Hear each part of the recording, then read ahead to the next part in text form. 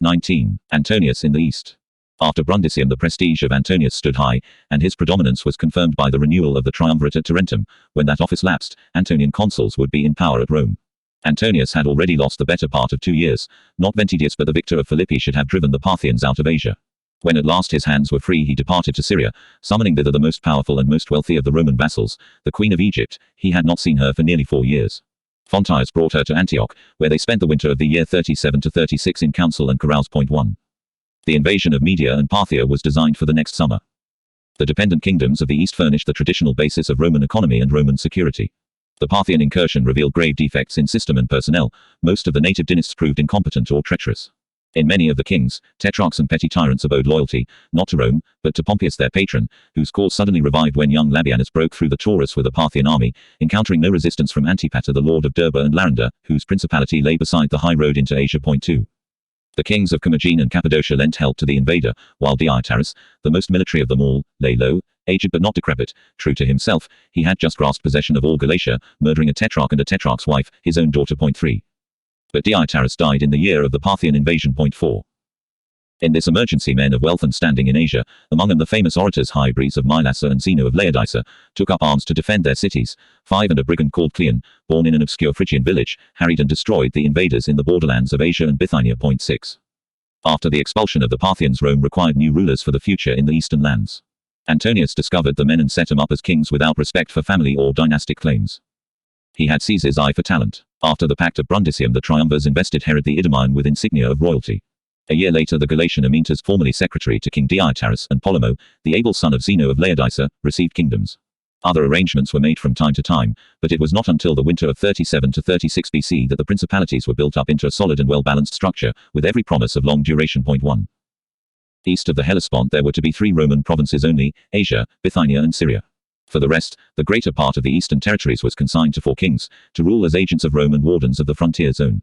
A Roman province, Cilicia, had disappeared, mainly for the benefit of Amyntas the Galatian, who received a vast domain, embracing Galatia, Pisidia, Lycaonia and other regions, from the river Halys southwestwards to the coast of Pamphylia. To Archelaus, the son of the seductive Glaphyra, fell the kingdom of Cappadocia. Polemo assumed control of the northeast, holding Pontus and Armenia Minor. Herod was the 4th king. The policy, and the choice of the agents, goes beyond all praise. It was vindicated by history and by the judgment of Antonius' enemies. Another realm reposed in the gift of Rome, Egypt, the last of the kingdoms of Alexander's successes, the most coherent and durable of them all, a loss if destroyed, a risk to annex, a problem to govern. Antonius resolved to augment the territories of Egypt. To Cleopatra he gave dominions in Syria, namely, the central Phoenician coast and the tetrarchy of Chalcis, further, the island of Cyprus and some cities of Cilicia Aspera. The donation was not magnificent in extent of territories, for Cleopatra received no greater accession than did other dynasts, too, but her portion was exceedingly rich. Her revenues were also swollen by the gift of the balsam groves near Jericho and the monopoly of the bitumen from the Dead Sea. That munificence did not content the dynastic pride and rapacity of Egypt's queen. Again and again she sought to extort from Antonius portions of Herod's dominions. 3. She coveted the whole of his kingdom, to form a continuous territory northwards into Syria. Antonius refused to give her any more. These grants do not seem to have excited alarm or criticism at Rome, only later did they become a sore point and pretext for defamation. For Cleopatra the donations of Antonius marked the resurgence of the Ptolemaic kingdom in splendor and wealth, though not in military power. She had reconstituted her heritage, now possessing the realm of Ptolemy Philadelphus, except for Judea. The occasion was to be celebrated in Egypt and reckoned as the beginning of a new era. 1. But the relations of Antonius and Cleopatra were not merely those of proconsul and vassal ruler. After Antonius' departure from Egypt nearly 4 years earlier, Cleopatra had given birth to twin children, not a matter of any importance hitherto, at least in so far as concerned Roman politics, the rival Caesarian leader or even the parent himself.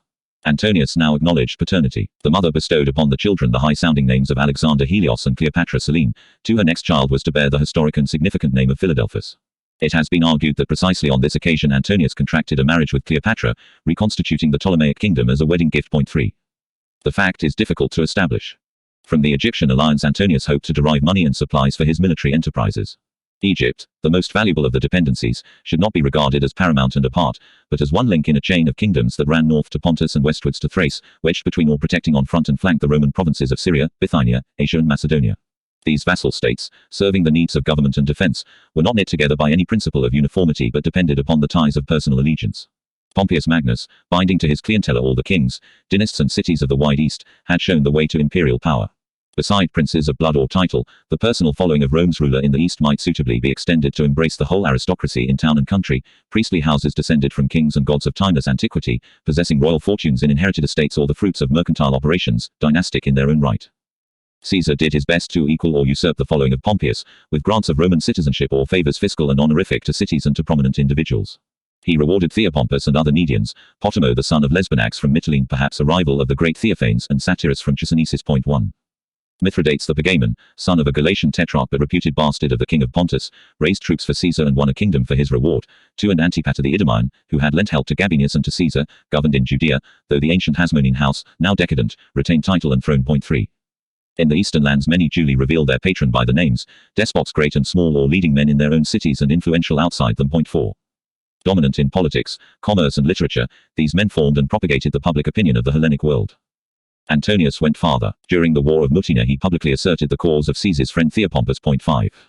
Now standing in the place of Pompeius and Caesar as master of the eastern lands, not only did he invest Polemarchus, the orator's son from Laodicea, with a great kingdom, he gave his own daughter Antonia in marriage to Pythodorus of Tralles, formerly a friend of Pompeius, a man of fabulous wealth and wide influence in Asia, founding thereby a line of kings. 6.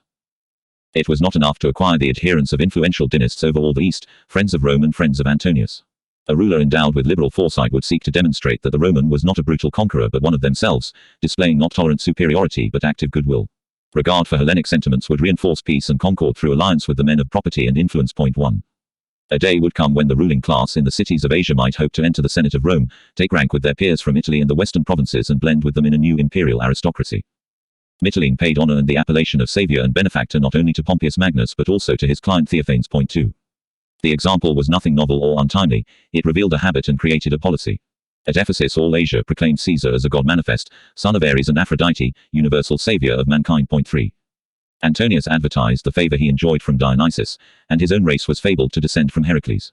Both gods brought gladness and succor to humanity. Before the eyes of the Greek world Antonius could parade imperially, not only as a monarch and a soldier, but as a benefactor to humanity, a protector of the arts, a munificent patron of poets and orators, actors and philosophers. The style of his oratory was ornate and pompous, veritably Asianic, the fashion of his life regal and lavish, Antonius the Great and inimitable. 4.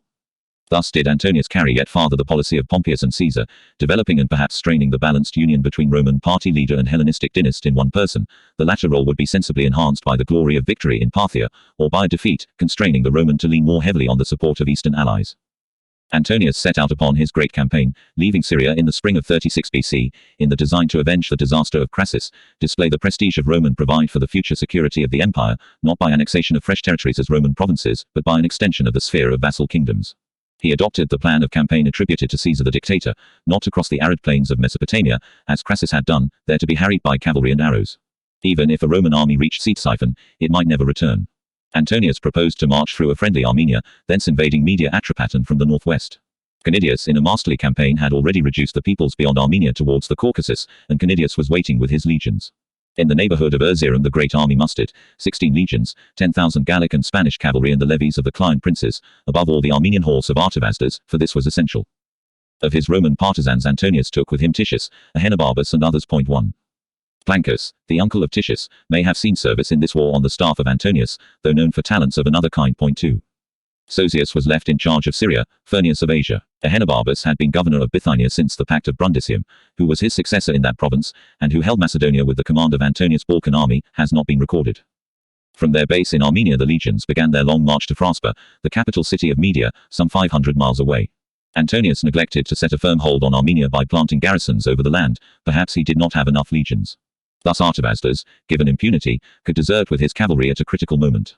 The Parthians and Medes, well served by treachery and mobility, attacked the Roman communications, cut to pieces 2 legions under Oppius Stationus and destroyed much of Antonius' supplies and artillery. Antonius, lacking light horse, could not bring them to battle. It was already late in the season when he appeared before the walls of Phraspar, dangerously late when, after a vain siege, he was forced to retreat. The winter was upon him. Worn by privations and harried on their slow march by the Parthians, the legions struggled back to Armenia, saved only by the courage of Antonius and the steadiness of the veterans. As in the retreat from Mutina, Antonius showed his best qualities in adversity. From Armenia he marched without respite or delay to Syria, for Armenia was unsafe. He postponed the revenge upon Artavasdes. It was a defeat, but not a rout or a disaster. The Roman losses were considerable. Early and unfriendly testimony reckons them at not less than a quarter of his whole army. 1. Higher estimates can be discovered. The failure in media was soon taken up for propaganda, and the survivors were not loath to exaggerate their sufferings for political advantage, to the discredit of their old general. Point 2. Antonius was delayed in the next year by the arrival of Sex Pompeius in Asia and by the lack of trained troops. The Western soldiers were held to be far the best. Eastern levies had an evil and often exaggerated reputation, yet Galatia or Macedonia could have competed with Italy in valor and even in discipline. It would take time to train them. Antonius wanted the 20,000 legionaries that Octavianus had promised to provide. The faithless colleagues sent 70 ships. Of ships Antonius had no need. Octavia was instructed by her brother to bring a body of 2,000 picked men to her husband. Antonius was confronted with damaging alternatives. To accept was to condone Octavianus's breach of a solemn agreement. To refuse, an insult to Octavia and to Roman sentiment. Once again Octavia was thrown forward as a pawn in the game of high politics, to the profit of her brother, whichever way the adversary moved. Point 3.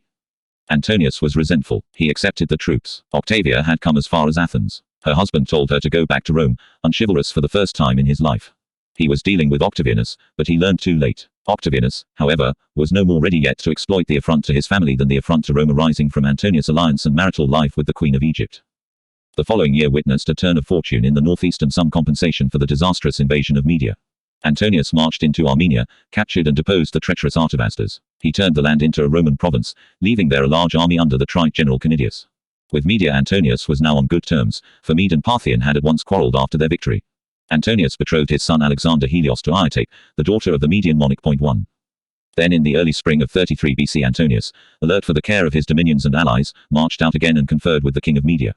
Of an invasion of Parthia, hope was deferred or abandoned. A larger decision was looming. With Armenia a Roman province and the Mede in alliance, the Roman frontier seemed secure enough.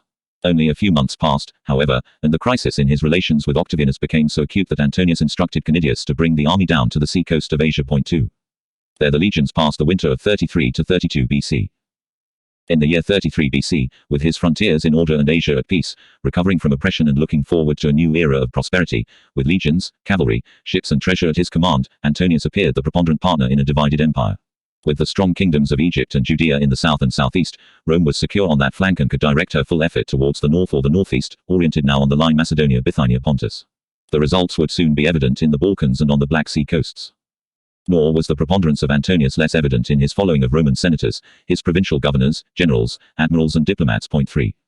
Of his earlier Caesarian associates, the marshals Ventidius and Decidius were dead. Pollio had abandoned public life, perhaps Censorinus had as well. Other partisans may already have been verging towards Caesar's heir or neutrality with safeguards, in fear of a new civil war between rival leaders. It was later remarked that certain of his most intimate friends had once been Antonians. Point 1. Evidence is scanty, yet it could be guessed that the Coccii, a new family showing 2 consuls in 4 years, were highly circumspect. M. Cocceius Nerva and a certain C. Cocceius Balbus had held official commands under Antonius. The amiable and diplomatic L. Cocceius, however, may not have left Italy after the Pact of Brundisium. Plancus remained, high in office and in favor, perhaps aspiring to primacy in the party after Antonius. Point 3. Titius, proscribed and a pirate on his own account before joining Sex Pompeius, shared the fortunes of his uncle as an admiral and governor of provinces, already designated for a consulate. Point 4. Prominent, too, in the councils of Antonius was the eloquent Furnius, in the past an ally and protege of Cicero, a partisan of Caesar and a legate of Plancus in Gaul. Point 5. Other diplomats were Cudelius, who deserted Dolabella and Cassius in turn, and the elegant C. Fonteius Capito, a friend of Antonius, who journeyed from Rome to the conference of Tarentum. Point 6. Of no note in the arts of peace were certain military men and admirals like Instius from Pisaurum, Cudidius and M. Oppius Capito, obscure persons, and the 2 marshals whom Antonius had trained, Sosius, the conqueror of Jerusalem, and Canidius, who had marched on Pompeius's path to the Caucasus. Point 7. Antonius had been a loyal friend to Caesar, but not a fanatical Caesarian. The avenging of the dictator and the contriving of a new cult, that was Octavianus's policy and work, not his. The contrast did not escape the Republicans. Partly despair, but not wholly paradox, drove the remnants of the Catonian and the Pompeian parties, among them enemies of Caesar and assassins yet unpunished, to find harborage and alliance with Antonius. The Catonian faction, after fighting against the domination of Pompeius, recognized a greater danger and hoped to use Pompeius for the Republic against Caesar. Failing in that, it conspired with dissident Caesarians and assassinated the dictator, only to bring on worse tyranny. The group had suffered heavy casualties. P. Servilius had deserted long ago, Cato and the consuls Bibulus and Ahenobarbus were dead, so were Brutus and Cassius, Q. Hortensius, young Lucullus and Favonius, the old admirer of Cato. There remained, however, enough distinguished survivors to support a new combination in the Roman state. The young C.N. Domitius Ahenobarbus, beyond all doubt the best of his family, refused to accept amnesty from Caesar the dictator. Of the company of the assassins in will and sympathy, if not in the deed, he fought at Philippi. Then, refusing either to agree with Messala that the Republic was doomed, or to trust, like Mercus, the alliance with Pompeius, whose whole family he hated, Ahenobarbus with his fleet as an autonomous admiral dominated the Adriatic, striking coins with family portraits there on point 1. Pollio won him for Antonius, and he served Antonius well. The alliance was firm with promise for the future. His son was betrothed to the elder daughter of Antonius. Both parties had the habit of keeping faith. In birth and in repute Ahenobarbus stood next to Antonius in the new Caesarian and Republican coalition. Another kinsman of Cato was to be found with Antonius. His grandson L. Calpurnius Bibulus, also an admiral, 2 and M. Silanus, a connection of Brutus, was now an Antonian. Point 3. The last adherents of sex. Pompeius deserted to Antonius. Point 1. His father-in-law L. Scribonius Libo at once became consul 34 BC, but seems to have lapsed from politics. The young nobiles M. Aemilius Scaurus, his half-brother, and C.N. Cornelius Cinna, his nephew, remained with Antonius to the end. 2 likewise minor characters, such as the Pompeian admiral Q. Nasidius, and the few surviving assassins of Caesar, among them Turrius and Cassius of Parma. 3 young Sentius Saturninus, a relative of Libo, had also been among the companions of Pompeius. But Catonians and Pompeians do not exhaust the list of nobles in the party of Antonius. The consulas L. Gethius Poplicola, cos. 36 BC, a half-brother of Messala and a treacherous friend of Brutus, and L. Sempronius Atratinus, cos. Suff. 34 BC, whose sister Poplicola married, could recall a distant and dissipated youth in the circle of Clodius. Point 4. Of this literary, social and political tradition there was also a reminder in the person of the young Curio, loyal to his father's friend, his stepfather Antonius. Point 5. Other youthful nobiles among the Antonians were M. Licinius Crassus, M. Octavius and a Metellus who defies close identification. Point 6. The total of noble names is impressive when contrasted with the following of the rival Caesarian dynasty, but decorative rather than solid and useful. Many of these men had never yet sat in the Roman Senate. That mattered little now, it is true. They were nobiles, yet this was a revolutionary period prizing and rewarding its own children, vigor and talent, not ancestral imagines and dead consuls. Hence no little doubt whether the motley party of Antonius with a variegated past, Caesarian, Pompeian and Republican, bound by personal loyalty or family ties rather than by a program and a cause, would stand the strain of war. The clash was now imminent, with aggression coming from the west, from Octavianus, but not upon an innocent and unsuspecting ally. Both sides were preparing. The cause, or rather the pretext, was the policy which had been adopted by Antonius in the east and the sinister intentions thence deduced and made public by Octavianus and his band of unscrupulous and clear-headed patriots. The territorial dispositions of 37 to 36 BC, including the augmentation of the Kingdom of Egypt, passed without repercussion in Rome or upon Roman sentiment. Nor did any outcry of indignant patriotism at once denounce the strange pageantry that Alexandria witnessed in 34 BC when Antonius returned from the conquest of Armenia. Point 1. The Roman general celebrated a kind of triumph, in which Artavasdes, the dethroned Armenian, was led in golden chains to pay homage to Cleopatra. That was not all. Another ceremony was staged in the gymnasium. Antonius proclaimed Ptolemy Caesar true son of the dictator and ruler in conjunction with Cleopatra, who was to be queen of kings over the eastern dependencies. Titles of kingdoms, not all of them in the power or gift of Antonius, were also bestowed upon the 3 children whom Cleopatra had borne him. Hostile propaganda has so far magnified and distorted these celebrations that accuracy of fact and detail cannot be recovered. The resplendent donations, whatever they were, made no difference at all to provincial administration in the East. Yet even now Antonius' acts and dispositions were not immediately exploited by his enemies at Rome. The time was not quite ripe. The official Roman version of the cause of the War of Actium is quite simple, consistent and suspect: a just war, fought in defense of freedom and peace against a foreign enemy. A degenerate Roman was striving to subvert the liberties of the Roman people, to subjugate Italy and the West under the rule of an Oriental queen. An expedient and salutary belief. Octavianus was in reality the aggressor. His war was preceded by a coup d'état. Antonius had the consuls and the constitution on his side. Point 1. It was therefore necessary to demonstrate that Antonius was morally in the wrong and, morally, the aggressor. The situation and the phraseology recur in the history of war and politics whenever there is a public opinion worth persuading or deceiving. The version of the victors is palpably fraudulent. The truth cannot be disinterred, for it has been doubly buried, in erotic romance as well as in political mythology. Of the facts, there is and was no authentic record. Even if there were, it would be necessary further to speculate upon the policy and intentions of Antonius, the domination which Cleopatra had achieved over him and the nature of her own ambitions. A fabricated concatenation of unrealized intentions may be logical, artistic and persuasive, but it is not history. Up to a point the acts of Antonius can be recovered and explained. When he disposed of kingdoms and tetrarchies in sovereign and arbitrary fashion, he did not go beyond the measure of a Roman proconsul. Nor did Antonius in fact resign to alien princes any extensive or valuable territories that had previously been provinces of the Roman people. The system of dependent kingdoms and of Roman provinces which he built up appears both intelligible and workable. Of the Roman provinces which Antonius inherited in Asia, 3 were recent acquisitions. To Pompeius Syria owed its annexation, Bithynia, Pontus and Cilicia an augmentation of territory.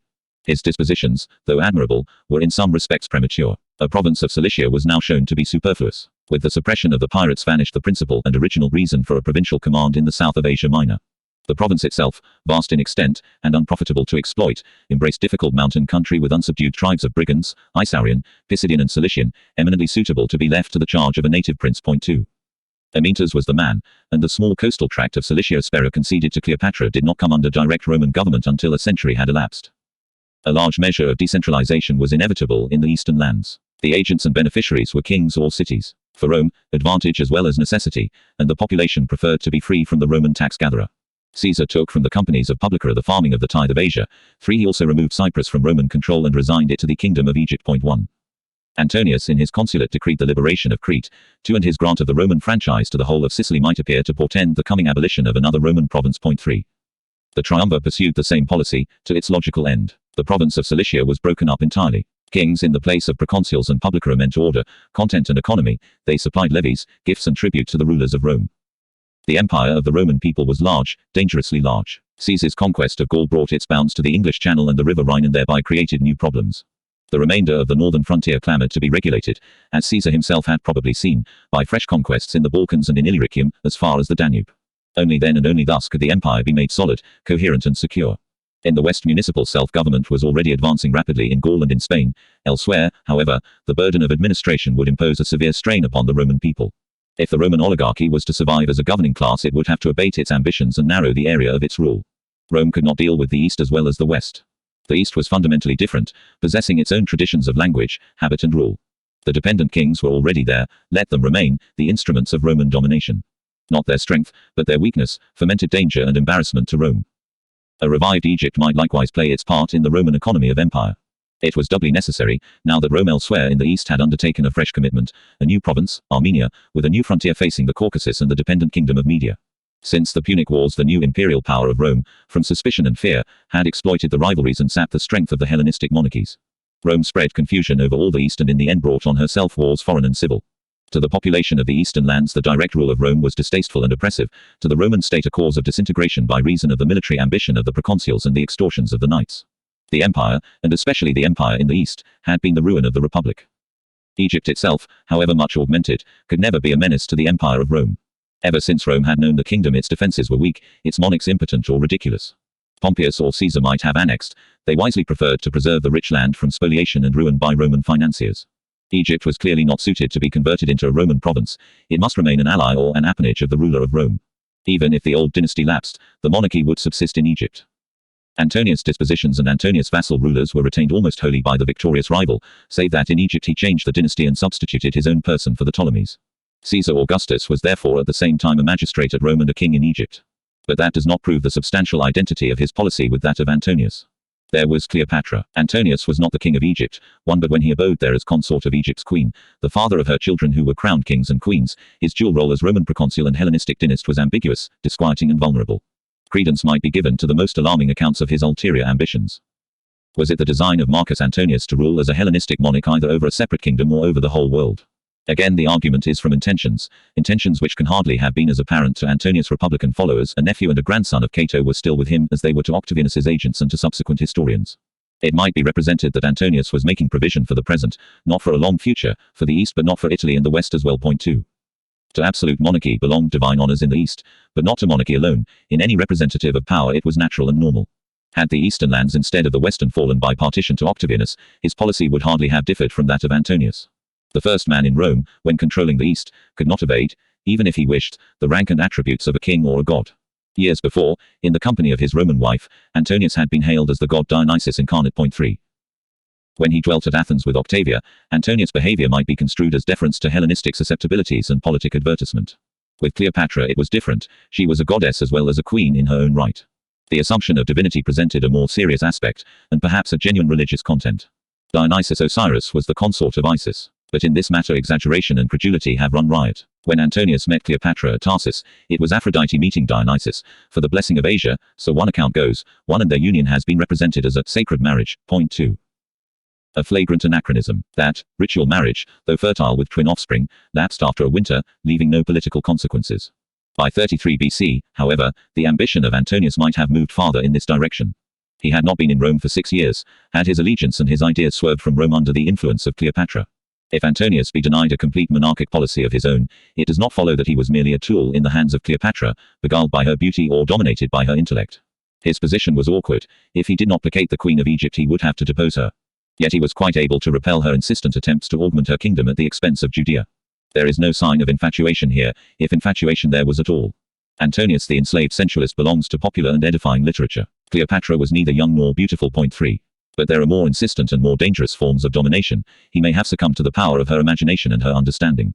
Yet that is not proved. Antonius was compelled to stand by Cleopatra to the end by honor and by principle as well as by the necessities of war. Like Caesar, he never deserted his friends or his allies. Nobler qualities, not the basest, were his ruin. Rome, it has been claimed, feared Cleopatra but did not fear Antonius. She was planning a war of revenge that was to array all the East against Rome, establish herself as empress of the world at Rome and inaugurate a new universal kingdom. Point 4. In this deep design Antonius was but her dupe and her agent. Of the ability of Cleopatra there is no doubt. Her importance in history, apart from literature and legend, is another matter. It is not certain that her ambition was greater than this, to secure and augment her Ptolemaic kingdom under the protection of Rome. The clue is to be found in the character of the War of Actium, as it was designed and contrived by the party of Octavianus. It was not a war for domination against Antonius. Antonius must not be mentioned. To secure Roman sanction and emotional support for the enterprise, it was necessary to invent a foreign danger that menaced everything that was Roman, as Antonius himself assuredly did not. Point 1. The propaganda of Octavianus magnified Cleopatra beyond all measure and decency. To ruin Antonius it was not enough that she should be a siren, she must be made a fury, fatale monstrum. Point 2. That was the point where Antonius was most vulnerable, Roman sentiment most easily to be worked and swayed. Years before, Cleopatra was of no moment whatsoever in the policy of Caesar the dictator, but merely a brief chapter in his amours, comparable to the wife of the Prince of Mauritania. 3. Nor was the foreign woman now much more than an accident in the contest, inevitable without her, between the two Caesarian leaders. Failing Cleopatra and her children, Octavianus would have been reduced to inferior expedients, mere detestation of Eastern monarchs and prejudice against the alien allies of his rival, the low-born Amyntas, the brutal Herod and the presumptuous Pythodorus. Created belief turned the scale of history. The policy and ambitions of Antonius or of Cleopatra were not the true cause of the War of Actium, for they were a pretext in the strife for power, the magnificent lie upon which was built the supremacy of Caesar's heir and the resurgent nation of Italy. Yet, for all that, the contest soon assumed the august and solemn form of a war of ideas and a war between East and West. Antonius and Cleopatra seem merely pawns in the game of destiny. Point 5. The weapon forged to destroy Antonius changed the shape of the whole world. XX. TOTA Italia. The year 33 BC opened with Octavianus as consul for the second time. With its close, the triumviral powers were to expire. The rivals maneuvered for position. Of compromise, no act or thought. Octavianus moved first. Early in the year he delivered a speech before the Senate, criticizing the acts of Antonius in the East. Point 1. Antonius replied with a manifesto. He took his stand upon legality and upon the plighted word of covenants, which was a mistake. Antonius complained that he had been excluded from raising recruits in Italy, that his own men had been passed over in the allotment of lands, that Octavianus had deposed in arbitrary fashion a colleague in the triumvirate. Point 2. Antonius had already professed readiness to lay down office and join in restoring the Republic. Point 3. Octavianus evaded the charge of breach of contract. Preferring a topic with moral and emotional appeal, he turned the weight of his attack upon Antonius' alliance with the Queen of Egypt. Then irony, the grandiose conquests of Antonius would surely be more than enough to provide bounties or lands for the armies of the East. Point 4. Antonius consigned the statement of his actor and the demand for their ratification to a document which he dispatched before the end of the year to the consuls designate, C.N. Domitius Ahenobarbus and C. Sosius, his trusted adherents. The contents of this missive might be guessed. It was to be imparted to the Senate on the first day of the new year. So far official documents and public manifestos, of which there had been a dearth in the last few years. Lampoon and abuse had likewise been silent under the rule of the triumvirs. Now came a sudden revival, heralded by the private correspondence of the dynasts, frank, free and acrimonious, and designed for publicity. The old themes, familiar from reciprocal invective at the time of Octavianus's first essay in armed violence and revived during the War of Perugia, were intensified: obscure ancestry, family scandal, and the private vices of lust, cruelty and cowardice. Point 1. Above all, Octavianus attacked Antonius' devotion to drink, and to Cleopatra. Antonius retorted, it was nothing new, but had begun 9 years ago. Cleopatra was his wife. As for Octavianus, what about Salvia Titicina, Rufilla, Tertulla and Terentilla? 2. Against the other charge he composed an unedifying tract entitled De Sua Ebrietate. 3. Poets and pamphleteers took the field with alacrity. Antonius asserted that Ptolemy Caesar was the true heir as well as authentic son of the dictator. Octavianus put up the Caesarian agent Oppius to disprove paternity. 4. The Republican Messala turned his eloquence to political advantage. 5. He was soon to be requited with the consulate which Antonius should have held. Republican freedom of speech now revelled in a brief renaissance, as though it were not fettered to the policy of a military despot. To liberty itself the Republic was now recalled, bewildered and unfamiliar, from the arbitrary rule of the triumvirate. Since the time when the entry into office of new consuls last portended a change in politics, a whole age seemed to have elapsed, and most of the principal actors were dead. In fact, Sosius and Domitius were only 11 years from Hirtius and Pansa. Then the new year had been eagerly awaited, for it brought a chance to secure constitutional sanction for the young adventurer. Once again Octavianus lacked standing before the law, for the triumviral powers had come to an end. 6. He was not dismayed. He took no steps to have his position legalized. He respected the constitution, and dispensed with it. When the time came, he went beyond Senate and people, appealing to a higher sanction. So far had the Roman constitution declined. Octavianus retired from the city. The new consuls summoned the Senate and took office on January 1st. They did not read the dispatch of Antonius, which they had received late in the preceding autumn. They may previously have made a compromise with Octavianus, one it is more likely that they were afraid to divulge its contents. Antonius asked to have his acta confirmed. Among them was the conquest of Armenia, a strong argument in his favor. But Armenia was outweighed by the donations of Antonius to Cleopatra and her children, a vulnerable point for hostile attack if the Senate decided to discuss the acta of Antonius one by one, as when Pompeius requested confirmation of his ordering of the provinces and kingdoms of the East. Ahenobarbus held back, perhaps in hope of peace. 2. Sosius took the lead and delivered a speech in praise of Antonius, with strong abuse of Octavianus. He proposed a motion of censure which was vetoed by a tribune. That closed the session. Octavianus meanwhile mustered supporters from the towns of Italy, Caesarian veterans, personal adherents and their armed bands. Returning to Rome, on his own initiative he summoned the Senate. He had discarded the name of triumvir, but he possessed auctoritas and the armed power to back it. He entered the Curia, surrounded by soldiers and adherents in the garb of peace, with concealed weapons. Taking his place between the two consuls, he spoke in defense of his own policy, accusing Sosius and Antonius. None dared to raise a voice against the Caesarian leader. Octavianus then dismissed the Senate, instructing it to assemble again on a fixed day, when he would supply documentary evidence against Antonius. The consuls in protest fled to Antonius, bearing with them the unread missive. They were followed by more than 300 senators, Republican or Antonian. 3. Octavianus alleged that he suffered them to depart freely and openly. 1. To prevent and coerce consuls was inexpedient, the retirement of his enemies not unwelcome. Even now, the Senate and people were not utterly to be despised. The consuls could be held guilty of a grave misdemeanor in leaving Italy without sanction. 2. In place of Sosius and Ahenobarbus he appointed two nobles, M. Valerius, a kinsman of Messala Corvinus, and L. Cornelius Cinna, grandson of Sulla's enemy. In the next year he would be consul with Corvinus, instead of Antonius. One of the suffecti was to be Cn. Pompeius, a great-grandson of Sulla. Historic names might convey the guarantee, or at least advertise the show, of support from the Roman aristocracy. 3. For the moment violence had given Octavianus an insecure control of Rome and Italy. But violence was not enough. He still lacked the moral justification for war, and the moral support of the Roman people. The charges and counter-charges in the dispute of the dynasts, whether legal or personal, were no novelty to a generation that could recall the misrepresentation and invective of republican politics, to say nothing of the recent, constitutional, crisis of the consulate of Antonius and the War of Mutina. A more brutal stimulant was required. Octavianus was in a very difficult position. The secession of avowed enemies by no means left a Senate unreservedly and reliably loyal. It was packed with the timid and the time-serving, ready to turn against him if they dared. It was a bad sign that more than 300 senators had decided to join Antonius, clear evidence of something more than desperate loyalty or invincible stupidity. Octavianus professed to have resigned the office of triumvir, but retained the power, as was apparent, not only to Antonius, but to other contemporaries, for Antonius, who, more honest, still employed the name, again offered to give up his powers, as he had 2 years before. 4. Furthermore, if the law and the constitution still mattered, Antonius had a valid plea. Both consuls were on his side. Antonius stood on the defensive, and therefore, it might be represented, for peace. For war his prestige and his power were enormous. It is in no way evident that the mishap in Media had ruined his reputation, while the material damage was compensated by subsequent successes and by the ordering of the northeastern frontier. Octavianus had to wait and hope for the best. His enemy would soon have to make a ruinous decision. Antonius was at Ephesus. His army had recently been raised to the imposing total of 30 legions, and a vast fleet was disposed along the coasts. He was confident and ready for the struggle, but might not open it yet. Here the two consuls met him in the spring, bringing with them the semblance of a senate. Bitter debate ensued among the party leaders, sharpened by personal enmities and rivalries. In a civil war fleets and legions are not the most important things. Under what name and plea was the contest to be fought? For Rome, for the consuls and the Republic against the domination of Octavianus, or for Egypt and Egypt's queen? Ahenobarbus urged that Cleopatra be sent back to Egypt. Canidius the marshal dissented, pointing to the men, the money and the ships that Cleopatra provided for the war. 2. Canidius prevailed. It was alleged that he had been bribed. The compromising ally remained. In early summer Antonius passed from Ephesus to Samos and from Samos to Athens. Now it might seem that Cleopatra had finally triumphed. Antonius formally divorced Octavia. That act, denoting the rupture of his amicitia with Octavianus, was the equivalent of a declaration of war, and war would have ensued, Cleopatra or no Cleopatra. But the queen was there. Antonius stood as her ally, whatever the nature of the tie that bound them. 3. Antonius had presumed too much upon the loyalty of a party that was united not by principle or by a cause but by personal allegiance. Generous but careless, in the past he had not been able to retain all his partisans or prevent their adhesion to Octavianus. Nor were Republicans and Pompeians as amenable to discipline as were the chief men of the rival Caesarian faction. Ruinous symptoms were soon apparent, heralding the breakup of the Antonian party. Cleopatra, however, was not the prime cause of the trouble.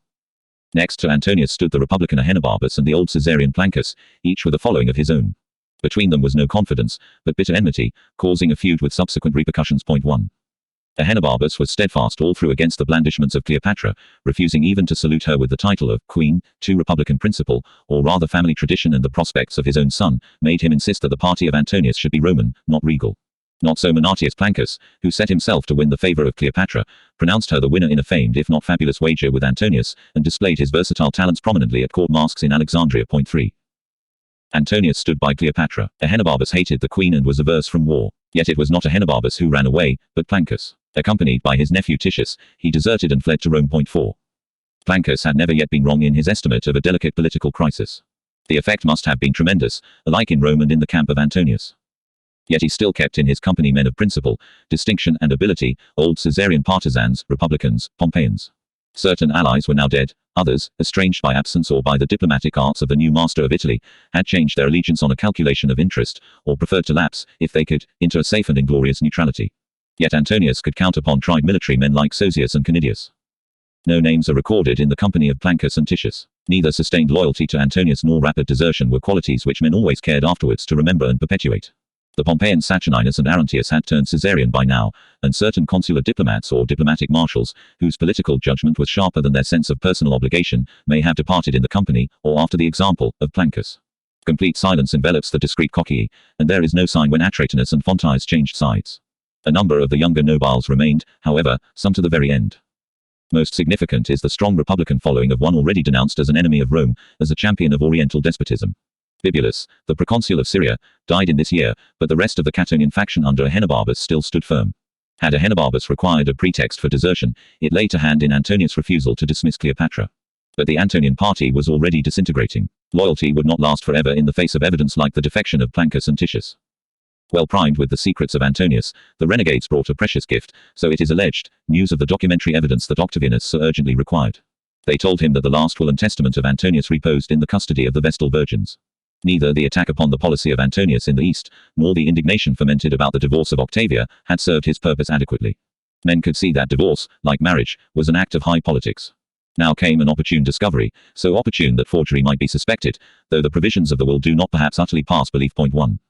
Octavianus extorted the document from the Vestal virgins and read it out to the Senate of Rome. Among other things, Antonius reiterated as authentic the parentage of Ptolemy Caesar, bequeathed legacies to the children of Cleopatra and directed that, when he died, he should be buried beside her in Alexandria. 2. The signal was given for a renewed attack. Calvisius, the Caesarian soldier, adopting with some precipitance the unfamiliar role of a champion of polite letters, alleged among other enormities that Antonius had abruptly left a court of law in the middle of a speech by Furnius, the most eloquent of the Romans, because Cleopatra was passing by in her litter, that he had bestowed upon his paramour the whole library of Pergamum, no less than 200,000 volumes. 1. The loyal efforts of Calvisius were not accorded general credence, and touching the testament of Antonius, many thought it atrocious that a man should be impugned in his lifetime for posthumous dispositions. Already a senator of unusual independence had openly derided the revelations of the renegade Plancus. 2. Nonetheless the will was held genuine, and did not fail in its working, at least on some orders of the population, for it confirmed allegations already current and designed to fill the middle class with horror and anger. 3. The friends of Antonius were baffled, unable to defend him openly. Wild rumors pervaded Rome and Italy. Not merely that Antonius and Cleopatra designed to conquer the West, Antonius would surrender the city of Rome to the Queen of Egypt and transfer the capital to Alexandria. 4. Her favorite oath, it was even stated and has since been believed, was, "So may I deliver my edicts upon the capital." 5. No Roman, however degenerate, could have descended to such treason in his right mind. It was therefore solemnly asseverated that Antonius was the victim of sorcery. 6. Antonius for his part made no move yet. Not merely because Octavianus had picked the quarrel. To invade Italy with Cleopatra in his company would alienate sympathy and confirm the worst allegations of his enemies. Otherwise the situation appeared favorable. He was blamed for not exploiting the given advantage before his enemy created by propaganda and intimidation a united front. 7. All Italy was in confusion. 8. Antonius' agents distributed lavish bribes among the civil population and the soldiery. Octavianus was compelled to secure the loyalty of his legions by paying a donative. In desperate straits for money, he imposed new taxation of unprecedented severity. The fourth part of an individual's annual income was exacted. Riots broke out, and there was widespread incendiarism. Freedmen, recalcitrant under taxation, were especially blamed for the trouble and heavily punished. 1. Disturbances among the civil population were suppressed by armed force, for the soldiers had been paid. To public taxation was added private intimidation. Towns and wealthy individuals were persuaded to offer contributions for the army. The letters that circulated, guaranteed by the seal of the Sphinx or by Massena's frog, were imperative and terrifying. 2. Quo celesti rutus. 3. Yet another, criminal war between citizens was being forced by mad ambition upon the Roman people.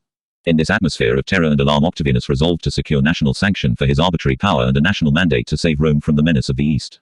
A kind of plebiscite was organized, in the form of an oath of personal allegiance. All Italy of its own accord swore an oath of allegiance to me and chose me as its leader in the war which I won at Actium. For so Augustus wrote in the majestic memorial of his own life and deeds. When an official document records voluntary manifestations of popular sentiment under a despotic government, a certain suspension of belief may safely be recommended. Nor is it to be fancied that all the land rose as one man in patriotic ardor, clamoring for a crusade against the foreign enemy. Yet, on the other hand, the united front was not achieved merely through intimidation. Of the manner in which the measure was carried out there stands no record at all. The oath of allegiance was perhaps not a single act, ordered by one decree of the Caesarian leader and executed simultaneously over all Italy, but rather the culmination in the summer of a series of local agitations, which, though far from unconcerted, presented a certain appearance of spontaneity. This fair show of a true vote was enhanced by the honorable treatment of Bononia, a town bound by special ties of loyalty to Antonius. 1. The ostentatious exemption of Bononia from the necessity of taking the oath manifested the solidarity of the rest of Italy and riveted the shackles of servitude. Bononia, or any recalcitrant communities, would pay the price in confiscation of their lands when the war was over. 2. In the constitutional crisis of the year 32, the consuls and a show of legality were on the side of Antonius. An absurdity, the Roman constitution was manifestly inadequate if it was the instrument of Rome's enemy. And so Octavianus, like Cicero 12 years earlier when he so eloquently justified a Catilinarian venture and armed treason against a consul, was able to invoke the plea of a higher legality. Against the degenerate organs of a narrow and outworn constitution he appealed to the voice and sentiments of the true Roman people, not the corrupt plebs or the packed and disreputable senate of the city, but all Italy. The phrase was familiar from recent history, whereas idea and practice were older still. Long ago the nobles of Rome, not least the dynastic house of the patrician Claudii, had enhanced their power by inducing men of repute and substance in the Italian communities to contract ties of personal allegiance and mutual support. 3. When a Claudian faction encouraged a revolutionary agitation at Rome with tribunes' laws and the division of lands, Scipio Aemilianus and his friends, championing Italy against the plebs of Rome, got help from Italian men of property, themselves menaced. 4. Aid from Italy could be invoked for revolution, for reaction or for domination, even for all three ends at once. The tribune Livius Drusus, working in conservative interests and supported by a powerful group of nobles, yet accused of monarchic designs, was the great exemplar. He was the champion, friend and patron of the leading men in the communities of Italy. 5. His allies took an oath of personal loyalty, and the towns of Italy offered public vows for his safety. 6. Italy then had been foreign, and the activities of Drusus precipitated war. But Italy, become Roman through grant of the franchise after the Bellum Italicum, could with the utmost propriety be summoned and conjured to redress the balance of Roman politics and to thwart the popular tribune or military dynast. Such at least was the plea and profession. The local gentry, who controlled the policy of the towns, could create opinion, produce votes of the local senates and facilitate by money or by moral suasion the levying of volunteer armies in a patriotic cause. Cicero's friends used votes of the colonies and municipia to influence Roman opinion in favor of the exiled statesman. 1. Pompeius had sponsored the movement. When Pompeius fell ill at Naples in 50 BC, Italian towns offered up prayers for his safety and passed decrees, creating a false and fatal opinion of the dynast's popularity. 2. Cicero, again, proclaimed the consensus Italiae against Antonius in the War of Mutina. 3. In vain, it did not exist. Private influence and private ties, casual corruption or local intimidation were not enough. Lack of conviction as well as lack of organization frustrated these partial attempts. The name of Italy long remained as it had begun, a geographical expression. Italia was first invoked as a political and sentimental notion against Rome by the peoples of Italy, precisely the Italici when they fought for freedom and justice in 90 BC. That was the first Coniuratio Italiae. Though the whole land was enfranchised after the Bellum Italicum, it had not coalesced in sentiment with the victorious city to form a nation. The Italian peoples did not yet regard Rome as their own capital, for the memory of old feuds and recent wars took long to die, and the true Roman in just pride disdained the general and undistinctive appellation of Italian. Within a few years of Actium, a patriotic poet revolted at the mere thought that Roman soldiers, captives from the disaster of Crassus and by implication of Antonius, could turn renegade and live in Parthia, shame that the Martian and the Apulian could forget the sacred shields of Mars, the Roman name, the toga and eternal vesta. 1. But Horace, himself perhaps no son of Italian stock, was conveniently oblivious of recent Italian history. The Marsi had no reason at all to be passionately attached to Roman gods and garb. Italy retained a rational distrust of the intrigues of Roman politicians, a firm disinclination to join in quarrels fought at her expense. Why should Italy sacrifice brave sons and fair lands at the bidding of enemies of Caesar, or of Antonius? The Roman constitution might be endangered, that was a name and a deception. Etruria, Picenum and the Samnite country could remember their conquest by Sulla and by the Pompei, that was a reality. More recently, Perugia. For any contest it would have been difficult enough to enlist Italian sentiment. Italy had no quarrel with Antonius. As for despotism, the threat of Oriental monarchy was distant and irrelevant when compared with the armed domination of Octavianus at home. Yet in some way, by propaganda, by intimidation and by violence, Italy was forced into a struggle which in time she came to believe was a national war. The contest was personal, it arose from the conflicting ambitions of two rivals for supreme power. The elder, like Pompeius 20 years before, a great reputation but on the wane. Nec reparare novas vias multumque priori. Creda fortuni, stat magni nominis umbra. 2. The younger dynast, no longer owing everything to the name of Caesar, possessed strength and glory in his own right, and implacable ambition. From the rivalry of the Caesarian leaders a latent opposition between Rome and the East, and a nationalism grotesquely enhanced by war and revolution, by famine and by fear, broke out and prevailed, imposing upon the strife for power an ideal, august and patriotic character. But not all at once. A conscious and united Italy cannot have arisen, total and immediate, from the plebiscite of the year 32, that act was but the beginning of the work that Augustus the Princeps was later to consummate. It is evident that the most confident as well as the most vocal assertions of Italian nationalism followed rather than preceded the War of Actium. Only then, after victory, did men realize to the full the terrible danger that had menaced Rome and Italy. The lesson was reiterated in the splendid and triumphant verses of national poets or in the restrained and lapidary language of official inscriptions. 1. For the present, as Italy loathed war and military despotism, the immediate purpose of the oath was to intimidate opposition and to stampede the neutrals. But the measure was much more than a device invented to overcome a temporary crisis, merely temporary in use and validity, and the power conferred by the consent of Tota Italia far surpassed any attempts of earlier politicians to build up a following among the propertied classes of Italy. The oath embraced all orders of society and attached a whole people to the clientela of a party leader, as clients to a patron, as soldiers to an imperator. It resembled also the solemn pledge given by the Senate to Caesar the dictator in the last month of his life, or the oath taken at Tibur to the consul Antonius in a public emergency. 2. The oath was personal in character, with concept and phrasing not beyond the reach of valid conjecture. 3. Of the Roman state, of Senate and people, no word. The oath of allegiance bound followers to a political leader in a private quarrel against his enemies, his inimici, not the enemies of the state hosts, and as such the oath could never change or lapse. By whatever name known or public title honored, the last of the monarchic faction leaders based his rule on personal allegiance. Dux partium became Princeps civitatis. 4. Nor is surmise entirely vain about the manner in which the oath was imposed. In the military colonies, and they were numerous, there can have been little difficulty. Though many of the veterans had served under Antonius, they had received their lands from his rival, regarded Caesar's heir as their patron and defender and were firmly attached to his clientela. For the rest, local dynasts exerted their influence to induce the municipal senates to pass patriotic resolutions, they persuaded their neighbors, they bribed or bullied the dependents, just as that holy admirable character, L. Visidius, had done for Cicero's Consensus Italiae against Antonius. 1. Many senators had fled to Antonius. Rival factions in the towns could now emerge, seizing power at the expense of absent enemies and establishing a claim upon their estates. Many regions were under the control of Octavianus's firmest friends and partisans. It would be a brave man, or a very foolish one, who asserted the cause of liberty anywhere in the vicinity of Calvisius Sabinus or Statilius Taurus, and it may fairly be conjectured that no opposition confronted Maecenas at Arretium, where his ancestors had ruled as kings, that the Apulii, a family related to Octavianus, and Nonius Gallus won over the city of Isernia in northern Samnium, that the Vinici could answer for fervid support from the colony of Cales in Campania. 2. Less eminent partisans might be no less effective. The Pylinian town of Sulmo had opened its gates to M. Antonius when he led troops for Caesar in the invasion of Italy. The adhesion of Sulmo to the national cause 17 years later may perhaps be put down to the agency of a local office-holding family, the Ovidi. 3. The soldiery might be purchased, the lower orders deceived or dragooned. What were the real sentiments of the upper and middle classes at this time? Many a man might discern a patent fraud, distrust the propaganda of the Caesarian party and refuse to believe that the true cause of the war was the violent attempt of a degenerate Roman to install a barbarian queen upon the capital with her eunuchs, her mosquito nets and all the apparatus of oriental luxury. That was absurd, and they knew what war was like. On a cool estimate, the situation was ominous enough. Antonius, the Roman imperator, wishing to secure ratification for his ordering of the East, was in himself no menace to the empire, but a future ruler who could hope to hold it together. But Antonius victorious in war with the help of alien allies was another matter. No less disquieting, perhaps, the prospect of an indecisive struggle, with each side so evenly balanced, leaving the rivals as before, rulers of a divided empire. The temporary severance of East and West between the two dynasts after the Pact of Brundisium had been prejudicial to Italian economy as well as alarming to Italian sentiment. As it was, Antonius' system of reducing the burdens of empire by delegating rule in the East to dependent princes diminished the profits of empire and narrowed the fields of exploitation open to Roman financiers and tax farmers. 1. Interest unconsciously transformed itself into righteous and patriotic indignation. Landowners, especially the newly enriched, shuddered at the prospect of impoverishment or another revolution, and businessmen leapt forward with alacrity to reconquer the kingdoms of the East and to seize a spoil so long denied, the rich land of Egypt.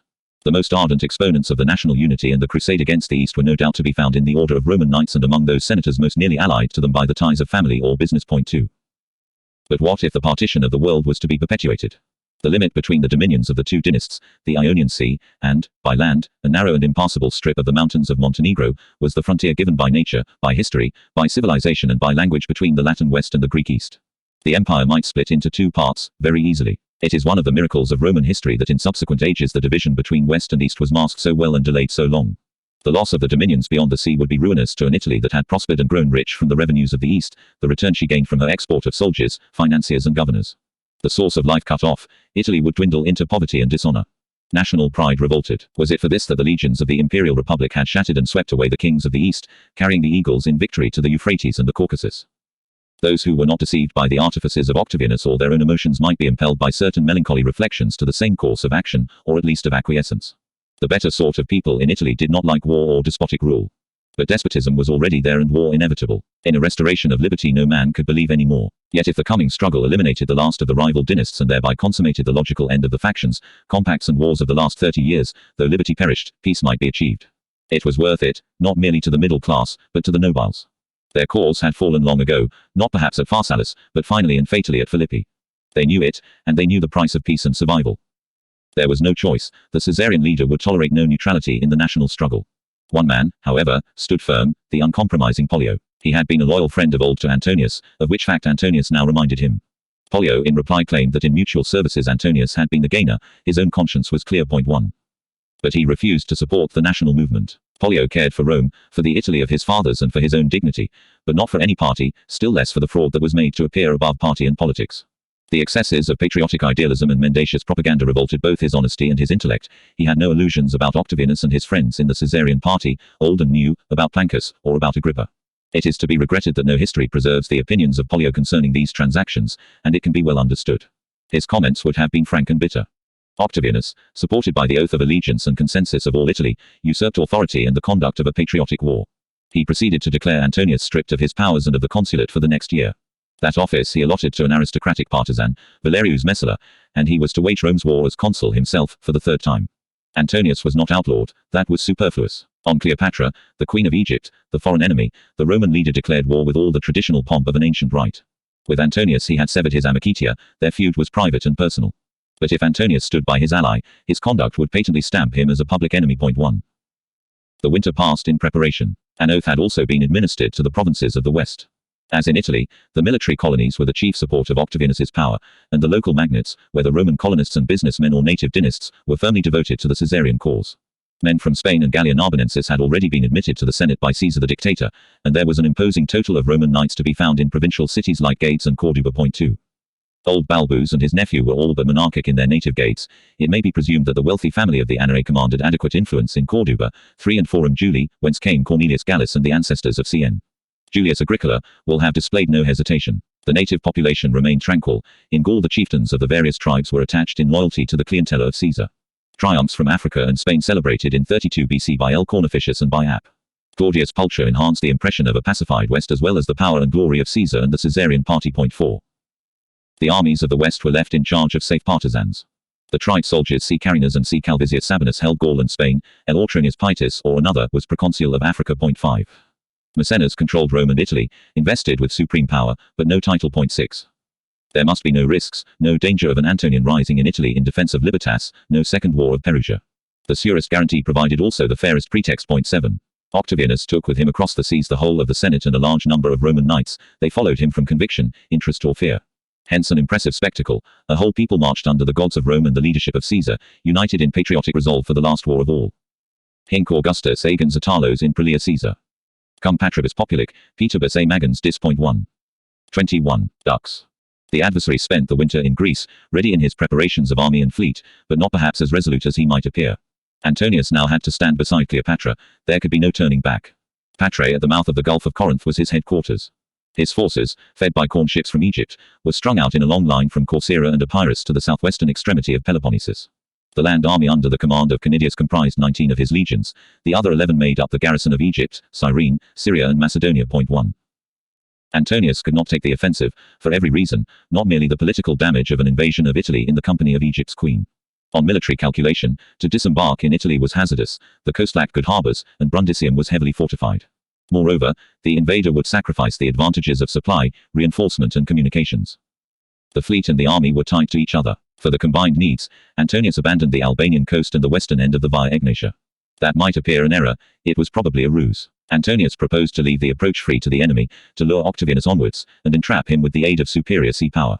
Not perhaps by battle at sea, the greatest general of the day would prefer to reenact the strategy of Pharsalus and of Philippi, reversing the outcome and destroying the Caesarians. Time, money and supplies were on his side, he might delay and fight a battle with little loss of Roman blood, as fitted the character of a civil war in which men fought, not for a principle, but only for a choice of masters. In ships Antonius had the preponderance of strength, as for number of legions it was doubtful whether the enemy could transport across the Adriatic a force superior to his own, still less feed them when they arrived. Fighting quality was another matter. Since the Pact of Brundisium Antonius had been unable to raise recruits in Italy. The retreat from Media had seriously depleted his army. 2. But he made up the losses by fresh levies and augmented the total of his legions to 30. The new recruits were inferior to Italians, it is true, but by no means contemptible if they came from the virile and martial populations of Macedonia and Galatia. Perhaps the picked army which he mustered in Epirus was composed in the main of the survivors of his veteran legions. 1. But would Roman soldiers fight for the Queen of Egypt? They had all the old personal loyalty of Caesarian legions to a general of Caesar's dash and vigor, but they lacked the moral advantage of attack and that stimulating dose of patriotic fervor that had been administered to the army of the West. Yet, in the last resort, Antonius might not need to appeal to the legions to stand in battle against their kinsmen. He might be able to employ sea power with a mastery that neither Pompeius nor the liberators had achieved when they contended against invaders coming from Italy. If that was his plan, it failed. Antonius had a great fleet and good admirals, but his ships and his officers lacked recent experience of naval warfare. The admirals of Octavianus were schooled by their many defeats, invigorated by their final success in the Sicilian War. Octavianus did not strike at Dyrrhachium or Apollonia. Making an early beginning, he moved southwards instead and took up a position on the peninsula of Actium, on the northern shore of the Gulf of Ambracia, while the fleet under Agrippa captured certain posts of Antonius in the south and destroyed his lines of communication. Antonius concentrated his forces in the neighborhood. Then all is obscure. Months passed, with operations by land and sea of which history has preserved no adequate record. Antonius Admiral Sosius was defeated by Agrippa in a great naval battle. 2. And Antonius' attempt to cut off the camp of Octavianus on the landward side and invest his position proved a signal failure. The plan had been turned against him, he was now encompassed and shut in. Famine and disease threatened his forces. Then the odds moved more heavily against him. Desertion set in. Certain of the vassal princes went over to the enemy, among them Amyntas with his Galatian cavalry. Romans too departed, M. Junius Silanus and the agile Dellius, whose changes of side were proverbial but not unparalleled. 1. The ex-republican M. Licinius Crassus may have made his peace with Octavianus about the same time, on terms, namely the consulate. 2. Even Ahenobarbus went, stealthily in a small boat, Antonius dispatched his belongings after him. 3. Plancus and Titius had departed on a political calculation. Now the military situation was desperate, heralding the end of a great career and a powerful party. Only 3 men of consular standing remained on Antonius' side, Canidius, Sosius and Gethius Poplicola. It would not be long before the defection of the leaders, Roman senators or eastern princes, spread to the ships and the legions. Canidius was now in favor of a retreat to Macedonia, to seek an issue there with the help of barbarian allies. 4. The Battle of Actium was decided before it was fought. The true story is gone beyond recall. It is uncertain whether Antonius designed to fight a naval battle for victory or to escape from the blockade. 5. On the morning of September 2 his ships rode out, ready for action. Of his admirals, the principal were Sosius and Poplicola. Commands were also held by M. Instius, a man from Pisaurum, by the experienced ex-Pompeian Q. Nasidius and by M. Octavius, of a consular family. 6. On the other side the fleet of Octavianus faced the Antonians. The battle was to be fought under the auspices of Caesar, Caesar's heir in the forefront. Stans Celsa in Puppy, Geminis qui tempora flammas. Lita voment, patriumque aperture vertis sidis. 7. But Octavianus, though, dux, was even less adequate in maritime warfare than on land. Agrippa, the victor of Naulicus, was in command, supported by the consul Messala, by Alarantius, M. Lurius and L. Tarius Rufus. 2 generals, Statilius Taurus, the greatest of the marshals after Agrippa, and the renegade Titius were in charge of the Caesarian legions. The course, character and duration of the battle itself is all a mystery, and a topic of controversy. There may have been little fighting and comparatively few casualties. A large part of the fleet of Antonius either refused battle or after defeat was forced back into harbour. 1. Antonius himself with 40 ships managed to break through and follow Cleopatra in flight to Egypt. Treachery was at work in the land army. Canidius the commander sought to induce his soldiers to march away through Macedonia, but in vain. He had to escape to Antonius. After some days the legions capitulated, an interval perhaps spent in bargaining for terms. The Antonian veterans subsequently received a share of colonial assignments. 2. The chief author of treachery to Antonius in the naval battle, if treachery there was, and avoidance of bloodshed to Rome, is not known. Sosius might be suspected. Certain of the Antonians were executed, but Sosius was spared, at the instance, it was alleged, of L. Aruntius, an ex-Pompeian. 3. Sosius's peril and Sosius's rescue may have been artfully staged. Neither of the rivals in the contest for power had intended that there should be a serious battle if they could help it. So it turned out. Actium was a shabby affair, the worthy climax to the ignoble propaganda against Cleopatra, to the sworn and sacred union of all Italy. But the young Caesar required the glory of a victory that would surpass the greatest in all history, Roman or Hellenic. 4. In the official version of the victor, Actium took on august dimensions and an intense emotional coloring, being transformed into a great naval battle, with lavish wealth of convincing and artistic detail. More than that, Actium became the contest of East and West personified, the birth legend in the mythology of the Principate. On the one side stood Caesar's heir with the Senate and people of Rome, the star of the Julian house blazing on his head, in the air above, the gods of Rome, contending against the bestial divinities of Nile. Against Rome were arrayed the motley levies of all the eastern lands, Egyptians, Arabs and Bactrians, led by a renegade in un-Roman attire, Varus Antonius Armus. Worst of all, the foreign woman. Sequiturk, Nephis, Egyptia Conjunx. 1. The victory was final and complete. There was no haste to pursue the fugitives to Egypt. Octavianus had a huge army on his hands, with many legions to be paid, demobilized or employed. He sent Agrippa at once to Italy. The work must begin without delay. He had not gone farther east than Samos when he was himself recalled by troubles in Italy. There had been a plot, or so it was alleged. It was suppressed at once by Maecenas. 2. The author was a son of the relegated Lepidus. His wife, Servilia, who had once been betrothed to Octavianus, bravely followed him in death, true to noble and patrician tradition. She was the last person of note in a family that claimed descent from the nobility of Alba Longa. More alarming was the news reported by Agrippa, veterans clamorous and mutinous.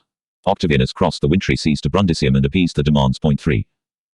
Warfare would provide occupation for some of his legions. Though no serious outbreak had disturbed the provinces, the repercussions of a Roman civil war would soon be felt. Some at least of the triumphs soon to be held by Caesarian marshals, no fewer than 6 in 28 to 26 BC, were fairly earned. Then came the reckoning with Antonius. In the summer of the year 30 BC, Octavianus approached Egypt from the side of Syria, Cornelius Gallus from the west. Pinarius Scarpus, Antonius' lieutenant in the Cyrenaica, surrendered his 4 legions and passed into the service of the victor. 4. Antonius and his consort spent nearly a year after the disaster in the last revels, the last illusory plans and the last despondency before death. After brief resistance, Antonius was defeated in battle. He took his own life. The army of the Roman people entered the capital city of Egypt on the first day of August. Such was the episode called the Bellum Alexandrinum. Cleopatra survived Antonius by a few days, which at once passed into anecdote and legend. To Octavianus the queen was an embarrassment if she lived. 5. But a Roman imperator could not order the execution of a woman. After negotiations managed through his friends Gallus and Proculius, he interviewed the queen. 1. Diplomacy, veiled intimidation and the pride of Cleopatra found a way out. The last of the Ptolemies scorned to be led in a Roman triumph. Her firm and defiant end, worthy of a Roman noble in Ferocia, set final consecration on the myth of Cleopatra. Deliberata mort Ferocia. Sciebus libernus scilicet invidens. Privator deduci superbo. Non humilis mulia triumpho. 2. In satisfying the honor of Cleopatra, the bite of the asp served in double measure the convenience of a Roman politician. The adversary must have been redoubtable indeed. It was not the glorious battle of Actium and the defeat of the greatest soldier of the day that called forth the shrillest jubilation from the victors, but the death of the foreign queen, that fatale monstrum. Nunc est bibendum, sang the poet Horace, safe and subsidized in Rome. There remained the partisans of Antonius. Caesar had invoked and practiced the virtue of clemency to extenuate the guilt of civil war. 3. Likewise did his heir, when murder could serve no useful purpose. He even claimed that after his victory he spared all Roman citizens who asked to be spared. 4. Dementia became one of his cardinal virtues, and the historian Velleius Paterculus fervently extols the clemency of Italy's leader after Actium. 5. It is naturally difficult to control or refute these partisan assertions. Sosius survived Actium, young Furnius and young Metellus saved their fathers, 6 Emilius Scaurus, the half-brother of Sex. Pompeius was pardoned, likewise Cn. Cornelius Cinna. 7. Scribonius Curio, however, was executed. Perhaps this true son of a loyal and spirited father disdained to beg for mercy. 8. His mother Fulvia would have approved. There were other victims. As for the Antonians later captured, 4 were put to death, among them the last of the assassins of the dictator, D. Turrius and Cassius of Parma, closing the series that began with C. Trebonius, the proconsul of Asia. 1. P. Canidius, the last of Antonius' marshals, also perished. Loyal to Antonius, he shared in the calumny against his leader and suffered a double detraction. They said that he had deserted the legions after Actium, that he died without fortitude. 2. Antonius' eldest son was also killed. The children of Cleopatra presented a more delicate problem. A multitude of Caesars is no good thing. 3. That just observation sealed the fate of Ptolemy Caesar, whom many believed son of the dictator. Alexander Helios and Cleopatra Selene were reserved to walk in a Roman triumph. The boy is not heard of again, he was probably suppressed. The girl was enlisted as an instrument of Roman imperial policy, being given in marriage to Juba, the prince of the Numidian royal stock who became king of Mauritania. Such was the fate of Egypt's queen and her children, crowned kings and queens. The Roman imperator seized the heritage of the Ptolemies. He claimed, using official language, to have added the land to the empire of the Roman people, for he treated Egypt as his own private and dynastic possession and governed it through a viceroy, jealously excluding Roman senators. The first prefect of Egypt was C. Cornelius Gallus, a Roman knight. 5. For the rest of the year 30 and the winter following, the conqueror proceeded to make his dispositions in the east. The vassal princes, well aware of their own weakness, were unswervingly loyal to Roman authority and Roman interests, by whomsoever represented, by Pompeius, by Cassius, or by Antonius. Octavianus deposed a certain number of petty dynasts or city tyrants. The greater vassals, however, he was eager to attach to his own clientele. 6. As heir to the power of Antonius in the east, he confirmed their titles when he did not augment their territories. It had been an essential part of his propaganda to demonstrate that Antonius bestowed upon unworthy and criminal aliens the dominions of the Roman people. That did not matter now. The gifts to the children of Cleopatra, whatever they might be and whatever they were worth, Octavianus naturally cancelled. For the rest, when he had completed his arrangements, the territory in Asia Minor and Syria directly administered by Rome was considerably smaller than it had been after Pompeius's ordering of the East, 30 years before. Precisely as in the system of Antonius, 4 men controlled wide realms and guarded the eastern frontiers, Ptolemy, Amyntas, Archelaus and Herod, and there were 3 Roman provinces in Asia, namely Asia, Bithynia, Pontus and Syria. Such was the sober truth about the much-advertised reconquest of the East for Rome. 1. The artful conqueror preferred to leave things as he found them. The profession of defending Rome's empire and the very spirit of Rome from the alien menace, imposed on Caesar's heir in Italy for the needs of his war and not safely to be discarded in peace, was quietly neglected in the East, where he inherited the policy of Antonius in order to render it more systematic. Temples dedicated at Nicaea and Ephesus for the cult of the goddess Rome and the god Divus Julius did not preclude the worship of the new lord of the East as well, manifest and monarchic. 2. The frontier itself was not an urgent problem. Armenia had been annexed by Antonius, but Armenia fell away during the War of Actium. Octavianus was not incommoded. He took no steps to recover that region, but invoked and maintained the traditional Roman practice as an excuse for not turning the land into a Roman province. 3. Acquiring Egypt and its wealth for Rome, he could afford to abandon Armenia and one part of the northeastern frontier policy of Antonius. His retreat from commitments in the east was unobtrusive and masterly. With the Mede, Antonius' ally, he began by following Antonius' policy and even granted him for a time the territory of Armenia Minor, for the Mede would hold both Armenia and Parthia in check. Yet against Parthia Octavianus neither bore resentment nor threatened war. Instead, he negotiated. When a Parthian pretender fled to Syria, he preferred to use that advantage for peace rather than for war.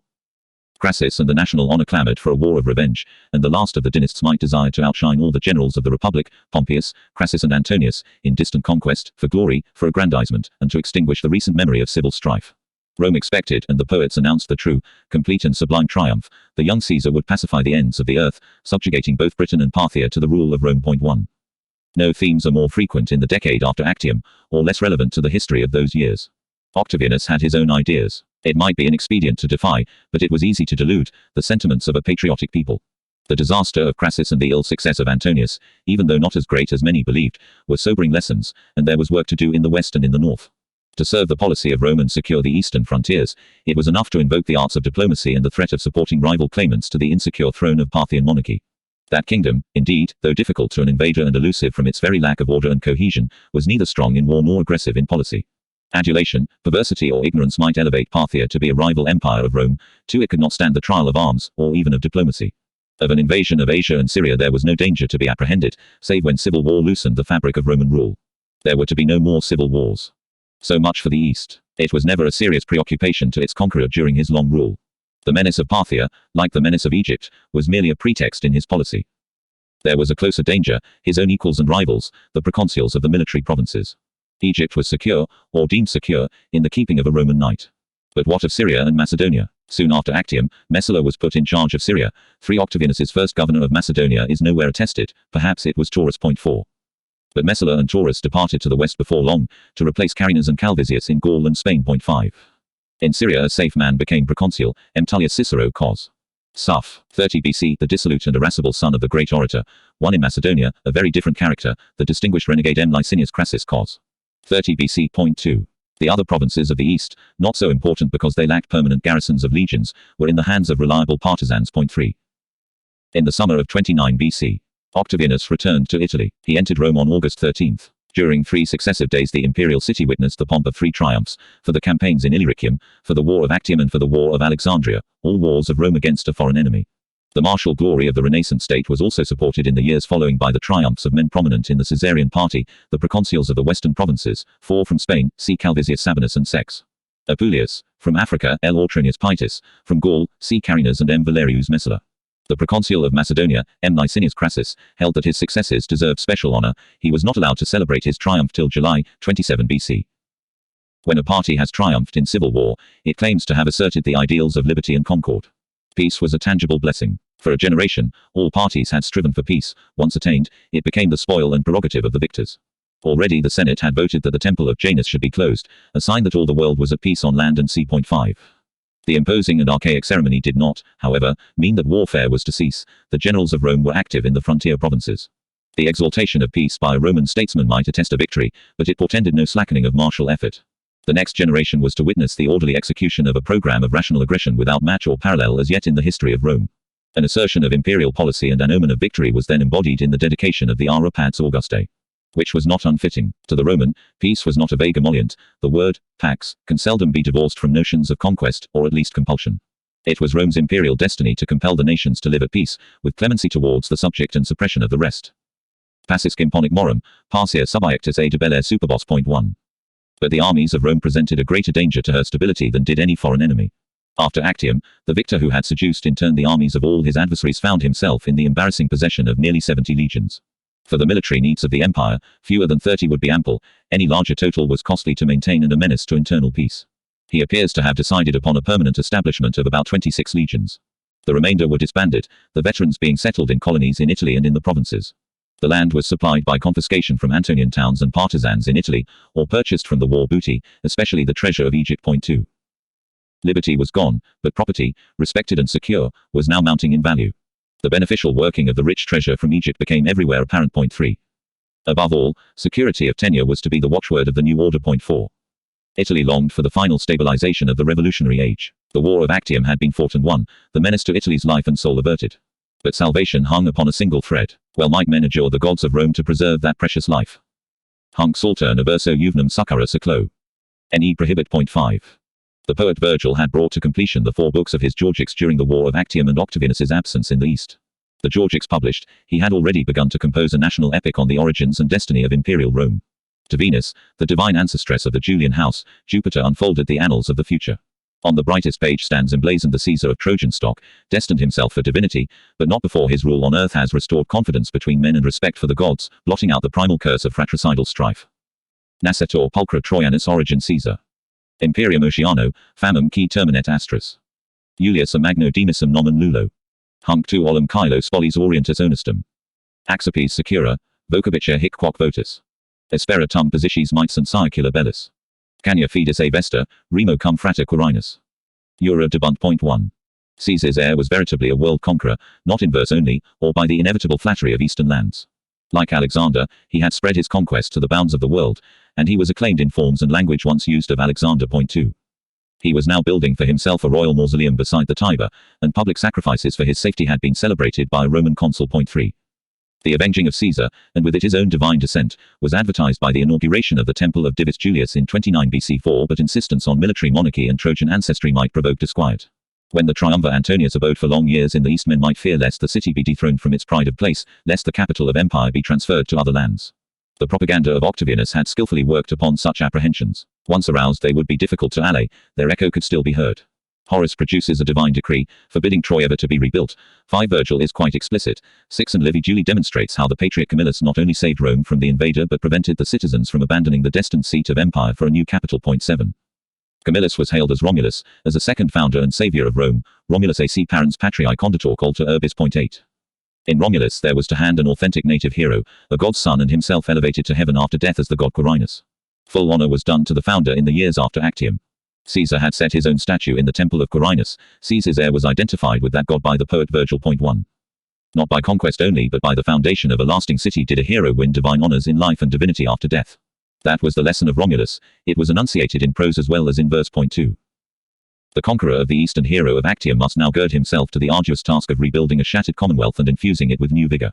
The attempts of earlier statesmen had been balked by fate, or rather by their own ambition, inadequacy or dishonesty. Sulla established order but no reconciliation in Rome and Italy. Pompeius destroyed the Sullan system, and when enlisted in an emergency, he turned his powers to selfish ends. The rule of Caesar and of the triumvirs bore the title and pretext of settling the constitution on a stable basis, re publicae constituendi. Caesar had put off the task, the triumvirs had not even begun. The duty could no longer be evaded on the plea of wars abroad or faction at home. Peace had been established, there was only one faction left, and it was in power. The pleasing legend Libertalis PR Vindex appears on coins. 3. Nobody was deceived by this symbol of victory in civil war. What Rome and Italy desired was a return, not to freedom, anything but that, but to civil and ordered government, in a word, to normal conditions. Octavianus in his 6th and 7th consulates carried out certain constitutional changes, various in kind and variously to be interpreted.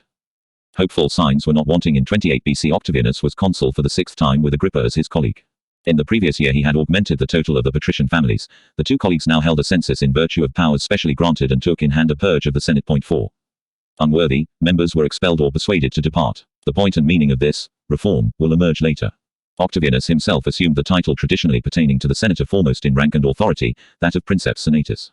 Further, a comprehensive measure of legislation was promoted to annul the illegal and arbitrary acts of the triumvirate, not all of them surely. The scope and force of this act of indemnity will have depended upon the will and convenience of the government. How far was the process of regulating the state to go, under what name were the Caesarian party and its leader to rule? He had resigned the title of triumvir, but it might have been contended that he continued unobtrusively to exercise the dictatorial powers of that office, had the question been of concern to men at the time. From 31 BC onwards he had been consul every year. But that was not all. The young despot not only conceded, but even claimed, that he held sovereignty over the whole state and the whole empire, for he solemnly affirmed that in the 6th and 7th consulates he transferred the commonwealth from his own power to the discretion of the Senate and the people. By what right had it been in his hand? He indicates that it was through general consent that he had acquired supreme power, per consensum universum potitus re Romanium. 1. It has often been believed that the words allude to the Conioratio of 32 BC, when an extraordinary manifestation of the will of the people delegated its sovereignty, passing beyond the forms and names of an outworn constitution. The reference is probably wider, not merely to the oath of allegiance but to the crowning victory of Actium and the reconquest of all the eastern lands for Rome. 2. The consensus embraced and the oath enlisted, not only all Italy, but the whole world. 3. In 28 BC Caesar's heir stood supreme, potentiae securitas. 4.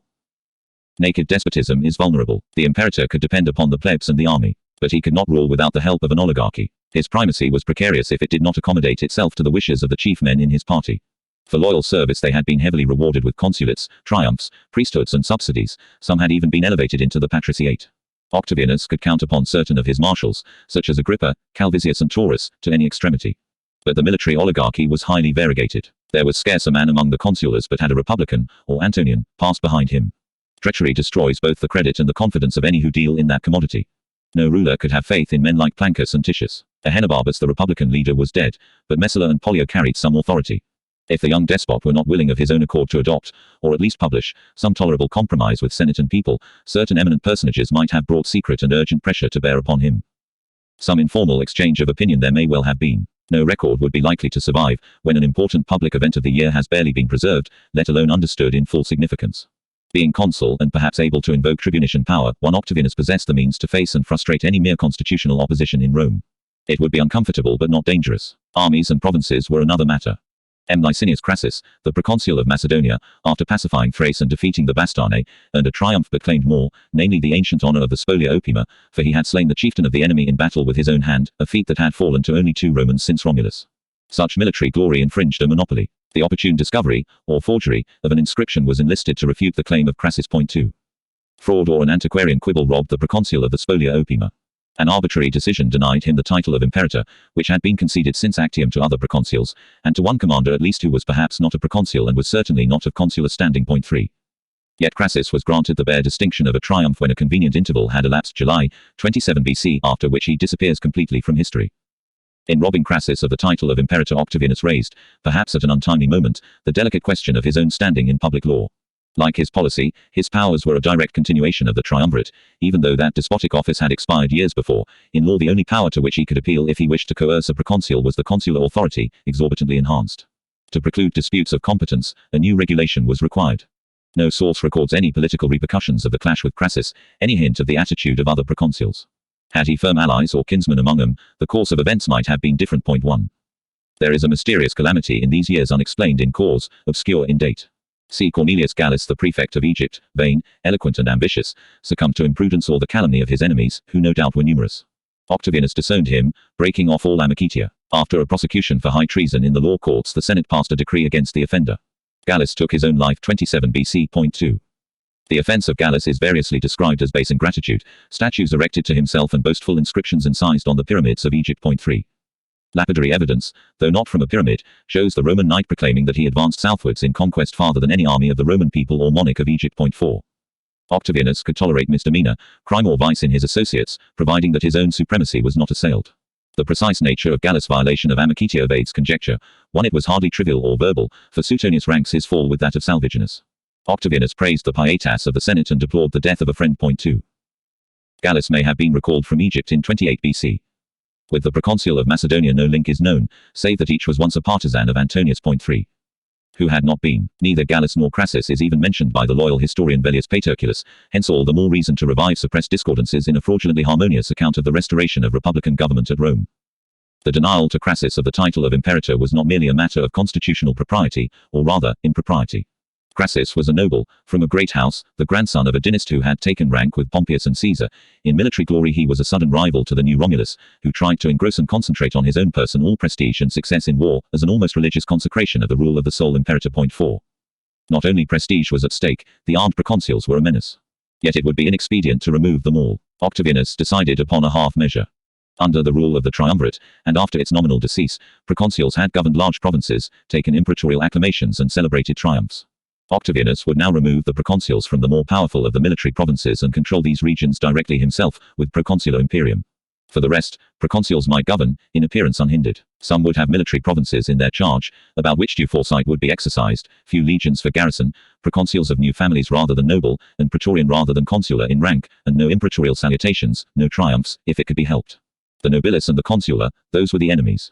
A settlement that yielded certain provinces of the empire, nominally uncontrolled, but left the more important, deprived of proconsuls, under the immediate rule of Octavianus presented a fair show of restored liberty, and resigned nothing of value.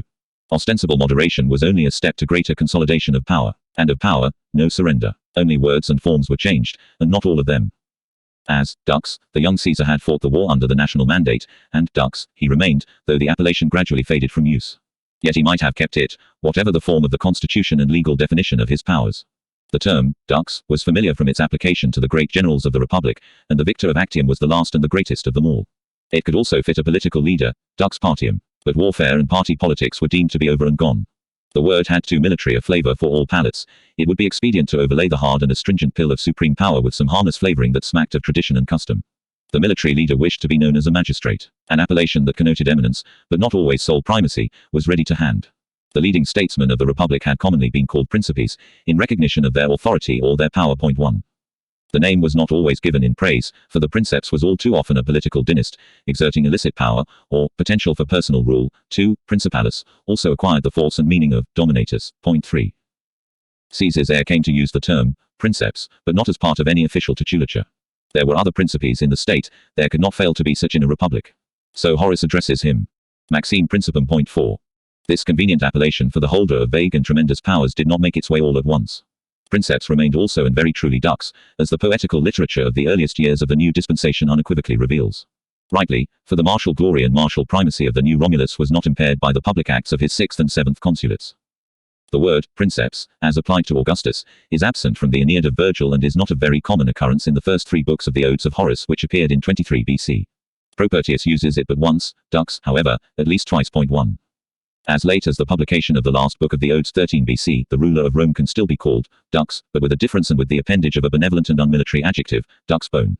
To even later Ovid, when writing his Fasti, discovered in the word dux a convenience that was not merely a matter of meter. 3. Then, after a century, under the dynasty of the Flavians, an emperor distrustful of the title of princeps, and eager for warlike glory was flattered when his poets called him dux and ductor. 4.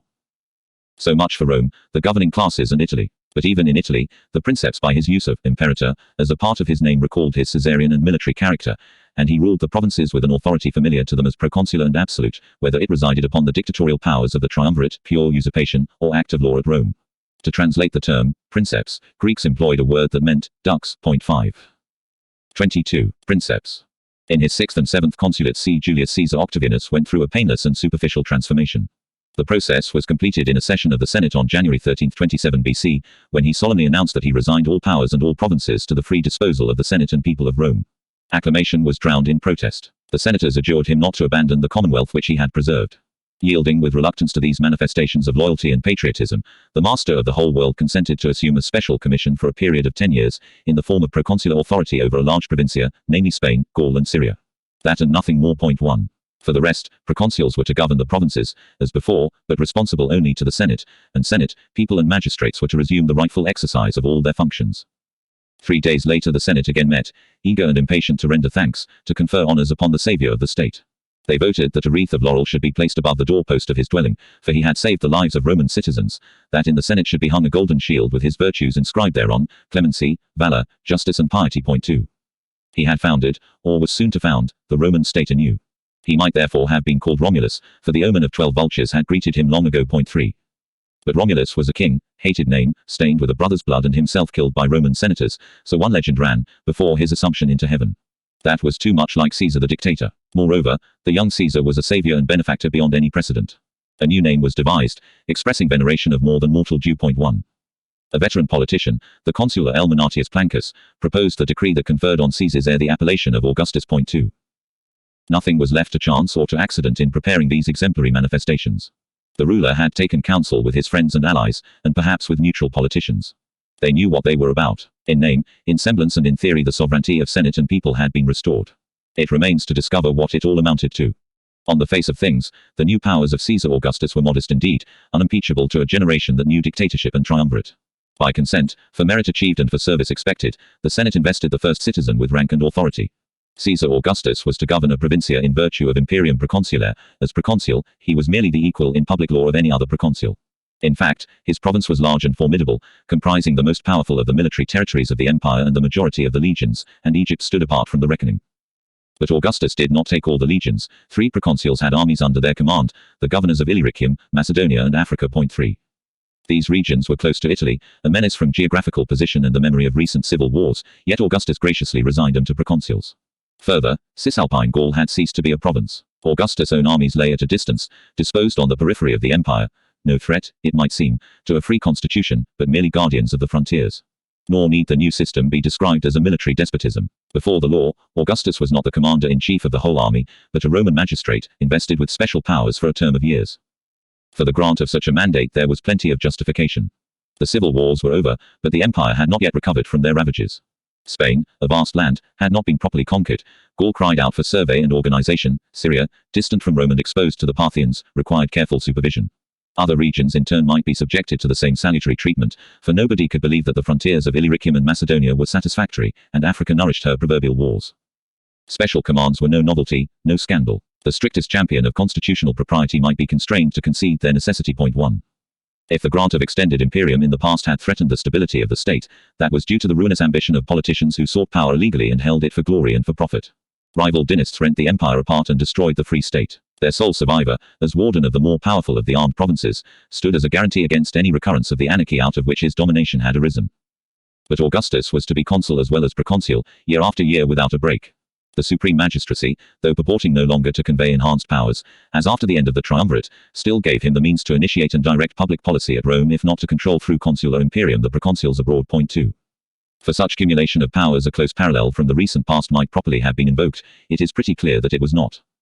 The Romans as a people were possessed by an especial veneration for authority, precedent and tradition, by a rooted distaste of change unless change could be shown to be in harmony with ancestral custom, mos maiorum, which in practice meant the sentiments of the oldest living senators. Lacking any perception of the dogma of progress, for it had not yet been invented, the Romans regarded novelty with distrust and aversion. The word, novus, had an evil ring. Yet the memory of the past reminded the Romans that change had come, though slow and combated. Rome's peculiar greatness was due not to one man's genius or to one age, but to many men and the long process of time. 1. Augustus sought to demonstrate a doctrine. Roman history was a continuous and harmonious development. 2. Augustus himself, so he asserted, accepted no magistracy that ran contrary to the mos maiorum. 3. He did not need to. As it stood, the Roman constitution would serve his purpose well enough. It is, therefore, no paradox to discover in the Principate of Augustus both the institutions and the phraseology of republican Rome. The historical validity of the inferences thence derived is another question.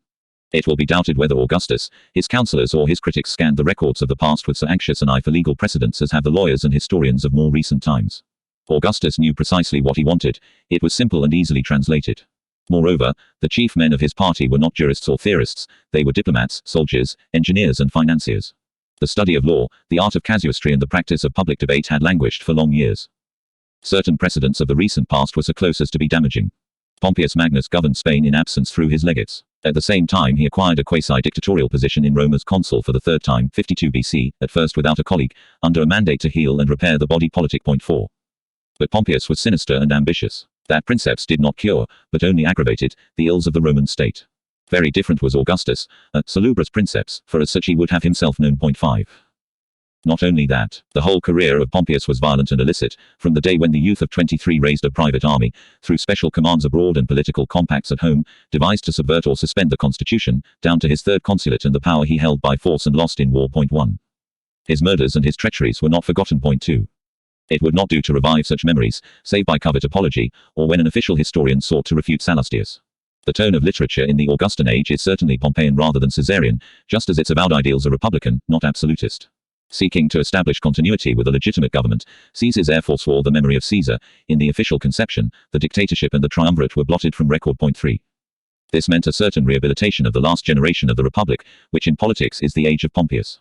In his youth Caesar's heir, the revolutionary adventurer, won Pompeian support by guile and coolly betrayed his allies, overthrowing the Republic and proscribing the Republicans. In his mature years the statesman stole their heroes and their vocabulary. Livy was moved to grave doubts. Was the birth of Caesar a blessing or a curse? 4. Augustus twitted him with being a Pompeian. Point 5. The emperor and his historian understood each other. The authentic Pompeius was politically forgotten, buried in fraudulent laudations of the dead. What they required was not the ambitious and perfidious dynast but the Pompeius who had fallen as Caesar's enemy, as a champion of the free state against military despotism. Virgil in the Aeneid, when he matched the rival leaders, made Aeneas guide exhort Caesar to disarm before Pompeius.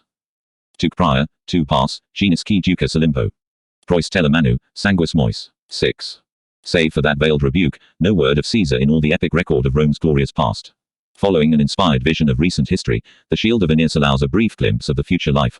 On the one side Catilina in hell, tormented by furies forever, on the other an ideal Cato, usefully legislating among the blessed dead. Secretos Pios, his tantum jura Catinum. Point 7. Virgil did not need to say where Caesar belonged, with his revolutionary ally or with the venerable adversary whose memory he had traduced after death. Again, Horace in the Odes omits all mention of Caesar the dictator. Only the Julium Sidus is there, the soul of Caesar, purged of all earthly stain, transmuted into a comet and lending celestial auspices to the ascension of Caesar's heir. Point 1. The picture is consistent. Livy, Virgil and Horace of all Augustan writers stand closest to the government. On the whole, better to say nothing of Caesar, or for that matter of Antonius, save as criminal types. The power and domination of Augustus was in reality far too similar to that of the dictator to stand even a casual reminder, let alone pointed and genuine comparison. The claims of Divus Julius, the glories of Trojan descent and the obsession with Romulus, prevalent for some years in the aftermath of Actium, gradually recede and lose ground just as the victory itself, on quieter reflection and uncomfortable matter, is no longer fervently advertised. A purified Pompeius or a ghostly and sanctified Cato were not the only victims of the civil wars who could be called up and enlisted in the service of the revived republic. Cicero might be more remunerative for every purpose, and the blame of his proscription was profitably laid upon Antonius, dead and disgraced. Augustus bore testimony. Cicero was a great orator, and a great patriot. But any official cult of Cicero was an irony to men who recalled in their own experience, it was not long ago, the political activity of Cicero in the last year of his life. The smooth Plancus no doubt acquiesced, adding his voice to the chorus. Pollio, the other ex-Antonian and former public enemy, still nursed his resentment against Cicero's character and Cicero's style, and Pollio detested Plancus. That much more than the memory and the oratory of Cicero was revived some 15 years after his death has been maintained by scholars alert to investigate the history of ideas and institutions. His whole conception of the Roman state triumphed after his death, receiving form and shape in the new republic of Caesar Augustus. Point 3. That would be comforting, if true. It only remains to elucidate the political doctrine of Cicero. In the years of failure and dejection he composed a treatise, namely De Republica, in which Scipio Aemilianus and certain of his friends hold debate about the Optimus Status Civitatis. The character and purpose of this work have been variously, sometimes extravagantly, estimated. Cicero's Republic has even been regarded as a tract for the times, recommending the establishment of the Principate of Pompeius, and foreshadowing the ideal state that was realized under the Principate of Augustus. Point 1. That is an anachronism. The theorists of antiquity situated their social and political utopias in the past, not in the future. It is a more convincing view that Cicero, in despair and longing, wrote of an ideal commonwealth that had once existed, the Rome of the Scipions, with the balanced and ordered constitution that excited the admiration of Polybius. 2. Even if the primacy of one man in the state were admitted, it was not for a princeps like Pompeius. For the rest, it might pertinently be urged that the political doctrine of Cicero was couched in phrases so vague and so innocuous that it could be employed by any party and adapted to any ends. The revolutionary Augustus exploited with art and with success the traditional concepts and the consecrated vocabulary of Roman political literature, much of it, indeed, in no way peculiar to Cicero. The speeches of his peers and rivals have all perished. That being so, the resurgence of phrases, and even of ideas, that were current in the previous generation will neither evoke surprise nor reveal to a modern inquirer any secret about the rule of Augustus which was hidden from contemporaries. Insofar as Cicero had a political program, he advocated the existing order, reformed a little by a return to ancient practices, but not changed, namely the firm concord of the propertied classes and the traditional distinction in function and standing between the different classes of society. 3. Such was also the opinion of Augustus, for the revolution had now been stabilized. Neither the Princeps nor any of his adherents desired change and disturbance. Well might he say, when asked his verdict on Cato, that anybody who does not wish the present dispensation to be altered is a good citizen. 1. Precisely for that end Augustus labored, to conserve the new order, announcing it as his dearest wish to be known as the Optimus Status Auctor. 2. He called it the Optimus Status himself. The writer who has transmitted these unexceptionable observations goes on to speak of a Novus Status. 3. The Princeps would never have denied it. Only ghosts and words were called up to comfort the living and confound posterity. In the new state of Augustus the stubborn class-conscious republicanism of Cato or of Brutus would not have found a secure haven. The uncontrolled libertas or ferocia of Pollio came as a verbal reminder of that tradition. Pollio, it is true, was preserved as a kind of privileged nuisance. He was not the man to advocate assassination or provoke civil war for the sake of a principle. The authentic Cato, however, was not merely ferox, but atrox. 4. His nephew Brutus, who proclaimed a firm determination to fight to the end against any power that set itself above the laws, would have known the true name and essence of the auctoritas of Augustus the Princeps. Nor was Brutus a good imperialist. As he pronounced when he attacked the domination of Pompeius, for the sake of empire it was not worth submitting to tyranny. 5. Cicero refused to admit that freedom could exist even under a constitutional monarchy. 6. But Cicero might have changed, pliable to a changed order. So Brutus thought. 1. In the new state, which was quite different from dictatorship, Cicero would be honored by Princeps and Senate for his eloquence, consulted for his advice on weighty matters, and never tempted by ambition into danger. He could afford in the magnanimity of success to pass over the scorn of the nobiles.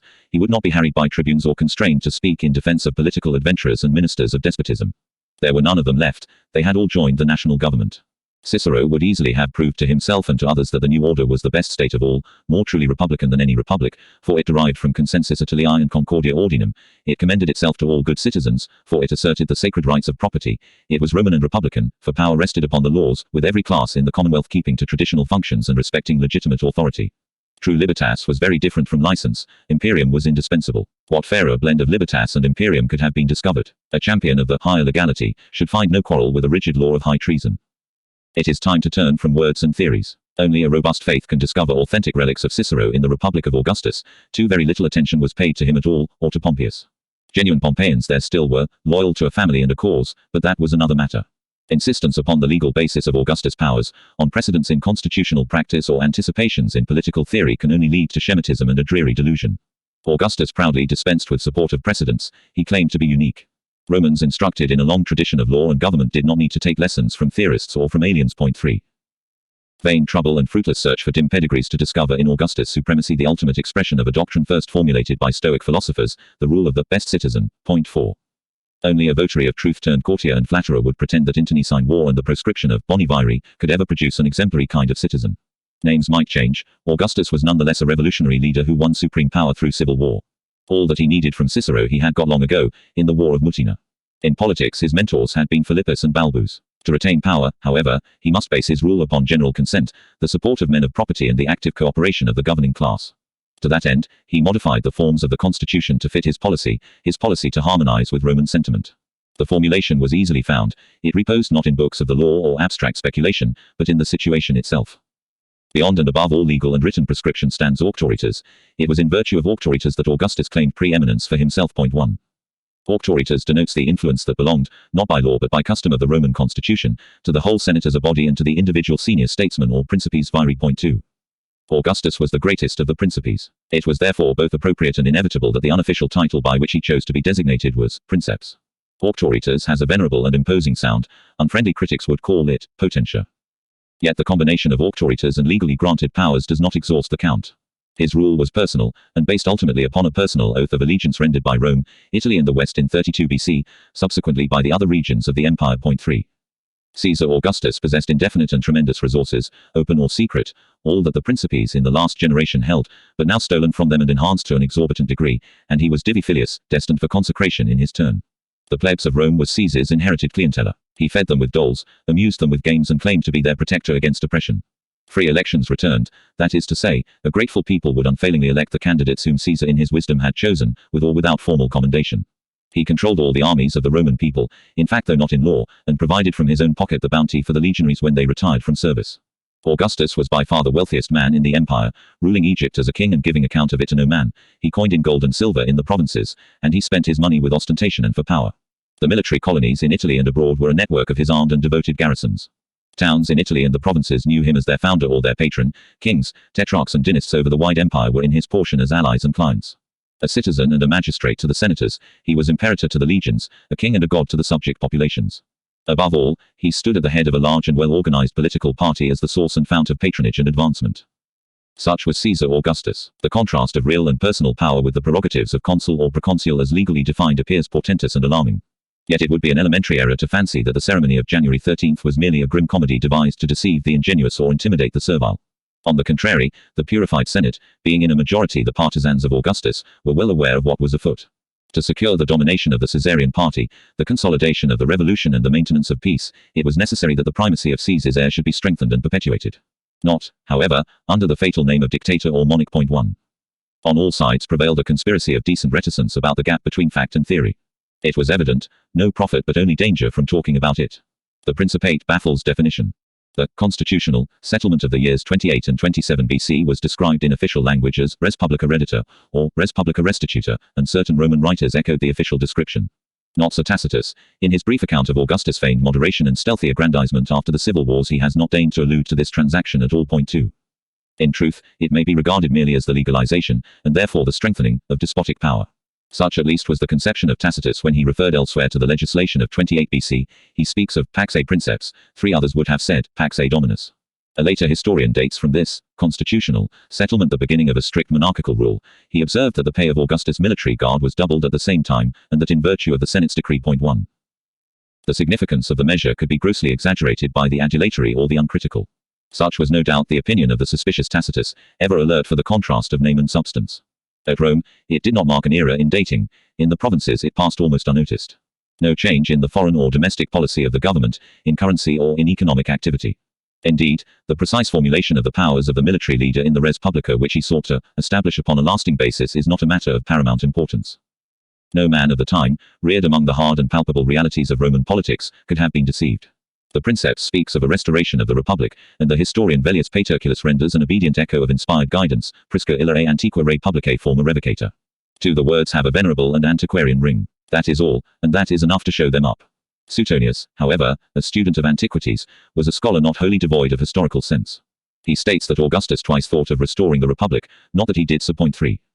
To Suetonius, the work of Augustus was the creation of a novus status. 4.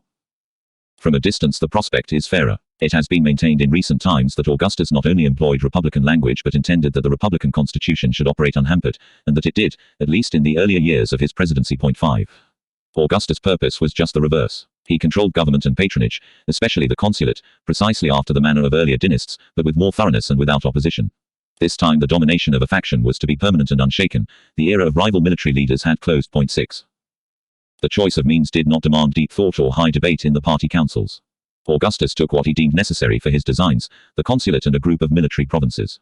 Definition of powers and extent of provincia might later be modified how and when he pleased. One thing could never change, the source and origin of his domination. When a faction seized power at Rome, the consulate and the provincial armies were the traditional instruments of legitimate supremacy. No need to violate the laws, the constitution was subservient. This time the new enactments were carried through under the auspices of the supreme magistrates, Augustus and Agrippa. The transition to liberty was carefully safeguarded. It is an entertaining pursuit to speculate upon the subtleties of legal theory, or to trace from age to age the transmission of perennial maxims of political wisdom. It is more instructive to discover, in any time and under any system of government, the identity of the agents and ministers of power. That task has all too often been ignored or evaded. Augustus proposed himself to be consul without intermission. During the next 4 years his colleagues were T. Statilius Taurus, M. Junius Silanus, C. Norbanus Flaccus and the polyonymous A. Terentius Varro Murena. No doubt about any of these men, or at least no candidate hostile to the Princeps. Taurus stood second only to Agrippa as a soldier and an administrator. He had fought with the young leader in Sicily and in Illyricum. He had governed Africa and Spain. He had thrice been acclaimed imperator by the legions. 1. A second consulate was not the only reward of loyal service. He was granted in 30 BC the right of nominating each year one member of the board of praetors. 2. A noble, but nonetheless by now a firm member of the Caesarian party, was M. Junius Silanus, of a variegated past, changing in loyalty from Lepidus to Antonius, to Sex Pompeius and again to Antonius, thence to the better cause. 3. The father of Norbanus had been general, along with Saxa, in the campaign of Philippi. Norbanus himself was married to a great heiress in the Caesarian party, the daughter of Cornelius Balbus. 4. As for Murena, he was the brother-in-law of Maecenas. 5. So much for the consulate. In the manner of controlling the provinces the recent past could offer lessons, had Augustus stood in need of instruction. Reunited after the conference of Lucca, Pompeius, Crassus and Caesar took a large share of provinces. From 55 BC they held Gaul, Cisalpine and Transalpine, Spain and Syria, with some 20 legions. The Cisalpina was no longer a province. Apart from that, Augustus' portion was closely comparable in extent and power. The settlement of 27 BC gave him for his provincia Spain, Gaul and Syria. With Syria went the small adjuncts of Cyprus and Cilicia. Camstrus won the garrison was a great army of 20 legions or more. In recent years these provinces had been governed by proconsuls, usually consular in rank. Thus all Spain, it appears, had been under one governor, with several legates as his subordinates. 2. Provinces so large and so important called for proconsuls of consular rank, with a tenure longer than annual. That would be most unfortunate. 3. Among the ex-consuls were men dangerously eminent, from family or from ambition. Crassus was a recent warning. Triumviral authority, succeeded by an enhanced consular imperium, had recently been employed to control the armed proconsuls. But the triumvirate was abolished, the consulate reduced to normal and legitimate competence. The remedy was clear. Augustus in 27 BC professed to resign provinces to the Senate, and proconsuls remained, as before, in charge of 3 military provinces. But Augustus was not surrendering power. Very different his real purpose, disguised at the time and seldom suspected since, he wished to remove proconsuls from Spain, Gaul and Syria, becoming proconsul of all those regions himself. That was the only immediate change from triumviral practice. No longer the menace of a single consular proconsul governing all Spain, but instead 2 or 3 legates, inferior in rank and power.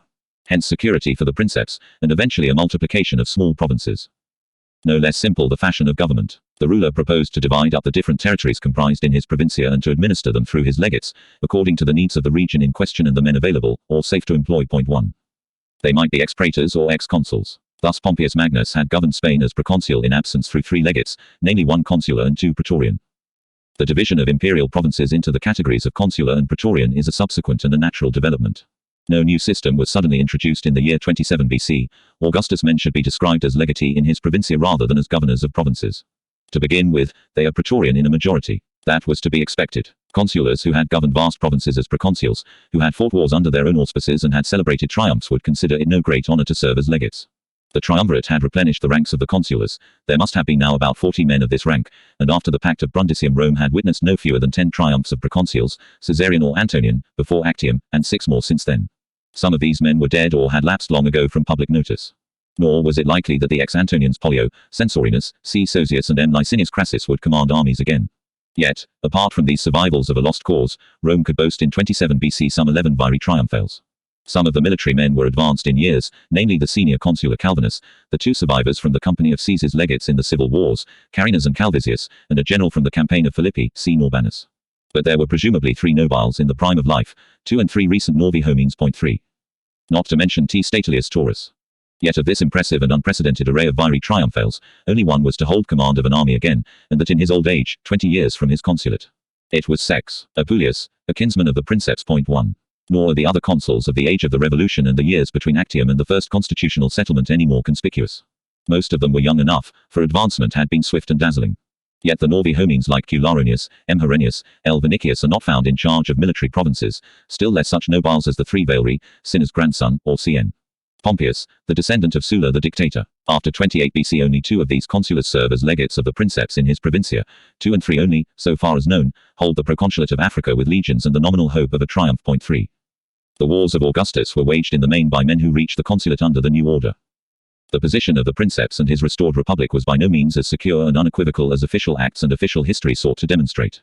He feared the nobiles, his enemies. Consulars with armies were rivals to the princeps in power as well as in military glory.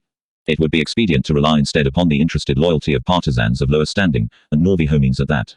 Hence the conspicuous lack of legates of Augustus either noble in birth or consular in rank. Not a single nobilis can be found among his legates in the first dozen years, and hardly any consulars.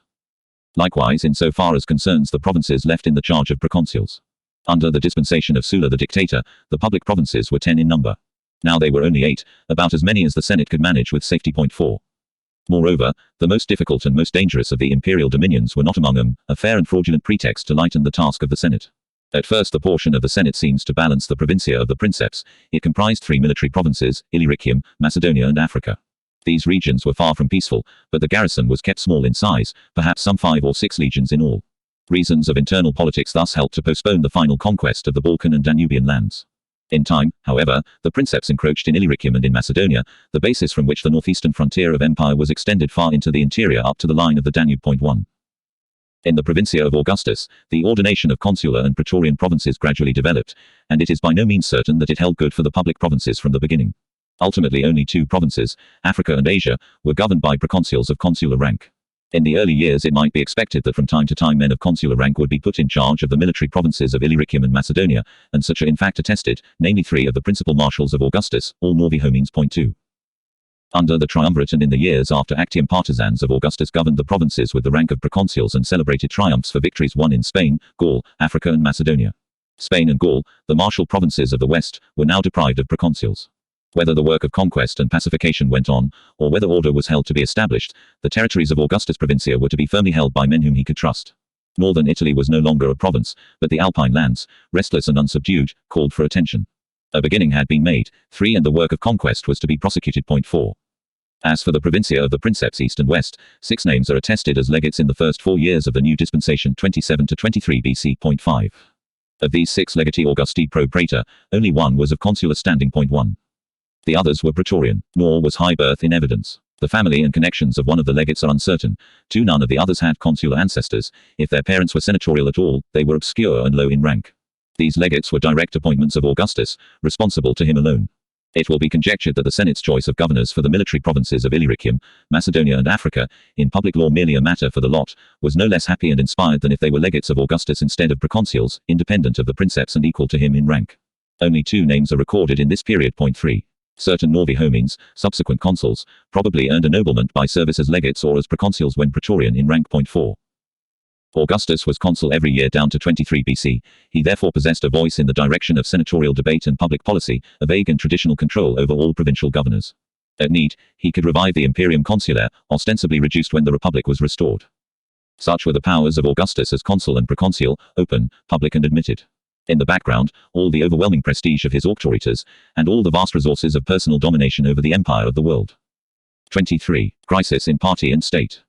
The pretext of a special mandate from Senate and people was not merely a recognition of the past services and unique eminence of Caesar's heir, not merely a due guarantee of his dignitas and pledge of civil concord or vested interests. There was work to be done. The restored republic needed a friendly hand to guide its councils and set in order its imperial dominions, and a firm authority to enforce a program of social and moral regeneration. The constitutional settlement of 27 BC regulated without restricting the powers of the Princeps. The formula then devised would serve for the present, but his new state would require yet deeper foundations. The provinces must be pacified, their frontiers secured and extended, their resources assessed and taxed, there were veterans to dismiss, cities to found, territories to organize. Above all, the Princeps must build up, for Rome, Italy and the Empire, a system of government so strong and a body of administrators so large and coherent that nothing should shatter the fabric, that the Commonwealth should stand and endure, even when its sovereign organs, the Senate and people, were impotent or dumb, even if the Princeps were an infant, an idiot or an absentee. That would take time. Augustus' provincia at once called for attention. He turned first to the provinces of the west, setting out from Rome towards the middle of the year 27. In absence, distinct political advantages. Caesar the dictator intended to spend 3 years in the Balkans and the East, not merely for warfare and for glory but that consolidation and conciliation should come more easily and more naturally. Time, oblivion and security were on his side if he removed an unpopular person and exorbitant powers. The same reasons counseled Augustus to depart. Others as well, he did not wish to contemplate the triumphal pomp of Crassus and the prosecution of the prefect of Egypt. In Rome the Senate and people might enjoy the blessings of order and the semblance of freedom. The chief men of his party were there, Agrippa, Taurus and Maecenas, to prevent any trouble. Augustus came to Gaul. A vain expectation was abroad, made vocal in the prayers of poets and preserved by historians, that he proposed to invade the distant island of Britain, the island first revealed to Rome and first trodden by his divine parent. 1. The design of conquering either Britain or Parthia had no place in the mind of Augustus. Passing through the south of Gaul he arrived in Spain before the end of the year. 2 centuries had elapsed since the armies of the Roman Republic first invaded Spain. The conquest of that vast peninsula was still far from complete. The intractable Cantabrians and Asturians of northwestern Spain, embracing a wide range of territory from the western Pyrenees to the north of Portugal, had never yet felt the force of Roman arms, and in the confusion of the civil wars they extended their raids and the domination southwards over certain of the more highly civilized peoples. CN. Domitius Calvinus had governed Spain during a difficult 3 years 39 to 36 BC. 2 Calvinus and 5 proconsuls after him had celebrated Spanish triumphs in Rome. Some of these campaigns may have prepared the way for Augustus, if so, scant acknowledgement in history. Point 3. In 26 BC, Augustus took the field in person. Point 4. He marched northwards against the Cantabrians from a base near Burgos. The nature of the land dictated a division of forces. The Romans operated in 3 columns of invasion, and as all glory and all history now concentrate upon a single person, only the detachment commanded by Augustus himself has left any record. The campaign was grim and arduous. Augustus fell grievously ill. He sought healing from Pyrenean springs and solace in the composition of his autobiography, a work suitably dedicated to Agrippa and Maecenas. In his absence, the 2 legates in Spain, C. Antostius Vetus in Cytherea and P. Carisius in Ulterior, 5 dealt with the Asturians by a convergent invasion of their territory. Official interpretation hailed the complete subjugation of Spain by Augustus. Janus was once more closed. The rejoicing was premature. The stubborn mountaineers rose again and again. In Ulterior the brutal P. Carisius, who continued in command, was a match for them. Point 6. In Cytherea the next 3 legates all had hard fighting to do. Point 1. Finally in 19 BC Agrippa, patient and ruthless, imposed by massacre and enslavement the Roman peace upon a desolated land. Such was the end of a 10 years' war in Spain from 28 to 19 BC. 2. Frail and in despair of life, Augustus returned to Rome towards the middle of 24 BC. He had been away about 3 years. Rome was politically silent, with no voice or testimony, hoping and fearing in secret. On the 1st day of January he entered upon his 11th consulate with Murena, a prominent partisan, as his colleague. 3 events, a state trial, a conspiracy and a serious illness of Augustus, revealed the precarious tenure on which the peace of the world reposed. Meager and confused, the sources defy and all but preclude the attempt to reconstruct the true history of a year that might well have been the last, and was certainly the most critical, in all the long principate of Augustus. Point 3. From a constitutional crisis, in itself of no great moment, arose grave consequences for the Caesarian party and for the Roman state. Late in 24 BC or early in 23 a proconsul of Macedonia, a certain M. Primus, gave trouble. He was arraigned in the courts for high treason on a charge of having made war against the kingdom of Thrace without authority. Primus alleged instructions from the Princeps. The first citizen appeared in court. His denial upon oath secured condemnation of the offender. Point 4. Varro Murena the consul had been among the defenders of the proconsul of Macedonia. A man of notorious and unbridled freedom of speech, he took no pains to conceal his opinion of the exercise of auctoritas. Point 5. Such old-fashioned libertas was fatally out of place. Murena soon fell a victim to his indiscretion, or his ambition. A conspiracy was hatched, or at least discovered. The author was Fannius Caepio, Republican in family and sentiment. Point 6. Murena was implicated. The criminals were condemned in absence, captured when evading arrest, and put to death. The Senate sanctioned the doom by its publica auctoritas. Point 1. The truth of the matter will never be known. It was known to few enough at the time, and they preferred not to publish a secret of state. The incident was disquieting. Not merely did the execution of a consul cast a glaring light on the character of the new republic and the 4 cardinal virtues of the Princeps inscribed on the golden shield and advertised everywhere. Not only did it reveal a lack of satisfaction with the felicissimus status. Worse than all that, it touched the very heart and core of the party. Fannius was a bad man, to begin with, a republican. Not so Murena. Long ago Salvianus the marshal betrayed his leader and his friend. Since that catastrophe until recently the chief men of the Caesarian party had remained steadfastly loyal to Caesar's heir even in the absence of a full measure of mutual trust or of mutual affection. They knew too much for that, and revolutionaries are not sentimental. Their loyalty to Augustus was also loyalty to Rome. A high and somber patriotism could prevail over political principle, if such existed, or private dislike. Yet even so, only 4 years earlier, one of the closest of the associates of Augustus, Cornelius Gallus, the first prefect of Egypt, had been recalled and disgraced. The tall trees fall in the tempest and the thunderbolt strikes the high peaks. Point 2. Another of the party dynasts had come to grief. Murena was the brother of Terentia, the wife of the all-powerful Maecenas. Yet neither Maecenas nor Murena's half-brother, the virtuous and disinterested Proculius, an intimate friend of Augustus, could save him. Proculius had openly deplored the fate of Gallus. 3 and Proculius got credit for his efforts on behalf of Murena. Point 4. What friends or following Murena had is uncertain, but the legate of Syria about this Turk bore the name of Varro. Point 5. The Republic had to have consuls. To take the place of Murena in the supreme magistracy, Augustus appointed C.N. Calpurnius Piso, a republican of independent and recalcitrant temper. Hitherto Piso had held aloof from public life, disdaining office. Augustus, in virtue of arbitrary power, offered the consulate. Point 1. Piso's acceptance sealed his acquiescence in the new dispensation. Then Augustus broke down, undermined in Spain and temporarily repaired. His health had grown steadily worse, passing into a dangerous illness. Close to death, he gave no indication of his last intentions. He merely handed over certain state papers to the consul Piso, to Agrippa his signet ring. Point 2. Under the direction the government could have continued, for a time. Augustus recovered. He was saved by cold baths, a prescription of the physician Antonius Musa. From that date the princeps enjoyed a robust health that baffled his doctors and his enemies. On July 1 he resigned the consulate. In his place a certain L. Cestius took office, another exercise of auctoritas, it may be presumed, arbitrary but clothed in a fair pretext. Cestius, once quaestor to M. Brutus, worshipped the memory of the liberators. 3. The choice of Cestius, like the choice of Piso, will attest, not the free working of republican institutions, but the readiness of old republican adherents to rally to the new regime, for diverse motives, ambition, profit and patriotism. The conspiracy of Murena and the illness of Augustus were a sudden warning. The catastrophe was near. For some years, fervent and official language had celebrated the crusade of all Italy and the glorious victory of Actium, for Actium was the foundation myth of the new order. There is something unreal in the sustained note of jubilation, as though men knew its falsity. Behind it all there lurked a deep sense of disquiet and insecurity, still to be detected in contemporary literature. The past was recent and tangible. The Ides of March, the Prescriptions and Philippi were barely 20 years distant. The corruption of ancient virtue and the decline of ancient patriotism had brought low a great people. Ruin had been averted but narrowly, peace and order restored, but would it last? And, more than security of person and property, whence would come salvation and regeneration? Quem vicit divum populus mentis imperi rebus. 4. The anxiety was public and widespread. It has found vivid and enduring expression in the preface of Livy's great history and in certain of the odes of Horace. 1. The chief men of the Caesarian party had their own reasons. If Caesar's heir perished by disease or by the dagger, there might come again, as when Caesar the dictator fell, dissension in their ranks, ending in civil war and ruin for Rome. Patriotism conspired with personal interest to discover a solider insurance, a tighter formula of government.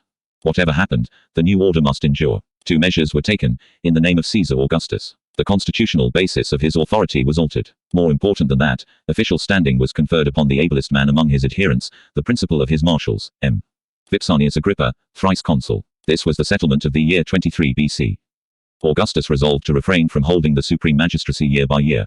In the place of the consulate, which gave him a general initiative in policy, he took various powers, above all proconsular imperium over the whole empire. 2. In fact, but not in name, this reduced all proconsuls to the function of legates of Augustus. As for Rome, Augustus was allowed to retain his military imperium within the gates of the city. That was only one part of the scheme. He now devised a formidable and indefinite instrument of government, the tribunicia potestas. As early as 36 BC he had acquired the sacrosanctity of a tribune for life, in 30 BC certain powers in law.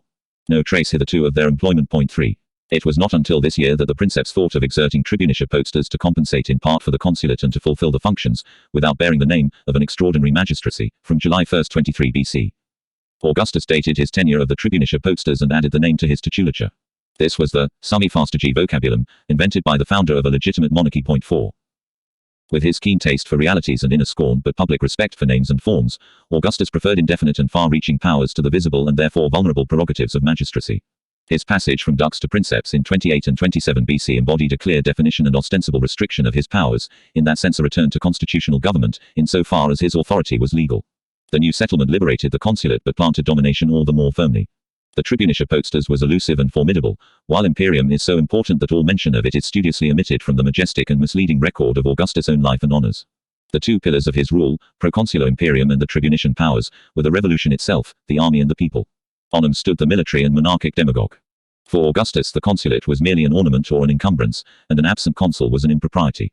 Moreover, his continued tenure debarred others. Active partisans clamored to be rewarded, legates of recent service like M. Lollius and M. Vinicius, and a new generation of nobiles was growing up, the sons of men who had fallen in the last struggle of the Republic, or the descendants of families to which the consulate passed as an inherited prerogative. Though the ruler shunned the holding of a magistracy, his powers in public law might be described as magisterial, an impression which was carefully conveyed by the definition to a period of years. The assumption of a colleague confirmed this fair show. In the course of the year, proconsular imperium was conferred upon Agrippa for 5 years. The exact nature and competence of the grant is uncertain. It probably covered the dominions of the princeps, east and west, lacking, however, authority over the provinces of the Senate. 1. That was to come later, and later too the jealously guarded tribunicia potestas, the veritable arcanum imperii. It was not for ostentation but for use that the princeps took a partner and strengthened his powers when he appeared to divide them. Before the end of the year he dispatched Agrippa to the east. An invasion of Arabia had failed, and the ill-advised project was abandoned. There were less spectacular and more urgent tasks. 2 years before, Amyntas, the ruler of Galatia, in the execution of his duty of pacifying the wild tribes of the Taurus had been killed in battle. 1. Rome inherited, M. Lollius, an efficient and unpopular partisan of Augustus, was engaged in organizing the vast province of Galatia and Pamphylia. 2. Moreover, the time might seem to be near for renewing diplomatic pressure upon the king of the Parthians to regain the standards of Crassus and so acquire easy prestige for the new government. 3. Not only that, Syria was the only military province in the east except Egypt. Egypt might seem secure, governed by a viceroy of equestrian rank, yet there had been Cornelius Gallus. The next prefects, Emilius Gallus and P. Petronius, were dim figures compared with the poet who had commanded armies in the wars of the Revolution. 4. Syria was distant from Rome, there must be care in the choice of Caesar's legate to govern it. Conspiracy in the capital might be suppressed without causing disturbances. If backed by a provincial army, it might mean civil war. The Varro in charge of Syria was perhaps Muraena's brother. He fades from recorded history. When Agrippa went out, he administered Syria through deputies, residing himself in the island of Lesbos, a pleasant resort and well chosen for one who wished to keep watch over the Balkans as well as the East. 5. So much for the settlement of 23 BC. It was only 21 years from the removal of a dictator and the rebirth of Libertas, 21 years from the first coup d'état of Caesar's heir. Liberty had perished, the revolution had triumphed and had produced a government, the Principate assumed form and definition. If an exact date must at all costs be sought in what is a process, not a series of acts, the establishment of the empire might suitably be reckoned from this year. The legal and formal changes have been summarily described, the arguments indicated which might have been invoked for the public and plausible justification, words and phrases were not enough. Piso and Cestius, ex-republicans in the consulate, that looked well. But it was only a manifesto. Men might recall another associate of Brutus, see Antistius Vetus, made consul with Cicero's bibulous son in the year after Actium, no pretense of republic then. Nor was the consulate of a Marcellus E. Cernunnos and of the ex-Pompeian L. Arruntius wholly convincing. 22 BC. Augustus adopted certain other specious measures that appeared to provide solid confirmation of the renewal of the republic. As a testimony of the efficiency of his mandate and even of the sincerity of his intentions, the Princeps restored certain provinces to proconsuls. They were merely Narbonensis and Cyprus, no great loss to Gaul and Syria. 1. There had been successful operations in Gaul and in the Alpine lands, as well as in Spain, too, but no serious warfare in the senatorial provinces. But now, as though to demonstrate their independence, proconsuls of Africa were permitted to wage wars and to acquire military glory. L. Sempronius Atratinus triumphed from Africa in 21 BC, Balbus 2 years later for his raid into the land of the distant and proverbial Garamants. 3. That was not all. The appointment of a pair of censors in 22 BC. Paulus Aemilius Lepidus and L. Manatius Plancus announced a return to republican practices and a beginning of social and moral reform. 4. That process was to be celebrated as the inauguration of a new age. It was perhaps intended that secular games should be celebrated precisely in that year. 5. And it is at least remarkable that certain odes of Horace published in the second half of 23 BC should contain such vivid and exact anticipations of the reforms that Rome expected, and for which Rome had to wait 5 years longer. Again Augustus put off the task, conscious of the inherent difficulties or hampered by certain accidents.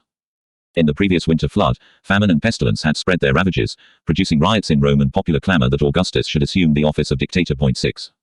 He refused, but consented to take charge of the corn supply of the city as Pompeius Magnus had done. This function, however, he transferred to a pair of curators of praetorian rank. The censors abdicated, nothing done. The life of the princeps was frail and precarious, but the principate was now more deeply rooted, more firmly embedded. It remains to indicate the true cause of the settlement of 23 BC and to reveal the crisis in the inner councils of the government. The constitution is a facade, as under the republic. Not only that, Augustus himself is not so much a man as a hero and a figurehead, an embodiment of power, an object of veneration. A god's son, himself the bearer of a name more than mortal, Augustus stood aloof from ordinary mankind. He liked to fancy that there was something in his gaze that inspired awe in the beholder, men could not confront it. 1. Statues show him as he meant to be seen by the Roman people, youthful but grave and melancholy, with all the burden of duty and destiny upon him. Augustus' character remains elusive, despite the authentic details of his sayings and habits that have been preserved, despite the inferences plausibly to be derived from the social and moral program which he was held to have inspired. He was no puppet, but the deeds for which he secured the credit were in the main the work of others, and his unique primacy must not obscure the reality from which it arose, the fact that he was the leader of a party. At the core of a Roman political group are the family and most intimate friends of the real or nominal leader. In the critical year of Muraena's conspiracy and Augustus' all but fatal illness, the secret struggle for influence and power in his entourage grew complicated, acute and menacing. The principal actors were Livia, Maecenas and Agrippa. Augustus could not afford to alienate all three. In alliance they had made him, in alliance they might destroy him. The marriage with Livia Drusilla had been a political alliance with the Claudii, though not that alone. The cold beauty with tight lips, thin nose and resolute glance had inherited in full measure the statecraft of houses that held power in Rome of their own right, the Claudii and the Livii. She exploited her skill for the advantage of herself and her family. Augustus never failed to take her advice on matters of state. It was worth having, and she never betrayed a secret. Livia had not given the princeps a child. She had 2 sons by her first husband, T. Claudius Nero and Nero Claudius Drusus. For them she worked and schemed. They had already received dispensations allowing them to hold magistracies at an early age. 2. Even had they not been the stepsons of the princeps, Tiberius and Drusus were pledged to a brilliant career in war and politics, for they were the direct heirs of one branch of the patrician Claudii, the Nerons. There was closer kin. Octavia had been employed in her brother's interest before and knew no policy but his. She had a son, C. Marcellus. On him the princeps set his hopes of a line of succession that should be not merely dynastic, but in his own family and of his own blood. 2 years earlier the marriage of his nephew to his only daughter Julia had been solemnized in Rome. Already in 23 the young man was aedile, and he would get the consulate 10 years earlier than the legal provision. 1. Marcellus might well seem the destined heir, soon to succeed a frail and shattered princeps. Rumor and intrigue began to surround the youth. At his trial, M. Primus the proconsul of Macedonia alleged that he had been given secret instructions by Marcellus as well as by Augustus, too falsely, perhaps, but it was disquieting. However, when Augustus in prospect of death made his last dispositions, yielding powers of discretion to Agrippa and to the consul, there was no word of Marcellus. When Augustus recovered, he offered to read out the articles of his will in order to allay suspicion. 3.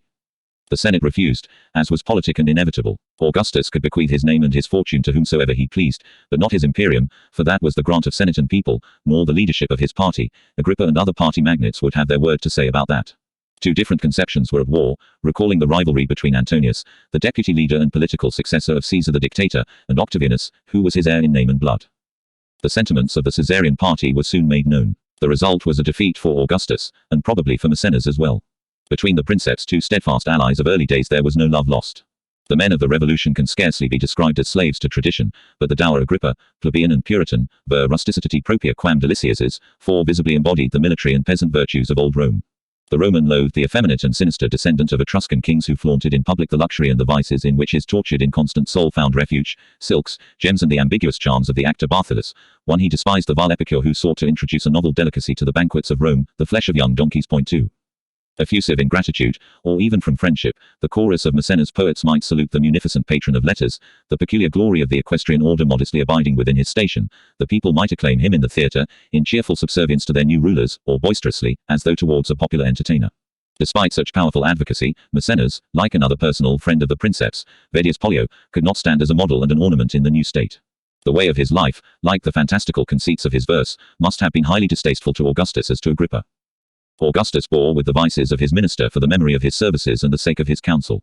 Yet the position of Maecenas had been compromised. He could not withstand Agrippa. Maecenas made a fatal mistake. He told Terentia of the danger that threatened her brother. 3. Augustus could not forgive a breach of confidence. Maecenas' wife was beautiful and temperamental. Life with her was not easy. 4. An added complication was Augustus, by no means insensible, it was rumored, to those notorious charms which the poet Horace has so candidly depicted. 5. Maecenas might be dropped, but not Agrippa, and so Agrippa prevailed. He did not approve of the exorbitant honors accorded to the young and untried Marcellus. Reports ran at Rome of dissension between the two. Agrippa's departure to the east provoked various and inconsistent conjecture. In one version, Agrippa retired in disgust and resentment. 6. In another, his residence in the east is described as a mild but opprobrious form of banishment. 7. There is no truth in this fancy. A political suspect is not placed in charge of provinces and armies. Some at least of the perils which this critical year revealed might be counted if Augustus silenced rumor and baffled conspiracy by openly designating a successor. He might adopt his nephew. Such was perhaps his secret wish, perhaps the intention avowed to his counselors. It was thwarted. Agrippa's conception, backed, it may well be, by a powerful and domestic ally, triumphed over the princeps and his nephew. Agrippa received for himself a share in the power. There would be some warrant for speaking of a veiled coup d'état. It was bad enough that the young man should become consul at the age of 23, his adoption would be catastrophic. Not merely that it shattered the constitutional facade of the new republic, men like Agrippa had no great reverence for forms and names. It went beyond the practices of Roman dynastic politics into the realm of pure monarchy, and it might end in wrecking the Caesarian party. In the secret debate which the historian Cassius Dio composed to illuminate his account of the settlement of 28 and 27 BC, he allotted to Maecenas the advocacy of monarchy, republicanism to Agrippa. The fiction is transparent, but not altogether absurd. Unity was established. It was to a Roman proverb about unity that Agrippa was in the habit of acknowledging a great debt. 1. On the surface all was harmony, as ever, and Agrippa continued to play his characteristic role of the loyal and selfless adjutant, the fidus Achates, unobtrusive but ever present in council and ready for action. Agrippa had been through all the wars of the revolution, and had won most of them. With exemplary modesty the victor of Naulochus and Actium declined honors and triumphs and went quietly about his work, his reward not applause or gratitude but the sense of duty done. The character of Marcus Agrippa seems to lack color and personality. He might be the virtuous Aristides of Greek historians and moralists. The picture is consistent and conventional. It was destined for exhibition to a docile public. Dispassionate scrutiny might have detected certain cracks and stains on this Augustan masterpiece. Virtus begets ambition, and Agrippa had all the ambition of a Roman.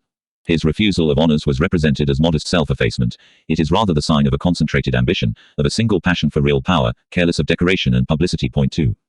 Agrippa's nature was stubborn and domineering. He would yield to Augustus, but to no other man, and to Augustus not always with good grace. 1. His portraits reveal an authentic individual with hard, heavy features, angry, imperious and resolute. There were grounds for the opinion that, if Augustus died, Agrippa would make short work of the princeps' young nephew. 2. The nobles hated the grim upstart, the ruthless instrument of the tyranny that had usurped the privileges and their power.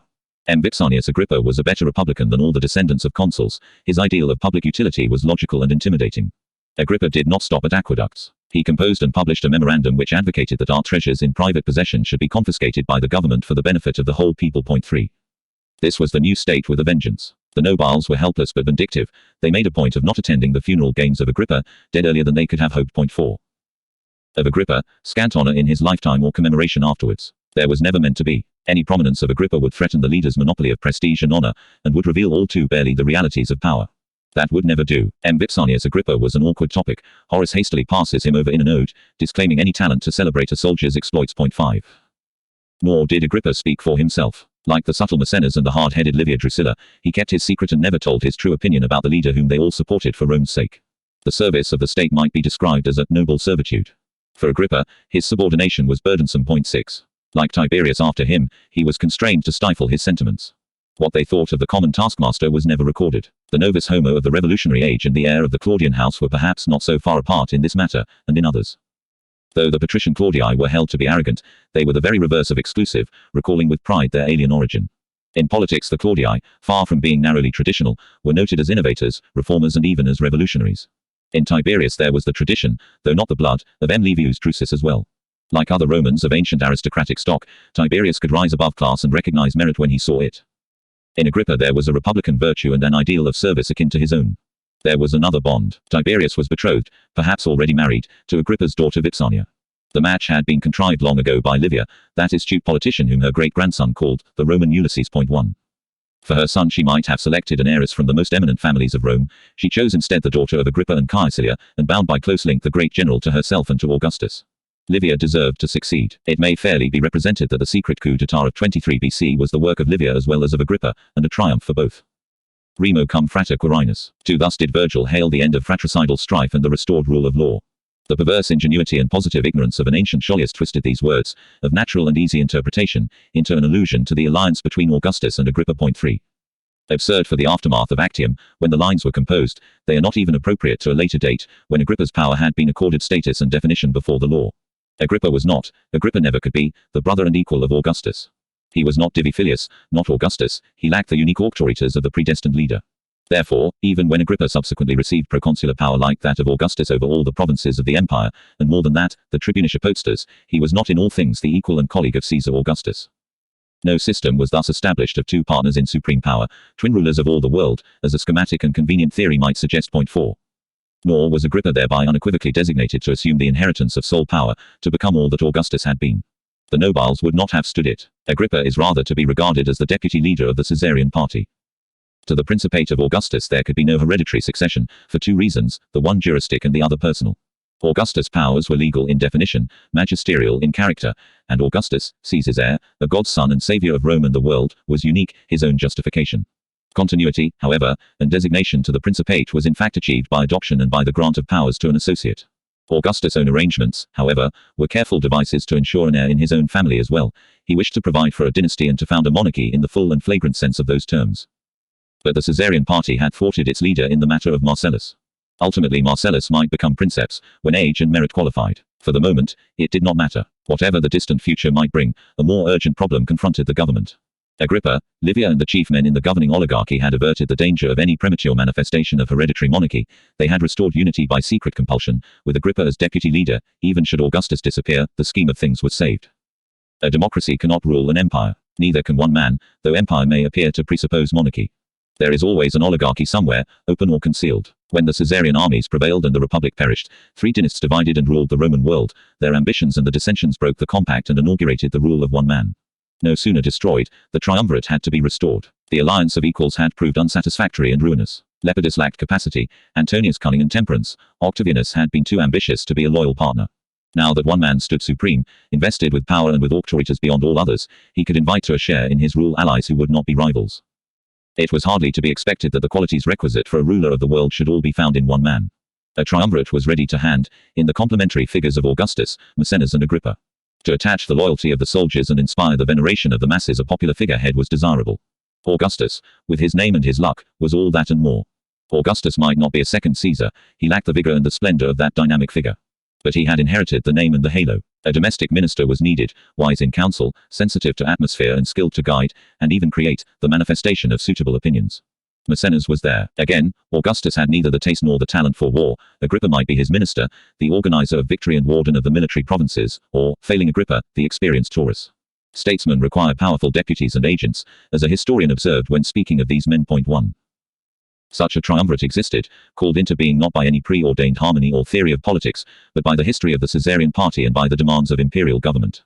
It was not the only formula or the only system available. Indeed, for the Empire of Rome it might be too narrow, especially as concerned provinces and armies. Despite all the delegation to dependent princes or Greek cities in the east and autonomous municipalities in the west, the empire was too large for one man to rule it. Already the temporary severance of east and west in the years between the Pact of Brundisium and the War of Actium had been alarming, because it corresponded so clearly with history and geography, with present needs, with developments of the imagined future. 2 emperors might one day be required, or 4. Yet the fabric must be held together. 2 remedies were available. The princeps might perambulate, visiting each part in turn. Augustus spent long periods of residence in the provinces, at Tarraco, Lugdunum and Samos. But the princeps after all stood at the head of the Roman state and would be required in the capital. It might be desirable to convert the principate into a partnership, devising a vicegerent for the east, and perhaps for the western lands as well. Not only this, the war in Spain was not yet over. Gaul and the Balkans, large regions with arduous tasks to be achieved, might clamor for competent rulers over a long period of years. The extended commands of the late Republic and the Triumviral period, once extraordinary and menacing, could now become safely domiciled in regular and normal administration, held by the principal servants of the government. The appointment of a single deputy leader was not enough. Agrippa at once proceeded to his duties. Before long Marcellus, Tiberius and Drusus would be available to second or to replace him. Even they would not suffice. It would be necessary, behind the facade of the constitution, behind the princeps and his family, to build up a syndicate of government. 1. It is time to investigate in some detail the composition and recruitment of the governing oligarchy, with a special reference to its leading members, the Principes Viri. 24. The party of Augustus. The modest origins of the faction of Octavianus stand revealed in the names of the foundation members, and subsequent accessions have been indicated from time to time. It grew steadily in numbers and in dignity as Caesar's heir recruited followers and friends from the camps of his adversaries until in the end, by stripping Antonius, it not merely swallowed up the old Caesarian party but secured the adhesion of a large number of republicans and could masquerade as a national party. Over 700 senators accompanied Italy's leader in the War of Actium, most of them with scorn and hate in their hearts, yet from the salutary compulsion to derive honor and advancement. Of this imposing total, so Augustus proudly affirmed, no fewer than 83 either had already held the consulate or were later awarded with that supreme distinction. 1. Caesar the dictator augmented the Senate by admitting his partisans. Neither the measure nor the men were as scandalous as was made out then and since. Caesar preserved distinctions. The more discreditable accretions supervened later during the arbitrary rule of a triumvirate which was not merely indifferent, but even hostile, to birth and breeding. The Senate had swollen inordinately, to more than 1,000 members. In order that the sovereign assembly should recover dignity and efficiency when the free state was restored, Octavianus and Agrippa carried out a purification in 28 BC. Of the unworthy elements, some 200 were induced to retire by the exercise of moral suasion. 2.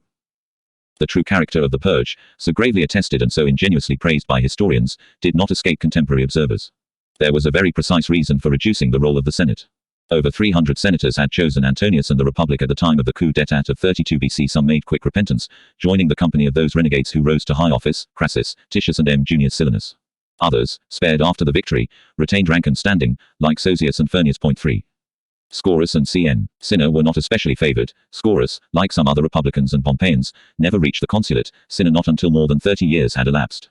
But some perished or disappeared. Nothing is heard again of the consular Elgethius Poplicola or of 3 other Antonian admirals at Actium. 1. Nobiles were required to adorn the Senate of a revived republic. There were far too many Novi homines about. From an ostentation of clemency and magnanimity, some of the minor partisans of Antonius may have been allowed to retain senatorial rank, in name at least. As soon as a census came they would forfeit it, if they had lost their fortunes. After Actium certain cities of Italy were punished for Antonian sympathies by confiscation of their lands for the benefit of the veterans. 2. The estates of 300 and more disloyal or misguided senators were not all tenderly to be spared out of respect for dignity. Local magnates of the Antonian faction in the towns of Italy had local enemies. A number of victims of the purge probably belonged to the deplorable class of senators unable to keep up their station. For the rest, the High Assembly now discarded certain useless or unsound members, lacking claims of pietas towards the princeps, service to the Caesarian cause and protection in high places.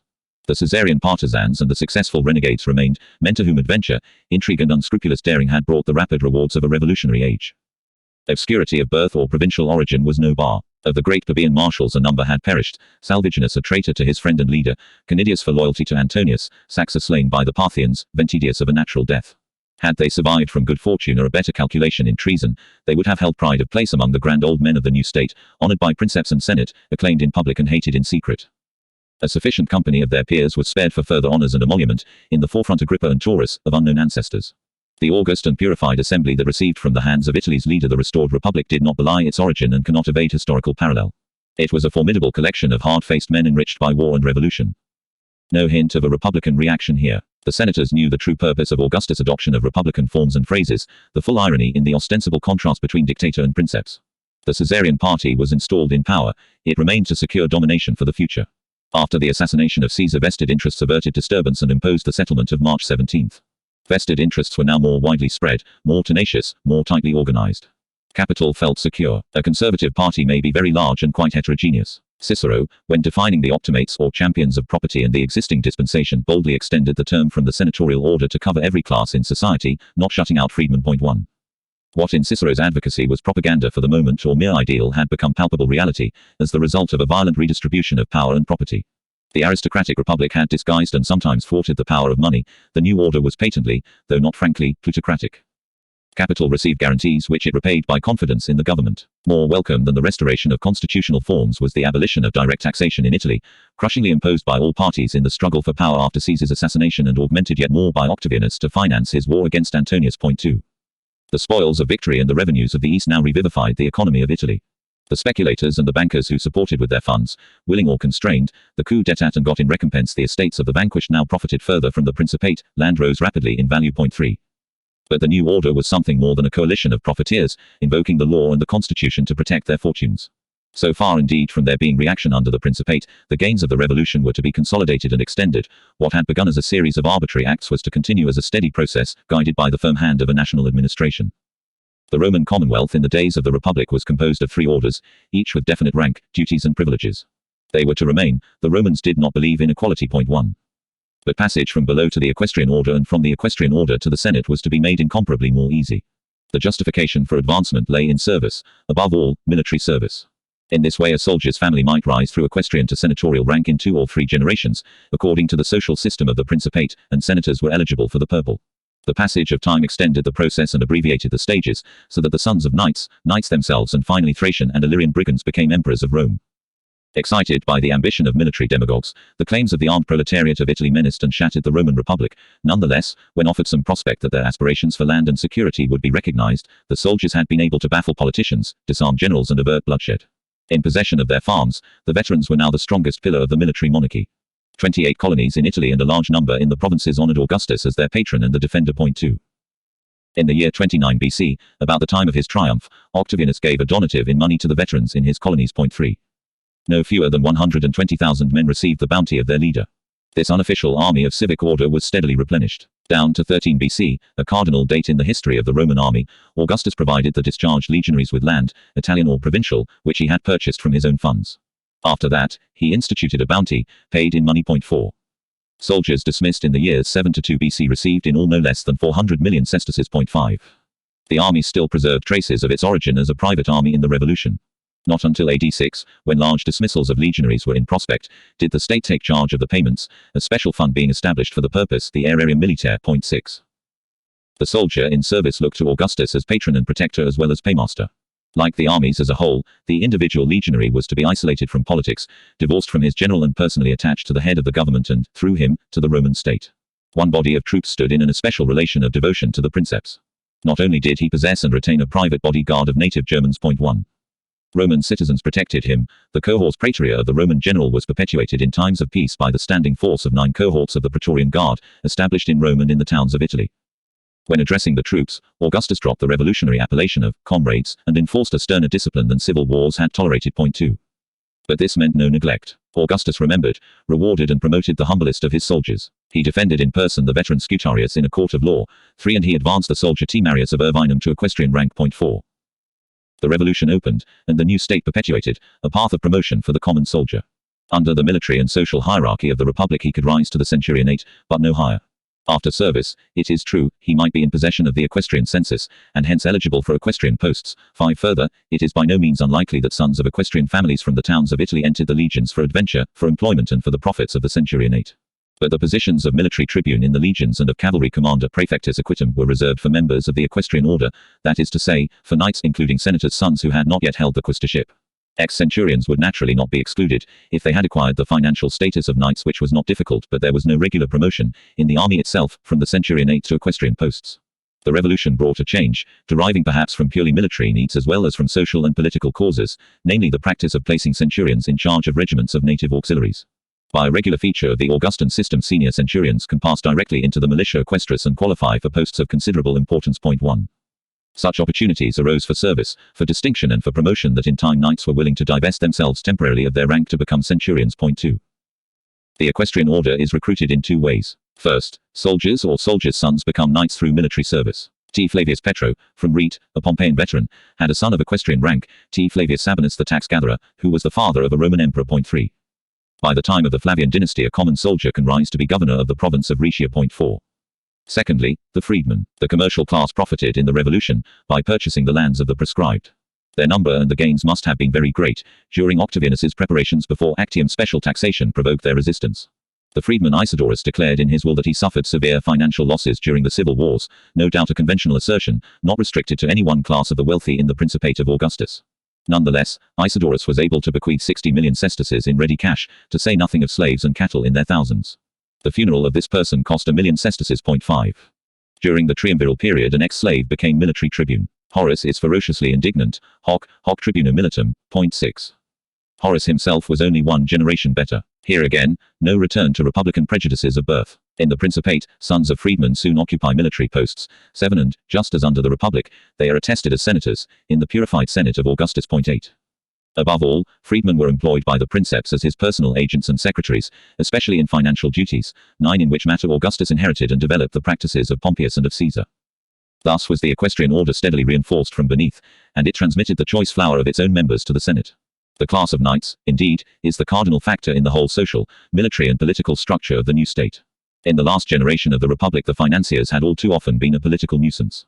When at variance with the Senate, they endangered for gain the stability of the Commonwealth. In alliance they perpetuated abuses in Italy and throughout the provinces, blocking reform and provoking revolution. The knights paid for it in the prescriptions, for knights were the principal and designated victims of the capital levy. Though momentarily thinned, their ranks were soon augmented by a surge of successful speculators. But Augustus did not suffer them to return to their old games. The great companies of publicani die or dwindle. For the most part only minor and indirect taxes in the provinces are now let out to tax farmers. Banished from politics, the knights acquire from the Princeps both usefulness and dignity. An equestrian career of service in the army, in finance and in administration is gradually built up, in itself no sudden novelty, but deriving from common practice of the age of Pompeius, accelerated by the wars of the Revolution and the rule of the Triumvirate. Knights had been of much more value in the armies of Rome than the public and necessary prominence of members of the governing class, proconsuls, legates and quaestors, permitted to be acknowledged. Centurions had no monopoly of long service. Certain knights, active for years on end, won merit and experience with the army commanders of the Republic. Such a man was Caesar's officer C. Volusinus Quadratus. 1. Moreover, a proconsul chose for his agent and chief officer of intendance and supply a knight of no small consequence, the praefectus fabrum. The names alone of some of these officers are sufficient testimony. 2. Wars waged between Romans with veteran armies on either side set a high standard of mobility, supply and strategy, at once enhancing the importance of equestrian praefecti. Not merely in charge of detachments or of single legions, Salvianus Rufus and Cornelius Gallus led whole armies to victory. Salvianus and Gallus are symbols of the revolution. Peace and a well-ordered state can do without such men. Nonetheless, the military knight found ample occupation, and increased rewards, as service became a career, with a hierarchy and with graded honors. 1. C. Velleius Paterculus passed some 8 years as tribunus militum and praefectus equitum. 2. Others served for even longer. T. Junius Montanus is the prime example. 3. Again, in Egypt, a land forbidden to senators, Roman knights commanded each of the legions in garrison. 4. Nor was the practice always confined to Egypt. Elsewhere for the needs of war an equestrian officer might be placed in temporary charge of a Roman legion. 5. Military merit might also earn commendation or patronage for a post in civil life, namely the position of procurator. Augustus enlisted the financial experience of Roman businessmen to superintend the collection of the revenues of his provinces. They were drawn from the aristocracy of the towns, provincial as well as Italian. Thus P. Vitellius of Nuceria and M. Magis Maximus of Eclanum served as procurators. 6. Magis was highly respectable. Some said that Vitellius' father was a freedman. No doubt he had many enemies. Aeneas Seneca, a wealthy man from Corduba, may have held a post of this kind before he devoted himself to the study of rhetoric. Pompeius Macer, who was the son of the Mytilenean historian, was procurator in Asia, 7 and before long 2 men from Gallia Narbonensis acquired, equestris nobilitas, in the financial service. 8.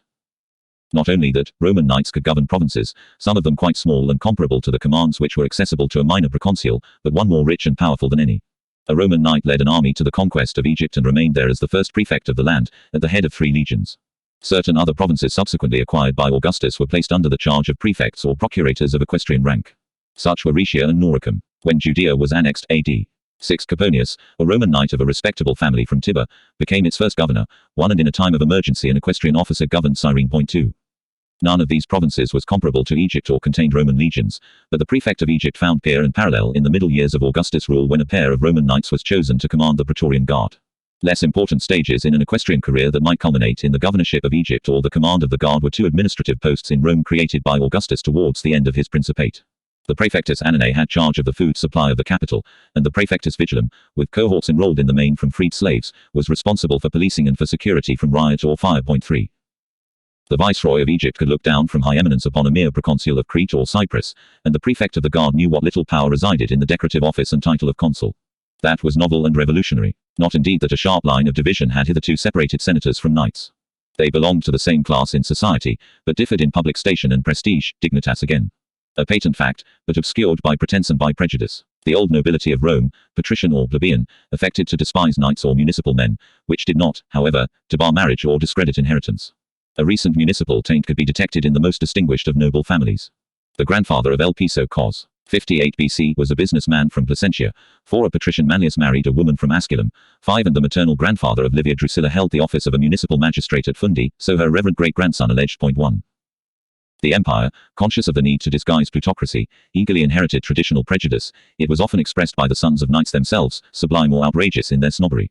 One of them derided Aelius Caenus as an upstart, with solemn rebuke of the princess his paramour for the disgrace she brought upon her family, her ancestors and all posterity by succumbing to the vile embraces of a municipalis adulta. 2. Caenus's father, Caius Strabo, may have been no more than a knight in standing, a citizen of Volsini in Etruria, but Caius became prefect of the guard and viceroy of Egypt. He married a wife from the patrician family of Cornelius Maluginensis. 3. By birth, Caius already possessed powerful connections. His mother was sister to Maecenas Terentia and to an ambitious ill-starred consul best forgotten. Another member of this influential group was C. Proculius, a half-brother of Varro Murena, an intimate friend of the Princeps in earlier days. Augustus, they said, once thought of giving his daughter Julia in marriage to the knight Proculius, who was commended by a blameless character and a healthy distaste for political ambition. 4. In itself, the promotion of knights to the Senate was no novelty, for it is evident that the Senate after Sulla contained many members of equestrian families. 5. Like other senators outside the circle of the consular families, such men were commonly precluded from the highest distinction in the free state. The novus homo might rise to the praetorship, to the consulate, however, only by a rare combination of merit, protection and accident. Here as elsewhere Augustus, under the guise of restoration, nonetheless perpetuated the policy of Caesar, and of the triumvirs, occultior, non melia, his enemies would have said. Under the new regulations, access to the Senate might appear to have been made more difficult, being restricted to those in possession of the badge of senatorial birth, the latus clavis, and a certain fortune. It was not so. The property qualification was low indeed, when judged by the standards of Roman financiers.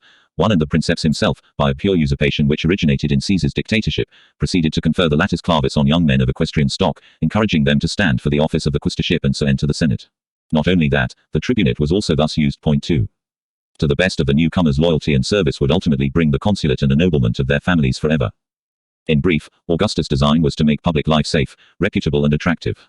Encouragement was not seldom required before the Roman knight was willing to exchange the security and the profits of his own existence for the pomp, the extravagance and the dangers of the senatorial life, of which very rational distaste both Augustus' own equestrian grandfather and his friends Maecenas and Proculius furnished palpable evidence. Again, it often happened that only one son of a municipal family chose to enter the Senate. If it was thus in colonies and municipia that had long been a part of the Roman state, or in wealthy cities of old civilization, what of the backward regions of Italy that had only been incorporated after the Bellum Italicum? Cicero had spoken of Italy with moving tones and with genuine sentiment.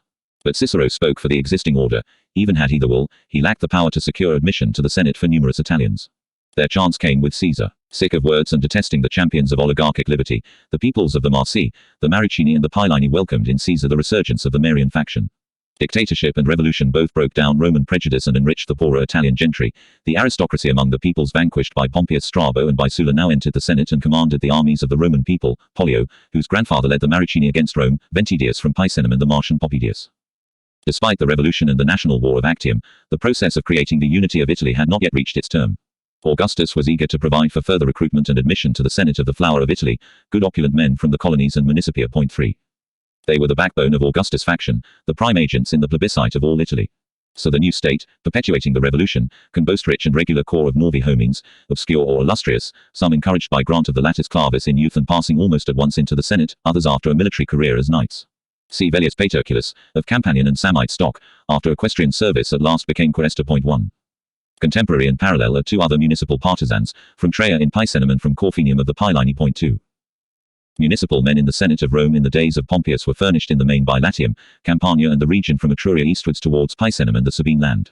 Now they came from all Italy in its widest extension, from the foothills of the Alps down to Apulia, Lucania and Bruttium. Not only do ancient cities of Latium long decayed, like Lanuvium, provide senators for Rome, there are remote towns of no note before or barely named, like Alatrium in the Hernican territory on the eastern border of Latium, Traia in Picenum, Assisium in Umbria, Histonium and Larinum of the Samnite peoples. 3. From the recesses of Apennine and the archaic Sabellian tribes creep forth the unfamiliar shapes of small-town monsters, forelured by ambition and profit, elicited by patronage, bearing the garb and pretext of ancient virtue and manly independence, but all too often rapacious, corrupt and subservient to power. Their manner and habit of speech was rustic, their alien names a mockery to the aristocracy of Rome, whose own Sabine or Etruscan origins, though known and admitted, had been decently masked, for the most part, long ago by assimilation to the Latin form of nomenclature. Some were recent upstarts, enriched by murder and rapine. Others came from the ancient aristocracy of the land, dynastic and priestly families tracing descent unbroken from gods and heroes, or at least from a long line of local magnates, bound by ties of blood and marriage to their peers in other towns, and desperately proud of birth. 1. Of some the town or region is attested, in others the family name, by root or termination, betrays non-Latin origin. One even bears an Umbrian praenomen, and men with gentilitia like Calputanus, Mimicius, Viriasius and Mucidius could never pretend to derive from pure Latin stock. 2. Above and before all stands that blatant prodigy of nomenclature, sex. Sotidius Strabo Libucidius from Canusium. 3. These dim characters with fantastic names had never been heard of before in the Senate or even at Rome. They were the first senators of their families, sometimes the last, with no prospect of the consulate but safe votes for the princeps in his restored and sovereign assembly of all Italy. Names more familiar than these now emerge from municipal status, maintain and augment the dignity and become a part of imperial history. M. Salvius Otho, the son of a Roman knight, sprung from ancient and dynastic stock in Etruscan Ferentum, became a senator under Augustus. 4. P. Vitellius from Nuceria won distinction as procurator of Augustus, his 4 sons entered the Senate. 5. Vespasius Pollio, of a highly respectable family from Nursia, in the recesses of the Sabine land, served in the army as an equestrian officer. 6. His son became a senator, his daughter married the tax gatherer T. Flavius Sabinus. With these families lay the future. Others already had gone farther, securing from Augustus ennoblement of their families. In the forefront the military men, carrying on the tradition of the marshals of the Revolutionary Wars but not imposing so rapid and frequent a succession of alien names on the fasti. M. Vinicius was a knight's son from the colony of Cales. P. Sulpicius Quirinius had no connection with the ancient and patrician house of the Sulpici, he belonged to the municipium of Lanuvium. 1. L. Tarius Rufus, infima Natalium humilitate, probably came from Picenum. 2. The origin of M. Lollius and of P. Silius is unknown. 3. A novus homo held the consulate as colleague of Quirinius in 12 BC 4, but after that the middle period of the Principate of Augustus shows very few new names, save for a Parcianus and a Caecina, unmistakable in their non-Latin termination. 5. In the last years, however, AD 4 to 14, a significant phenomenon, the renewed advance of Novi homines, most of them military. Picenum, as would be expected, supplied soldiers, the 2 Poppae came from an obscure community in that region. 6. Larinum, a small town of criminal notoriety, now furnished Rome with 2 consuls. 7. Another Samnite was M. Papius Metillus Cos. Suff. AD 9 of an ancient dynastic house. 2 other consuls in this period, though not locally identified, are certainly of municipal extraction. 1. These men were representatives of Augustus Italy, many of them from the Italia whose name, nation and sentiments had so recently been arrayed in war against Rome. But Italy now extended to the Alps, embracing Cisalpina. To the wealth of the old Etruscan lands and Campania, to the martial valor of Samnium and Picenum was now added the fresh vigor of the north. The newest Italy of all, Italia Transpadana, renowned already in Latin letters, had sent its sons to seize its senate. Quite early in the Principate 5 or 6 men appear to have begun their senatorial career, coming from the towns of Verona, Patavium, Brixia, Polla and Concordia. 2. Excellent persons, no doubt, and well endowed with material goods. But Augustus was sometimes disappointed, precisely when he had every reason to expect the right kind of senator. Equestrian distaste for public life and for politics, the perennial quis, often proved too strong. There was an ancient and reputable family among the Paelini, the Ovidi. 3. Augustus gave the latis clavis to a promising young Ovidius. This was no commercial upstart, no military careerist rising in social status through service as a centurion. But P. Ovidius Naso was not disposed to serve the Roman people. He might have become a lawyer, a Roman senator, a provincial governor. He preferred to be a fashionable poet, and he paid for it in the end. Through the recalcitrance of P. Ovidius, a certain Q. Varius Geminus acquired the distinction, proudly recorded on his tomb, of being the first senator from all the Paelini. 4. As has been shown, Augustus affirmed and consolidated the alliance of the propertied classes in two ways, by creating an official career for Roman knights and by facilitating their entry to the Senate. The Concordia Ordinum thus achieved was at the same time a consensus Italiae, for it represented a coalition of the municipal families, whether in the Senate or not, all alike now looking to Rome as their capital, to the Princeps as their patron and defender. The towns of Italy contributed soldiers, officers and senators to the Roman state. They were themselves a part of it. The bond of unity was organic and grew stronger with time. The votes of confidence of the municipia had been invoked in the crisis of civil war. They were not to be neglected in peace. Augustus encouraged the towns to commend candidates for military posts in the equestrian service. 1.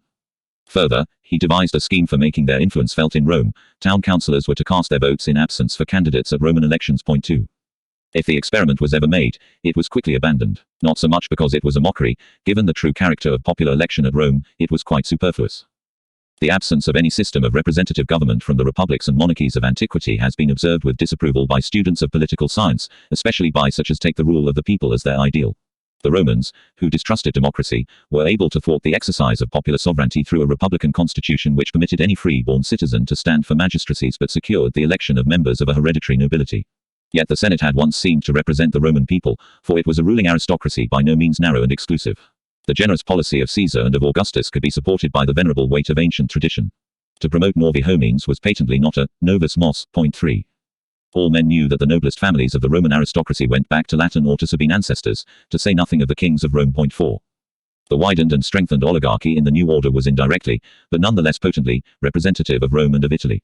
In form, the constitution was less republican and less democratic, for eligibility to office was no longer universal, but was determined by the possession of the latis clavis. In its working it was liberal and progressive. Moreover, every class in society from senators down to freedmen now enjoyed status and function in the comprehensive, traditional and conservative party that had superseded the spurious republic of the nobiles. No mere stabilizing here, but a constant change and renewing. Liberal theory and the long-desired unifying of Italy may with propriety be taken to commend and justify, but they do not explain in root and origin, the acts of Caesar and of Augustus. In granting the Roman franchise and in spreading their clientela, those rulers inherited the dynastic devices along with the ambitions of earlier Roman politicians, practiced since immemorial time but now embracing a whole empire, to the exclusion of rivals. Nor was it for reasons of theory that Caesar and Augustus attached to their party and promoted to the Senate the aristocracy of Italy. Senators represented, not a region or a town, but a class, precisely the men of property, boni viri locuplets. As the augmentation of the governing faction was not the execution of a theory or the act of any one man, it could hardly be suspended at one blow. Even had he desired, a ruler would be impotent to arrest the working of a natural process. How soon and how far it would go beyond Italy, which of the personal adherents of the new dynasty, the chieftains of Gallia Comata, the wealthy aristocracy of Asia and even the kings of the East, would enter the imperial senate, time and circumstance would ordain. 1. Over all the world were zealous and interested defenders of the established order, cities, dynasts and kings, Roman citizens and natives. The provincial recruited for service in the auxiliary regiments might receive the Roman citizenship as the reward of valor, and many men from the provinces entered the legions of the Roman people, whether they already possessed the Roman franchise or not. Hence a steady diffusion of Roman ways and sentiments, a steady reinforcement of the citizen body. Above all, the propertied classes in the towns of the empire, east and west, stood firm by their protector. The vassal kings, though still in name the allies of the Roman people, were in fact the devoted clients of the princeps, and behaved as such. 2. The cultivated Juba, the husband of Antonius' daughter, the brutal and efficient Herod, whom Agrippa prized so highly, Polemarchus of Pontus or the Thracian dynasts, all worked for Rome, as though provincial governors. Augustus regarded the kings as integral members of the empire. 1 century later the imperial senate of Rome welcomed to its membership the descendants of kings and tetrarchs. 2. In the provinces of the West, from continuous immigration, from the establishment of veteran colonies and from the grant of the Roman franchise to natives, the citizen body was widely diffused, and there were numerous colonies and municipia. Spain and Narbonensis, along with northern Italy until recently provincial, vigorous and prosperous regions, were loyal to the government of Rome now that they had passed from the clientela of the Pompei to that of the Julii. Supplying a preponderance, perhaps already in the time of Augustus, of the recruits for the legions of the West, these lands gradually invade and capture the whole social and administrative hierarchy in the first century of the Principate until they set a provincial emperor upon the throne and found a dynasty of Spanish and Narbonensian rulers. Augustus will hardly have desired or sought to stem their steady advance. Augustus, it is commonly held, lacked both the broad imperial vision and the liberal policy of Caesar, a grave exaggeration, deriving from that schematic contrast between Caesar the dictator and Augustus the princeps which may satisfy the needs of the moralist, the pedagogue or the politician but is alien and noxious to the understanding of history. Point 3. The difference between the policy of the two rulers will be explained in large measure by circumstances. By the time Augustus acquired sole power, the revolution had already proceeded so far that it could abate its rhythm without any danger of reaction. The greater number of his partisans had already been promoted and rewarded. Caesar's liberalism is inferred from his intentions, which cannot be known, and from his acts, which were liable to misrepresentation. Of his acts, one of the most significant might appear to be his augmentation of the Senate by the promotion of adherents obscure or even provincial in extraction. In purpose and in effect that measure was neither revolutionary nor outrageous, and the recruitment of novi homines was perpetuated and regularized by Caesar Augustus. Caesar admitted provincials. No evidence that Augustus expelled them all. The descendants of the Narbonensian partisans remain. Point 1. Of the men from Spain, Saxa and Balbus were dead, but the younger Balbus went on in splendor and power to hold the proconsulate of Africa and a triumph, the last ever celebrated by a senator. Moreover, Junius Gallio, an opulent rhetorician from Spain and a friend of the Anare, and a certain Pompeius Macer, the son of the procurator of Asia, entered the Senate during the reign of Augustus, soon followed by Cn. Domitius Afer, the great orator from Nemosis. Point 2. Men from the provinces served as officers in the equestrus militia. 3. Further, they held prokuratorships and high equestrian posts under Augustus, which gave them rank comparable to the consulate in the senatorial career. 2, if not 3, provincials were prefects of Egypt. Point 4. The sons of such eminent personages regularly entered the Senate under the new order. Point 5. Augustus exalted Italy, but the contrast between Italy and the provinces is misleading and erroneous when extended to colonies of full citizen rights in the provinces, for they are an integral part of the Roman state, wherever they may be, Corduba, Lugdunum, or even Pisidian Antioch. Point 6.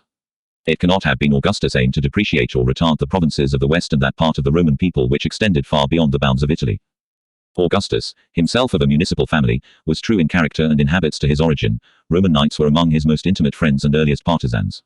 In the first months of its existence the faction of Caesar's heir numbered hardly a single senator, in its first years, few of distinction.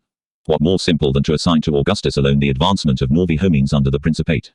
That is to leave out the influence of his adherents. The Princeps was not altogether a frank enthusiast for merit wherever it might be discovered and careless of class, but a small-town bourgeois, devoted and insatiable in admiration of social distinction. Caesar and Tiberius, the Julian and the Claudian, knew their own class better and knew its failings. His name, his ambition and his acts had denied the revolutionary leader the support of the nobiles in his youth. Before his marriage to Livia, only one descendant of a consular family, Cn. Domitius Calvinus, belonged to the faction. Octavianus was acutely conscious of the need of aristocratic adherence. The advantageous matrimonial alliance soon showed its effects. App. Claudius Pulcher and M. Valerius Messala were quickly won over. But the aristocracy was slow to forgive the man of the prescriptions. The Princeps had his revenge. He did not care to exclude any large body of nobiles from the Senate. But the master of patronage could attach to his cause even the most recalcitrant of the nobiles, and some, like Cn.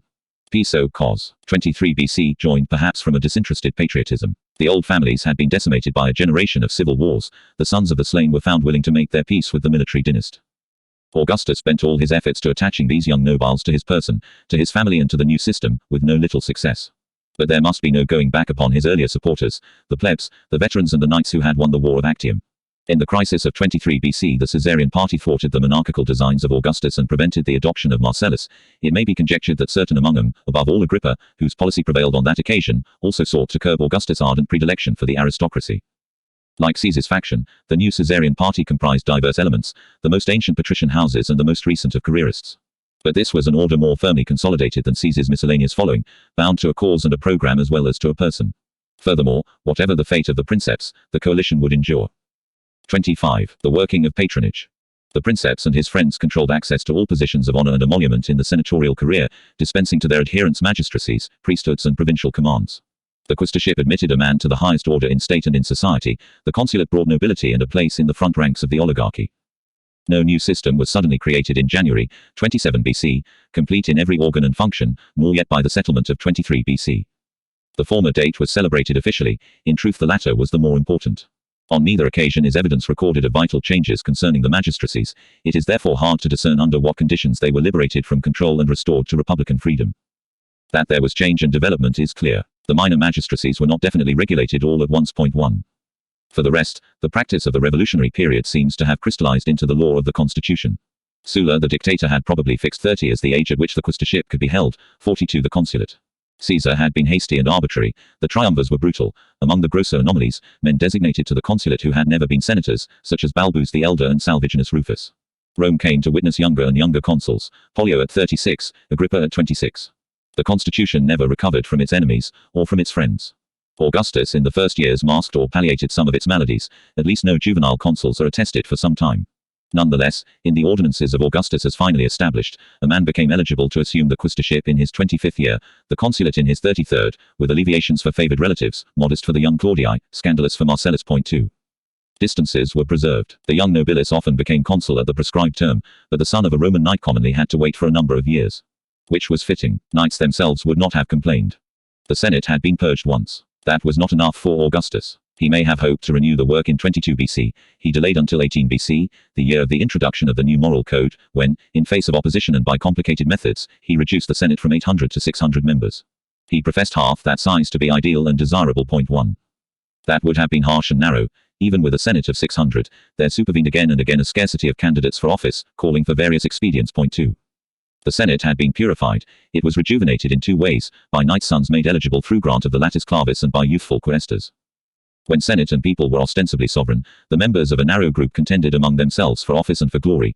Behind the facade of the constitution the political dynasts dealt out offices and commands to their partisans. The dynasts had destroyed the republic and themselves, down to the last survivor, Caesar's heir. Engrossing all their power and all their patronage, he conveniently revived the republic to be used as they had used it. To the people Augustus restored freedom of election. Fed by the bounty and flattered by the magnificence of their champion, the plebs of Rome knew how they were expected to use that freedom. On the other hand, the candidate, at least for the consulate, would do well to seek the approbation of the princeps. He did not nominate candidates, that would have been invidious and superfluous. His will prevailed, in virtue of auctoritas. 3. In the first 4 years of the new dispensation Augustus kept a tight grasp on the consulate, as the names on the fasti attest and prove. Nor is there a hint anywhere of electoral ambition, corruption or disorders. Emerging with renewed strength from the crisis of 23 BC, the princeps demonstrated his security by specious surrenders in certain provinces of public affairs, and by the promise, it may be, of an imminent program of reform. The consulate he gave up, converted since Actium into an office of ostensible authority through Augustus' continuous tenure, and regaining its annual and republican dignity, it now seemed worth having to the aristocracy. From one fraud Augustus was debarred. He had already restored the republic once, he could not do it again. Agrippa departed from Rome before the end of 23 BC, removing from men's eyes one of the visible evidences of military despotism. Next year Augustus himself set out on a tour of the eastern provinces 22 to 19 BC, while Agrippa in his turn passed westwards and went to Gaul and Spain 20 to 19 BC after a brief sojourn in Rome. For a time the capital city was relieved of the burdensome presence of both her rulers. There followed a certain relaxation in the control of elections, from accident or from design. Augustus' intentions may have been laudable and sincere, more likely that the princeps wished to teach the nobles a sharp lesson by conjuring up the perils of popular election and unrestricted competition. The Roman plebs clamored that Augustus, present or absent, should assume the title of dictator. When he refused, they persisted in the next best thing, leaving vacant one of the 2 consulates for the next year, 21 BC. 2 nobles then contended, L. Junius Silanus and Q. Lepidus, the latter was finally elected. 1. After an interval the same trouble recurred. The year 19 BC opened with Augustus still absent, and only one consul in office, C. Sentius Saturninus. There was need of a strong hand, and Saturninus was the man to exert himself, firm and without fear. 2. What name the enemies of the government found for his behavior has escaped record. One of them was removed by violence. A certain Ignatius Rufus when Aedile several years before had organized his private slaves and other suitable individuals into a company for suppressing outbreaks of fire. 3. He won immense favor with the mob and was elected praetor. Encouraged by his success, Rufus put forward his candidature for the consulate in 19 BC. Saturninus blocked him, announcing that, even if elected by the people, Rufus should not become consul. The abandoned scoundrel, per omnia gladiatori quam senatori propria, soon paid the penalty for his popularity and his temerity. Arrested with certain accomplices on a charge of conspiring to take the life of the princeps, he was imprisoned and executed. 4. Ignatius Rufus was a cheap victim. Public disturbances recalled the authentic republic, something very different from the firm order that had prevailed in the first 4 years of the Principate. Riots in Rome could not imperil peace so long as the princeps controlled the armies. Nor indeed had there been serious danger in Rome itself. During the absence of the ruler 22 to 19 BC each year one of the 2 consuls had been a partisan of Augustus and a military man, the first to ennoble his family, namely L. Aruntius, M. Lollius, P. Silius Nerva and C. Sentius Saturninus, and when Saturninus resigned late in the year 19 BC he was replaced by M. Vinicius, another of the marshals. Nor will it be forgotten that Taurus was there all the time, with no official standing. 1. Rome was glad when Augustus returned. His rule, now more firmly consolidated, went on steadily encroaching upon the departments of Senate and people, law and magistrates. Electoral disorders were barely heard of again. The domination of the triumvirs had created numerous consuls, in 33 BC no fewer than 8, with masses of Novi Homines promoted for merit to achieve distinction. The suffect consulates of Ventidius and Carinus in 43 BC showed the way. At first the dynasts were temperate. Then after the Pact of Brundisium the nature of their revolutionary rule shows itself clearly on the Fasti. In the 7 years 39 to 33 19 Novi Homines appear as against 9 nobiles. 2. After seizing power in 32 BC, Octavianus has sole control of patronage, advancing his own partisans, in 31 to 29 4 Novi Homines and 5 nobiles. With 28 BC annual consulates come back, monopolized at first by Augustus, Agrippa and Taurus. Of the consuls of the period 25 to 19 BC, 8 come of new families against 5 nobles. 3. The restored republic, it is evident, meant no restoration of the nobiles, the proportion on the Fasti showing no great change from the triumviral period. After 19 BC, however, a development is perceptible. Yet this may be a result, not only of Augustus' own enhanced security, with less cause to fear and distrust the nobiles, but of accident. To replenish the ranks of the nobiles, mercilessly thinned by war and prescriptions, a new generation was growing up, and along with them the sons of Novi Homines ennobled in the revolution. From 18 to 13 BC only 2 Novi Homines appear on the Fasti, both with military service to their credit, as against 11 nobiles. 1. Conspicuous among the latter are men whose fathers through death or defeat in the civil wars had missed the consulate. Here and on the Fasti of the years following are to be discovered the aristocrats who rallied to the Principate, receiving the consulate at the earliest age permissible, if not with dispensations, the young Ahenobarbus, T. Claudius Nero and his brother Nero Claudius Drusus, P. Cornelius Scipio, 3 Corneli Lentuli, L. Calpurnius Piso, Lullus Antonius and the 2 Fabii Maximi. Most of them were entrapped in the matrimonial and dynastic policy of Augustus. 2. While depressing the powers, Augustus intended to restore the public and official dignity of the supreme magistracy of the Roman Republic. The Fasti in the middle years of his principate recall the splendor of that last effulgence before the war of Pompeius and Caesar. He persevered for a long time, hardly ever admitting a suffect consul. After 19 BC, down to and including 6 BC, a period of 13 years, only 4 are recorded, 2 of them caused by death. 3. Augustus was baffled by circumstances. More and more sons of consuls grew to maturity, claiming honors as of right. Again, as his own provincia gradually developed into a series of separate commands, it was right that they should be regarded and governed as separate provinces, many of them by the size of their armies already called for legates of consular standing. Yet this was apparent by 12 BC at least, when 4 or 5 large commands already existed. 4. It was some time before their number increased through division of provinces, through new conquests and by the creation of Moesia to the 7 military commands which the developed system could show in the last years of the princeps' life. Not until 5 BC do suffect consuls become frequent and regular upon the Fasti. The date is not accidental, the flagrant dynastic policy of Augustus constrained him to bid for the support of the nobiles. Hence a steady cheapening of the consulate. In effect, it went now by nomination. Election by the people might be a mere form, but it could not be abolished by a statesman who claimed to have restored the free state. That was left to Augustus' successor, no doubt in virtue of his final instructions. 1. The year AD 14 marks the legal termination of the Republic. It remains to indicate the ostensible qualification for ennoblement in the Principate, and the real working of patronage.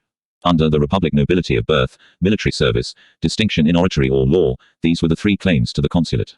An orator might make mock of a jurist when urging a soldier's claims to the consulate. 2. None of them could prevail alone. Neither law nor oratory would carry a man far, save when a conspicuous dearth of ability drove a group of nobiles to take up a popular candidate for fear of something worse, or a political dynast was insistent to promote a deserving partisan. Pompeius, however, could not or would not support the Pisan intriga, the loquacious Lollius Palicanus. 3. Service in war might find no higher reward than the praetorship, unless aided by such powerful protection as the low-born Afranius had from Pompeius, and Pompeius's consul Gabinius was a politician as well as a soldier. In fact, nobility of birth prevailed and designated its candidates, often in advance, to the very year. It took the compact of Lucca to rob L. Domitius Ahenobarbus of his consulate in 55 BC, for the Roman voter, free citizen of a free community, might elect whom he would. His suffrage went to ancestry and personality, not to alluring programs or solid merit. Caesar and the triumvirs had changed all that. Nonetheless, though modified, the old categories subsisted. 5. Descent from consuls secured the consulate even to the most unworthy, which was held to be right and proper, a debt repaid to ancestors who had deserved well of the Roman people. 6. Yet there were certain nobiles whose merits fell short of recompense in the reign of Augustus. Eloquence and the study of the law illustris domi artes ennobled their adepts. Under the new order Cicero would have won the consulate without competition, held it without ostentation or danger, and lived secure as a senior statesman, much in demand on decorative occasions as speaker for the government. It was necessary to be pliable. The spirit of independence cost an honest, original and scholarly lawyer, M. Antistius Labeo, his consulate. 1. With peace and prosperity polite arts returned to favor. Certain of the nobiles, old or recent, displayed some show of talent in oratory or letters. Pollio and Messala still dominated the field. Gallus and Messallinus recalled but could not rival their parents. Paulus Fabius Maximus, of varied and perhaps meretricious talent, propagated in Rome the detestable Asianic habit of rhetoric which he was happy to advertise as proconsul in the clime of its birth. 2. L. Calpurnius Piso acquired more favor as a patron than from his own productions. Of the younger generation of the Vinici, the one was an elegant speaker and man of fashion, not altogether approved of by Augustus. 3. The other, a critic of exacting taste, so they said, had Ovid's poems by heart. 4. Nobiles did not need to adduce proficiency in the arts. Of the Novi Homines, see Attius Capito 1. Promotion as a politician more than as a lawyer. 5. Nor will the orator Q. Hatterius have shown any alarming independence. 6. Certain of the most original or most lively talents, like Cassius Severus, were doomed to opposition. It would be impertinent and pointless to scrutinize the merits that conferred the consulate upon C. Valgius Rufus, an erudite person who wrote poems and composed a treatise on the science of botany, which he dedicated to Augustus. 7. For the upstart of ability, militaris industria, was the most valuable endowment. Service in war and the command of armies brought the highest distinction to men whose youth had been trained in the wars of the Revolution and whose mature skill, directed against foreign enemies, augmented the glory and the security of the new state. Some were passed over, such as M. Lurius and P. Carisius, both of whom had served against Sex Pompeius and elsewhere, but L. Tarius Rufus, an admiral at Actium, rose at last to the consulate after a command in the Balkans. 1.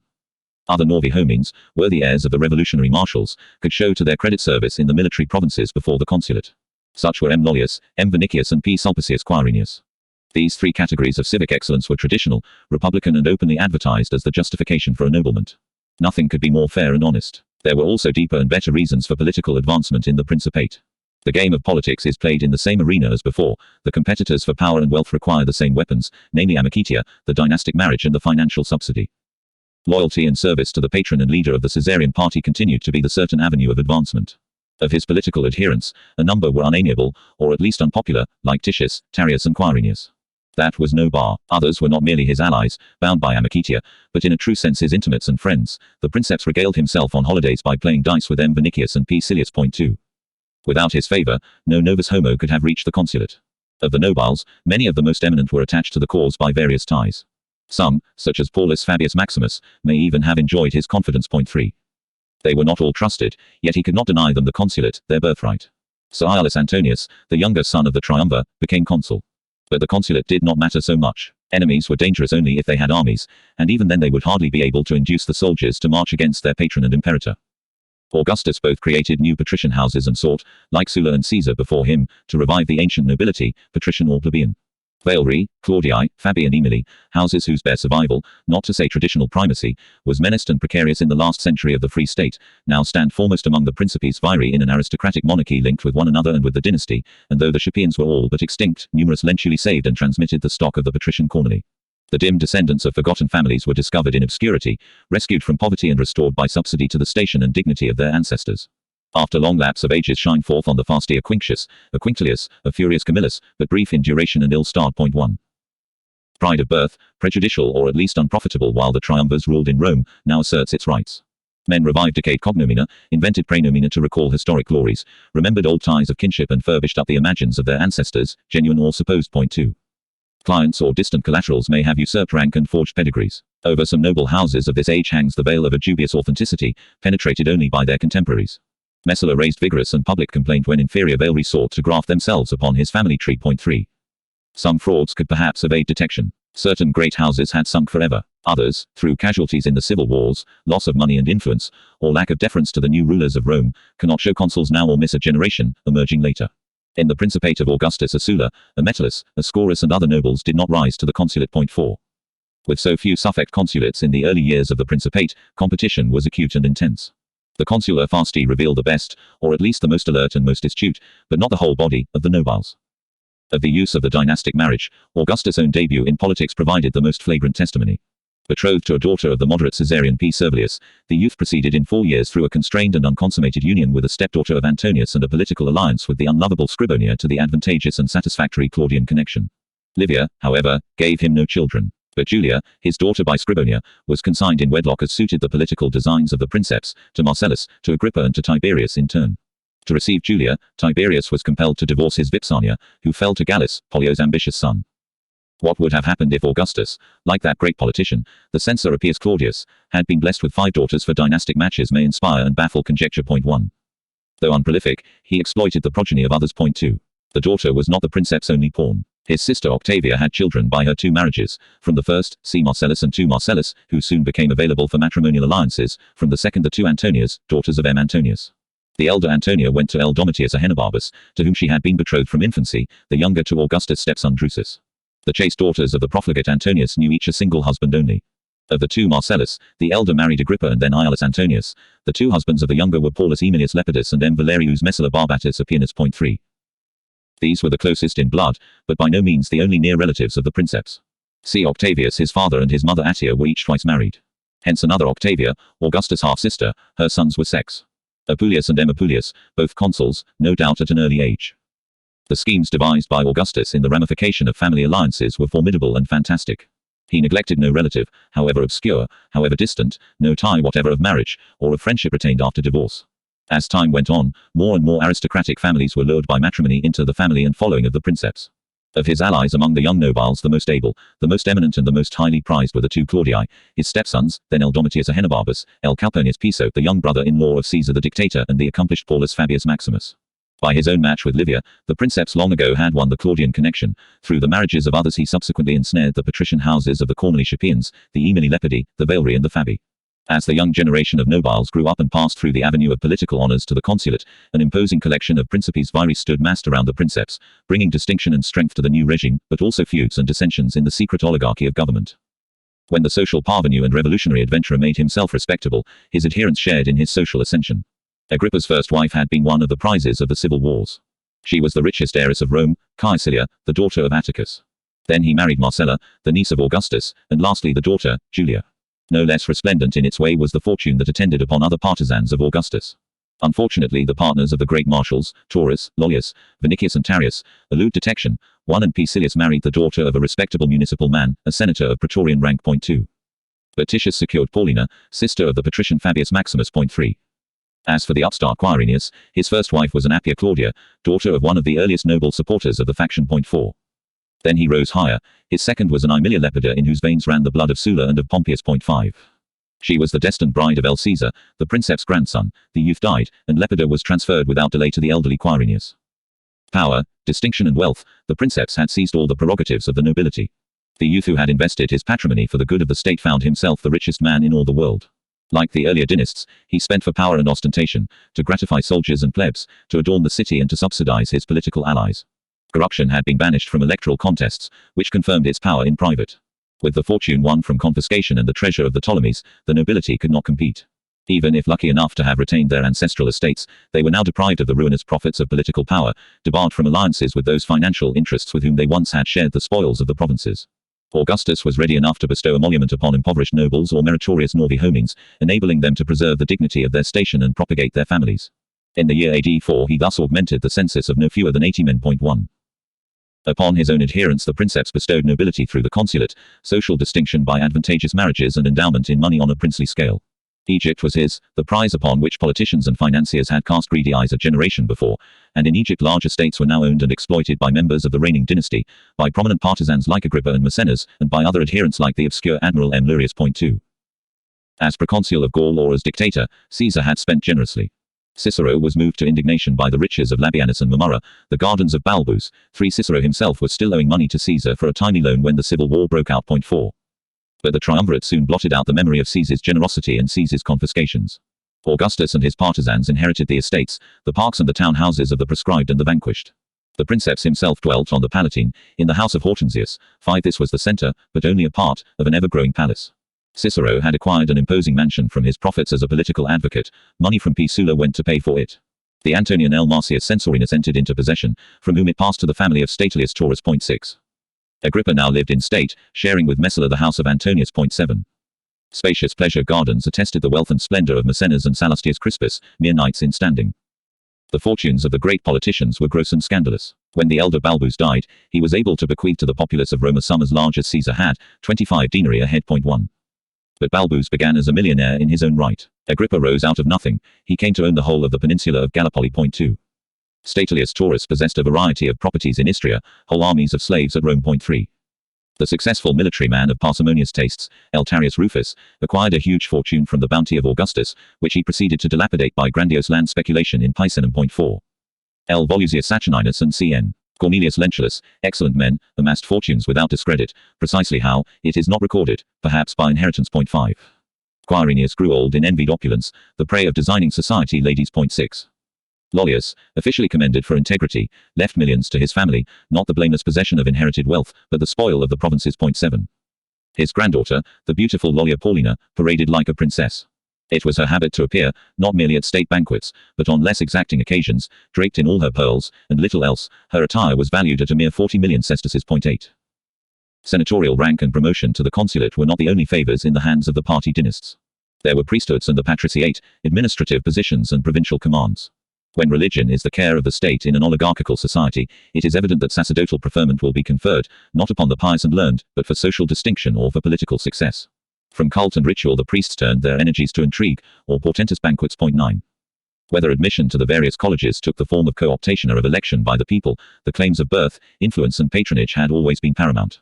Nobles, and above all patricians, had a long start. Aemilius Lepidus became a pontifex at the age of 25, when he was a patrician.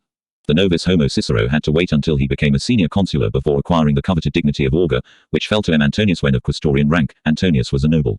But Antonius required all Caesar's influence behind him. He was contending against Ahenobarbus. 2. Augustus' revival of ancient colleges that had lapsed for centuries was not merely a sign of his pious care for the religion of Rome. The existing colleges had naturally been filled with partisans during the revolution. They continued thus to be recruited. 3.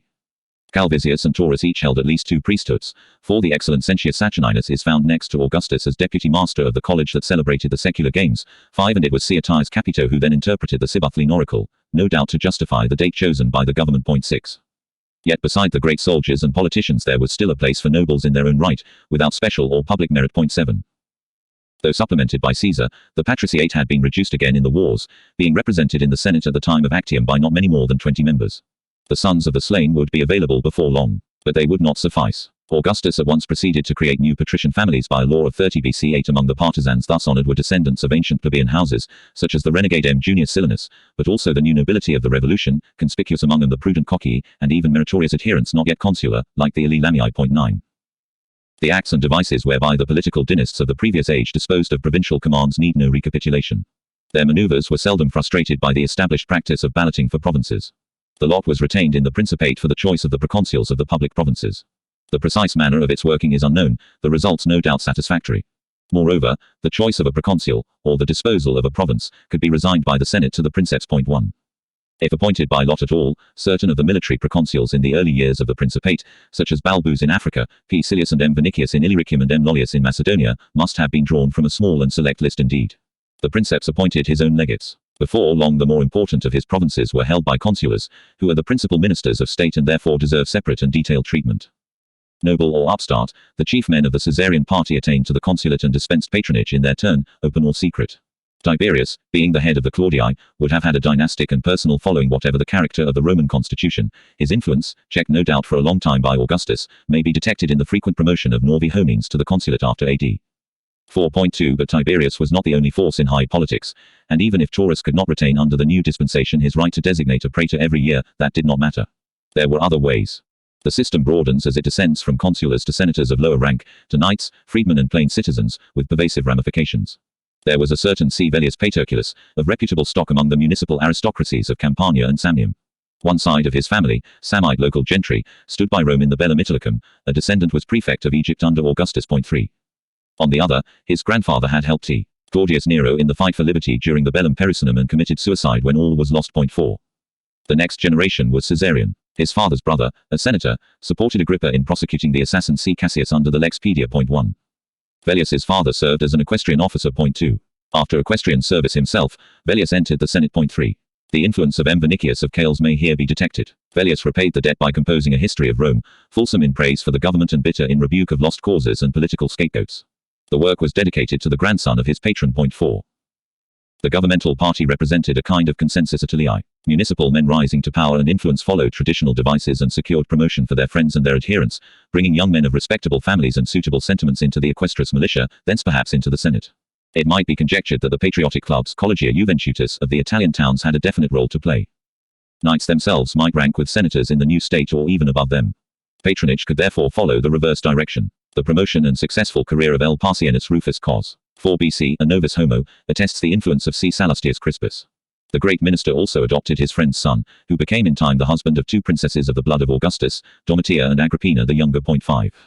A kinsman of the poet Propertius entered the Senate. This man had married well. His wife was Aelia Galla, the daughter, it may be presumed, of that Aelius Gallus who was the second prefect of Egypt, VI and who was subsequently to adopt the son of Caius Strabo, Aelius Caenus. Caius, the son of a Terentia, had married a wife from a patrician family.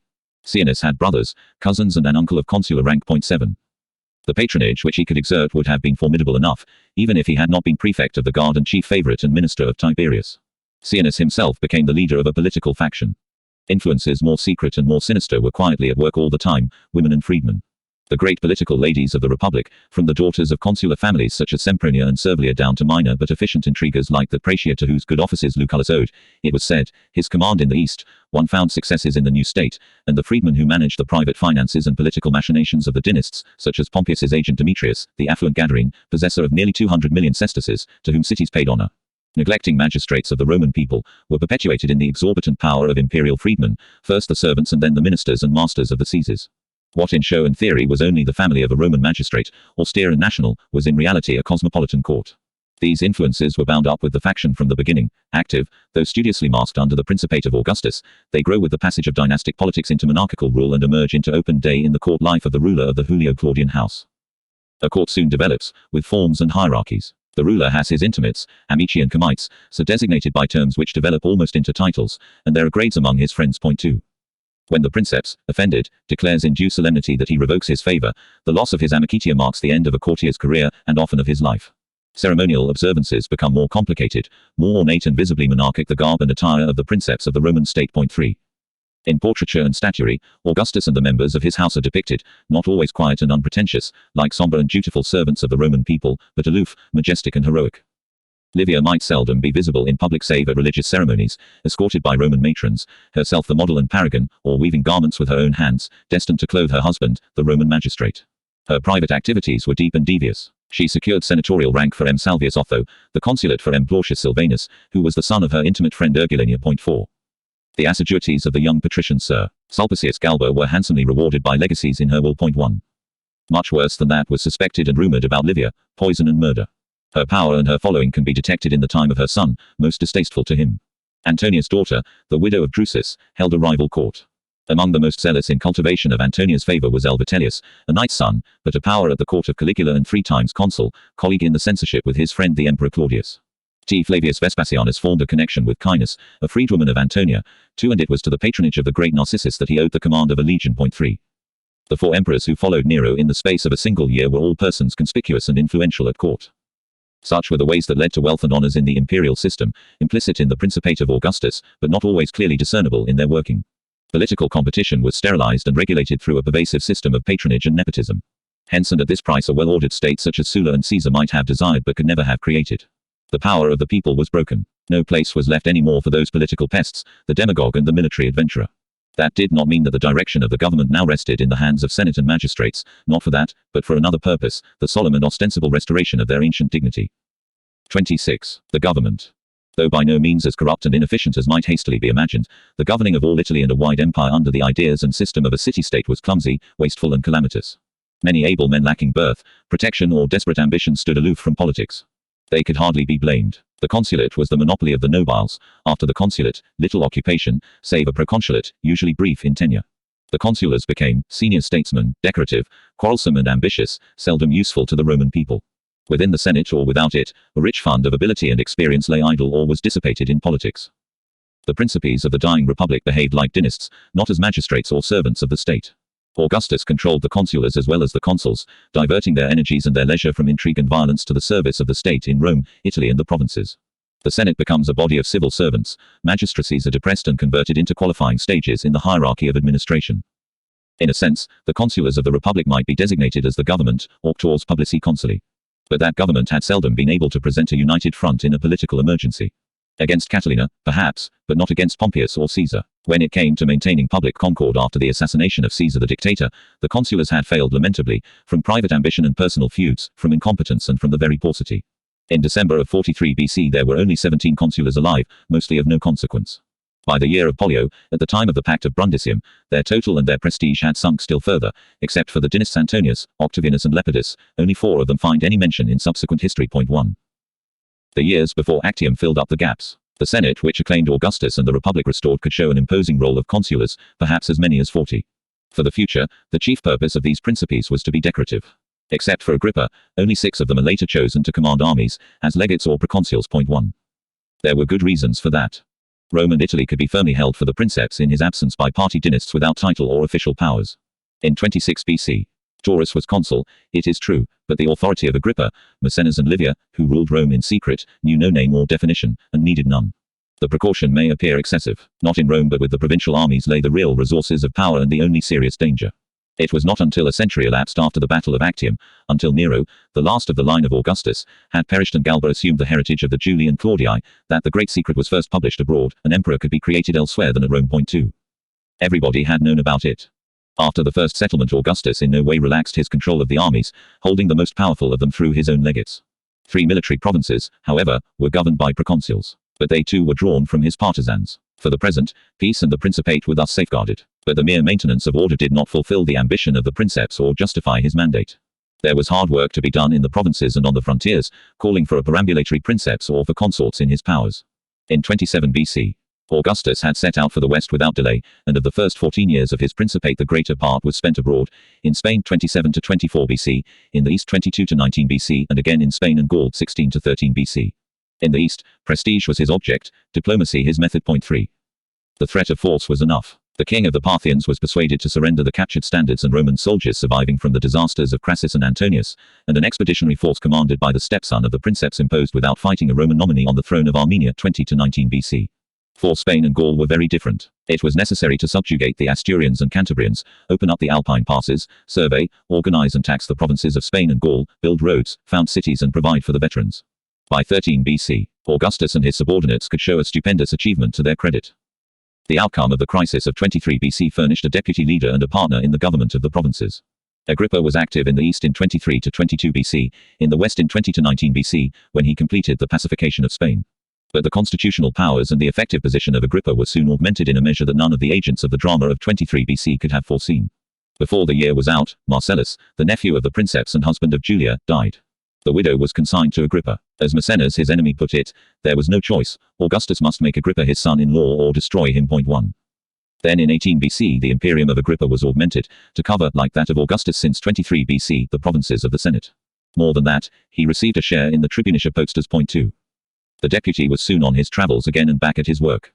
After a sojourn of 4 years as vicegerent of the East, Agrippa came to Rome in 13 BC, to find Augustus newly returned from Spain and Gaul.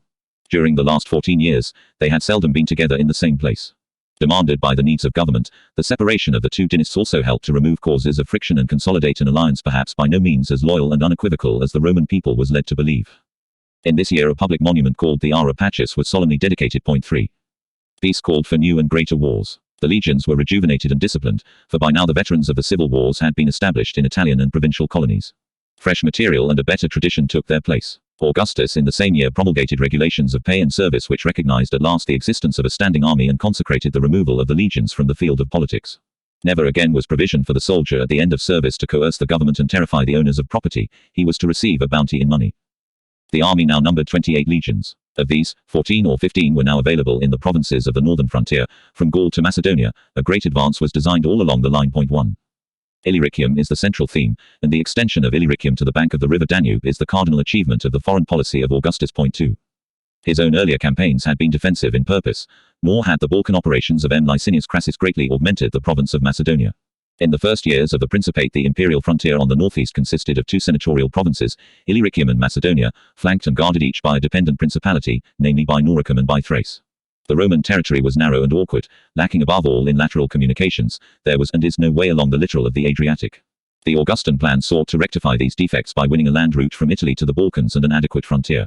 This was the essential and the minimum. An advance from the side of Gaul into Germany might shorten communications yet further, bind together the European provinces and avert the danger made manifest and alarming during the triumviral period, that the empire might split into 2 parts. By 13 BC a firm beginning had been made. The conquest of the Alpine lands, prepared by the competent soldier P. Silius as proconsul of Illyricum in 17 and 16 BC, 3 was consummated by Tiberius and Drusus in converging and triumphant campaigns 15 BC. Silius has almost faded from historical record. The two Claudii, the stepsons of the Princeps, had their martial exploits commemorated by a contemporary poet. 4. The kingdom of Noricum was annexed about the same time. 5. Then came the turn of Illyricum and the Balkans. In 14 or 13 BC in Illyricum M. Vinicius began the Bellum Pannonicum. 6. In Macedonia M. Lollius 19 to 18 BC and L. Tarius Rufus 17 to 16 BC had recently been employed, one, and on this occasion the proconsul of Macedonia, whoever he may have been, was surely not inactive. Conquest had to come from two directions, from the west and from the south, demanding the services of two separate armies. The supreme effort, however, was greater still. There was the Rhine as well. The glory of it all was intended to fall to Agrippa and the two Claudii. Agrippa on his return from the east went to Illyricum and fought a campaign in the winter of 13 to 12 BC. The design, it may be conjectured, was that Agrippa should prosecute the conquest of Illyricum in 12 BC while Drusus from the Rhine invaded Germany and Tiberius operated in the Balkans. But the central column snapped. Shattered by a winter in Pannonia, Agrippa died in February, 12 BC. Further, there was delay from the side of Macedonia. A great insurrection broke out in Thrace. L. Calpurnius Piso, summoned from Galatia with an army, was occupied in the Balkans for 3 arduous years. 3. So it was Tiberius, as legate of Illyricum, not Agrippa, who subdued the Pannonians and Dalmatians 12 to 9 BC. 4. In the same years Drusus with the legions of the Rhine and the levies of Gaul invaded Germany and reached the Elbe. 5. In 9 BC, Drusus died, and 2 more campaigns against the Germans were conducted by Tiberius. Then in 6 BC came a crisis in the family and the party of Augustus. Tiberius retired, bitter and contumacious, to a voluntary exile at Rhodes. When Agrippa, deputy and son-in-law of the Princeps, died 6 years before, Augustus appeared to stand alone, sustaining the burden of empire in war and peace. Cum tot sustinis et tanta negotia solus. Res Italas armis tutorus, moribus orns. 1. That was polite homage. Agrippa was gone, Taurus perhaps was dead by now, and Maecenas, no longer a power in politics, had a short time to live. But there was a new generation, the two Claudii, to inherit the role of Agrippa and of Taurus. Without the Claudii, however, the situation might well appear desperate for Princeps and for empire. Who would there be now to prosecute the northern wars or govern the eastern world with special powers? An aging despot was left stranded with the 2 untried boys, Lucius and Gaius, the sons of Agrippa, whom he had adopted as his own. Down to 13 BC, Augustus and Agrippa conducted or at least superintended the foreign and frontier policy of the empire from close at hand, with long periods of residence in the provinces. Now comes a change, in part the result of accident. Augustus himself never again left Italy. Agrippa had been indispensable in the earlier years, as deputy wherever Augustus happened not to be, above all as vicegerent of the whole East, and he was intended to take supreme charge of the northern wars. Yet Tiberius and Drusus had filled the gap and borne the general's task in splendor and with success. But now Drusus was dead and Tiberius in exile. The government resisted the trial. For all his capacity and merits, Tiberius was not the only general or administrator among the Principes. Other competent men now emerge and succeed to the heritage of power and command, both nobles and Norvi homenes. They had hitherto been kept in the background for political or dynastic reasons, for the glory of the Princeps and his stepsons. Of the great plebeian marshals commanding armies under the Principate of Augustus, only one besides Agrippa, namely M. Lollius, is honored by Horace with the dedication of an ode. 2. The nobiles can hardly be said to fare any better. 3. To the military men who served the dynasty and the state, Augustus and history have paid scant requital. The record of their achievements has been defaced and obliterated. Above all, there is a singular lack of historical evidence for the 9 years in which Tiberius was absent from the service of Rome, 6 BC AD. 4. By accident or by the adulatory design of historians favorable to Tiberius, the exploits of his peers and rivals have been passed over so as to create the impression that Tiberius was Rome's sole and incomparable general. 1. A system of government had by now been built up. As has been shown, the Princeps hesitated to entrust armies to the virile triumphales of the revolutionary period. After 20 years they were growing old or had disappeared. A new constellation of able and distinguished consulars was available for the needs of warfare and government. In the first and tentative years of the new dispensation, Augustus held the territories and armies of his provincia through his legati pro praetor who, for reasons various and cumulative, were almost without exception praetorian in rank.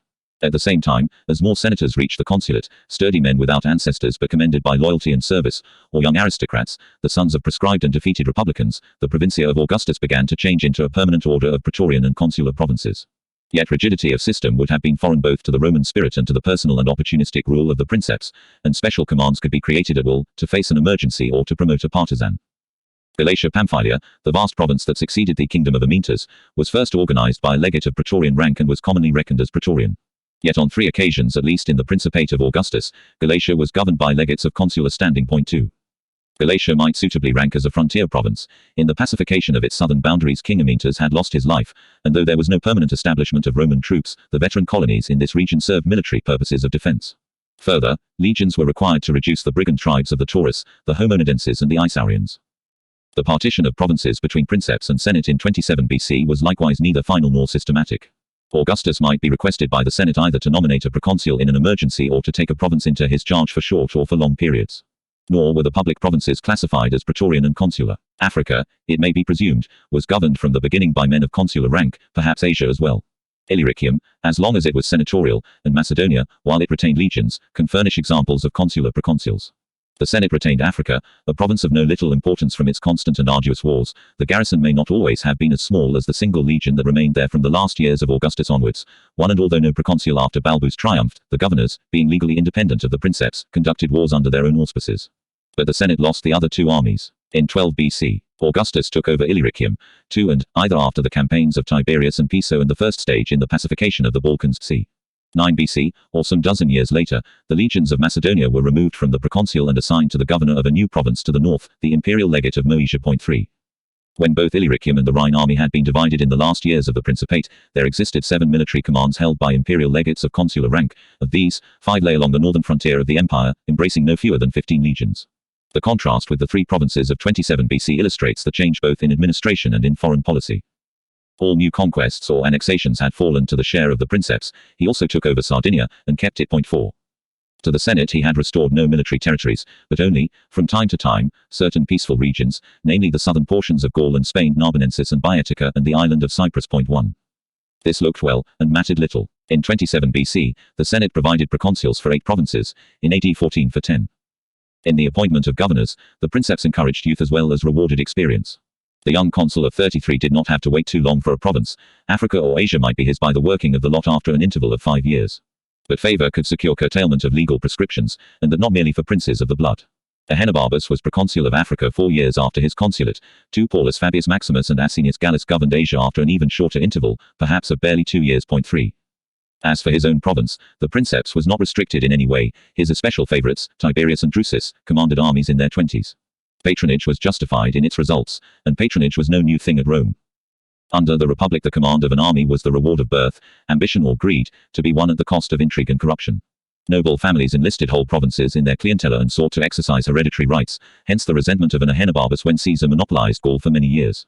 It does not follow that the wars waged by nobles or politicians were always futile or disastrous. The Romans were at least preserved from the dreary calamities that so often attend upon the theoretical study of the military art or on a prolonged and deadening course of professional training. They kept their heads clear for decision and for action. Where native ability and the inherited habit and prerogative of leadership were not enough, the proconsul could invoke the advice of experienced soldiers. The centurions provided the bone and nerves of the Roman army, and senior centurions were normally summoned to the general's council. Again, the equestrian officer might turn out to be a valuable person, with long years of continuous service, skilled to lead native cavalry and to provide for commissariat. Not all men of senatorial rank were untried in active warfare. The proconsul could choose viri militares as his legates. Piso was not himself a soldier, but he took to Macedonia competent legates, and Cicero in Cilicia was well served. 1.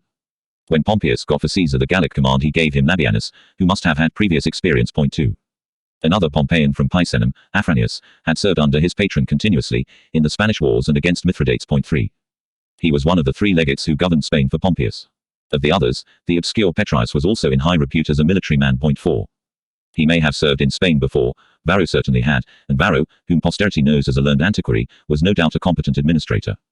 In this matter the Principate introduced no startling novelties. As before, senior centurions and equestrian officers were a repository of wisdom, both centurions passing into the militia equestris and knights promoted to the Senate, like Velleius Paterculus, often had a useful record behind them. For the rest, young sons of senators, aspirants to the senatorial career, serve as military tribunes, sometimes as praefecti equitum as well. 5. So great was the emphasis laid by Augustus on military service that he would even place 2 senators' sons in charge of a single regiment of auxiliary cavalry. 6. After the quaestorship or the praetorship, the senator might command a legion. This post was no innovation, but the stabilization of a practice common enough in the armies of Pompeius and Caesar and extended during the Revolutionary Wars. 7. But even so, in the fully developed system of the Principate, the previous experience as military tribune and legionary legate gained by a man described as a ver militaris, and destined after his consulate to govern one of the great military provinces, had not always been very long or very thorough. The difference lies more in continuous and repeated provincial commands. Of an unbroken career at the head of armies or in the government of provinces, legates of Pompeius and Caesar like Afranius and Labianus and generals of the revolutionary age such as Taurus and Canidius were models and precedents. A great school of admirals had also been created. After Actium, no place for them. 1. But the lesson was not lost. Augustus perpetuated the premium on specialization, for political no less than for military reasons. Elderly Norvi homes were safe. Lollius and Quirinius, who won the consulate by militaris industria, subsequently as consules governed important provinces, one after another. These were among the greatest, but they were not exceptional. Vinicius is a close parallel. It is unfortunate that so little is known of the careers of L. Tarius Rufus and C. Sentius Saturninus. 2. The most striking example of continuous service is afforded by the Novus Homo from Picenum, C. Poppaeus Sabinus Cos. A.D. 9. During 25 years this man had charge of Moesia, for most of the time with the provinces of Macedonia and Achaia as well. 3. But Poppaeus belongs rather to the reign of Tiberius, notorious for long tenures, and for an almost undisturbed peace on the frontiers. The historical record of the wars of Augustus is fragmentary and capricious. Design has conspired with accident, for the Princeps intended that the military achievements of his rule should be glorified at the expense of their real but subordinate authors. Many important military operations are barely known, other campaigns no doubt have lapsed into oblivion. No complete record exists either of governors of the military provinces or of the careers of the most eminent generals and administrators in the new state. Nonetheless, certain examples are pertinent and suggestive. The problems of the eastern provinces were political rather than administrative. The legate of Syria might be a menace to the government in Rome. After Varro, Agrippa is the next attested legate, governing the province in absentia, and there may have been no separate legate for Syria during the period of his sojourn as vicegerent of the eastern lands 17 to 13 BC. That was one solution of the political danger. But Agrippa departed in 13 BC. M. Titius, who possessed a long experience of the East from his Antonian days, appears then to have been appointed legate in Syria. His successor was the trusty and competent C. Sentius Saturninus. 2. But Syria, though more prominent in historical record, was not the only eastern province that called for special treatment. The legates of Galatia are an instructive class. 4 men of note governed Galatia at different times, one when praetorian, the others consular. M. Lollius Cos. 21 BC carried out the annexation of the province after the death of Amyntas. Then he saw service in Macedonia as proconsul 19 to 18 BC and governed Gallia Comata 17 to 16 BC. 3 after that, a long lapse until Lollius emerges as guide and counselor to the young Gaius Caesar when he went to the east in 1 BC. 4 L. Calpurnius Piso Cos. 15 BC, is attested in Galatia Pamphylia c. 13 BC. 5 His earlier posts are unknown, dubious or controversial. 6. From Galatia he was summoned to Thrace with an army, where he was engaged for 3 years. After that, he was proconsul of Asia, 7 subsequently, it may be, legate of Syria. 8. B. Sulpicius Quirinius Cos. 12 BC passed through a long career of faithful service to Augustus and to the state. Among his achievements perhaps before his consulate was a campaign against the Marmaridae, a tribe of the African desert dwelling to the south of Cyrene. 1. At some time in the 12 years after his consulate Quirinius governed Galatia and subdued the Homonidenses. 2. In AD 2, after the disgrace and death of Lollius, Quirinius took his place with C. Caesar. 3. 3 or 4 years later he was appointed legate of Syria, in which capacity he annexed Judea after the deposition of Archelaus the Ethnarch, introduced Roman rule by ordering a census and crushed the insurrection provoked by that alien and distasteful novelty. AD 6.4. M. Plautius Silvanus Cos. 2 BC held in succession the posts of proconsul of Asia and imperial legate of Galatia, fighting there and suppressing the mountaineers of Isauria. AD 6.5. In that year the Pannonians and Dalmatians rose in revolt. As 20 years before in the Thracian War of Piso, so now the Balkan lands called again for reinforcement from the armies of the east. In AD 7 Silvanus brought troops to the Balkans, fought along with Caesenus Severus, the legate of Moesia, in a great battle all but disastrous for Rome, and remained for 2 years at the head of his army till the insurgents were overcome. 6. Though incomplete, these annals of 4 senatorial careers of service are instructive and impressive. Quirinius was certainly the first senator of his family, so perhaps was Lollius. Silvanus and Piso, however, were nobiles. These men all held high command in the provinces of the east, with which, indeed, both Silvanus and Piso could recall hereditary ties. 7. More important than Syria or Galatia were the northern armies with the 2 great commands in Illyricum and on the Rhine, a more searching trial for the Princeps and his party when Drusus was dead and Tiberius in exile. Whatever had happened at Rome, there would have been a lull in operations after the conquest of Illyricum and the invasions of Germany. Other generals in their turn would have commanded in the north. Moreover, a large number of legionary soldiers, their service expired, were dismissed in the years 7 to 2 BC. But no ground was lost during the decade when Tiberius was absent from the conduct of Rome's foreign policy. 6 BC AD 4. On the contrary, expeditions were made across the Danube in these years. The tribes beyond the river were intimidated, and Bohemia, where Maroboduus, the monarch of the Marcomanni, had built up a powerful dominion, was isolated on west and east. If they could with accuracy and completeness be recovered, the full record of wars and generals in the north would reveal momentous political facts. 1. When Tiberius went from Illyricum to the Rhine after Drusus' death he was succeeded by Sex. Apuleius Cos. 29 BC 2 The next legate was L. Domitius Ahenobarbus, who marched across Germany from the Danube to the Elbe. 3 After him and before 84 are perhaps to be inserted the names of M. Vinicius and C.N. Cornelius Lentulus. 4. The situation in the Balkans in these years is doubly obscure. The army of Macedonia may still have been retained by the proconsul or may already have been transferred to the legate of Moesia. 5. However that may be, no consulars can be established in this period, only praetorians in charge of the army, namely P. Vinicius and P. Silius, the sons of two of Augustus' marshals. 6. As for the Rhine, it is not certain who followed Tiberius in 6 BC1 before long, however, that important command, with 5 legions, was held by Ahenobarbus and by Vinicius in immediate succession. 2. Likewise to the period of Tiberius' absence belongs the Spanish command of Paulus Fabius Maximus and the Syrian governorship to which P. Quintilius Varus passed after his proconsulate of Africa. 3. There was also fighting in Africa. 4. These are not the only names that mattered in the critical period in question, but they are enough to illuminate the varied composition of the elite of the governing class, to set forth the manner in which the Principes were employed. Including the 4 governors of Galatia already discussed, there is a total of 10 eminent men. Of these, 3 are Norvihomenes, next to Agrippa and Taurus the most distinguished of their class, namely Lollius, Quirinius and Vinicius, all with long careers of useful service. Of the rest, no fewer than 5 were related in some way to the family of the Princeps. The significance of this fact for the secret politics of the period is evident and enormous. 5. Thus the new state endured, well equipped with ministers of government. But it was not in the provinces only that the Principes were trained and yoked to service. The city-state of Rome lacked permanent administrative officials or boards to provide for roads, water, police and the food supply. What slight and intermittent care these services received was the duty of the aediles and of the censors, if and when censors were appointed. For certain services in the city Augustus devised posts to be held by Roman knights. For the rest, he called upon senators, and the presidents of the various boards were commonly men of consular standing. An ancient authority states a reason for these innovations, that as many senators as possible should take an active part in administration. 1. In the past the generals of the Republic had commonly devoted the profits of victory to the construction of roads and public buildings. The years before the final struggle witnessed a grandiose spectacle when the leading partisans of Antonius and Octavianus competed to adorn the city of Rome. Augustus soon after Actium set about restoring temples, and the Principes Viri prosecuted the program of public works. Statilius Taurus completed his amphitheatre and Cornificius rebuilt the temple of Diana, both from war booty, and Balbus's theatre also commemorated a triumph 19 BC. 2. Augustus himself repaired the Via Flaminia. 3. The charge of other roads radiating from Rome fell to some of his generals who had recently celebrated triumphs. Both Messala and Calvisius Sabinus dealt with the Via Latina. 4. Agrippa's affectionate care for aqueducts did not lapse with his memorable aedileship, but was sustained till his death, with the help of a large staff of slaves and workmen which he had recruited and trained. 5. That could not go on. After 19 BC there were no more triumphs of senators, and in any case Augustus would have wished, even if he had not been forced, to substitute regular administration for private initiative or mere magistracies, like the offices of aedile and censor. 2 incidents hardened his policy. In 22 BC he secured the appointment of a pair of censors, the first for many years. They were Plancus and Paulus Aemilius Lepidus, colleagues who proved discordant with each other, and perhaps recalcitrant to the Princeps.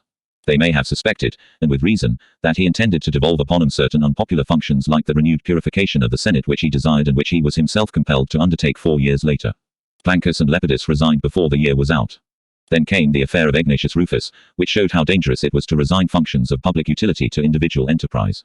Augustus supplied the aediles with a body of fire-fighting slaves. It was not until AD 6 that he took the step of appointing an equestrian official, the praefectus vigilum. 1. In the meantime a number of permanent boards of senators had been established. The first dealt with roads. 20 BC. 2. It was composed, however, not of consulars but of praetorians.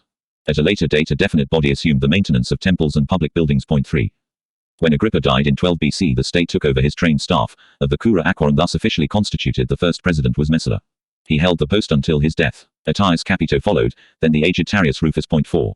The regulation of the course of the river Tiber and the prevention of floods was entrusted to the consuls of the year 8 BC.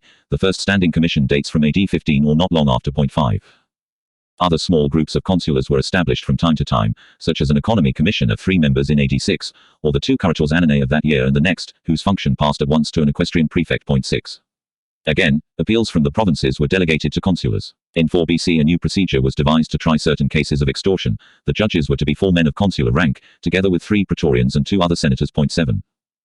Casual or continuous employment was thus devised for a large number of consulars. An anomalous dignity remains to be mentioned, that of praefectus urbi.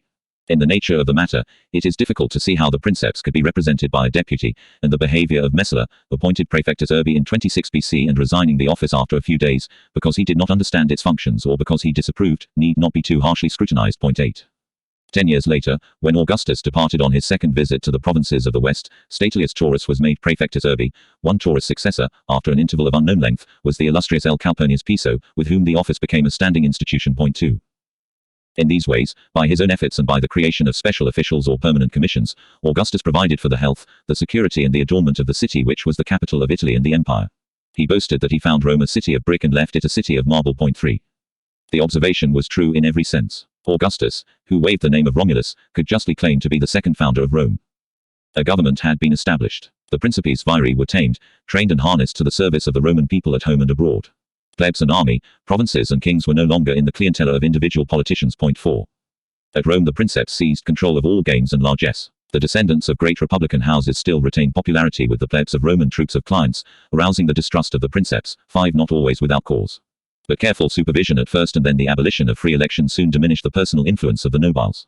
After the constructions of the viri triumphales, the friends of Augustus, there was scarcely ever a public building erected in Rome at private expense. Nor any more triumphs. At the most, a stray proconsul of Africa, fighting under his own auspices, might assume the title of imperator. 6. Before long that honor too would be denied. Military glory was jealously engrossed by the Princeps and his family. The soldiers were his own clients, it was treason to tamper with them. Hence constant alarm if generals by good arts or bad acquired popularity with the troops, and in time even an edict forbidding senators to admit soldiers to their morning receptions. 7.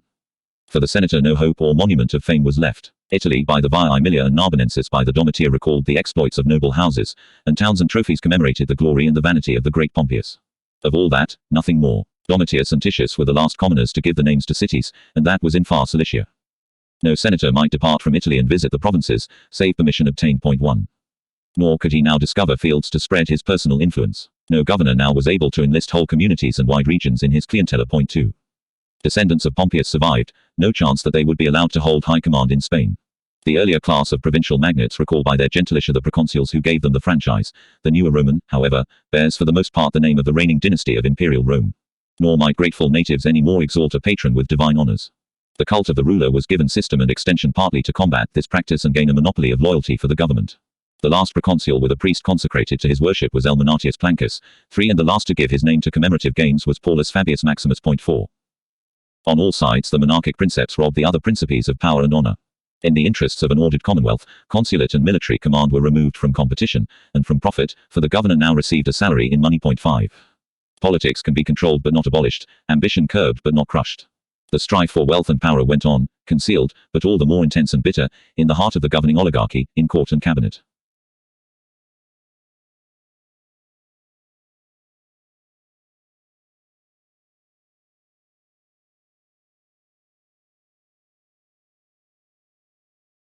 (27) The Cabinet. Eadem magistratuum vocabula. One names persist everywhere while substance changes. Like the individual senator, the Senate as a body preserves dignitas but loses power as the Princeps encroaches everywhere, grasping more and more. He retains his imperium in the city of Rome. 2. He controls admission to the High Assembly. He takes charge of public provinces. He appoints proconsuls, though with respect for forms preserved. 3. And he conveys requests, modest but firm, to the governors of provinces. 4. Yet not entirely at the expense of the Senate. That body even regains for a time the prerogative of coining in gold and silver. 5. It acquires new functions, derived from its practice of taking cognizance of matters affecting the safety of the state in an emergency, and gradually develops into a high court of justice under the presidency of the consuls. 6. Augustus had frequent resort to the people for the passing of his laws. But the practice of comitial legislation soon decays. Senatus consulta then became common, gradually acquiring force of law. Yet once again, behind the nominal authority and government of the Roman Senate the real and ultimate power needs to be discovered. When he comes to narrate the Principate of Augustus, Cassius Dio complains that the task of the historian has been aggravated beyond all measure. Under the Republic the great questions of policy had been the subject of open and public debate, they were now decided in secret by a few men. 1.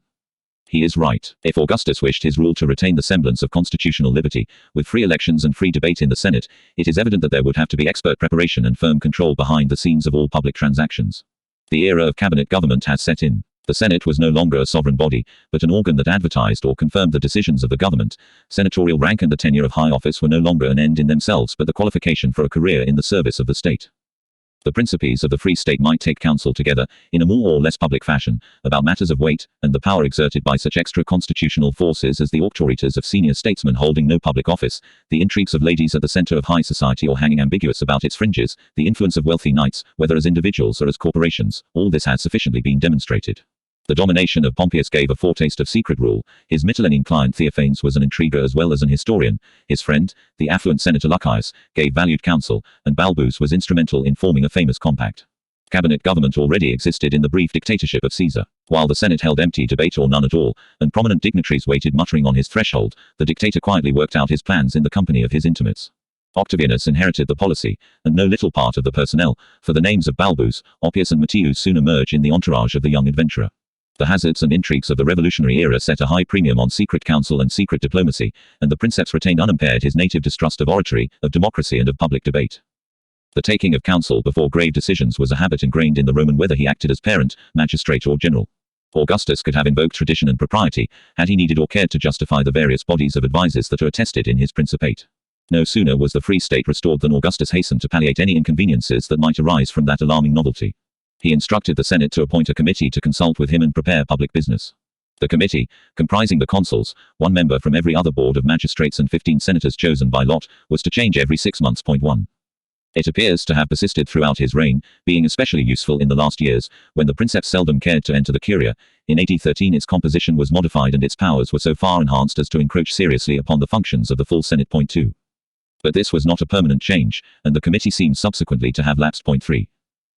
The Senate, no less than the assembly of the sovereign people, was a cumbrous and unsatisfactory body to deal with, and the position of the princeps was delicate and perilous, being held to repose upon general consent and modest executive powers. It was therefore advisable for the government, that is, the princeps and the party dynasts, to sound the feelings of the senators, avoid surprises and shocks each way in their reciprocal dealings, and gently prepare the way for innovations. The mechanical choice by lot of a small council of senators and their inevitable impermanence, restricted as they were to 6 months of the year, shows clearly that it was a committee, not a cabinet, an organ of administration, not of authority. As it was there, it might suitably be employed by the princeps as a group of councillors and assesses for judicial business as well. 4. The princeps possessed magisterial powers and gradually usurped jurisdiction. To aid him he would summon from time to time a concilium, drawn from personal friends, representative senators and legal experts. The rotatory committee of the Senate and the various judicial consilia were open, public and unobjectionable. They facilitated the conduct of public business or the dispensing of justice, but they did not debate and determine the paramount questions of governmental policy. That was the work of other bodies, which kept and left no written records. Their existence, their character and their composition must be deduced from the relations between the princeps and the state, and from their effects as revealed in the course of events, it would have to be postulated, were it not flagrant and evident. The management of the empire demanded expert counsel and many advisers. It will not be imagined that there was any permanent body of councillors to the princeps or any constitutional organ. There was no cabinet but a series of cabinets, the choice of members varying with the occasion. Nonetheless, a certain number of prominent and representative figures in the Caesarian party, and certain members of the reigning family, were probably present at most deliberations.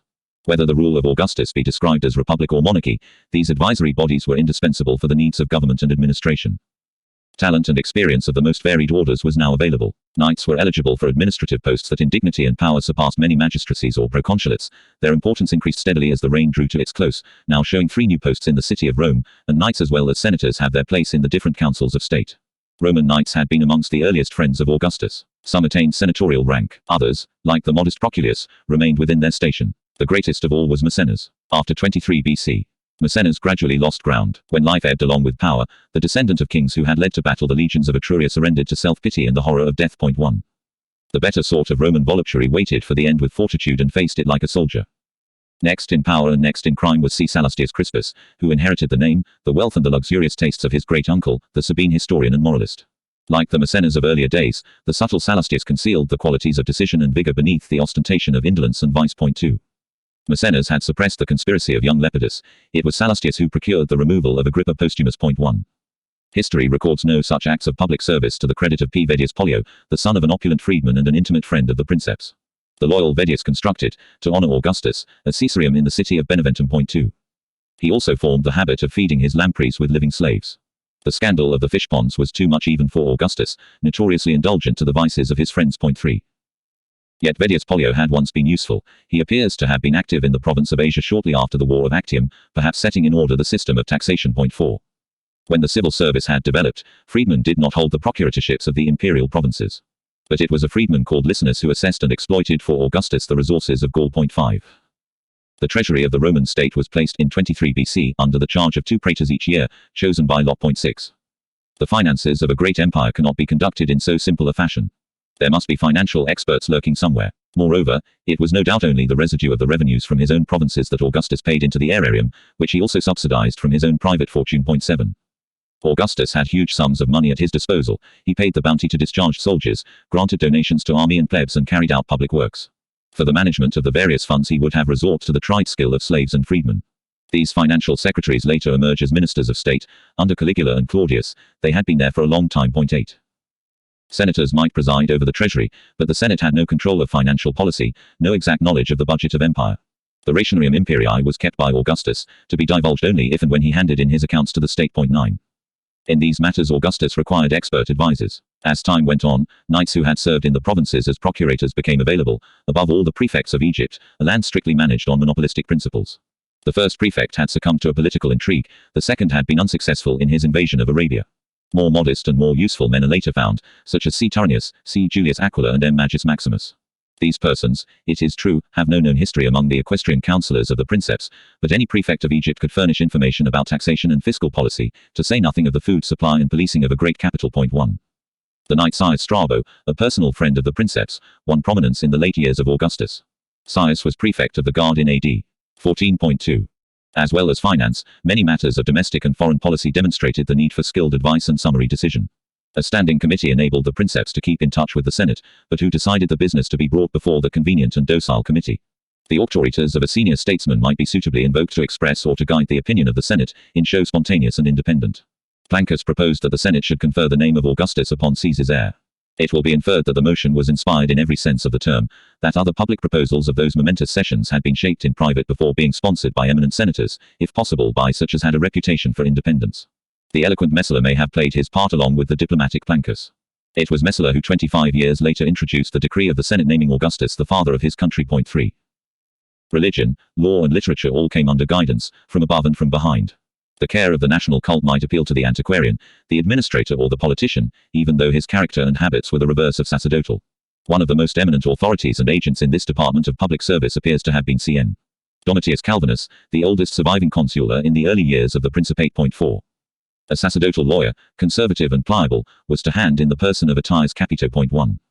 For the promotion of literary talent and the artistic dissemination of opinion favorable to the government, Maecenas knew no peer and left no successor. In the same year as Maecenas, Horace died. Virgil had gone 11 years before. In the last period of Augustus' rule, literature not merely languished from the loss of its shining glories, it appears to have broken away from the control of the government. Augustus had grown hard and bitter with age, and Salastius Crispus, the successor of Maecenas, was perhaps lacking in tact and skill. Whatever nominal and legal prerogatives the Senate and people still retained in foreign policy mattered little in comparison with the fact that the Princeps, in virtue of his imperium, controlled the greater number of the military regions directly, and all provinces indirectly. The statute of 23 BC may not have given the Princeps the power of making war and peace. 2. That was not necessary. Embassies from foreign powers might be introduced to the Senate after a suitable rehearsal. The assembly of the people might declare war, but the people did not decide against whom. The wars, however grandiose and arduous they might be, were not always dignified with that name and status, but were conveniently regarded as the suppression of rebels or brigands. The dependent princes bore the traditional and honored title of allies and friends of the Roman people. In fact, they were the clients of the Princeps, and they knew it.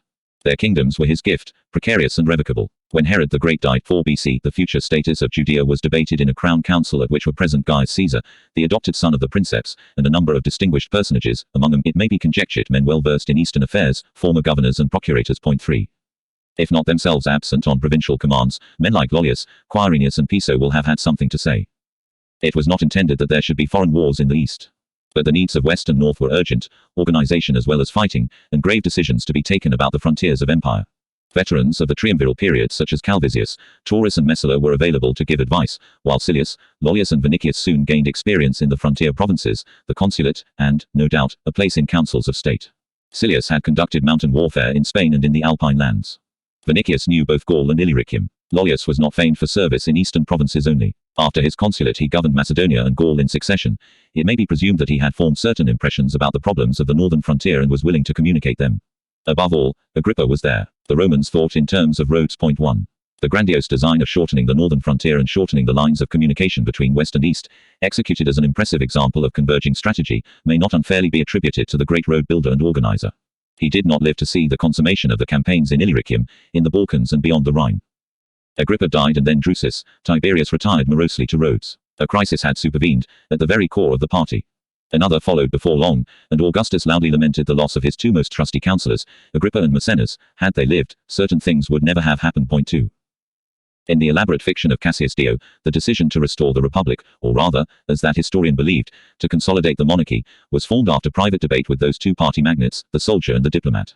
The one advocated a republic, the other monarchy. The contrast was unreal, the choice did not arise. What was decided by the advisers of the princeps was merely the definition of official powers, the phraseology to disguise them, and all the elaborate setting of a solemn political show. The taciturn and business-like Agrippa would have been of little use. Nor would Taurus, the other soldier and administrator. Even lawyers could have been dispensed with, for the formulation was of the simplest. Politicians were needed. They were available among the party chieftains. The historian might with no less propriety have turned his talents to the elucidation of the constitutional crisis of 23 BC by composing speeches for the principal agents in the secret struggle round a moribund despot. Modesty or ignorance deterred him from the attempt. It would have required imagination that he did not possess and facts that he could never discover. Dio was well aware that no authentic record of such momentous transactions was ever published by their agents. Contemporary rumor and subsequent deductions supported by Tiberius' voluntary exile in Rhodes, though correctly diagnosing the nature of the crisis, were rather at a loss to explain Agrippa's dispatch to the east. The gossip that so constantly asserted the preponderating influence of Livia Drusilla in the councils of the princeps, though sometimes exaggerated and always malevolent, was all too well founded. The propaganda of Octavianus had been merciless against Fulvia, the wife of Antonius, and Rome had fought a national war against a political woman, the Queen of Egypt. The moral program of the new state was designed to keep women in their place. The name of Livia is never mentioned by an official poet like Horace. The precaution seems excessive. In a republic like that of Pompeius, Livia would have been a political force, comparable to her kinswoman Servilia. When Augustus took counsel with his consort, he was careful to set down his views in writing beforehand. The dominance of Livia was illustrated in a mysterious episode that attracted the inventive fancy of an unknown rhetorician. 1. It was reported that C.N. Cornelius Cinna, a grandson of Pompeius Magnus, was conspiring against the princeps. Augustus sought the advice of Livia and received a long curtain lecture. On the following day he summoned Cinna to his presence and delivered a hortatory address, inspired by clemency and appealing to good sense, for the space of 2 unbroken hours. The malcontent was overwhelmed and converted. The princeps, the members of his family and his personal adherents were the real government. The principate arose out of usurpation. It never forgot, it never entirely concealed, its origin. But the act of usurpation could be consummated in a peaceful and orderly fashion, so that the transmission of power appeared to be no different from its first legitimation, namely, a special mandate conferred for merit and by consent. In 23 BC, after an open crisis and a secret struggle, the modification of the princeps statute and the conferment of special powers upon his deputy proceeded without any unfortunate incidents in public. With the death of Augustus, the princeps' powers lapsed. He might designate, but he could not appoint, his heir. When the principate was first transmitted to a successor, that person already held sufficient powers to preclude any real opposition. But the problem was to recur again and again. The garrison of the city imposed Claudius in succession to his nephew Caligula, when Rome lacked a government for 2 days, and in the Senate men debated about a restoration of the Republic, with rival candidates already asserting their claims to monarchy. The provincial armies elevated Vespasian to the purple after civil war. But the proclamation of a new emperor in default of a clearly designated heir was not always due to threat or exertion of open violence. The deed could be done in secret, and in advance. The rule of Nerva by its impotence threatened to precipitate a civil war. It might be conjectured that the danger was averted by a veiled coup d'état on the part of certain military men who constrained Nerva to adopt and designate as his successor Ulpius Traianus, the governor of Upper Germany. 1. Trajan himself in his lifetime gave no unequivocal indication of his ultimate intentions. Rumor asserted that the adoption of Hadrian was managed, when Trajan was already defunct, by Plotina his wife and by the prefect of the guard. 2. It is evident that Augustus and his confidential advisers had given anxious thought to the problem of providing for the succession to the principate, or rather, for the continuity of the government. No less evident the acute differences of opinion about that important matter, and bitter rivalries. The final and peaceful result was not attained without dissensions in the cabinet, several political crises and several political murders. Agrippa and Livia had thwarted the dynastic ambitions of the princeps in the matter of his nephew Marcellus. Their triumph was brief and transient. The death of Marcellus, a heavy calamity and much bewailed, was compensated by a new policy, in which Agrippa and the sons of Livia in turn were to be the instruments of Augustus in ensuring the succession for heirs of his own blood. Julia was to provide them. In 21 BC the marriage of Agrippa and Julia was solemnized. In the next year a son was born, named Gaius. When a second son, Lucius, followed in 17 BC, the princeps adopted the 2 boys as his own. In all, this fruitful union produced 5 children, 2 daughters as well, namely Julia and Agrippina, and the posthumous infant Agrippa, an ill-favored child. 12 BC. Tiberius succeeded Agrippa as husband of Julia, protector of the young princes and minister of the princeps in war and government. The marriage was unwelcome, so gossip asserted. Tiberius dearly loved his own plebeian Vipsania. 1. The sober reserve of his nature was ill-matched with the gay elegance of Julia, to call it by no more revealing name. It was the duty and the habit of the Roman aristocrat to subordinate the tender emotions to the advancement of the family and the good of the republic. But was Augustus' design beneficial to the Roman people? Of that, a patriotic Roman might have his doubts. The new state was fast turning into the new monarchy. As the dynastic aspirations of Augustus were revealed, more openly and nearer to success with the growth to manhood of Gaius and Lucius, the position of Tiberius became irksome, and some spoke of estrangement from his wife, embittered by the politic necessity of preserving appearances. 2. Whatever the behavior of Julia, that was not the prime cause of the crisis of 6 BC. Tiberius was granted the tribuneship postus for a period of 5 years, yet even this hardly meant the succession. The measure would be a visible reminder and check to conspirators. For the rest, Augustus could rely on Tiberius' submission and his own prestige. Point 3. Tiberius had conquered Illyricum and extended the gains of Drusus in Germany. He was now to depart from Rome and set in order the affairs of the East, no doubt with a special imperium. While Tiberius governed for the princeps abroad, maintained the stability and augmented the prestige of the dynasty, the rule of the young princes was to be consolidated in his absence, at his expense and at the expense of the Roman people. In the last 6 years, Tiberius had hardly been seen in Rome, and there was no urgent need of him in the East. Augustus wished to remove for a time this unbending and independent character, to prevent him from acquiring personal popularity in the capital and strengthening the resources of the Claudian faction. Tiberius revolted. Obdurate against the threats of Augustus and the entreaties of his mother, he persisted in his intention to abandon public life and showed the strength of his determination by a voluntary fast. They could not stop him. Tiberius retired to the island of Rhodes, where he remained in exile, nourishing his resentment upon a diet of science and letters. His enemies called it secret vice. Point 1. Like Agrippa, beneath the mask of service and subordination, Tiberius concealed a high ambition. Like Agrippa, he would yield to Augustus, but not in all things. His pride had been wounded, his dignitas impaired. But there was more than that. Not merely spite and disappointment made the first man in the empire next to the princeps refuse his services to the Roman people. The purpose of Augustus was flagrant, and, to Tiberius, criminal. It was not until after his departure that Augustus revealed the rapid honors and royal inheritance that awaited the princes. But that was all in the situation already. Nobody could have been deceived. In 6 BC there was an agitation that Gaius should be made consul. Point 2. Augustus expressed public disapproval, and bided his time with secret exultation. Point 3. In the next year it came out. Gaius was to have the consulate after an interval of 5 years, that is, in ADI, and 3 years later the same distinction was proclaimed for Lucius, his junior by 3 years. The Senate voted Gaius this unprecedented dispensation for the supreme magistracy. The corporation of Roman knights hailed him as Princeps Juventutis. Point 4. Thus the two orders, which with separate functions but with coalescence of interests not only represented, but with themselves the governing and administrative classes, recognized the son of Augustus as a prince and ruler, and men came to speak of him as a designated princeps. Point 1. To Gaius and Lucius in a private letter Augustus expressed his prayer that they should inherit his position in their turn. Point 2. That was too much. Tiberius and Drusus had received special dispensations and early distinction, it is true. Tiberius became consul at the age of 29, but that was after service in war, as a military tribune in Spain, a general in Armenia and in the Alpine campaigns. The stepson of Augustus, he had benefited from that relationship. Yet even had Livia not been the wife of the princeps, her son under the revived aristocracy of the new state would have reached the consulate in his 33rd year, like his peers in that generation of nobiles. Privilege and patronage, and admitted as such, but not outrageous. To bestow the supreme magistracy of the Roman people upon an untried youth in the 20th year of his age, that was much more than a contradiction of the constitutional usage and republican language of the Principate, it revolted the genuine republican feelings and good sense of a Roman aristocrat. Illicit and exorbitant power, regnum, or dominatio, as it was called, was no new thing in the history of Rome or in the annals of the Claudian house. The hereditary succession of a Roman youth to monarchy was something very different. Tiberius dwelt at Rhodes. His career was ended, his life precarious. Of that, none could doubt who studied dynastic politics and the working of human character. It took an astrologer, the very best of them, to predict his return. Point 3. Much happened in that dark and momentous interval, little can be known. Point 4. With the steady and public progress of monarchy the importance of cabinet government is enhanced. Secret policy and secret strife in the councils of the princeps determine the government of Rome, the future succession and the destiny of the whole world. 28. The succession. 3 dangers ever beset the domination of a party. There may arise dissension among its directors, the nominal leader may emancipate himself from control, or he may be removed by death. For the moment, Augustus had his way. He was left in 6 BC with the 2 boys, the one in his 14th, the other in his 11th year. The princeps had broken loose from the Caesarian party, alienated his deputy and a section at least of his adherents. While Augustus lived, he maintained peace in the dynasty. But Augustus was now aged 57. The crisis could not long be postponed.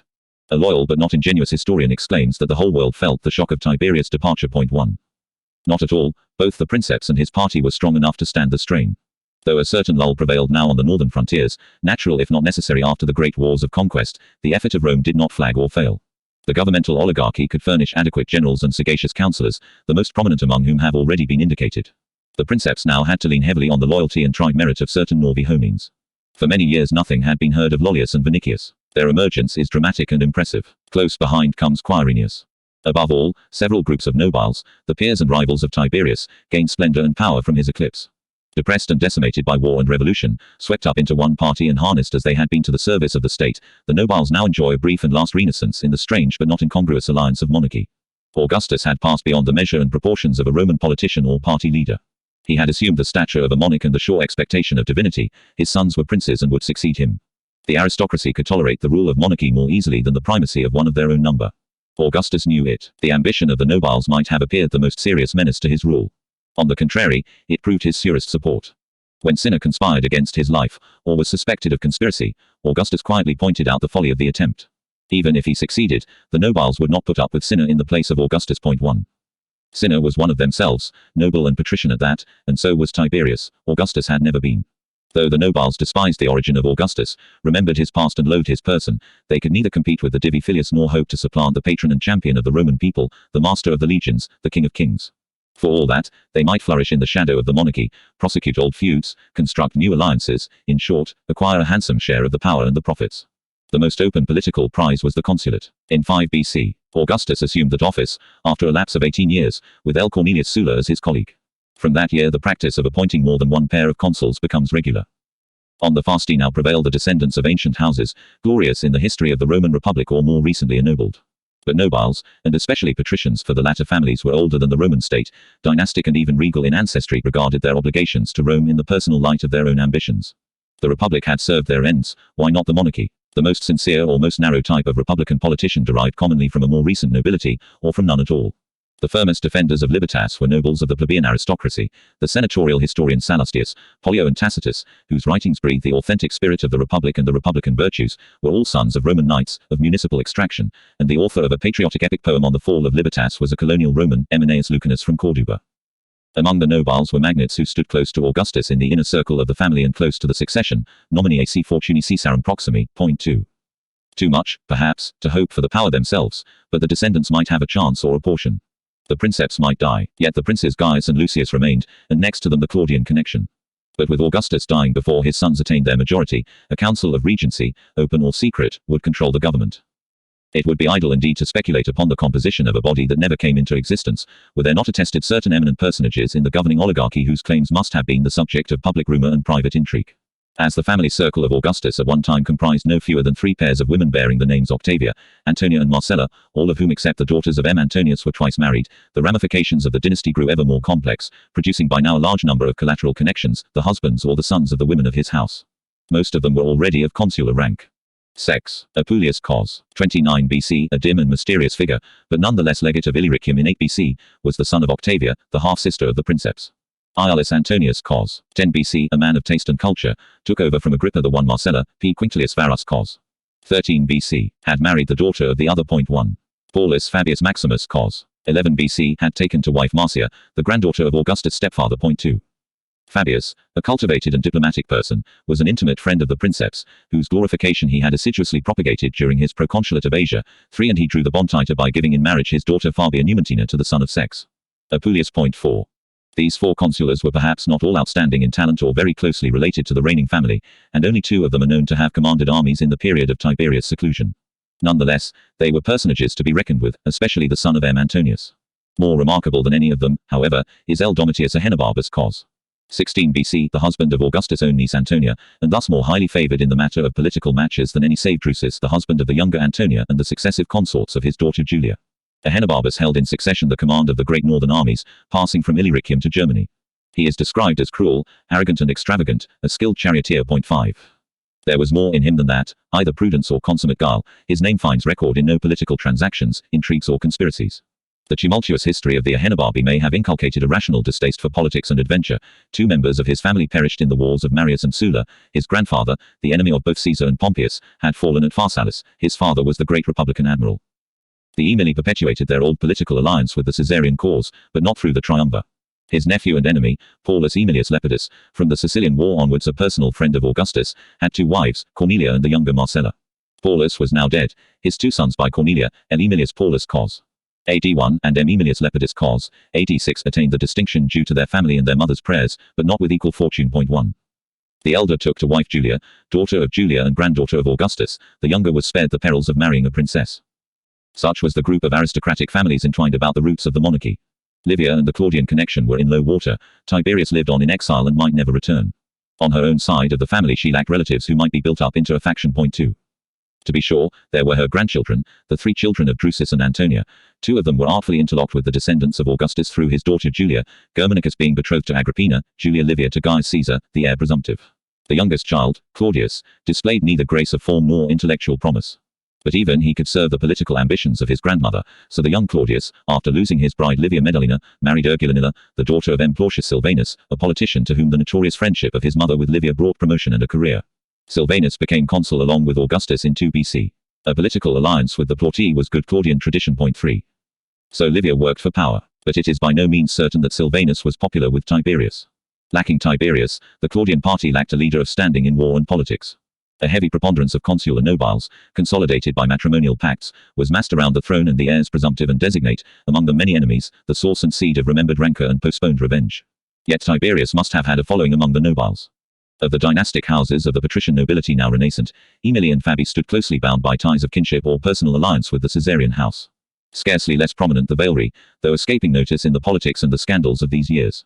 Messala still lived on, and he had something of a party. 1. The Scipions were all but extinct, 2. But the other great branch of the Cornuli, the Lentuli, rising in power and prolific, yet highly circumspect, perpetuated the line, evading entanglement in the matrimonial policies of the Princeps. 3.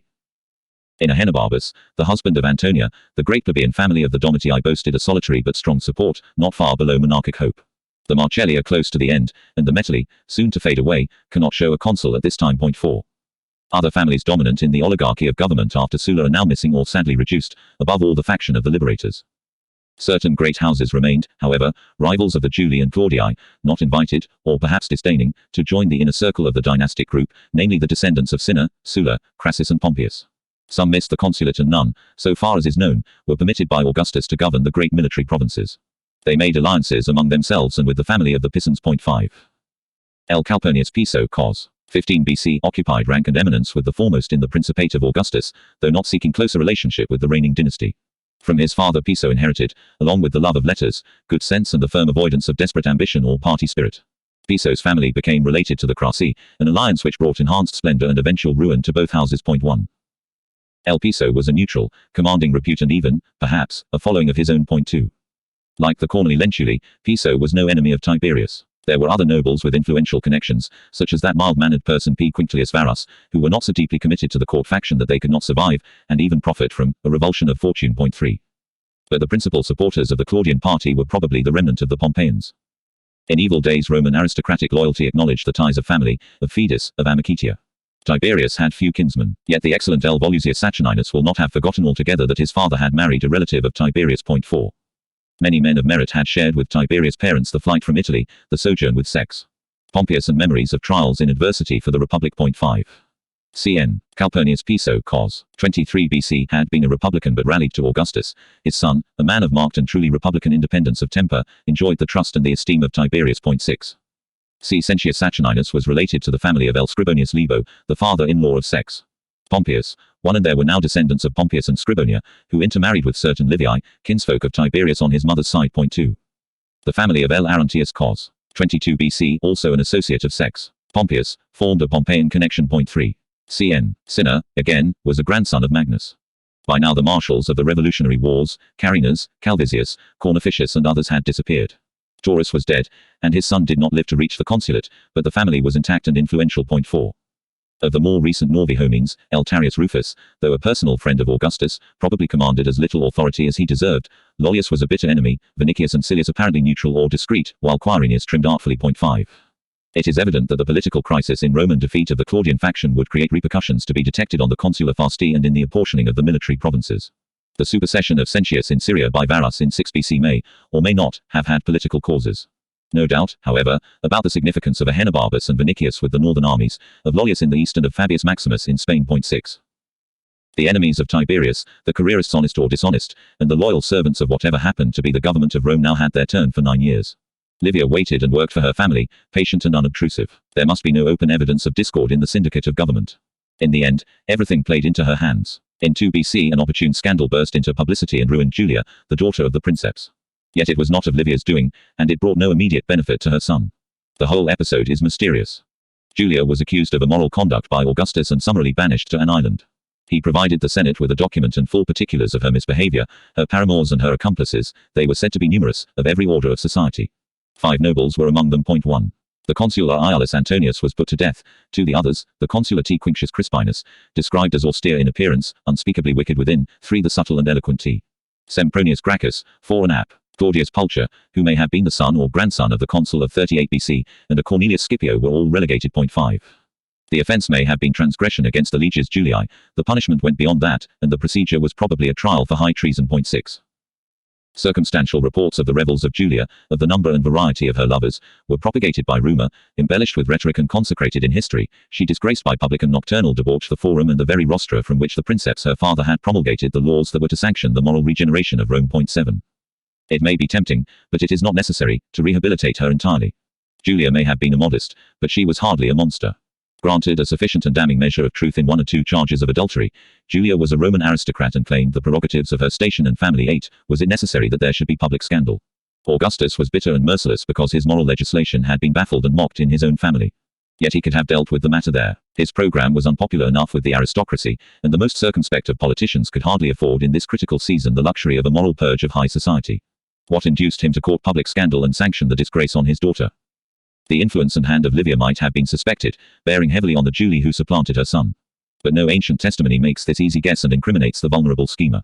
Moreover, the ruin of the erring mother did not impair the succession of Gaius and Lucius, her sons. The motive must have been political. The charges of vice are convenient and impressive pretext. 1. As a politician, Augustus was ruthless and consequent. To achieve his ambition he would coolly have sacrificed his nearest and dearest, and his ambition was the unhindered succession to the throne of Gaius and Lucius. To this end their mother served merely as an instrument. There may have been a conspiracy. Whether wanton or merely traduced, Julia was not a nonentity but a great political lady. Her paramours, the 5 nobiles, are not innocent triflers or moral reprobates but a formidable faction. Gracchus bears most of the official blame. 2. The true principal was probably Iulus Antonius. The son of the triumvir might well be politically dangerous. Like the early Christian, it was not the flagellator, but the tornon, that doomed him. Iulus Antonius may have aspired to the place of Tiberius as stepfather of the princes, and Julia may well have found the accomplished Antonius more amiable than her grim husband. But all is uncertain. If Augustus struck down Julia and Antonius, it was not from tenderness for Tiberius. It may be that through the ruin of his daughter he sought finally to make Tiberius harmless, his own sons secure. Though absent, Tiberius still had a following. Though in exile he still held his tribuneship postas, and he was still the princeps' son-in-law. Augustus might think that he knew his Tiberius. Still, he preferred to run no risks. The disgrace of Julia would abolish the only tie that bound Tiberius to the reigning house. Tiberius was not consulted. When he knew, he vainly interceded for his wife. Augustus was unrelenting. He at once dispatched a missive to Julia, breaking off the marriage in the name of Tiberius. 3. The position of Tiberius had long been anomalous. It now became doubtful and perilous. In the next year his tribuneship postas lapsed. Augustus did not renew it. Gaius Caesar, consul designate and invested with proconsular imperium, after visiting the Danubian and Balkan armies, now appeared in the east. For some years disturbances in Armenia, a land over which Augustus claimed sovereignty, while not seriously impairing the interests or the prestige of Rome, nonetheless called for attention. Moreover, it was advisable to display the heir apparent to provinces and armies which had seen no member of the syndicate of government since Agrippa the Vicegerent departed from the east 12 years before.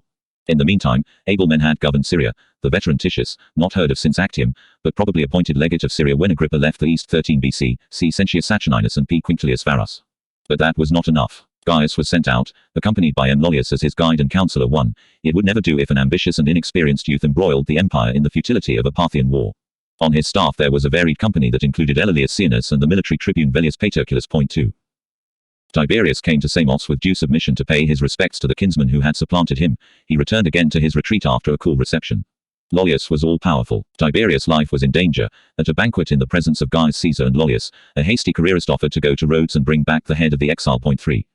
That was excessive. There were other symptoms. Nemosis, a loyal and patriotic city of Narbonensis, cast down the statues of Tiberius. 4. And a despicable eastern king, Archelaus of Cappadocia, whose cause Tiberius had once defended before the Senate, was emboldened to studious neglect of the head of the Claudian house. 5. Tiberius, who honored, if ever a republican noble did, the sacred claims of Fides, remembered the affront. In the meantime Gaius prosecuted his travels. In AD 2 the Roman prince conferred with the king of Parthia on an island in the river Euphrates, with highly satisfactory results. Shortly after this, Lollius the Comes Rector fell abruptly from favor and died, of his own hand, so it was reported.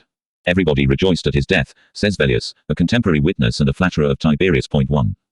If many knew the truth of the whole episode, they were not likely to tell it. It is evident, and it is demonstrated by another incident nearly 20 years later, that the task of controlling a crown prince in the East was peculiarly open to friction, dissension and political intrigue. 2. Against Lollius it was alleged that he had taken bribes from Eastern kings free, in itself no grave misdemeanor. The charges of rapacity and avarice elsewhere leveled against this powerful and unpopular ally of the Princeps may perhaps be held confirmed rather than refuted by Horace's eager praise of his disinterested integrity. Point 4. The apparent conflict of testimony about the character of Lollius bears its own easy interpretation. Lollius was favored by Augustus, loathed by Tiberius. In 17 BC, when governor of Gaul, Lollius had suffered at the hands of raiding Germans a trifling defeat, soon repaired but magnified beyond all measure by his detractors. Point 5. In the following year Augustus came to Gaul, Tiberius with him. Tiberius inherited Lollius's command of the legions of Gaul and the glory of the Alpine War. Like P. Silius for the favorite Drusus on the other flank of the convergent advance, Lollius may have labored for another to reap. Lollius was supplanted, hence a feud, mutual and unremitting. To the disgraced Lollius in the delicate function of guiding Caesar succeeded P. Sulpicius Quirinius, who had paid assiduous court to the exile of Rhodes without impairing his own advancement. Point 6. His diplomatic foresight was handsomely requited, before death by the governorship of Syria, and after death. The novus homo from the small town of Lanuvium was accorded a public funeral on the instance of Tiberius, who took occasion to remind the Senate of Quirinius's merits, with pointed contrast and vituperation of Lollius, dead 20 years before, but not forgotten. Lollius, he said, was responsible for the evil behavior of Caesar. Point 1. The position of Tiberius improved, though his political prospects grew no brighter. His spirit appears to have been broken. He had already begged to be allowed to return, and his plea had been reinforced by the repeated intercession of his mother.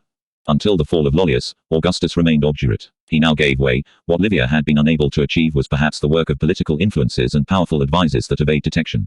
But even now, return was conditional on the consent of Gaius, and Tiberius was debarred from public life.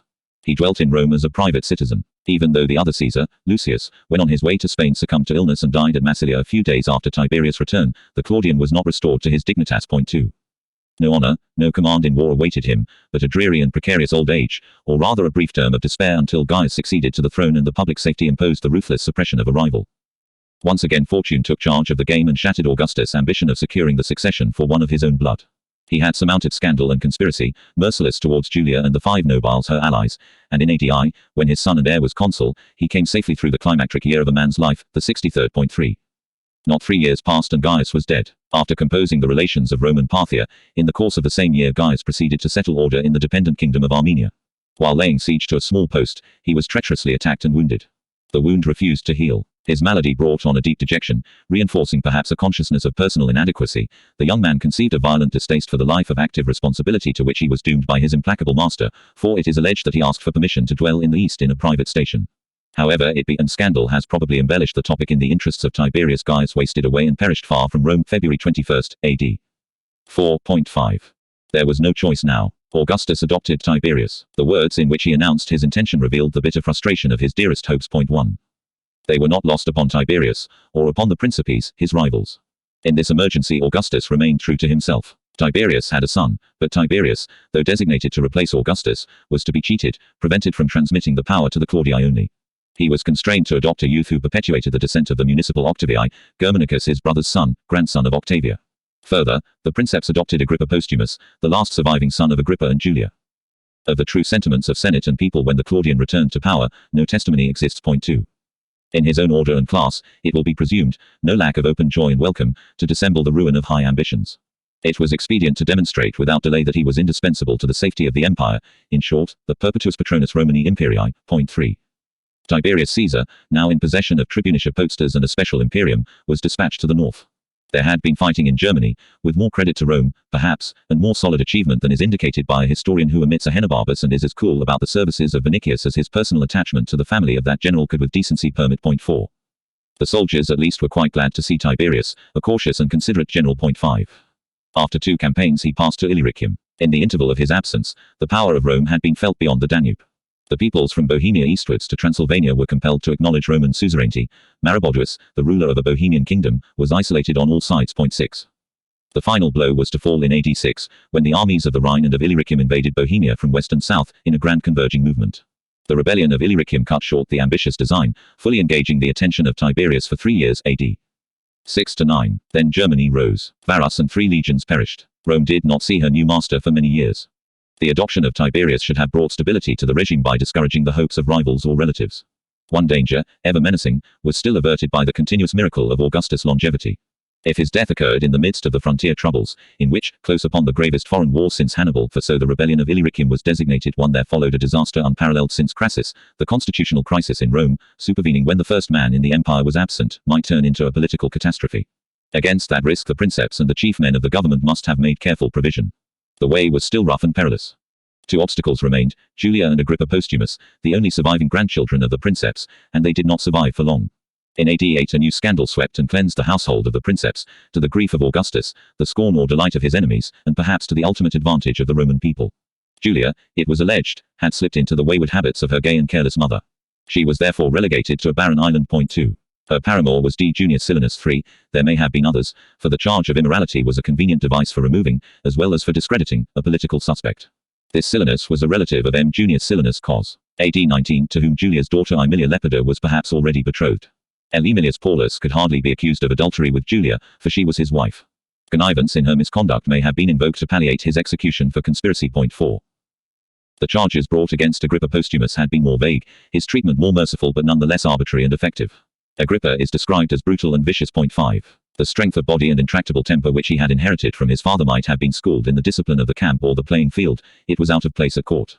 His coeval, Germanicus's young brother Claudius, whom some thought stupid and whom his mother Antonia called a monster, was not a decorative figure. But Claudius was harmless and tolerated. Not so Agrippa, of the blood of Augustus. This political encumbrance was dispatched to a suitable island. AD 7. Augustus still lived through the scandals of his family. The disasters of his armies tried him more sorely and wrung from his inhuman composure the despairing complaint against Varus for the lost legions. 1.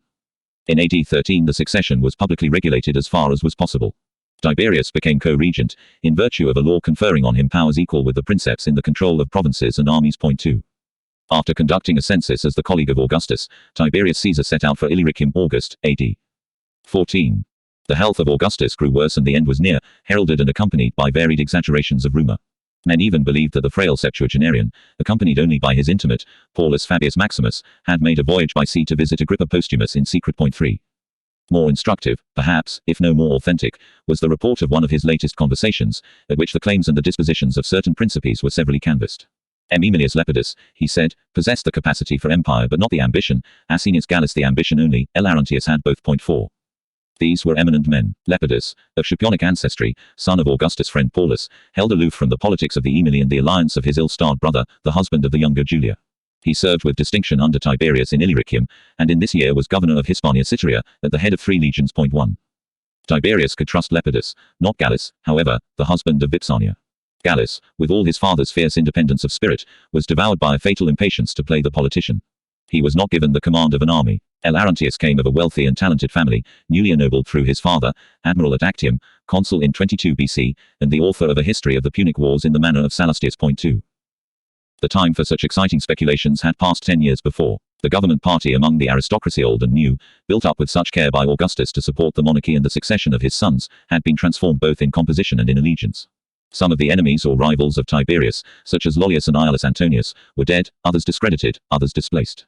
Astute politicians who had not committed themselves too deeply were quick to transfer their adherence openly to the prospective princeps, and neutrals reaped the fruits of prudent abstention from intrigue.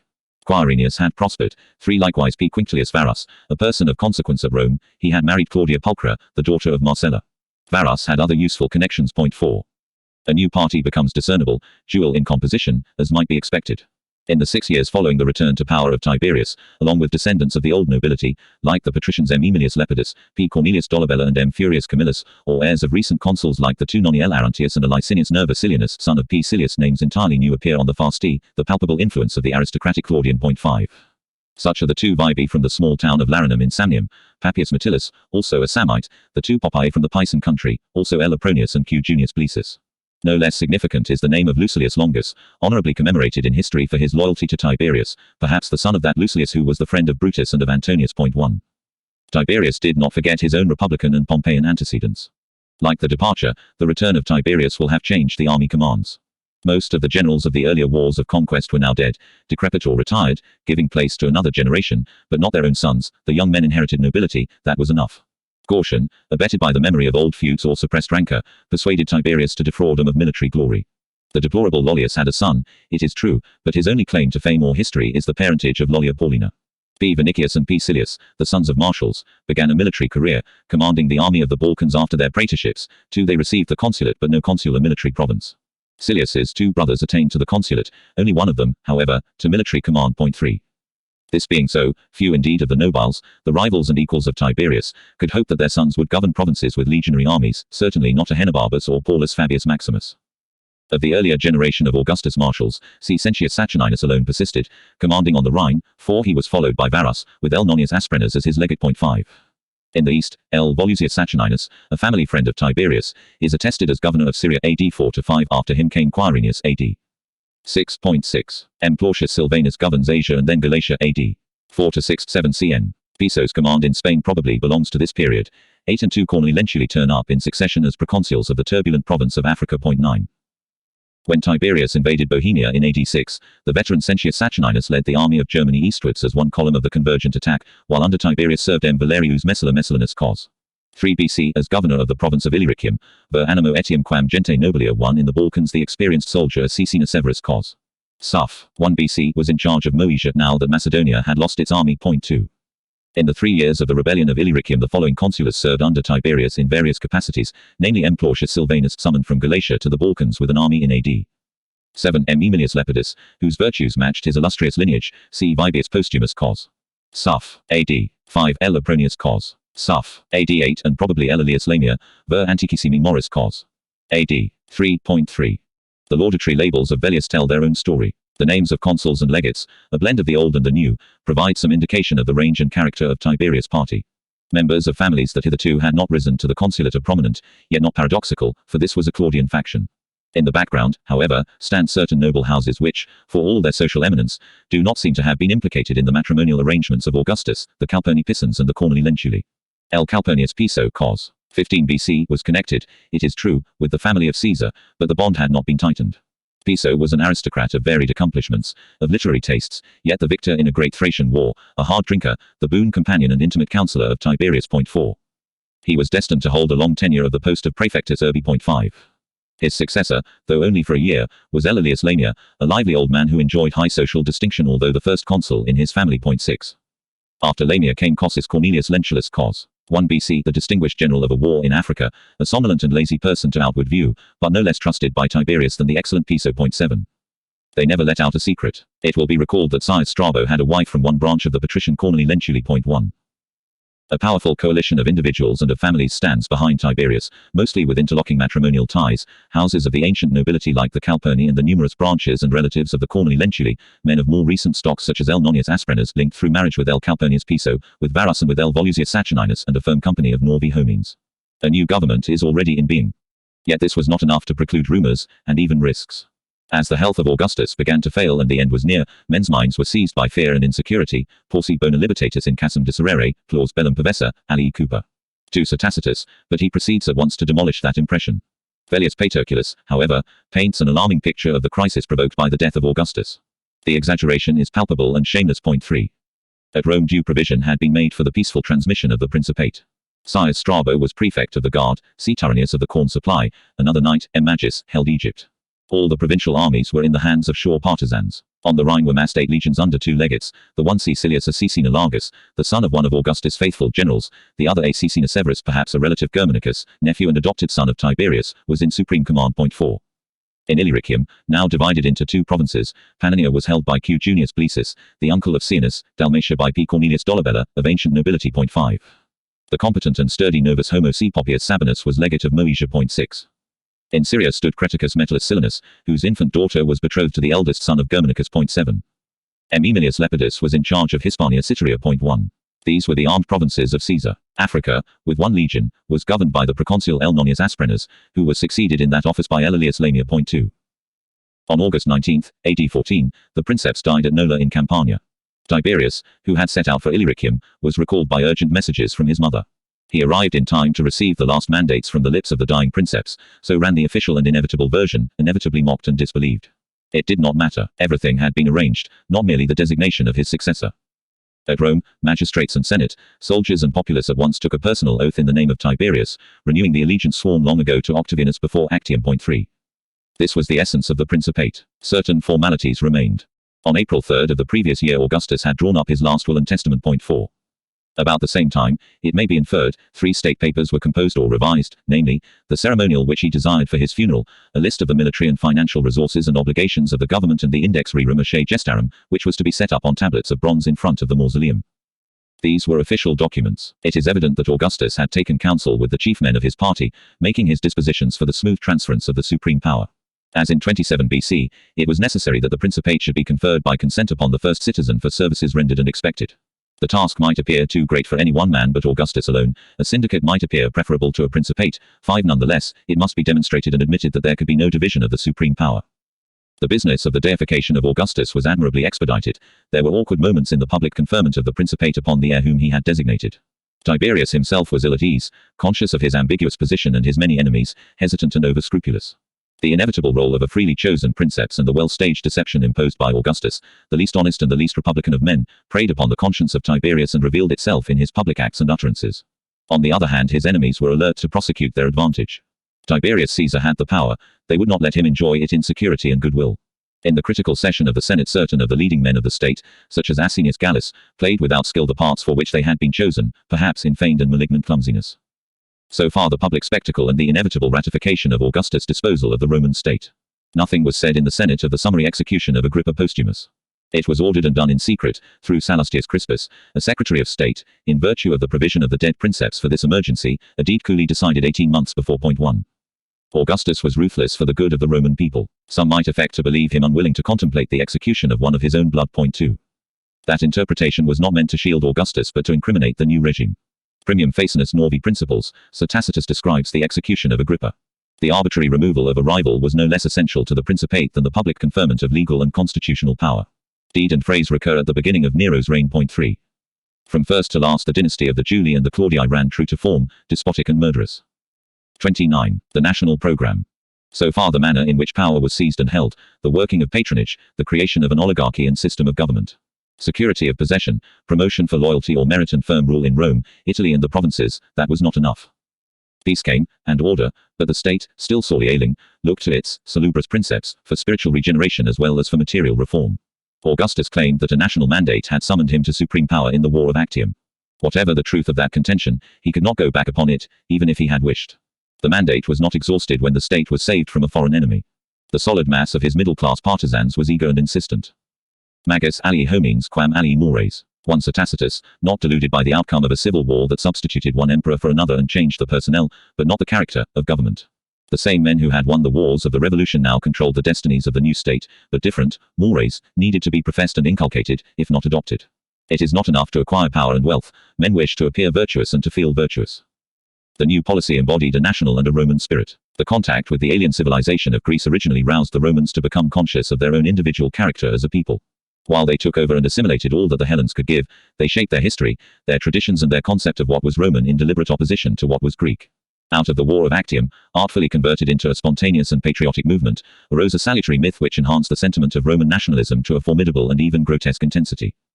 Rome had one universal empire, half reluctant, through a series of accidents, the ever-widening claims of military security and the ambition of a few men. Cicero and his contemporaries might boast of the libertas which the Roman people enjoyed, of the imperium which it exerted over others. Not until libertas was lost did men feel the full pride of Rome's imperial destiny, empire without end in time and space. His ego nec metas rerum nec tempora pono. Imperium sine fine dedi. 1. The Greeks might have their Alexander, it was glorious, but it was not empire. Armies of robust Italian peasants had crushed and broken the great kings in the eastern lands, the successors of the Macedonian, and they had subdued to their rule nations more intractable than the conqueror of all the East had ever seen. In a surge of patriotic exaltation, the writers of Augustan Rome ingenuously debated whether Alexander himself, at the height and peak of his power, could have prevailed over the youthful vigor of the martial republic. They were emboldened to doubt it. 2.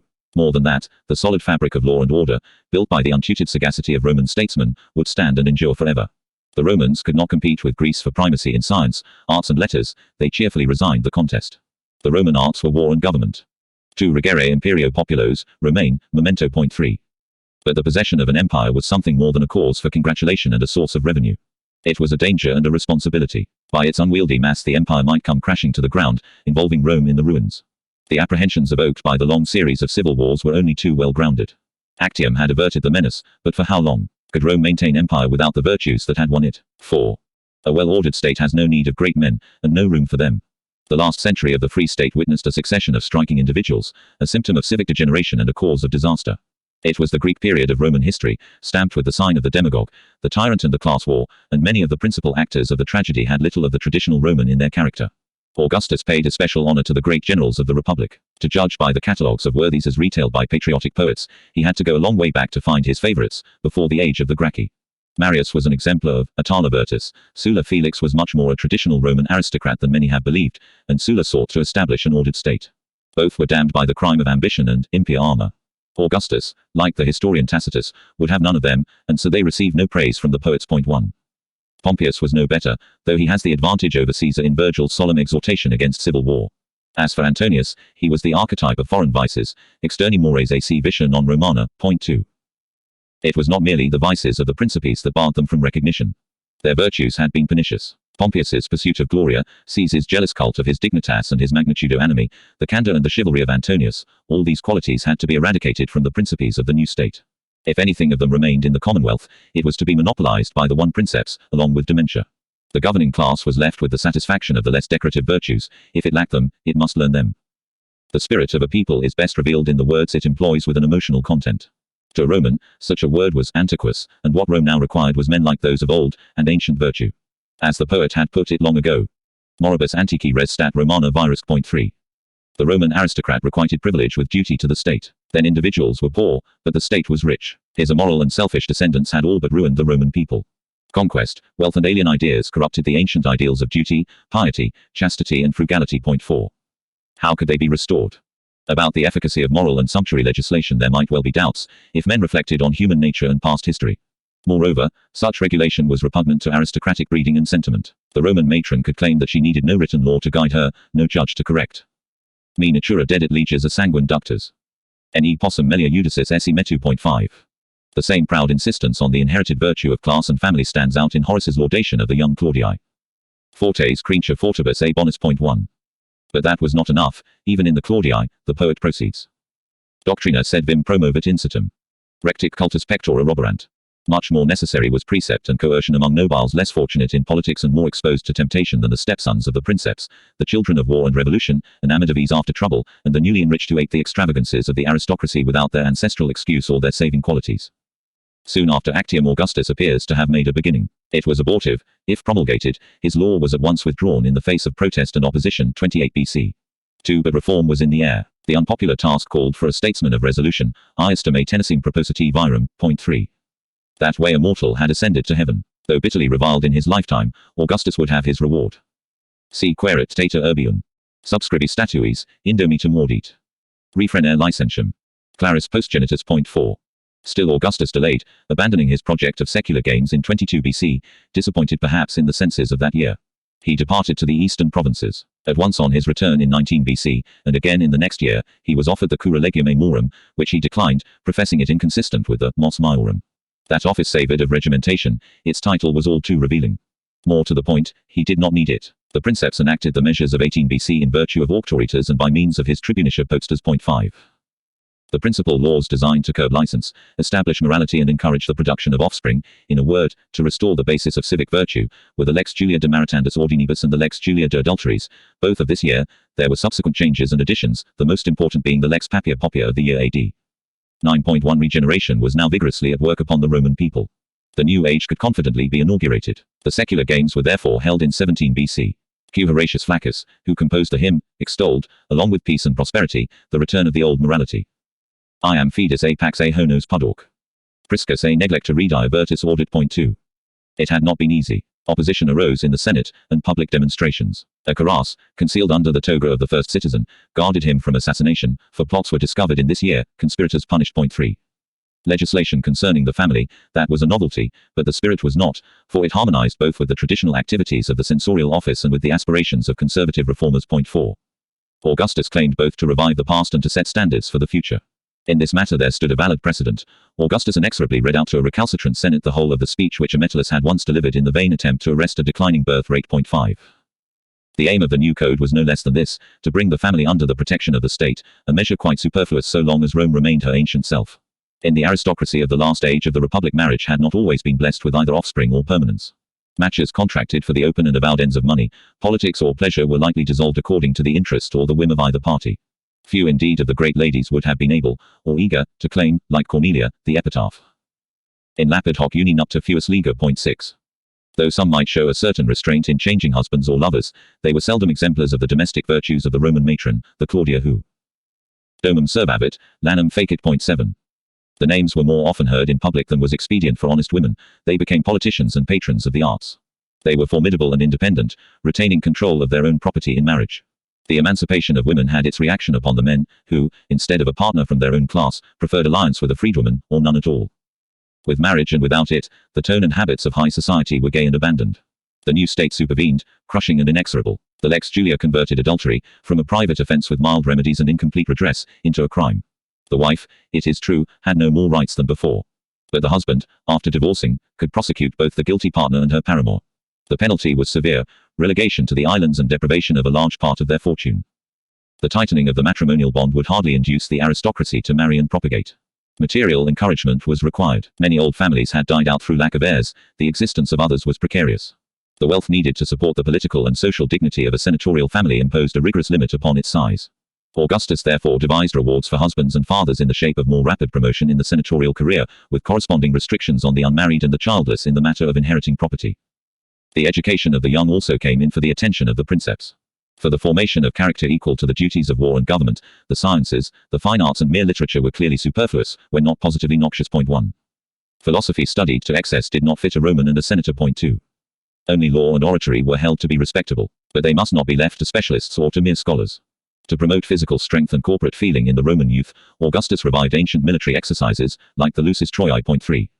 In the towns of Italy there was a counterpart, the Collegia Juvenum, clubs of young men of the officer class.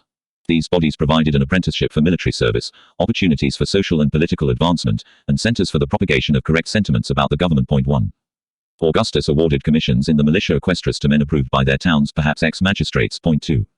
The municipia, or rather the local dynasts who controlled them, were sufficiently aware of the qualities which the princeps expected.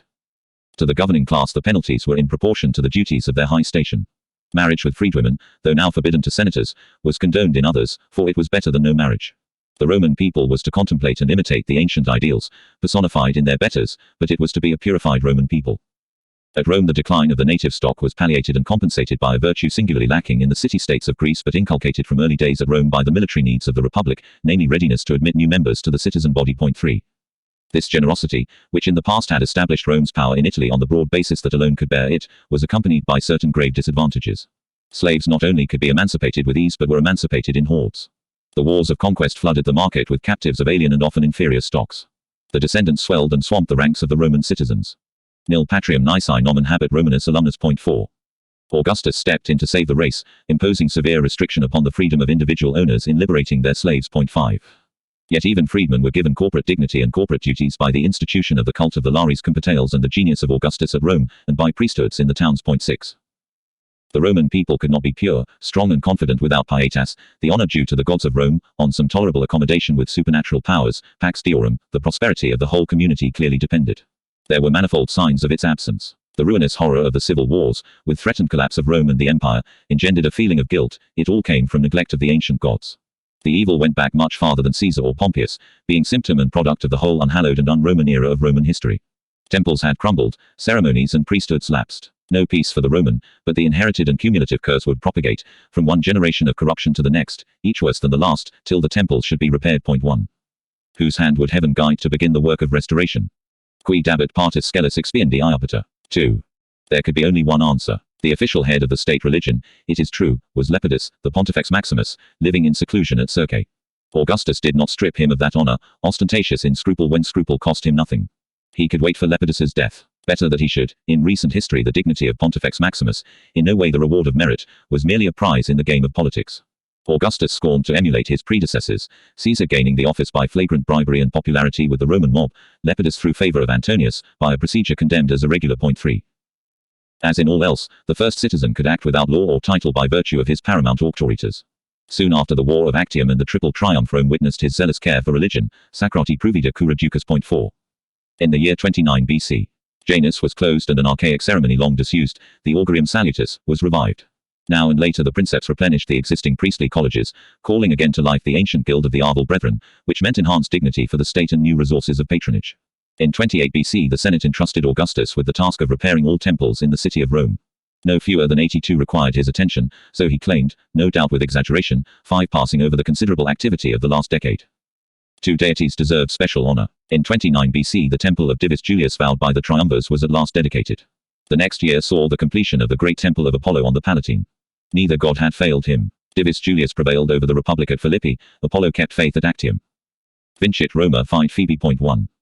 The myth of Actium was religious as well as national, on the one side Rome and all the gods of Italy, on the other the bestial divinities of Nile. 2. Phoebus, to be sure, was Greek in name and origin. But Phoebus had long been domiciled in Latium. Though the national spirit of Rome was a reaction against Hellas, there was no harm, but every advantage, in invoking the better sort of Greek deities on the right side, so that the war of Actium could be shown as a sublime contest between West and East. Rome was not only a conqueror, Rome was a protector of Greek culture. As though to strengthen this claim, measures were taken in Rome to repress the Egyptian cults, pervasive and alarmingly popular in the triumviral period. They were banished now from the precincts of the city. 3. The national and patriotic revival of religion is a large topic, and a movement so deep and so strong cannot derive its validity or its success from mere action by a government. There is much more authentic religious sentiment here than has sometimes been believed. 4. It will suffice to observe that Augustus for his part strove in every way to restore the old spirit of firm, dignified and decent worship of the Roman gods. That was the moral source of Rome's power. Nam quantum ferro tantum pietate potens stamus. 5. Though debased by politics, the notion of pietas had not been entirely perverted. Pietas once gave world empire to the Roman, and only pietas could maintain it. Dis te minorum quod geres, imperors. Hinc omne principium, Hugh refer XXIII. 6. Virtus and pietas could not be dissociated, and the root meaning of virtus is manly courage. The Roman people occupied a privileged rank in the empire of all the world. Privilege should stand for service. If the citizen refused to fight, the city would perish at the hands of its enemies, or its mercenaries. Augustus appealed to the virtues of a warrior race. No superfluous exhortation, since the Romans had recently tasted the bitter realities of war.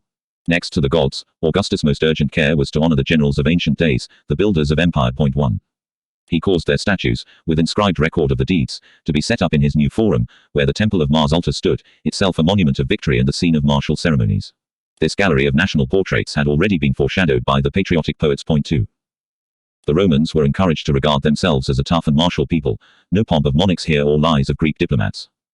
Non hic atradi nec fandi ficta ulixes. Jurum as stirp genus. 3. They were peasants and soldiers. Tradition remembered, or romance depicted, the consuls of the early republic as identical in life, habit and ideals with the rough farmers whom they led to battle, generals and soldiers alike the products of Scieva Paupertas. 4. It was the virile peasant soldier. Rusticorum mascula militum proles. Who had stained the seas red with Carthaginian blood, who had shattered Pyrrhus, Antiochus and Hannibal. 5.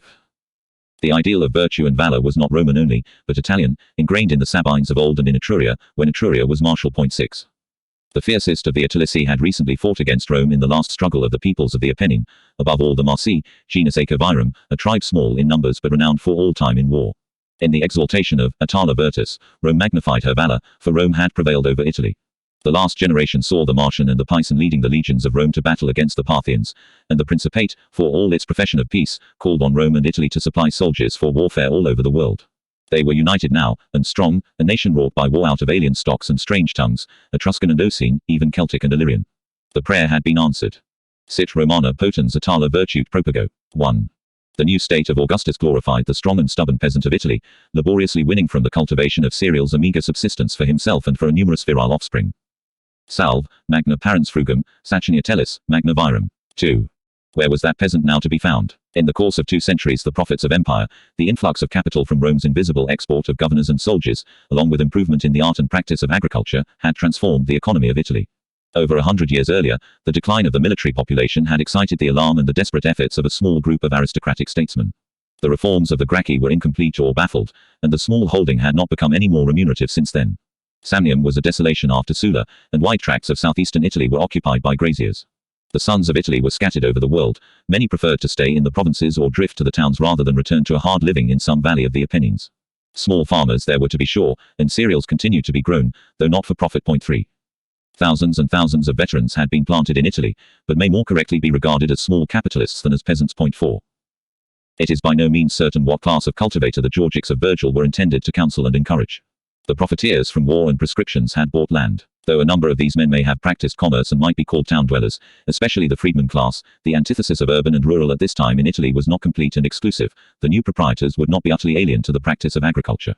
Citizens of Italian municipia had mostly been born, or had lived, on country estates, and it will be recalled that such apparently sophisticated types of urban humanity as Seneca, the courtier and statesman, and the debauched grammarian Q. Remius Paliman were noted for the rich return they secured from their vines. 1. But the advocates of the high ideals of the new state were not asked to examine the concepts of economic science, or reveal the manner of their operation. That would be inexpedient. The political theorists of antiquity, from the spurious Lycurgus to the authentic and revolutionary Gracchi, were at one in awarding to moral and military excellence the primacy over pecuniary profit. If the growing of corn brought no money to the peasant, if his life was stern and laborious, so much the better. He must learn to love it, for his own good and for the good of the state, cheerful and robust. Angustum amus pauperem pati. Robustus acri militia pure. Condiscat. 2. This was not far from the ideal of economic self-sufficiency. The old-fashioned moralist might rejoice. Let foreign trade decline, it brought no good, but only an import of superfluous luxury and alien vices. So far the ideal. Italy was spared the realization of such perverse anachronisms. The land was more prosperous than ever before. Peace and security returned to the whole world. The release of the capital hoarded by the Ptolemies for ages, or by apprehensive owners of property in the recent period of confiscation, quickened the pulse of trade, augmenting profits and costs. The price of Italian land rose steeply. 3. The rich grew richer. Their money went into landed property. Large estates grew larger. Prosperity might produce qualms no less than did adversity. Horace, in whom the horrors of the Perisine War had inspired visions of the Fortunate Isles, where nature provided all fruits without the work of man's hand, might meditate for a moment on the evils of private property and envy the virtuous felicity of the nomads. Camstras melius Scythae. 4. The patriotic poet might deplore the seizure of ploughland for princely parks and villas, the encroachment of the wealthy and the eviction of the poor. Non ita Romuli. Praescriptum me intensi Catinus. Auspices veterumque norma. 1. But these were not the days of Romulus or of Cato the censor, and that shaggy Cato himself, of peasant stock and a farmer, was no grower of cereals but a shrewd and wealthy exponent of more remunerative and more modern methods of cultivation. As in politics, so in economic life, there could be no reaction. None was intended. No thought of mulcting the rich men of Italy, curbing the growth of their fortunes, or dividing up their monstrous estates for the benefit of the deserving and Roman poor, whose peasant ancestors had won glory and empire for Rome. The revolution was over. Violence and reform alike were stayed and superseded. The rich were in power. Conspicuous in their serried ranks were hard-headed and hard-faced men like Lollius, Quirinius and Tarius Rufus. With such champions, property might rest secure. The author of the most eloquent commendations of rustic virtue and plain living was himself a bachelor of Epicurean tastes, a man of property and an absentee landlord. It was observed with malicious glee that neither of the consuls who gave the names to the Lex Papia Popia had wife or child. 2. One of them came of a noble Samnite family now reconciled to Rome. It might be added that the other was a Pisan. That was no palliation. These men before all others should have provided the Atala Virtus that was held to be lacking in the decadent, pleasure-loving aristocracy of Rome. Among the intimate friends of Augustus were to be found characters like Maecenas, childless and vicious yet uxorious, and the unspeakable Vedius Pollio, and in his own household the moral legislation of the Princeps was most signally baffled by the transgressions of his daughter and his granddaughter, though in truth their offense was political rather than moral. Nor is it certain that the Princeps himself was above reproach, even with discount of the allegations of Antonius, the scandal about Terentia and all the gossip that infests the backstairs of monarchy. That there was a certain duplicity in the social program of the Princeps is evident enough. More than that, the whole conception of the Roman past upon which he sought to erect the moral and spiritual basis of the new state was in a large measure imaginary or spurious, the creation conscious or unconscious of patriotic historians or publicists who adapted to Roman language Greek theories about primitive virtue and about the social degeneration that comes from wealth and empire. The Italian peasant may have been valorous and frugal, he was also narrow and grasping, brutal and superstitious. Nor is it evident that the Roman aristocrat of the golden age of the Scipians was always the paragon of virtue that Cicero and his contemporaries affected to admire. There was another side to that. Yet the strong suspicion of fraud is not enough to lame the efficacy of the Augustan reform or damn its authors, whoever they were. The Augustus of history and panegyric stands aloof and alone, with all the power and all the glory. But he did not win power and hold it by his own efforts alone, was the ostensible author and prime agent in the policy of regeneration merely perhaps carrying out the instructions of a concealed oligarchy or the general mandate of his adherents. It was not Rome alone but Italy, perhaps Italy more than Rome, that prevailed in the War of Actium. The Principate itself may, in a certain sense, be regarded as a triumph of Italy over Rome. Philippi, Perugia and even Actium were victories of the Caesarian party over the nobiles. Being recruited in so large a measure from Roman knights of the towns of Italy, it found itself rewarded with power in the Senate and in the councils of the Princeps. The Roman aristocracy, avidly grasping the spoils of conquest, wealth, luxury and power, new tastes and new ideas, had discarded without repining the rugged ancestral virtues. But the ancient piety and frugality, respect for the family and loyalty to bonds of sentiment and duty were retained, with a consciousness of superiority, with pride and with resentment, in the towns of Italy. The Roman noble sneered at the municipal man. He was priggish and parsimonious, successful in business life, self-righteous and intolerably moral. The Italian bourgeoisie had their sweet revenge when the new state was erected at the expense of the nobles, as a result of their feuds and their follies. That will not suffice to prove that the Princeps was merely a docile instrument in the hands of an uncompromising party of Puritan nationalists. Augustus himself came of a municipal family. To his origin from a small and old-fashioned town in Latium, certain features in his character may not unfairly be attributed: the hard realism, the lack of chivalry, the caution and the parsimony. His tastes, his language and his wit were homely, his religion and even his superstitions were native. 1. Augustus was a singularly archaic type. 2. Not indeed without culture, but he had not been deeply influenced by the intellectual movements of the capital, by Hellenic literature, science or skepticism. He was capable of dissimulation and hypocrisy, if ever a statesman was. But his devotion to the ancient ideal of the family and even to the ancient worship of the gods appears to be deep-rooted and genuine. He admired the aristocracy, for he was not one of them; he chastened them, but with a loving hand. For the respect due to aristocracy was traditional, and Augustus was a traditional member of the Italian middle class. No less genuine his patriotism, it might be guessed that his favorite line of verse was Romanos rerum dominos gentemque togatum. 3. To this identity in origin and sentiment with a large class in Italy, Augustus owed much of his success as a party leader and sufficient confidence to persist in the task of moral and social regeneration. The political structure created by the Princeps was solid yet flexible. It was not so easy to shape the habits of a whole people and restore the ideals of a governing class. That the official religion of the Roman people was formal rather than spiritual did not appear to the Roman statesman entirely a defect or a disadvantage, for and the Augustan revival need not shrink from the charge of studied antiquarianism. But the religion of the state, like the religion of the family, was not totally repugnant to sentiment. It was pietas, the typical Roman virtue. Augustus might observe with some satisfaction that he had restored a quality which derived strength from memories of the Roman past, attached men's sympathies to the majesty of the state and secured loyalty to the new regime. Civic virtue of this kind could exist in the Roman aristocracy along with a certain laxity of individual behavior, and ability, courage or patriotism might lend to vice itself a certain specious charm. Augustus' own views were narrow and definite. How far they won acceptance it is difficult to say. Of the efficacy of mere legislation in such matters, a virtuous prince like Tiberius, himself traditional in his views of Roman morality, was forced to express his doubts to the Senate. 1. That a change later came over the Roman aristocracy was evident to the historian Tacitus, no less evident that it was slow in operation and due to other causes than the legislation of Augustus. 2. For luxury, so far from being abated, was quite unbridled under his successors in the dynasty of the Julii and Claudii. Opulent families spent their substance in ostentation or perished through ambition and intrigue. Novi homes from the towns of Italy, and especially from the provinces, took their place, the rigor of whose parsimony was not relaxed even by the splendid fortunes they amassed. Vespasian, an emperor from the Sabine country, antico ipse cultu victuque, affected much by his personal example. Yet more than all that, the sober standards prevalent in the society of Tacitus' own day were perhaps imposed by a mysterious revolution of taste. 3. If Augustus was disappointed in the aristocracy, he might reflect that Rome was not Italy, and Italy had been augmented. In the north there was a new Italy, but recently a province, populous, patriotic and proud of its retention of ancestral frugality and virtue. Patavium usurped the proverbial repute of the Sabine land for prudery, and Brixia refused to lag far behind. 5.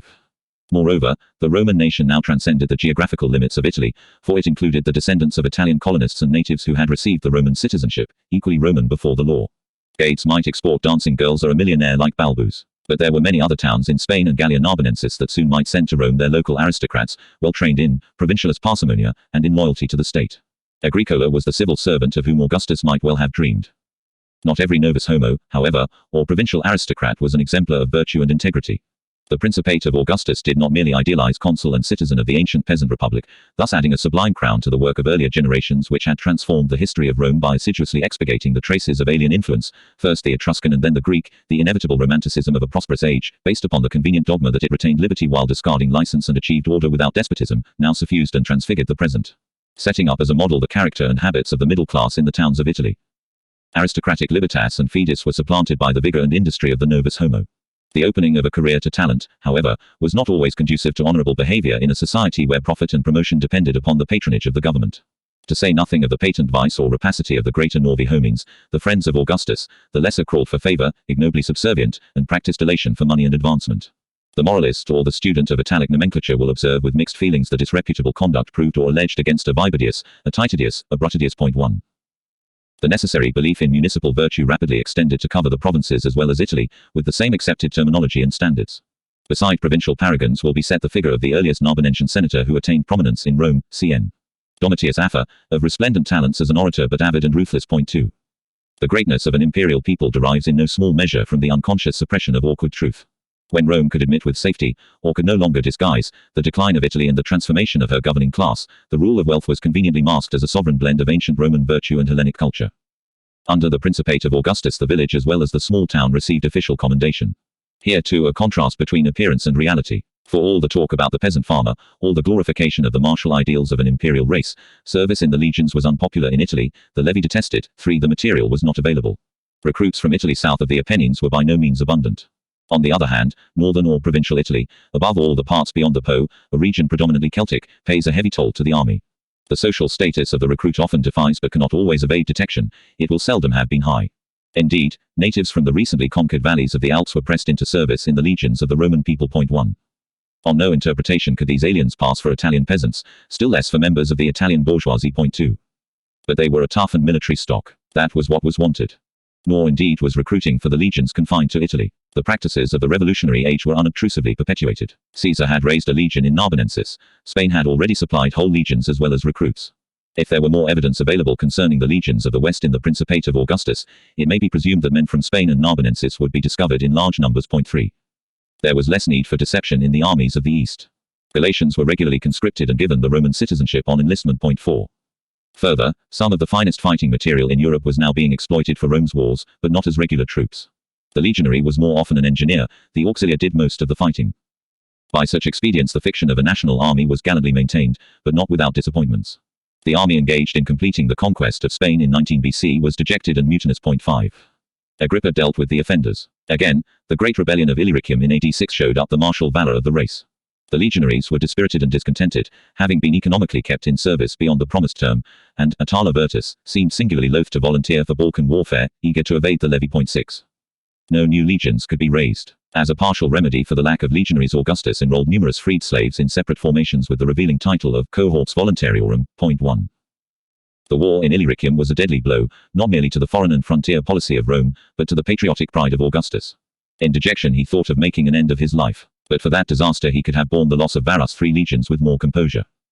Despite the varied checks and disappointments in Augustus' policy of moral and patriotic regeneration, the effort had not been in vain. It was not one man's idea, and the origins of it went back before Actium.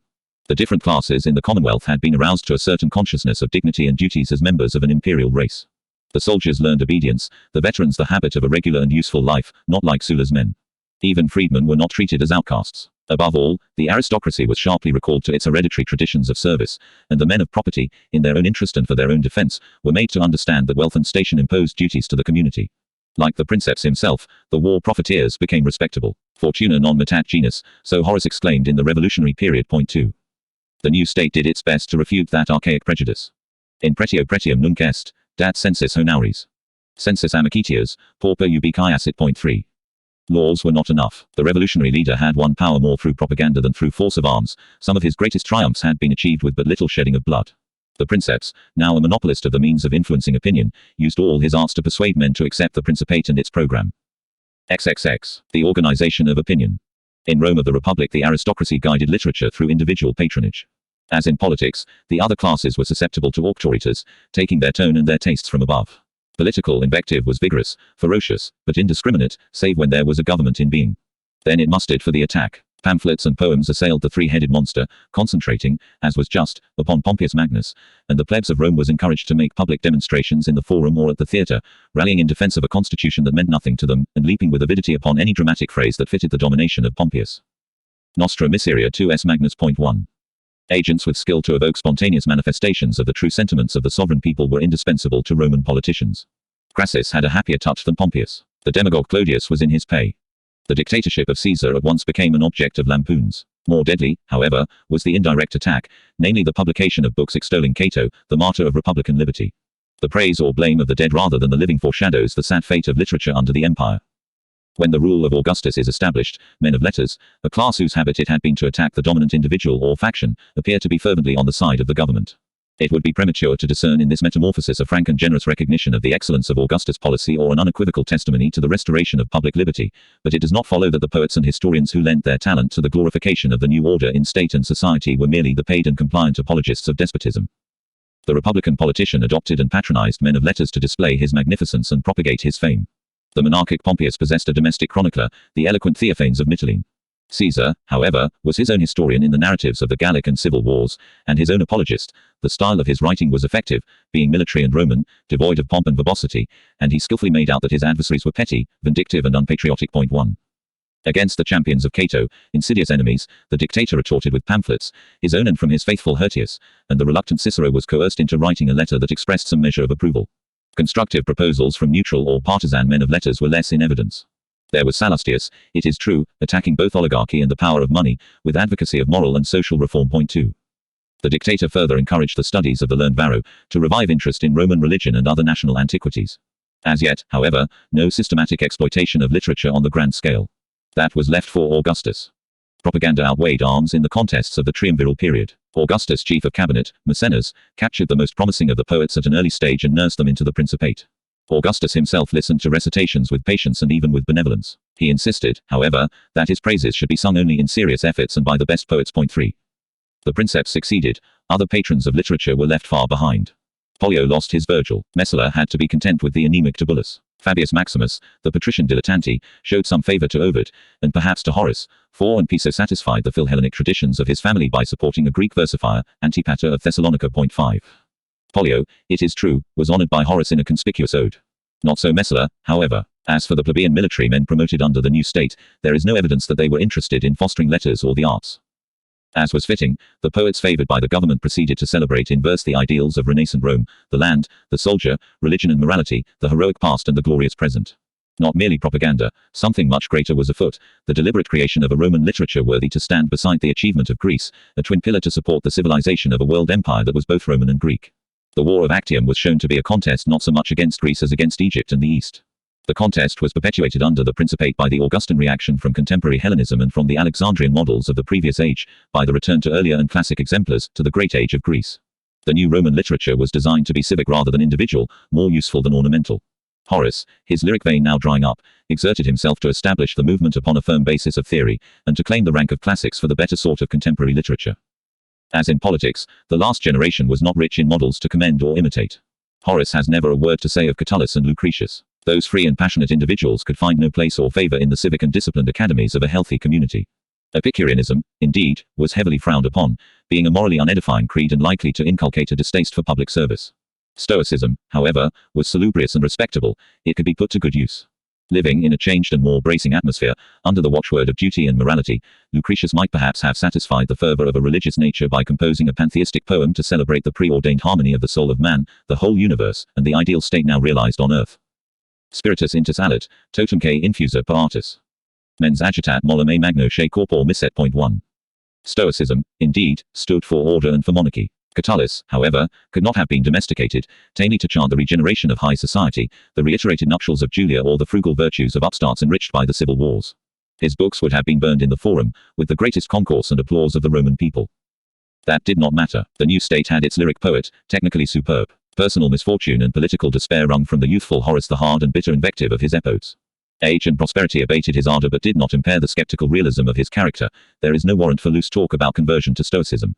Nonetheless, this Epicurean man appeared to surrender to a romantic passion for frugality and virtue, a fervent sympathy with martial and imperial ideals. In his odes may be discovered the noblest expression of the Augustan policy of social regeneration and the most illuminating commentary upon it.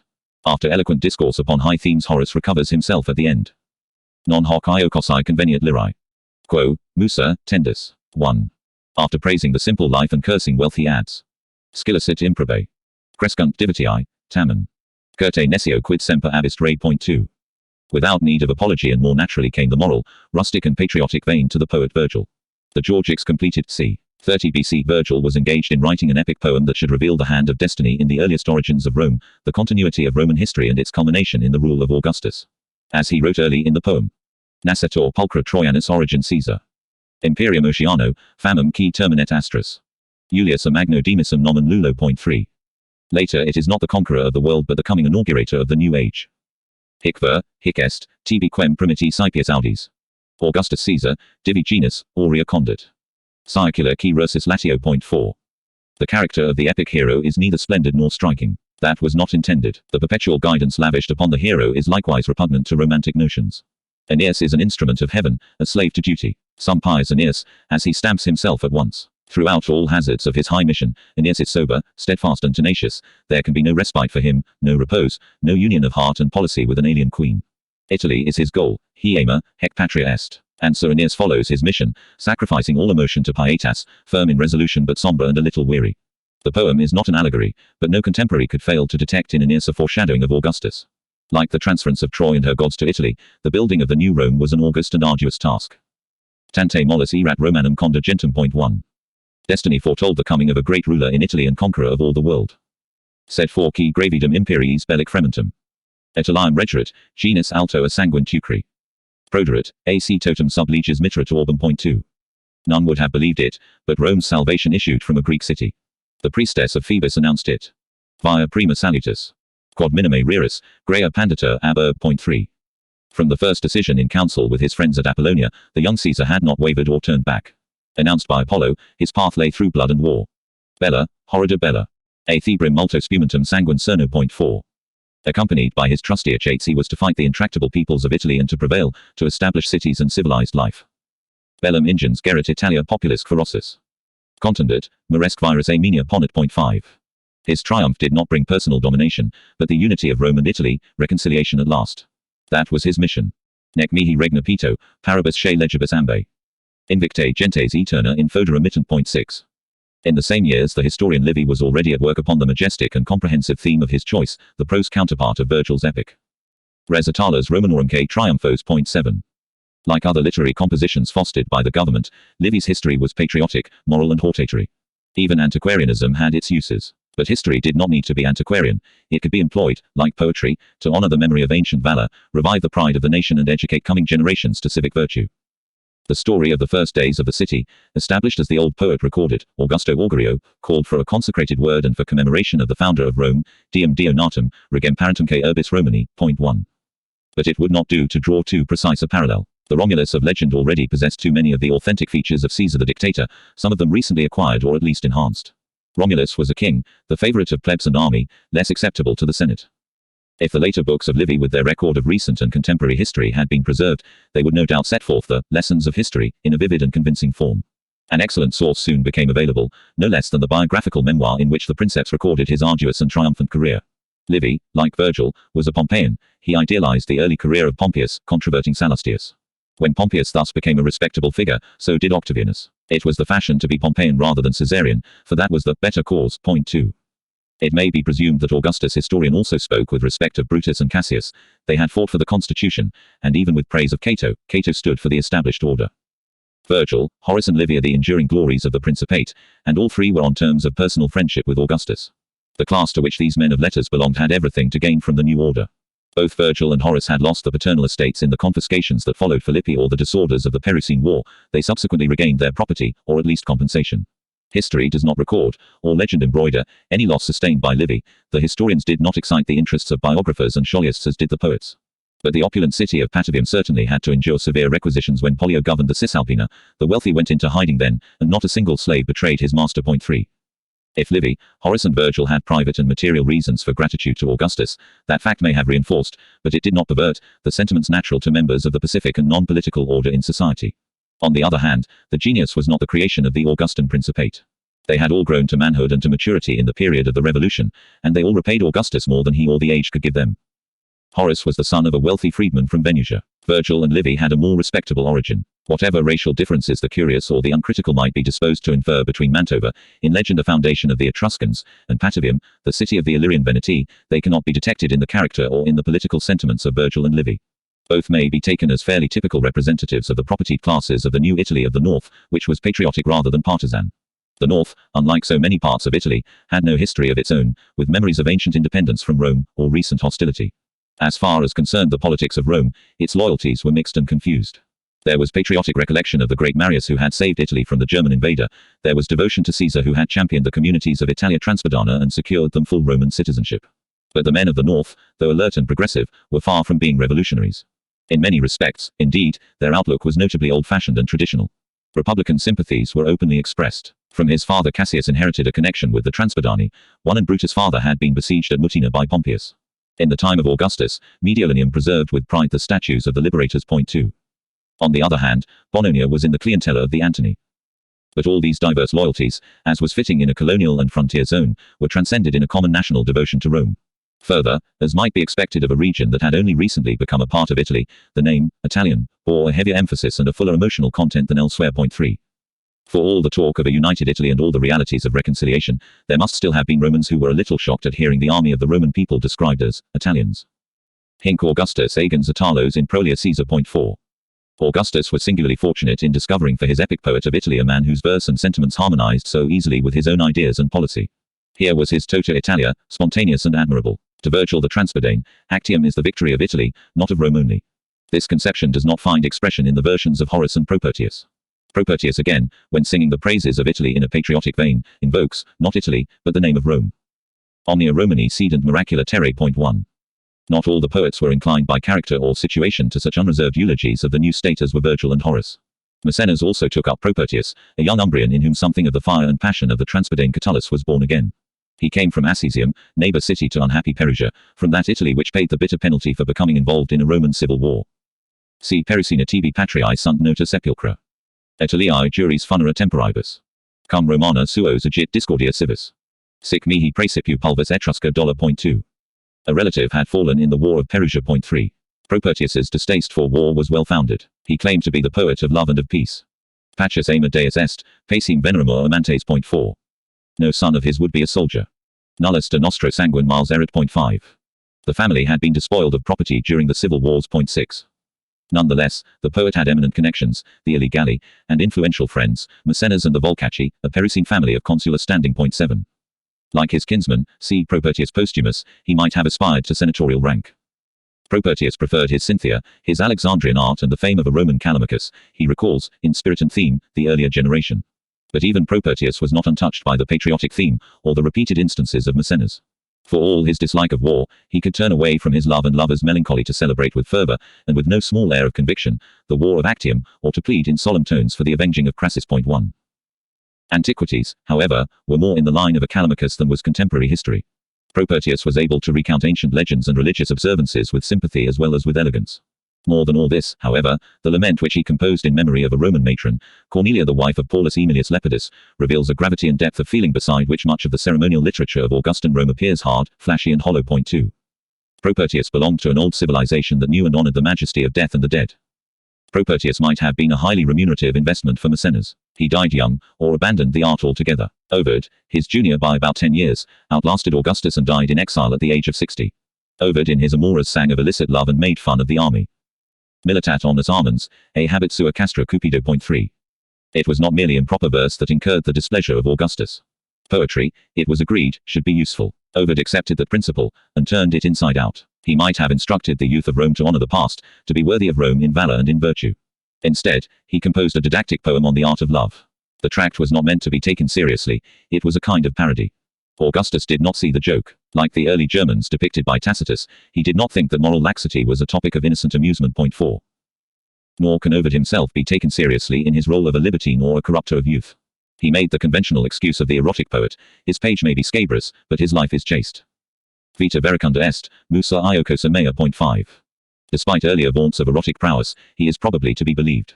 The Corinna of the Amoras cannot match Propertius's Cynthia. Corinna is literature, a composite or rather an imaginary figure. The poet himself, who had married 3 times, was not unhappy in his last choice, a virtuous and excellent woman. 1. That did not matter. Ovid was a disgrace. He had refused to serve the state. Sulmo and the Pylianians, a virile and hardy race, should have made a better contribution to the new Italy and achieved a nobler repute than to be known as the home of an erotic poet. Augustus did not forget. It was in vain that Ovid interspersed his trifles with warm praise of the reigning dynasty and even turned his facile pen to versifying the Roman religious calendar.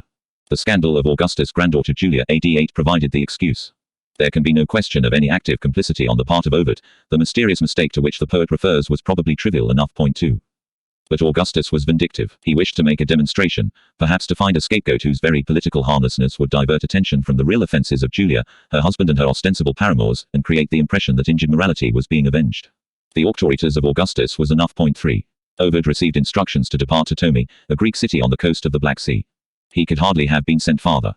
Poetry and history were designed to work upon the upper and middle classes of a regenerated society. Their influence and their example would cause the lessons of patriotism and morality to spread more widely and sink more deeply. For such as were not admitted to the recitations of the rich, or lacked either the taste for good books or the means of acquiring them, there were visible admonitions of every kind. The Republican dynast solicited the favor of the sovereign people by lavish display at games, shows and triumphs. As a showman, none could compete with Augustus in material resources, skill of organization and sense of the dramatic. 250,000 of the Roman plebs were on his lists, as permanent recipients of the corn dole.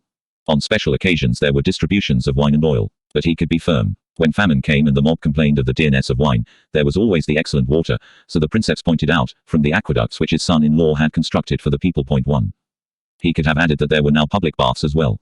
But complaints were rare. The poor expressed their gratitude by crowding to the Capitol on the first day of the year and contributing small coins to a fund in honor of the Princeps. The proceeds went towards dedications in the temples. 2. That was not all. When Augustus carried out his organization of the city wards, the vicar magistri were put in charge of shrines where honor was paid to the lares competales, with whom was associated the genius of the Princeps. 3. Each and every festival was an occasion for sharpening the loyalty of the people and inculcating a suitable lesson. The family policy of the new state was vividly and triumphantly advertised when a sturdy plebeian from Faesulae marched to the Capitol and offered sacrifices there, accompanied by the procession of his 61 living descendants in 3 generations. 4. Even slaves could be commended. Augustus set up a monument in honor of a girl who had produced 5 children at one birth. 5. For reasons less obvious, a centenarian actress was produced at games vowed and celebrated for the health of Augustus. 6. And a rhinoceros was solemnly exhibited in the voting booths of the Roman people. 7. When Lepidus at last died in 12 BC, Augustus assumed the dignity of Pontifex Maximus. To witness the induction, or rather to confer the grant, for Augustus restored election to the people, in pointed contrast to Antonius' action on the last occasion, there flocked to Rome from the towns of Italy such a concourse as had never before been seen. 8. This unique and spontaneous manifestation bore the character of a plebiscite expressing loyalty to the Princeps and confidence in the government. There were less spectacular but more permanent methods of suggestion and propaganda. 9. When the man of the people turned a coin in his palm, he might meditate on the aspirations or the achievements of the government stamped in some concentrated phrase, Libertatis PR Vindex, Civibus Servitis or Signus Receptus. It is a little surprising that the rich vocabulary of politics was not more frequently drawn upon. Tota Italia would not have been out of place. The Princeps' own form and features were reproduced in Rome and over all the world. It is true that he caused no fewer than 80 silver statues in the city to be melted down and converted into offerings to Apollo, his patron. 1. Other materials were available. The loyal citizen might gaze upon Augustus in the shape of the young revolutionary leader, resolute and almost fierce in expression, or the priest with veiled head, aged, austere and remote. Most revealing, perhaps, is the mailed figure from Prima Porta, showing the Princeps in his middle years, firm and martial but melancholy and dedicated to duty. Troius Aeneas, Pietate Insignis Armis. 2. The august motives of war and peace received public and monumental commemoration. The official treatment of these themes makes much Augustan poetry seem an inspired anticipation, and shows with what startling fidelity the poets expressed the spirit of the national program. In 13 BC, when both Augustus and Agrippa had returned from the provinces, with the empire pacified and new conquests about to begin, the Senate voted that an altar of Pax Augusta should be set up. The monument was dedicated 3 or 4 years later. On its sculptured panels could be seen the Princeps, his family and his friends moving in solemn procession to sacrifice. A grateful Senate and a regenerated people participated. The new regime was at peace with the gods and honored the land. Earth requited with the gift of her fruits, Iestis Metellus. The figure of Terra Mater, benign and majestic, was the source, the guarantee and the testimony of prosperity. Nor was the significant part to be omitted. Aeneas appears in the act of sacrifice after he has seen the portent that promises to his family an abiding home in Italy. Pax Augusta could not be dissociated from Victoria Augusti. The martial origin and martial virtues of people and dynasty were fittingly recalled by the Temple of Mars altar and the adjacent Forum of Augustus. 3. This was the shrine and the setting where the Senate debated on war and peace, where generals offered prayers before going to their armies or thanksgiving when returning from successful wars. Around the forum stood the mailed statues of military men with the inscribed record of their res gestae, from Aeneas and Romulus in the beginning down to recent worthies who had held triumphs or received the ornamenta triumphalia in lieu of that distinction. In the temple itself 3 deities were housed in concord, Mars, Venus Genetrix and Divus Julius. Mars and Venus were the ancestors of the Julian house. The temple of Mars the Avenger had been vowed by Caesar's son at Philippi when he fought against the assassins of his parent, the enemies of the fatherland. Divus Julius was the watchword of the Caesarian army, and Divus Julius had been avenged by his son and heir. This dynastic monument is a reminder, if such be needed, that Dux was disguised but not displaced by Princeps. Augustus was Divi Filius. The avenging of Caesar had been the battle cry and the justification of Caesar's heir. Antonius, on the other hand, was remiss, willing even to admit an accommodation with the assassins. He was only incited to pay some honor to his dead benefactor by the spur of the young Caesar's political competition, 6 months after the Ides of March. All 3 triumvirs concurred in the deification of Caesar. The policy was Octavianus's, his too the most intense exploitation and the solid advantage. In the feverish and credulous atmosphere of the revolution, portents of divine favor for Caesar's heir were seen, recalled or invented everywhere, especially when the guarantors had disappeared. 1. The wife of C. Octavius fell asleep in the temple of Apollo and was visited by a snake. On the very day of the birth of his son, the great astrologer Nigidius Figulus cast the horoscope. A ruler of the world was portended. When the child could first speak, he bade the frogs be silent. No frog croaked in that place ever again. When Caesar's heir entered Rome for the first time, the sun was surrounded with a halo, and the omen of Romulus greeted his capture of Rome in the next year. Cicero in a political speech described his young ally as divinus adolescens. Point 2. The epithet was rhetorical, not religious. He also applied it to the legions that had deserted the consul Antonius, heavenly legions. But the orator would have been shocked had he known that the testimony of his earlier dreams would be preserved and invoked, a boy descending from heaven by a golden chain, alighting on the Capitol and receiving an emblem of sovereignty from Jupiter, and recognized again by Cicero on the next day when he had the first sight of Caesar's grandnephew in the company of the dictator. Perugia, Philippi and Actium all had their portents. With victory, the flood of miracles and propaganda was sensibly abated but did not utterly cease. A more enduring instrument of power was slowly being forged. Augustus strove to revive the old religion, but not everybody was susceptible to the archaic ritual and austere appeal of the traditional gods of Rome. Nor was Divis Julius enough. His son could hardly have prevented, even had it been expedient, the gratitude of the people to himself from taking the form of honors almost divine. Augustus was not a god, though deification would come in due course, from merit and for service, as to Hercules, who had made the world habitable for mankind, and to Romulus, the founder of Rome. In the meantime, his birthday and his health, his virtues and his attributes could be suitably celebrated. Worship might not be paid to the man but to the divine power within him, his genius or his numen. Praesenti tibi maturos largima honauris. Urundus tuum per numen ponimus aris. Point 1. In Rome the magistri vicarum had their altars. Likewise throughout Italy and in Roman towns abroad the officiants of the new civic cult, the Severi or Augustales. These observances attested devotion to the government and seconded the dynastic and monarchic policy of Augustus. A noticeable spread and intensification of the cult towards the year 2 BC reflects his overt designs for the succession of Gaius and Lucius. He did not need it so much for himself. At the colony of Acere in Campania a centurion set up an altar to the young princes with a verse inscription rendering them the honors due to heroes and anticipating their rule. Nam quam te, Caesar, tempus exposet diem. Gaelic repeats sed quae mundum reges. Sint he tua quae sorti ri huic imperant. Regenque nos felicibu s votis suis. Point 2. When they died, the town council of Pisa gave vent to patriotic grief in lapidary commemoration of an ordinate length. Point 3. From Rome sentiment radiated forth to the Roman towns, or rather, the towns in sedulous loyalty imitated for the expression of their own sentiments the themes and forms made standard by official policy in the capital. At Potentia in Picenum a Sever set up a replica of the famous shield recording the cardinal virtues of Augustus. Point 1. Many loyal towns possessed their own copies of the Fasti Consulares and of the official religious calendar. Point 2. In Arretium were to be seen the statues and inscriptions of Roman generals, imitating Augustus. Forum. Point 3. At Carthage there stood an altar of the gens Augusta reproducing, at least in part, the sculptures of the Ara Pacis Augustae. 4 and altars at Tarraco and Narbo were dedicated to the cult of the numen of Augustus. Point 5. Italy and the provinces of the west had sworn a military oath of personal allegiance to the military leader in the War of Actium. It did not lapse when he became a magistrate at Rome and in relation to the laws of Rome. A similar oath, it may be presumed, was administered to the eastern provinces when they were reconquered from Antonius. Later at least, soon after the territory of Paphlagonia was annexed to the province of Galatia, the inhabitants of the region, natives and Roman citizens alike, swore by all gods and by Augustus himself a solemn and comprehensive oath of loyalty to the ruler and to his house. 3 halves BC. Point 6. In regions where submission to kings was an ingrained habit and inevitable fashion, it was natural that the ruler should be an object of veneration, with honors like the honors due to gods. In Egypt, indeed, Augustus succeeded Ptolemy as Ptolemy had succeeded Pharaoh, a god and lord of the land. Elsewhere in the East Augustus inherited from the dynasts Pompeius, Antonius and Caesar, along with their clientela, the homage they enjoyed. Caesar accepted honors from whomsoever voted, no doubt in the spirit in which they were granted. Policy and system cannot be discovered. Once again Augustus stands revealed as the deliberate founder of monarchy, the conscious creator of a system. For himself and for the dynasty he monopolized every form and sign of allegiance. No proconsul of Rome ever again is honored in the traditional fashion of the eastern lands. The language of that, Graeca adulatio, so loathsome to republican sentiment becomes more and more lavish and ornate. Not only is Augustus, like his predecessors, a god and savior, not only does he take from Pompeius the title of warden of land and sea. 7 Not only do cities compete, pouring their cascades of dithyrambic prose, as Sardis in inordinate effusions honoring the princes Gaius and Lucius. Point 1. The assemblies of whole provinces are now organized to display gratitude and homage. Galatia builds a temple for the joint worship of Augustus and the goddess Rome. Point 2. Asia is incited by that loyal proconsul, the patrician Paulus Fabius Maximus, to adopt the birthday of the Princeps as the beginning of its calendar year, for that day announced good tidings to the world. Point 3. Asia surpasses decency in the thanks it renders to divine providence. Point 4. If such was the demeanor of citizens or free men, the fervent zeal may be imagined with which kings, tetrarchs and petty tyrants promoted the cult of their patron, friend and master. They gave cities his name, they erected temples in his honor. Point 5. One of the earliest and most zealous to propagate the new faith was Herod the king of Judea. 6. In the east, Roman citizens joined with Greeks in their worship of Augustus as a god. The west was different. The Roman towns had altars but not temples, as at Tarraco and at Narbo.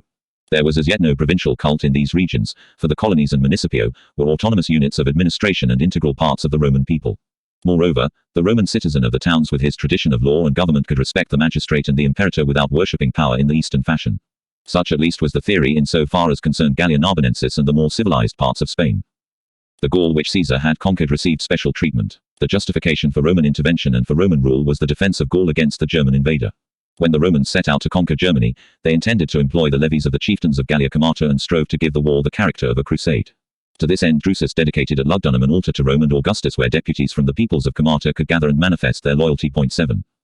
As in Galatia or in the cities of Asia, the aristocracy of land and birth is firmly riveted to the clientela of Caesar Augustus and the dynasty in the first place, and through the dynasty to Rome and the empire. 1. The institution would further inspire among the Gauls just so much community of sentiment as would serve the convenience of Rome without creating a dangerous nationalism. It was a neat calculation. The different forms which the worship of Augustus took in Rome, Italy and the provinces illustrate the different aspects of his rule. He is princeps to the Senate, imperator to army and people, king and god to the subject peoples of the empire, and recapitulate the sources of his personal power in relation to towns, provinces and kings. The sum of power and prestige was tremendous. Who could have ventured to compete or oppose? 31. The opposition. The army had made one emperor and could make another, and the change from republic to empire might be described as the provinces' revenge upon Rome. Army and provinces stood firm for the established order. The legions were inspired with a fanatical yet rational devotion to the person of Augustus and to the house of Caesar. No less comprehensible was the loyalty of the provinces, or rather of the propertied classes which the empire preserved and supported all over the world, whether in the cities of Asia or the country districts of Gaul and Galatia. National memories were not strong in the western lands. In the east the fact that the Principate was a monarchy guaranteed its ready acceptance. The lower classes had no voice in government, no place in history. In town or country there was poverty and social unrest, but Rome could not be held directly responsible for the transgressions of the wealthy. Rome seldom intervened against the local dynasts. See Julius Euricles, the lord of Sparta and greatest man in all Greece, must have proved very unsatisfactory, for he was deposed by Augustus and subsequently banished. 1. Kings and tetrarchs ruled for Rome and for Caesar Augustus, guarding the frontiers of empire in Africa, the Balkans and the East, suppressing brigandage, founding cities and promoting ordered life. Juba, the king of Mauritania, a man of peace and letters, enjoyed long rule, though not undisturbed by the nomad Gaetulians. The kings of Thrace were more often engaged in active warfare, and the vigorous Amyntas was killed when attempting to extirpate the Homonidenses. The private vices and domestic scandals of Herod the Great did not shake Augustus' confidence in the efficiency of his government. Herod's death showed his value. It was followed by a rising which Varus the governor of Syria put down. 10 years later, when Archelaus the ethnarch was deposed, Augustus decided to annex Judea. Quirinius, the legate of Syria, and the procurator Coponius proceeded to carry out the first census, provoking the insurrection of Judas the Galilean. Rome's rule was hated still, for good reasons. In Gaul, where the freedman Licinus extorted huge revenues for Augustus, the introduction of a regular assessment 13 to 12 BC provoked local disturbances. 1. The proconsuls and publicani of the Republic took a heavy toll from the provinces. The empire supervened to curb its agents and to render the process of exploitation more tolerable, more regular and more productive. The publicani was superseded or reduced. That did not mean an end of oppression and injustice. The vices and cruelties of the legate Carisius are said to have caused a rising in Spain. 2. He was dealing with Asturians, a sufficient excuse. An insurgent leader of the Dalmatians invoked in palliation the rapacity of Roman fiscal methods. 3. But the Dalmatians and Pannonians, incompletely conquered 20 years before, would have risen again at the earliest opportunity when Roman armies were absent. Other subject peoples could show more authentic grievances. Augustus intended to keep firm control over provincial governors. He tightened the legal procedure for dealing with cases of extortion. Moreover, the provincials through their consilia possessed an organ for voicing complaints about their rulers or making representations to the princeps. How far they deemed it safe or expedient to exert their rights, if such they were, is another question. The rule of Rome in the empire represented no miraculous conversion from a brutal and corrupt republic to an ideal dispensation of justice and benevolence. Few trials of offending governors are recorded in the time of Augustus. One of them reveals what Asia had to suffer from a murderous proconsul. 4. Lack of prosecutors does not prove a lack of criminals. It took courage to assail openly the leading men in the state, and Augustus will have preferred to condone the vices or the rapacity of his friends rather than expose or surrender the principal ministers of the government. The pearls of Lollia Paulina had a notorious origin. 5. Lollius's disgrace was due to a political error of calculation, not to any defect of personal integrity. Yet on the whole the provinces were contented enough, for they had known worse, and could see no prospect of a successful war for liberty against the legions and colonies of Rome. In origin, the Roman colony was a military station. In Italy, garrisons of the government; in the provinces, the colonies were outposts of the ruling people, fractions of the army placed at strategic positions and capable of supplying troops to replace or supplement the legions. The colonist remembered with pride his ties with the army and with the Roman people. 1. Hence the veterans and the local dynasts would sharply have dealt with social discontent or the propagation of unsound opinions. Certain of the towns of Italy and the West took pride in their republican traditions. On the whole, a harmless practice. Yet Mediolanum did not forget Brutus and Cassius. 2. Corduba produced a disloyalist. 3. While Patavium and Auximum harbored conspirators among their citizens. 4.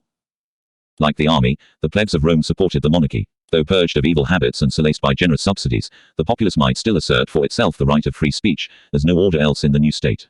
They demonstrated against the moral code and later clamored loudly that Julia should be restored from exile. 5. Too prudent or too grateful to attack Augustus, the plebs could visit the disfavor on the more unpopular of his partisans. Titius owed benefits to the house of Pompeius. He had made an ill requital. The Pompei were dead, but Titius lived on, in wealth and power. The town of Auximum in Picenum had once honored Pompeius Magnus as its patron. 6. Now Titius usurped the position. 7. Auximum could do nothing, but the Roman plebs remembered. When Titius presided at games held in the theatre of Pompeius, the people arose in indignation and drove him forth. 8. Many years later that edifice witnessed a similar spectacle. Aemilia Lepida, a woman of high birth and abandoned habits, organized a procession of society ladies in protest against Quirinius, her former husband.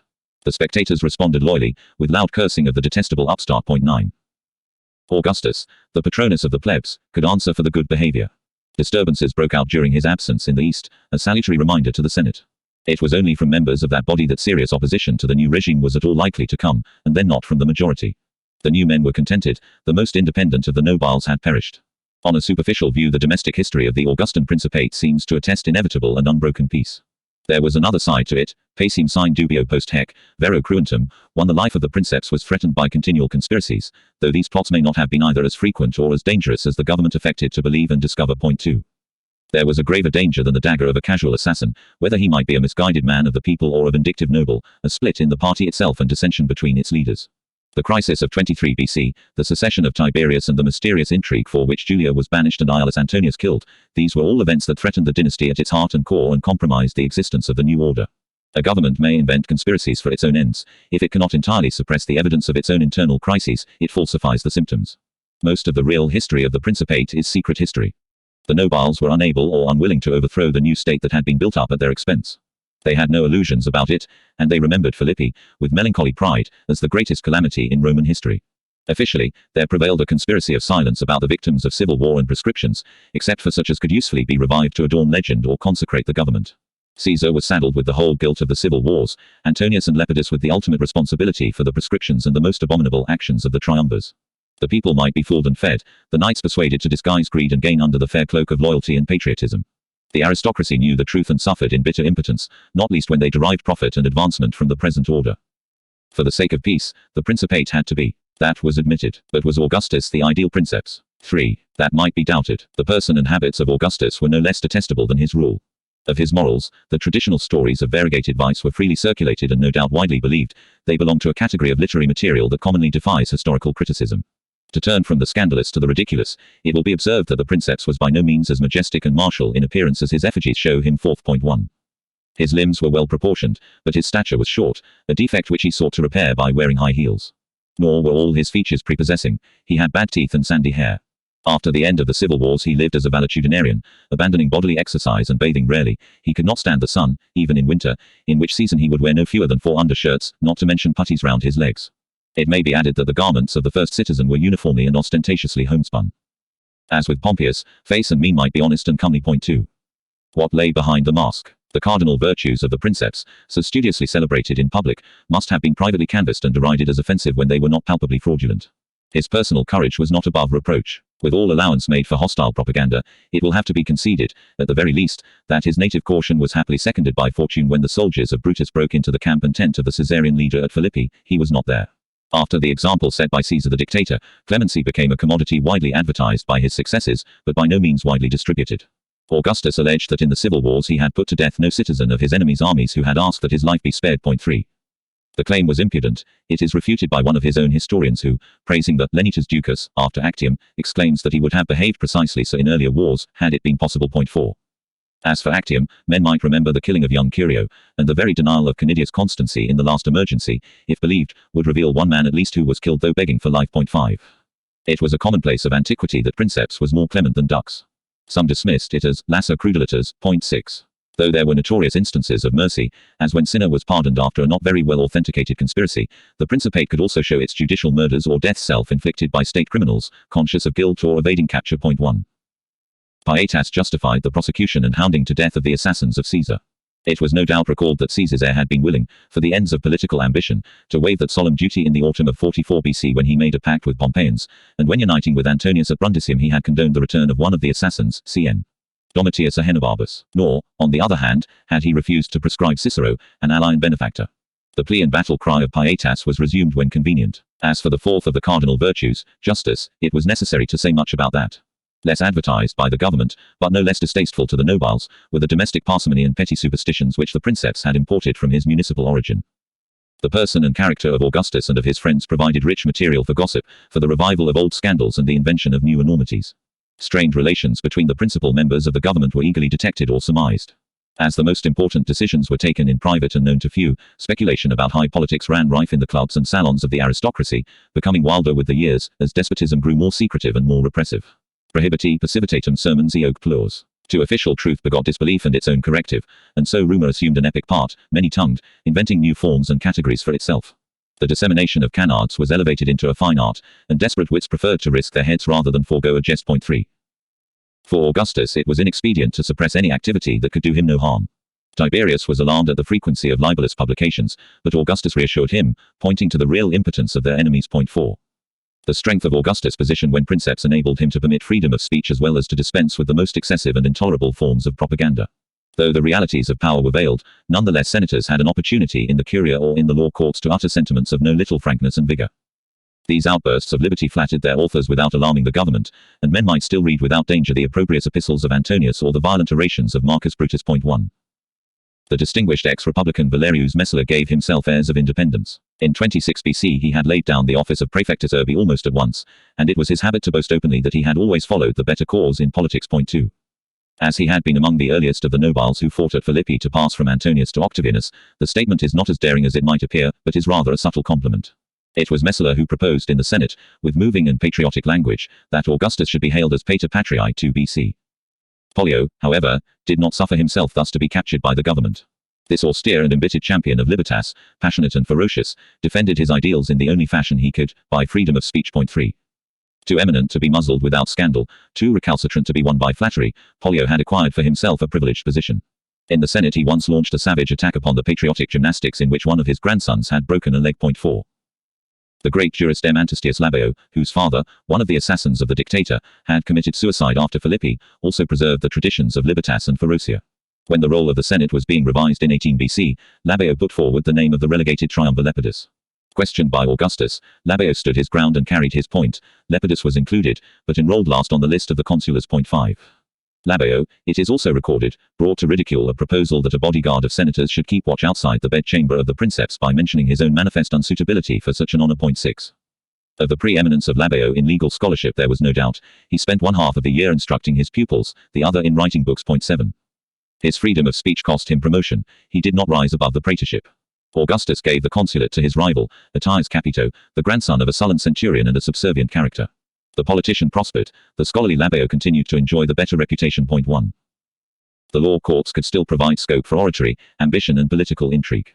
Augustus was invulnerable, not so his friends. A trial might be the occasion either of a direct attack upon their persons or for occasional and apparently spontaneous criticism of the whole government.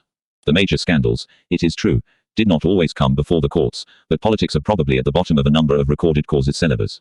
L. Nonius Asprenas, the brother-in-law of P. Quinctilius Varus and a friend of Augustus, was arraigned on a charge of poisoning, attacked by Cassius Severus, defended by Pollio and rescued through the personal intervention of Augustus, who came to the court and sat there. 2.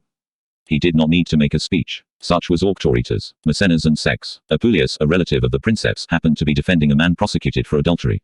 They were roughly handled by the prosecution. Augustus intervened on their side, with salutary rebuke of their enemies. 3. Augustus did not forget his friends and allies. He was able to preserve from justice a certain Castricius who had given him information about the conspiracy of Murena. 4. Political oratory starved and dwindled in both law courts and senate, from the assemblies of the people, the function of which was now to ratify the decisions of the Princeps in legislation or to accept his candidates for office, it was virtually excluded. Already in the triumviral period, Pollio was quick to draw the moral of the times, intelligent to anticipate the future. He did not intend that his retirement from politics should be either inglorious or silent. He introduced the practice of holding recitations, though to friends only and not to an indiscriminate public. 5. The fashion quickly spread and propagated a disease among literature in both prose and verse, a scourge in the social life of the aristocracy. Messala vied with Pollio as a patron of letters, when a mediocre poet from Corduba delivered in his house a lame panegyric of Cicero. Deflendus Cicero est latia excellentia linguae. The resentful Pollio rose and walked out. 6. Pollio professed to find little to his taste in the new state. Pollio was himself both a historian and an orator, and in history he was critical as well as creative. Sallustius had died at his task, carrying his Historiae no farther than the year 67 BC. Pollio, however, set himself to describe the fall of the Republic from the compact of Pompeius, Crassus and Caesar to the Battle of Philippi. Of earlier historians, he blamed Sallustius for his style and questioned the veracity of Caesar. In his contemporaries, especially when they dealt with the period of which he had personal experience, he must have found much to criticize. Certain politicians had not delayed to produce their memoirs. It may be presumed that they were not alarmingly outspoken about the career of the Caesarian leader in the revolutionary wars. Messala praised Brutus and Cassius, but he reprehended Antonius in justification of his own adhesion to the better cause. Cudelius described the eastern campaigns of Antonius in which he had participated. The disasters of Antonius will not have been underestimated. Even Agrippa took up the pen. 3. Paramount in the literature of apology stood Augustus' own autobiographical memoir, recording his destiny, his struggles and his triumph, a masterly exercise on the August theme of Tante mollis erat. It is to be regretted that Pollio's comments upon this interesting document have not been preserved. Of the style at least he will have approved, if it recalled the unpretentious simplicity of the Princeps recorded utterances or the Imperatoria brevitas of the Res Gestae. Augustus detested alike the splendid and pompous oratory of M. Antonius, the fantastical conceits of Maecenas and the perverse archaism of Tiberius. In writing, his first care was to express his meaning as clearly as possible. 4. In these matters Pollio's own taste and practice is well attested. The words, he said, must follow the sense. 5. Augustus and Pollio were crisp, hard, unsentimental men. Augustus might permit the cult of Cicero, for his own purposes. Yet it may be that his real opinion of the character, policy and style of Cicero was not so far from that of Pollio. Pollio's native distrust of fine words was intensified by loathing of the exuberant insincerity of public oratory, and by the wars of the Revolution, which stripped away shams and revealed the naked realities of politics. It is in no way surprising that Pollio, like Stendhal, became the fanatical exponent of a hard, dry and unemotional fashion of writing. Durus Aesicuses, he was well described, one he seemed a century earlier than his own time. A plain, solid style recalled the earliest annalists of Rome, and archaism was a consistent and laudable feature of Roman historiography. Like Sallustius, Pollio imitated the gravity and concentration of Thucydides as well as the native virtues of Roman writers. Like Sallustius, too, he turned with distaste from the wars and politics of his time and became a historian. Both writers had practical experience of affairs, and it will be a fair inference that Pollio, the eminent consular, like the senator Tacitus more than a century later, was scornful of the academic historian. 2. Livy had come to history from the study of rhetoric. That was not the only defect that Pollio could discover in Livy. Pollio, so it is recorded by Quintilian, criticized Livy for patavinitas. 3. It is by no means certain that Quintilian himself understood the point of the attack. The most various of interpretations have been advanced. Patavinitas has been held to be a characteristic of the literary style of Livy in the narrower sense, or even of the dialect and spelling of his native city. One thing is evident, however, the nature of patavinitas cannot be discovered from Livy's writings alone, without reference to the character of his critic Pollio and of Pollio's theories about the style, substance and treatment appropriate to the writing of history. Pollio, who came from a poor and infertile region of Italy, knew what Patavium was, a city notorious for material prosperity and for moral worth. 4. A critic armed with the acerbity of Pollio must have delivered a more crushing verdict upon a historian from Patavium than the obvious and trivial comment that his speech showed traces of his native dialect. Pollio himself may have had a local accent, nor was the judgment merely one of style, as though a Roman of Rome, infallible arbiter of urban purity, mocked and showed up the provincial. Pollio, an Italian from the land of the Marrucini, was provincial himself, in a sense. The original sin of Livy is darker and more detestable. The word, patavinitas, sums up, elegantly and finally, the whole moral and romantic view of history. 1. Pollio knew what history was. It was not like Livy. Augustus, historian of imperial Rome, employed for his theme an ample Ciceronian style, strengthened by a Sallustian and poetical infusion, a rich concoction. The writers and speakers of the opposition were not confined to a jejune archaism or a bare Attic simplicity. A new style developed, with brief, ferocious sentences, pointed, rhetorical and ornate. The most conspicuous exponents of the movement were T. Labianus and Cassius Severus, neither of whom possessed the social and material advantages that rendered Pollio secure from reprisals as well as formidable in attack. Labianus came of a loyal Pompeian family reduced in circumstances. He lived in poverty and disrepute, hating and hated. 2. Labianus vented his rancor on class and individual without discrimination and without fear. Barthillus, the popular and disreputable actor, a favorite of Maecenas, was an easy target. The more eminent were not immune. He even criticized Pollio. 3. Labienus also wrote history. When reciting his works, he would ostentatiously omit certain passages, explaining that they would be read after his death. 4. The last years of Augustus witnessed stern measures of repression against noxious literature. 5. Public bonfires were instituted, but not for such trifles as the Ars Amatoria of Ovid. Contemporary political literature provided the cause, and the fuel. Thus did Augustus have his revenge, imitating the Greek Timogenes, who, quarreling with his patron and falling from favor, had boldly consigned to the flames an adulatory history which he had formerly composed in honor of the Princeps. 6. Labienus' writings were officially condemned and publicly burned. That did not matter, said Cassius Severus, who had them all by heart. 7. But Cassius did not go unscathed. This man, an able and vigorous orator of obscure origin, resembling a gladiator in appearance, was hated and feared for his bitter tongue and incorrigible love of independence. Cassius prosecuted Augustus' friend Nonius Asprenas on a charge of poisoning. His activities were not confined to the courts. He composed libelous pamphlets, assailing illustrious persons of both sexes, without restraint or distinction, among them P. Vitellius the procurator, whose grandfather, he said, was a cobbler, his mother a baker's daughter turned prostitute. 1. It was Cassius who defined for all time the character and capacity of Paulus Fabius Maximus. 2. But Cassius was vulnerable and widely hated. Augustus ordered an inquiry under the law of Mariustus. Fabius prosecuted. The offender was condemned and banished to the island of Crete. AD 12.3. Even there he was a nuisance. 12 years later they removed him to the barren rock of Seriphus. 4. Not so dangerous as Labienus and Cassius, or possessing fewer enemies, the Republican historian A. Cremutius Cordus, whose vivid pages prescribed to all eternity the authors of the prescriptions, 5 survived the principate of Augustus.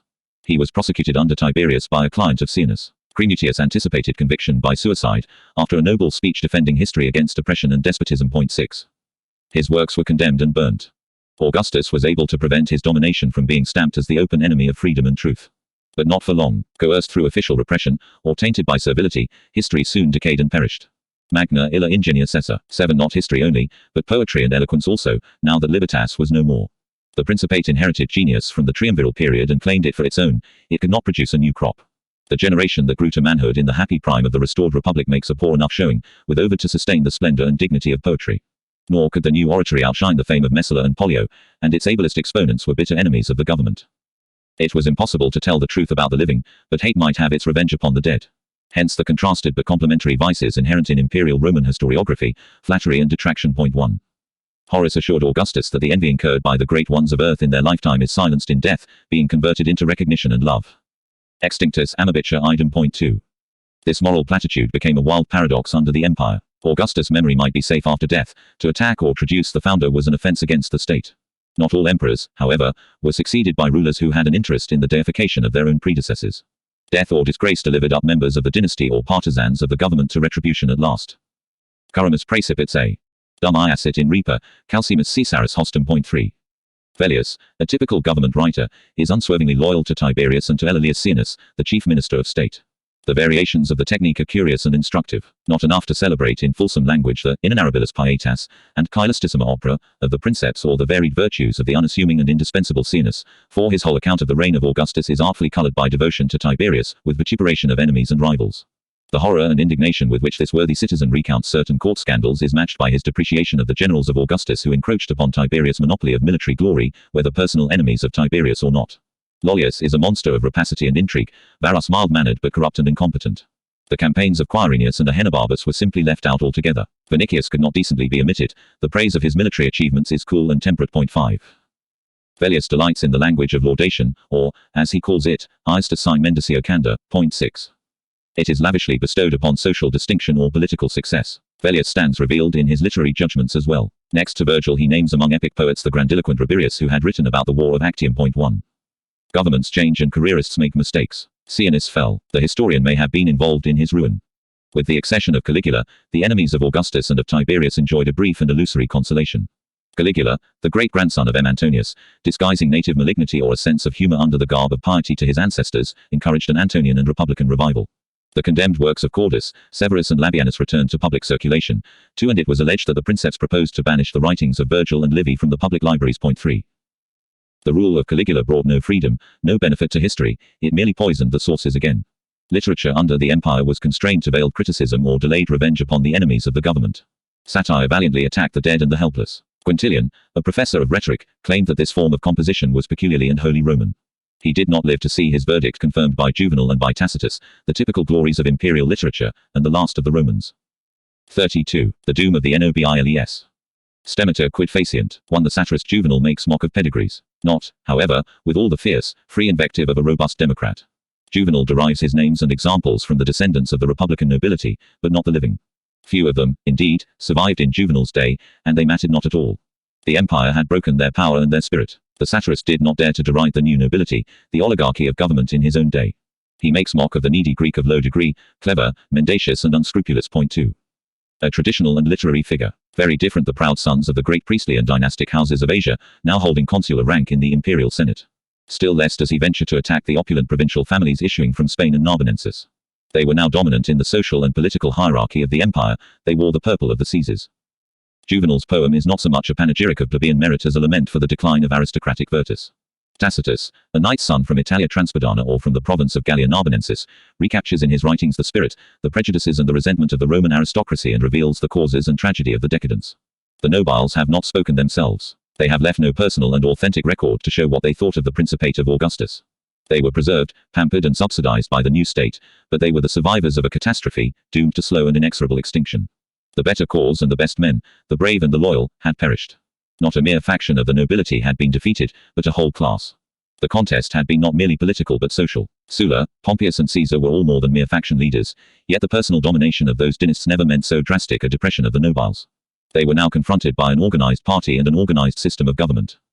The nobiles lost power and wealth, display, dignity and honor. Bad men, brutal, rapacious and intolerable, entered into the possessions of the dead and usurped privilege and station of the living. Vedius Pollio with his fish ponds, Maecenas in princely gardens, Titius and Quirinius acquiring brides from patrician families, Taurus flaunting in the city of Rome a bodyguard of Germans like the Princeps himself, Agrippa the solid and conspicuous monument of military despotism. For the nobiles, no more triumphs after war, no more roads, temples and towns named in their honor and commemorating the glory of the great houses that were the Republic and Rome. The faction wars of Marius and Sulla had been a punishment and a warning. In the brief respite between the dictatorships the old families, especially the patricians, marshaled their resources and tightened their alliances. Thus did Servilia work for her family, capturing the Aemilian connection. But alliances begot feuds, and the nobiles were involved in the struggles of the dynasts. For many of them it had been hard enough to preserve and perpetuate the glory of their state in times of civil peace. The revolution made an end to many noble families old and recent. The dominant figures of the monarchic dynasts, Sulla, Pompeius and Caesar, engrossed the stage of history, imposing their names, as families had done in happier days, upon a period or a government. In the background lurked their allies or their rivals, certain great houses or permanent factions. The Scipions had been an age of history. Their power had passed to the Meteli. Both houses waned before the Julii and their allies. The Meteli had backed Sulla. They made a final bid for power when, with the Scipionic connection, they supported Pompeius. The last in the direct line of the Meteli, an ex-Antonian, did not reach the consulate, and the last consular bearer of the name was a junior Silanus by birth. Likewise to the Principate of Augustus belongs the last consul of the ancient patrician house of the Scipions. Their name and their mausoleum passed to another branch of the patrician Corneli, the Lentuli, who had also decided for Pompeius against Caesar, but were more fortunate in duration. 1. The plebeian Claudii Marcelli were also among the group of consular families that supported Pompeius. Their main line lapsed with Marcellus, the nephew of Augustus, but the name supplied one collateral consul then, M. Claudius Marcellus Aeserninus, consul in 22 BC, a not very distinguished partisan of Caesar the dictator. Banded with these four families, the Catonian faction suffered heavy loss through loyal or stubborn adhesion to lost causes, Pompeius, Libertas and Antonius. Cato's son fell at Philippi and the Porci lapsed into obscurity if not extinction. 1. No more consuls came of the Luculi, the Lutetii, the Hortalci, the Servili Caepians or the Calpurni Bibuli. The Domitii, however, survived and prospered through the marriage alliance which the grandson of Caesar's enemy contracted with the daughter of Antonius and Octavia. Of the family of Brutus, his sister, Cassius' wife, was the last. She died at the age of 93. At her funeral were born the imagines of 20 noble houses, her ancestors and her kin. 2. Yet Cassius' stock, with eminent consuls, among them a great jurist, endured down to Nero. 3. Certain noble families, showing their last consuls in the age of Pompeius, became extinct in the civil wars. Some, it is true, especially decayed branches of the patriciate, were revived from long obscurity by Caesar or by Augustus, either to resplendent fortune or to a brief renaissance before the end. Others that survived proscription and battle by good fortune, diplomacy or the contraction of serviceable marriage alliances and lasted into the reign of Augustus produced no more consuls after that time. That was not all. To Roman and aristocratic pride the families that waned and died in the last generation of the free state or were abruptly extinguished in the revolution had a better fate than some that prolonged an ignoble existence for a generation or two. Depressed by vice or poverty, lack of enterprise or excess of principle, some of the nobiles failed to reach the consulate under Augustus. The son of P. Servilius Isauricus lived on in dull indolence, merely praetorian in rank and leaving no heir, for his spirited sister chose to perish with her husband, young Lepidus. Scaurus was spared after Actium. His son became consul under Tiberius, a great orator and a man of infamous life, fit partner for Quirinius's Aemilia Lepida, who bore him a son with whom the family ended. Hortensius Hortalus, the grandson of the illustrious orator, was subsidized by Augustus and encouraged to bring up a family. Tiberius refused to help, and it lapsed into a shameful poverty. 1. In the record of disaster and degradation, illustrium domum adversa, the victims of secret political intrigues in the family of the Princeps won unhappy prominence. Their morals were impugned, it was their name or their ambition that ruined them. 2 young patricians, the last Scipio and the last Appius Claudius Pulcher, were put to death for offences against the state. 2. Another noble, as Sempronius Gracchus, was banished and killed in exile. His son, reduced to destitution and the ignoble life of a retail trader in Africa and Sicily, found that obscurity and commercial pursuits were no protection from the doom of an illustrious name. 3. Yet these were not the most prominent among the sacrifices of the blood-stained principate, not the closest in power, in prestige, or in family to the princeps. Allies and enemies now became involved in the most fantastic relationships. The families of the Julii, the Aemili, the Antoni and the Domitii perpetuated their compacts and their feuds over the body of the dying republic and under the shadow of the monarchy. Caesar, with the alliance of the Aemili and certain other patrician houses, prevailed over Pompeius and the dominant faction of the nobilitas. But the Julii left no direct heir, and the grandnephew of the dictator, an Octavius from Velitrae, after fighting against the great houses, attached him to his family and built up a new faction. By force or craft he had defeated the Aemili and the Antoni. To rule at Rome, he needed the descendants. The heir to his power was a Claudian. That was fitting. From the day when the great ancestor, Attis Clausus, migrating from the Sabine country to Rome, settled there with the company of his clients, the patrician house of the Claudii had been an integral part of the history of the Republic. Tiberius, doubly Claudian, for the line ran through both parents, could look back through the annals of the family to that Appius Claudius who had promoted the aristocratic reform program of T. Sempronius Gracchus, to the victor of the Metris, to the blind old censor, to the decemvir.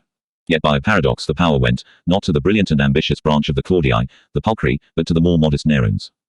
For Tiberius the splendid prize was spoiled and tarnished. Like a Roman noble, the Claudian had aspired to primacy among his peers, but not at the cost of personal humiliation, through disaster and bloodshed as an aged despot's disappointed and enforced choice of a successor. 1. Tiberius Caesar hated the monarchy. It meant the ruin of Roman and republican virtue. The Principate was not a monarchy in name. That made it all the worse. The duty of rule was a grievous servitude. To the burden was added the discomfort of a false role. It broke Tiberius and the Principate as well.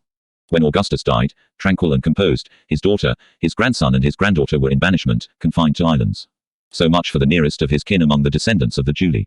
Aulus Antonius, the alleged paramour of Julia, had been executed. His son, the last of the Antoni, lived on in the obscurity of a private station, relegated to the University of Massilia. 2. 2 Aemili had met violent ends, accused of conspiracy. 3. Such was the price of dynastic name and dynastic alliance. The Aemili and the Domitii Aenebarbi perpetuated a direct succession in the male line, but with diverse fortune. The Aemili had been perilously close to the supreme power, with M. Aemilius Lepidus the Triumvir and L. Aemilius Paulus, the husband of the younger Julia.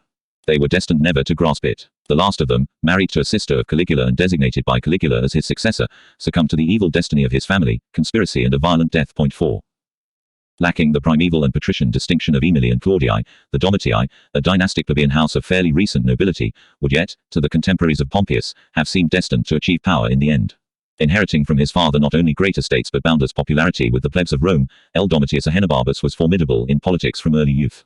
Like Brutus, originally an enemy of Pompeius, and through that feud brought into conflict with Caesar, he followed Cato's lead and fell at Pharsalus. Whatever had been the vicissitudes of the subsequent struggle, if the liberators had prevailed at Philippi or Antonius at Actium, the ultimate result might have been much the same for the Domitii, prominent among the liberators and himself the last admiral of the Republic, CN. Domitius stood next to Antonius for leadership in his party. To the Domitii, primacy might be delayed, but not denied forever. The complex marriage policy of Augustus transmitted a peculiar and blended inheritance to the later generations of the Julii and Claudii. Livia had given her husband no children, but the Claudii ruled. And in the end, by posthumous and ironical justice, Antonius and his admiral became the ancestors of emperors. As time went on, the Julii, the Antoni and the Claudii met and mingled in their successes. Caligula, Claudius and Nero all had Antonian blood in their veins, Nero from both sides of his family. Nero, the last emperor of the Julio-Claudian dynasty, was also the last of the Domitii Aenebarbi, 8 consuls before him in 8 generations. 1. But Nero was not the last survivor of the blood of Augustus. The Junii Silani, connected already with the Aemili, attained to alarming prominence under the Principate. M. Junius Silanus, grandson of the renegade who became consul in 25 BC, married Aemilia Lepida, the daughter of L. Aemilius Paulus and of Julia, the granddaughter of the Princeps. The union was blessed with 3 sons and 2 daughters, all of whom in turn, by death or relegation, paid full penalty for the exiguous trickle of the divine blood of Augustus in their veins and enriched the scandalous history of the Julio-Claudian age, from the blameless Silenus, whom Caligula called the golden sheep, down to Junia Calvina, Festivissima Puella, who survived until the last year of the Emperor Vespasian. 2. Such was the end of certain noble houses whose pedigrees were closely and fatally entwined with the family tree of the Julio-Claudians. Other families related in some way or other to the reigning dynasty died out before long. The Claudii Marcelli and the Marchi Filippi, ancient plebeian houses, were the first to go. 1. The line of the obscure but newly ennobled Apulii was extinguished with the death of the young son born to sex. Apuleius Cos. AD 14 and Fabia Numantina. 2. The patrician P. Quinctilius Varus had left a son by Claudia Pulchra. He succumbed to a prosecution in the reign of Tiberius, and the family is not heard of afterwards. 3. The Fabii and the Valeri regained distinction and power through the patronage of Caesar and of Augustus. Of the Fabii, Persicus, the illustrious friend of Claudius, was the latest survivor, for the Valeri terminated with 2 characters symbolic of the doom of a class, Claudius' wife, the beautiful and abandoned Valeria Messalina, in whose veins ran the blood of Claudii, Domitii and Marcelli, and an impoverished consul in the reign of Nero. 5. Such was the end of ancient patrician houses that recalled the earliest glories of the infant republic. Other names, of recent and ruinous notoriety in the last generation of the Free State, Sulla, Cinna, Crassus and Pompeius, were still prominent in the first days of the empire, but the direct line did not survive the dynasty of the Julii and Claudii, their rivals and social equals. It was fitting that they should all end with the end of a period. Crassus' grandson, the ambitious proconsul of Macedonia, perpetuated the Licini who merged, by adoption after another generation, with the family of L. Calpurnius Piso Cos. 15 BC. Pompeius the Great had descendants only through collaterals or through the female line, such as Cn. Cornelius Cinna, and the Scribonii, issue of the daughter of Sex. Pompeius. Nor was the house of Sulla extinct, an obscure grandson in the Principate of Augustus produced consular sons. 6. By paradox, all of these families at first escaped alliance with the ruling dynasty, providing no victims at all for the domestic dramas of Augustus' Principate. Before long, however, they became entangled, not only among themselves, as when a Piso, adopted by a Crassus, married a Scribonia descended from Pompeius, but also with the Julio-Claudians in the various ties of adoption, betrothal or marriage, with paradoxical and fatal results, dragging other families down to ruin. 1. A descendant of Pompeius Magnus raised civil war against Claudius. 2. The Corneli Lentuli grew smaller and smaller. If they went on long enough, they would disappear, so a wit of the Republic observed. 3. Yet this family survived the alliance with Pompeius Magnus, inherited from the Scipians, avoided entanglements with Augustus and kept on good terms with Tiberius, acquiring a new lease of life. They display 7 consuls on the fasti of Augustus' Principate. Both the Corneli Lentuli and the Pisans supported Tiberius, furnishing generals and political counselors. 4. The prominence of the Lentuli, threatened for a moment by the fall of their ally Caenus, was shattered by the ruin of Lentulus Gaetulicus, who was suppressed for alleged conspiracy against Caligula, and the family can show no consuls in any branch after Nero. 5. The Calpurni, however, provide a continuous list of victims, blended and involved with the descendants of Pompeius and Crassus. A son of L. Calpurnius Piso married Scribonia, a female descendant of Pompeius. 6. Hence a family foredoomed like the Sileni, with 4 brothers all to perish by violent ends, among them that irreproachable and academic Piso whom Galba unwisely adopted to a 4 days partnership of the purple. 7. One of them left a son, namely C. Calpurnius Crassus Frugi Licinianus, whose historic name, spared by Domitian, could not escape allegations of conspiracy against both Nerva and Trajan. 8. He was duly relegated, but not executed until the beginning of the reign of Hadrian. Another branch of the Pisans, however, lasted even longer. 9. So much for the nobiles. The successful Novi Homenes of the Revolution and of the new state were by no means exempt from the infertility or the ill fortune that attended upon the progeny of consulas. Their record displays the sharpest of contrasts in fate and duration. Some were unable to perpetuate their name and establish the families which their resplendent fortune could so handsomely have endowed. The Caesarian partisans Vatinus, Trebonius, Hirtius and Pansa left no consular descendants, any more than had Pompeius's consuls Afranius and Gabinius. Cicero had been the great novus homo of that age. The family ended with his bibulous son. The marshals and admirals of the triumviral period seldom left heirs to their acquired dignity. The names of Ventidius and Canidius belong to history. No offspring of theirs could hope to receive the consulate from the Caesarian leader. But the Caesarians themselves seemed to fare little better. The vaunting Cornificius vanished utterly. Obscurity again envelops the unfamiliar names of Carinus and Laronius. With the disappearance the fasti become less alien and truculent to public view. Yet the great Lucanian Taurus, Calvisius his ally and peer and C. Norbanus Flaccus founded noble families, one and the diplomats Plancus and Pollio, tenacious of life themselves, each produced 1 son at least. Daughters, however, were the heirs of the Gadatane Cornelius Balbus and of Sosius, Antonius Admiral. 2. M. Titius had no known progeny from his alliance with the patrician Fabii, and other Novi Homenes disappear utterly or prolong their family by 1 generation only. 3. Nor are the new families ennobled for loyal service in the years of peace and the Principate always rich in offspring. The only son of L. Tarius Rufus was banished after an attempt to assassinate his grim parent. 4. Lollius, too, had only 1 son. M. Papius Metellus the Samnite and the two Vibi from Larinum are the first and the last consuls of their families. Papius and his colleague in the consulate, the Pison Q. Poppius Secundus, were unmarried. The other Poppius, a military man, left a daughter. 1. Quirinius, however, could show no children for two marriages with daughters of the patriciate, a Claudia and an Aemilia. 2. Certain of the more reputable of the triumviral or Augustan Novi Homines, however, appeared to have established their families securely enough. But good fortune seldom accompanied the descendants. The families of two Pompeian partisans, L. Scribonius Libo and L. Aruntius, acquired a fatal connection with the Pompei. 3. Association with the reigning dynasty was no less dangerous. Like the nobiles, the new consular families, as befitted the dual composition of the governing oligarchy, became involved in the family history, court scandals or judicial murders of the Julio-Claudian line. Caligula blushed for the shame of his paternal grandfather, the plebeian Agrippa. One of the wives of Caligula, and also a candidate for the hand of Claudius when the sword removed Valeria Messalina, was the beautiful and opulent Lollia Paulina, the granddaughter and heiress of M. Lollius. 4. Her end too was violent. The grandson of M. Vinicius married a princess, Julia Livilla, the daughter of Germanicus, and fell a victim to the intrigues of Messalina. 5. The second and third wives of Nero bore the now historic but by no means antique names of Poppia Sabina and Statilia Messalina. With the end of the Julio-Claudian dynasty, the Augustan as well as the Republican nobility seemed to have run its course. Yet the succeeding period did not entirely lack bearers of Augustan consular names to adorn the fasti, their principal use. For all else they were believed a danger, though often only a nuisance, so great a tribute did Roman conservatism and snobbery pay to the possession of ancestors. As has been shown, the marshals of Augustus, the flower of Italy, did not respond to his national policy by the production of numerous offspring. Certain stocks of the new nobility, however, were prudent and tenacious enough to ensure consuls for several generations, Calvisius and Norbanus to the third, Taurus to the fourth. Less spectacular, the family of C. Antistius Vetus Cos. Suff. 30 BC lasted longer. 6. The Etruscan Assicina was prolific. 1. P. Silius Nerva had 3 sons, all consulars. 2.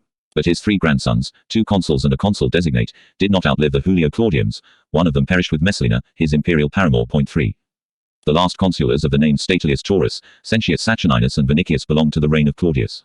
Pollio was survived by only one son, Gallus, who came to a miserable end. But Gallus propagated the Assinii with 6 sons, of whom 3 at least attained to consular rank, for a direct descendant was consul under Trajan. 5. In the Flavian period 2 consuls recalled the merits of L. Volusius Saturninus Cos. 12 BC, himself of an ancient and respectable family that had not risen above the praetorship. 6. Even under Trajan and Hadrian there were venerable relics of the aristocracy, rare and portentous from the disappearance of their peers. The family of M. Plautius Silvanus from Tiber had become connected in some way, through marriage or adoption, with a new consular stock of the time of Augustus, the Aeli Lamii. 7. The last Lamia was consul in 116, by which time the name stood for the bluest blood. 8. The descendants of another Novus Homo, L. Nonius Asprenus Cos. Suff. 36 BC lasted as long and perpetuated the blood of L. Calpurnius Piso in the person of L. Nonius Calpurnius Torquatus Asprenus, twice consul, under Domitian and under Hadrian. 9. For prudence and for success, it might have seemed that all would be outdone by the cocky, Antonian partisans ennobled in the triumviral period. Though missing the consulate under Augustus, they were favored by subsequent emperors, down to and including Domitian. When Domitian was assassinated, the elderly and peaceful M. Cocceius Nerva was elevated to the purple. He had no children, one of the reasons, no doubt, for the choice. There were others. At this time there can have been in existence few direct descendants even of a triumviral consul. 10. Even Nerva seems an anachronism. He was succeeded by a man from Spain, M. Ulpius Traianus, the son of a consular and therefore a person of social as well as of military distinction. With Trajan, a Spanish and Narbonensian faction comes to power. New men had ever been pressing forward, able, wealthy or insinuating, devoted to the government whoever the princeps might be. The son of the consular Parcianus, adopted by the Augustan Secretary of State Sallustius, became a great courtier, an artist in adulation and the husband of princesses. 1. That was the end of a Sabine family. Parcianus could not compete with L. Vitellius, 3 times consul. Vitellius was the son of a knight, procurator of Augustus. When he died after a brilliant career of service, his enemies called it sordid adulation. Trusted by Tiberius, by Caligula and by Claudius, a statue was erected in the Forum at Rome bearing an inscription that commemorated his unswerving loyalty, Pietatis amabilis erga Principem. 2. It might have been set up under any reign. Such men deserved to succeed. Vitellius was the most versatile politician since Plancus. 3. One of his sons married Junia Calvina, of the blood of Augustus, for the other enjoyed a brief tenure of the principate that Augustus had founded. Ambition, display and dissipation, or more simply an incapacity to adopt the meaner virtues and ignoble devices that brought success in a changed and completely plutocratic order of society, steadily reduced the fortunes of the nobiles. Frugal and astute men of property from the newer parts of Italy and the civilized regions of the West prospered in their place. When Claudius proposed to admit to the Roman Senate certain chieftains of the peoples of Gallia Comata, there arose indignant protest in his privy council. Those wealthy dynasts would swamp out descendants of noble houses and impoverished senators from Latium. 5. The harm had already been done. The millionaires Balbus and Seneca were the real enemies. It is in every way fitting that Spain and Narbonensis should have supplied the first provincial emperors, of stock Italian, native or mixed, the descendants or the peers of colonial magnates or of native dynasts who received the citizenship from proconsuls of the last century of the Republic, and from Caesar the dictator even admission to the Roman Senate. To explain the fall of the Roman Republic, historians invoke a variety of converging forces or movements, political, social and economic, where antiquity was prone to see only the ambition and the agency of individuals. On any count, Balbus should be added. The banker Atticus knew all about contemporary history. Balbus had a share in the making of it, from the Dynasts' Pact in 60 BC through civil wars and dictatorship into the rule of the Triumvirs. The man from Gades, consul in 40 BC, is a portent, it is true, but a portent of the future power of Spaniards and Narbonensians. By the time of Caligula, Narbonensis provides 2 consuls, a Valerius from Vienna and a Domitius from Nemosis, descendants of native families long enfranchised. 1. A few years, and Seneca the Corduban and Sex. Afranius Burrus from Vassio, the prefect of the guard, in alliance governed the world for Nero, dispensing patronage and advancement to their friends or fellow countrymen. 2. Agricola, one of the Principes Viri of the Flavian age, and M. Ulpius Traianus, the son of another, were patrician into the bargain. Trajan was the first provincial emperor, a Spaniard married to a woman from Nemosis. 3. Hadrian, his nearest kinsman, followed, then Antoninus Pius, in origin a Narbonensian from Nemosis. Even had Antoninus Pius not become emperor, he would still have been one of the wealthiest citizens in all the world. Hostility to the nobiles was ingrained in the Principate from its military and revolutionary origins. In the first decade of his constitutional rule, Augustus employed not a single nobilis among the legates who commanded the armies in his provincia, and only 3 men of consular standing. When his position becomes stronger, and a coalition government based largely on family ties has been built up, nobiles like Ahenobarbus, Piso and Paulus Fabius Maximus govern the military provinces, it is true. But irrational distrust persists, confirmed under his successes by certain disquieting incidents, and leads to the complete exclusion of the nobiles, the delayed but logical end of revolution and empire. Noble birth still brought the consulate as of right, and after a long interval of years the proconsulate of Asia or of Africa. For all else it was perilous. Even if the nobilis forgot his ancestors and his name, the emperor could not. Before long the nobiles disappear from the great military commands. 8 legions on the Rhine, brigaded in 2 armies, are in themselves a large part of the history of the first century of the empire, the makers of emperors. The period of the Julio-Claudian rulers witnessed a steady and sometimes abrupt decline in the social distinction of the commanders of the Rhine legions. Under Caligula, after Lentulus Gaetulicus, who conspired with M. Aemilius Lepidus and was suppressed, came another nobilis, Sir Sulpicius Galba. 1. A few years pass, however, and among the army commanders of Claudius and Nero are to be found Curtius Rufus, whom some allege to be the son of a gladiator, Duvius Avitus from Vassio, Pompeius Paulinus from Arelate, Narbonensians both, and L. Virginius Rufus from Mediolinium, like them the son of a Roman knight. 2. But for this defect of birth, Virginius Rufus might have become emperor. 3. Nero and his advisers had made a prudent choice. They also thought that they could safely entrust a military province, Hispania Citteria Tarraconensis, to a descendant of the Republican nobility and a loyal servant of the government, Sir Sulpicius Galba. They should have been right, for Galba was only the facade of a man, in no way answering to his name or his reputation. 4. But the prediction made long ago came true. Fear, folly or ambition spurred Galba to empire and to ruin. The lesson was not lost. Nero was the descendant of Ahenobarbus, of Antonius, of Augustus. Vespasian's nobility was his own creation. The Flavians had cause to be suspicious. Though the murderous tyranny of the Julio-Claudians has all but exhausted the Republican and the Augustan nobility, there are still on the fasti 3 Republican nobiles and some 7 or 8 men sprung from triumviral or Augustan consuls. Only one man of this class commands an army, and a small one at that. He was T. Dortius Silvanus Alienus, an old man and a personal friend of Vespasian. 1. Thenceforward a newer nobility, sons or grandsons of Roman knights for the most part, govern the great military provinces of the empire. Though all too often arrogant, selfish and licentious, the governing class of the Republic was fertile in talent of the most varied orders. It is too simple an explanation of the decline of the nobiles under the empire to assert their lack of ability, and much of the hostile testimony that could be adduced is nothing more than the perpetuation of the schematic contrast which virtuous and pushing Norvi homenes of Republican days were in the habit of drawing between their own industria and the inertia of the nobles. The true causes lie deeper, as has been shown, they are political and economic. It was the acute consciousness of personal insecurity and political impotence that depressed and perverted the morale of the aristocracy. There was no field left them now for action, or even for display. Insistence upon dignitas or magnitudo animi was a dangerous anachronism. Murena would have escaped his doom had he been content with aurea mediocritas. 2. The last and only refuge of Roman virtue and aristocratic independence of temper was to die like a gentleman. If he wished to survive, the bearer of a great name had to veil himself in caution or frivolity and practice with ostentation the sober virtue of quise or political quietism, an inheritance from a lower and commercial order of society, the Roman knights. He might have to sink further yet, to make his peace, through subservience or through adulation, with the real forces in politics, knights and freedmen, courtiers male and female. Quise preserved the house of the Cocci through many generations, but it could not ultimately protect the grandson of Augustus Martial Vinicius from the resentment of Valeria Messalina. 4. The nobiles were pushed aside from power, stripped of their estates and steadily thinned by a progressive proscription. As under the Republic, the normal method for an ambitious man to secure distinction and advancement was through the conduct of a successful prosecution. Under the Empire, the law courts became less political, justice less a matter of partisan interpretation. At the same time, however, a new scourge arose which, for the aristocracy at least, counterbalanced other benefits. The Senate became a high court of justice and the Princeps' own jurisdiction developed. High treason was a flexible and comprehensive offense. Whether in the Senate or elsewhere, the prosecutor was tempted to allege maiestas as the main count or as a subsidiary charge, and the jury were afraid to absolve. Hence arose the dreaded tribe of prosecutors and informers. The position of Augustus was so strong that the evil found little encouragement. Tiberius, however, was insecure. The nobiles suffered from their own ambitions and feuds. It was a temptation to harass the reluctant ruler, and there were old scores to pay off. Moreover, the secret struggle for power and distinction went on as before, enhanced by the rival ambitions of Caenus's faction and the family of Germanicus. At all turns the nobiles were imperiled, above all and in the last resort by the fears of Tiberius and by his reluctance to interfere with the course of justice, with the procedure of a nominally independent Senate. The nobiles might savor a brief taste of revenge when scandal and crime rent the reigning house or when a powerful upstart, Gallus, Lollius or Caenus, went crashing to his fall. But they seldom got away unscathed from such spectacles. The present was ominous, the future offered no consolation. The forces of revolution, though confined within definite channels and adapted to a slower rhythm, were nonetheless advancing remorselessly. The power of the nobiles was passing to the Norvi Homines, to the knights, the army and the provinces. After Norvi Homines Etruscan, Samnite or Pisan, Spain and Narbonensis opened the role of provincial consuls.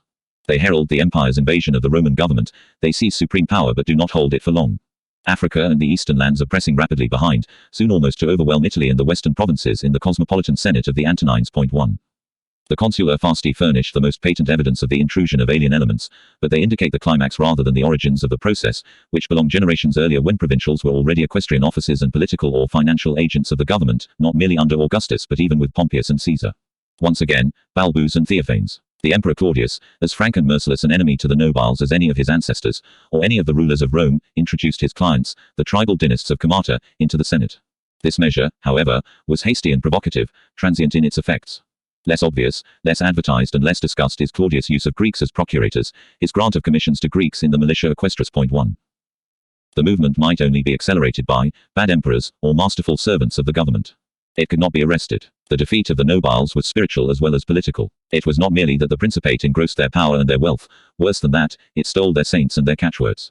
Despotism, enthroned at Rome, was arrayed in robes torn from the courts of the Republic. Libertas, as has been sufficiently shown, may be appropriated by any faction and any government. It soon went the way of Pax and became Libertas Augusta. Pompeius Magnus was hardly worth resuscitating, and the Republicans never quite reckoned Cicero among the martyrs in the cause of Libertas. Of the authentic champions of that ideal, Brutus and Cassius, who had fought against Caesar's heir at Philippi, could not have been invoked to support his principate without scandal or inconvenience.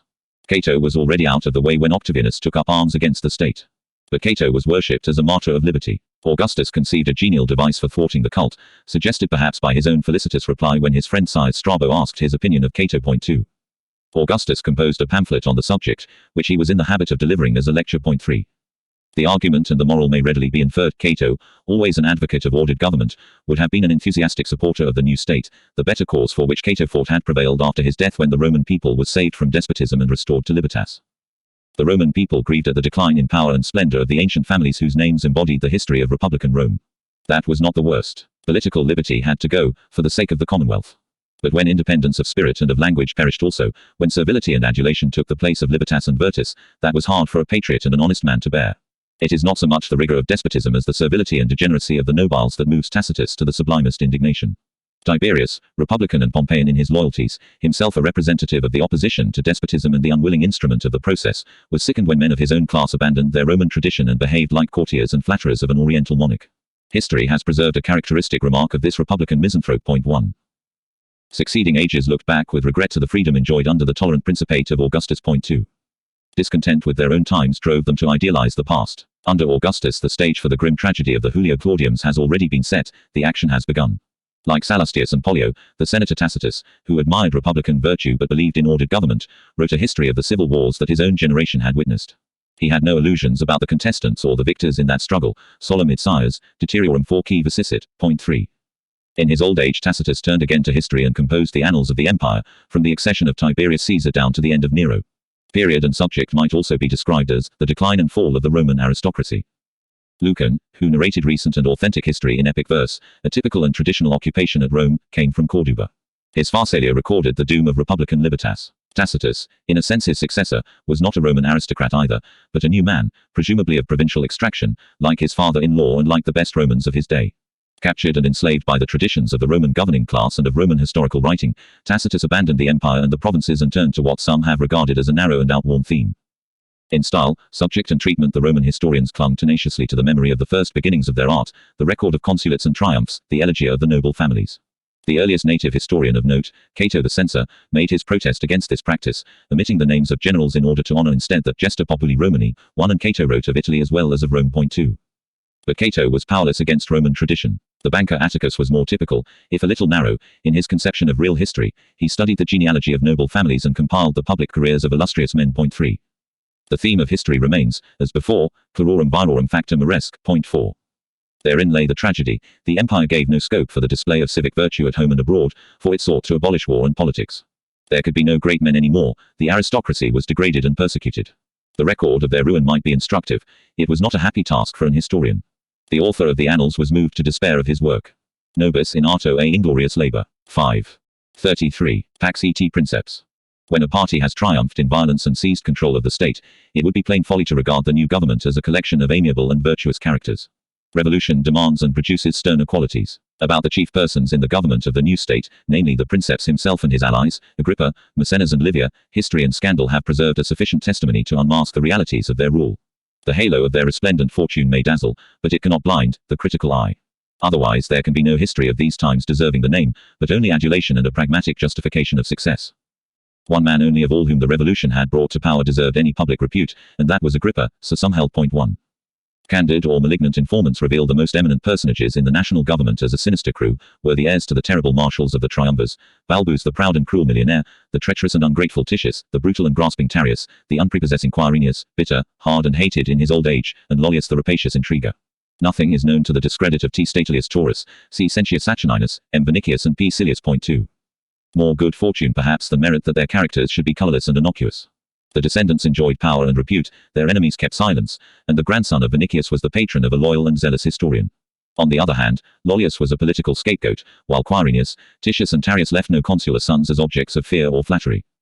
It is evident that a traditional Roman prejudice, sharpened under the domination of the Caesarian party and debarred from attacking the head of the government, has been at work here, eager to enhance or to invent an obscure origin, a repulsive character and evil deeds against the Novi homines prominent in the oligarchy. As among the low-born and unprincipled scoundrels of the previous age, there were excellent men to be found in this company, sons of the old Italian aristocracy, whose private virtues did not avail to compensate the cardinal crime of being on the wrong side, in politics and profiting at the expense of their betters. The game of traducing the upstart may have originated with the aristocracy, it was cheerfully adopted by the snobbish fervor of other classes in society. It is precisely the sons of Roman knights who have handed down the most typical and most malicious portraits of Novi homines. The nobiles were comparatively immune. But for that, the aristocratic partisans of Augustus would have illumined history with a constellation of characters no less vivid and detestable. The novus homo, avid and thrusting, stripped off all pretense in the race for wealth and power. The nobilis, less obtrusive, might be no better. After a social revolution, the primacy of the nobiles was a fraud as well as an anachronism. It rested upon support and subsidy by a military leader, the enemy of their class, acquired in return for the cession of their power and ambition. Pride and pedigree returned, it masked subservience or futility. The nobles, emergent from threatened extinction in the revolutionary age, learned from adversity no lesson save the belief that poverty was the extremest of evils. Hence avarice or rapacity to repair their shattered fortunes, and the hope that the princeps would provide. Rome owed them a debt for their ancestors. It was paid by the Principate, under pretext of public service and distinction in oratory or law, but more and more for the sole reason of birth. 1. The sullen oligarchy made its peace with the monarchy. By the end of Augustus' reign, however, there remained but little of the Catonian faction or of the four noble houses that supported Pompeius. The patrician lentuli were numerous, but by no means talented in proportion. The fact that L. Domitius Ahenobarbus was the grandfather of the Emperor Nero has been enough to redeem him from oblivion or from panegyric. He was bloodthirsty, overbearing and extravagant. 2. Augustus himself had to intervene, prohibiting one of his gladiatorial shows. This Ahenobarbus left a son, entirely detestable. 3. Augustus set a special store by the patriciate. The last renaissance of the oldest nobility of Rome revealed its inner falsity in the character of the Principes viri, stupidly proud or perversely brilliant. The Aemili were flimsy and treacherous. Of the Sulpici, Sir Galba and his ugly hunchback father could display no real talent, but owed advancement to snobbery and to the favor of women. 1. B. Quinctilius Varus, torpid, rapacious and incompetent, bears in those epithets the blame for 3 legions lost, not all his own fault. 2. The most eminent of the patricians were the Fabii and the Valeri. The Valeri produced a scandalous and bloodthirsty proconsul. 3 and if more were known of the personality of Augustus' intimate, the accomplished Paulus Fabius Maximus, centum pure artium, than is revealed by Horace's charming ode and by the loyal effusions of Ovid, he might not stand in such startling contrast to his son, the infamous Persicus, whom Claudius, an emperor not averse from cruel irony, described as nobilissimus ver, amicus mois. 4. The successful Novi homenes can stand the ground. Superfluous the effort either to arraign or to rehabilitate the robust careerists who helped to found the monarchy. Like violence, guile and treachery prospered. Cudelius, proverbial for agility, deserted every side at the right moment. It is curious that Horace should have felt impelled to remind him of the need to preserve an even temper in prosperity as in adversity. 5. Dellius's troubles were over. When inciting Plancus to take comfort from wine, Horace contemplates the possibility that Plancus may go to the wars again. 6.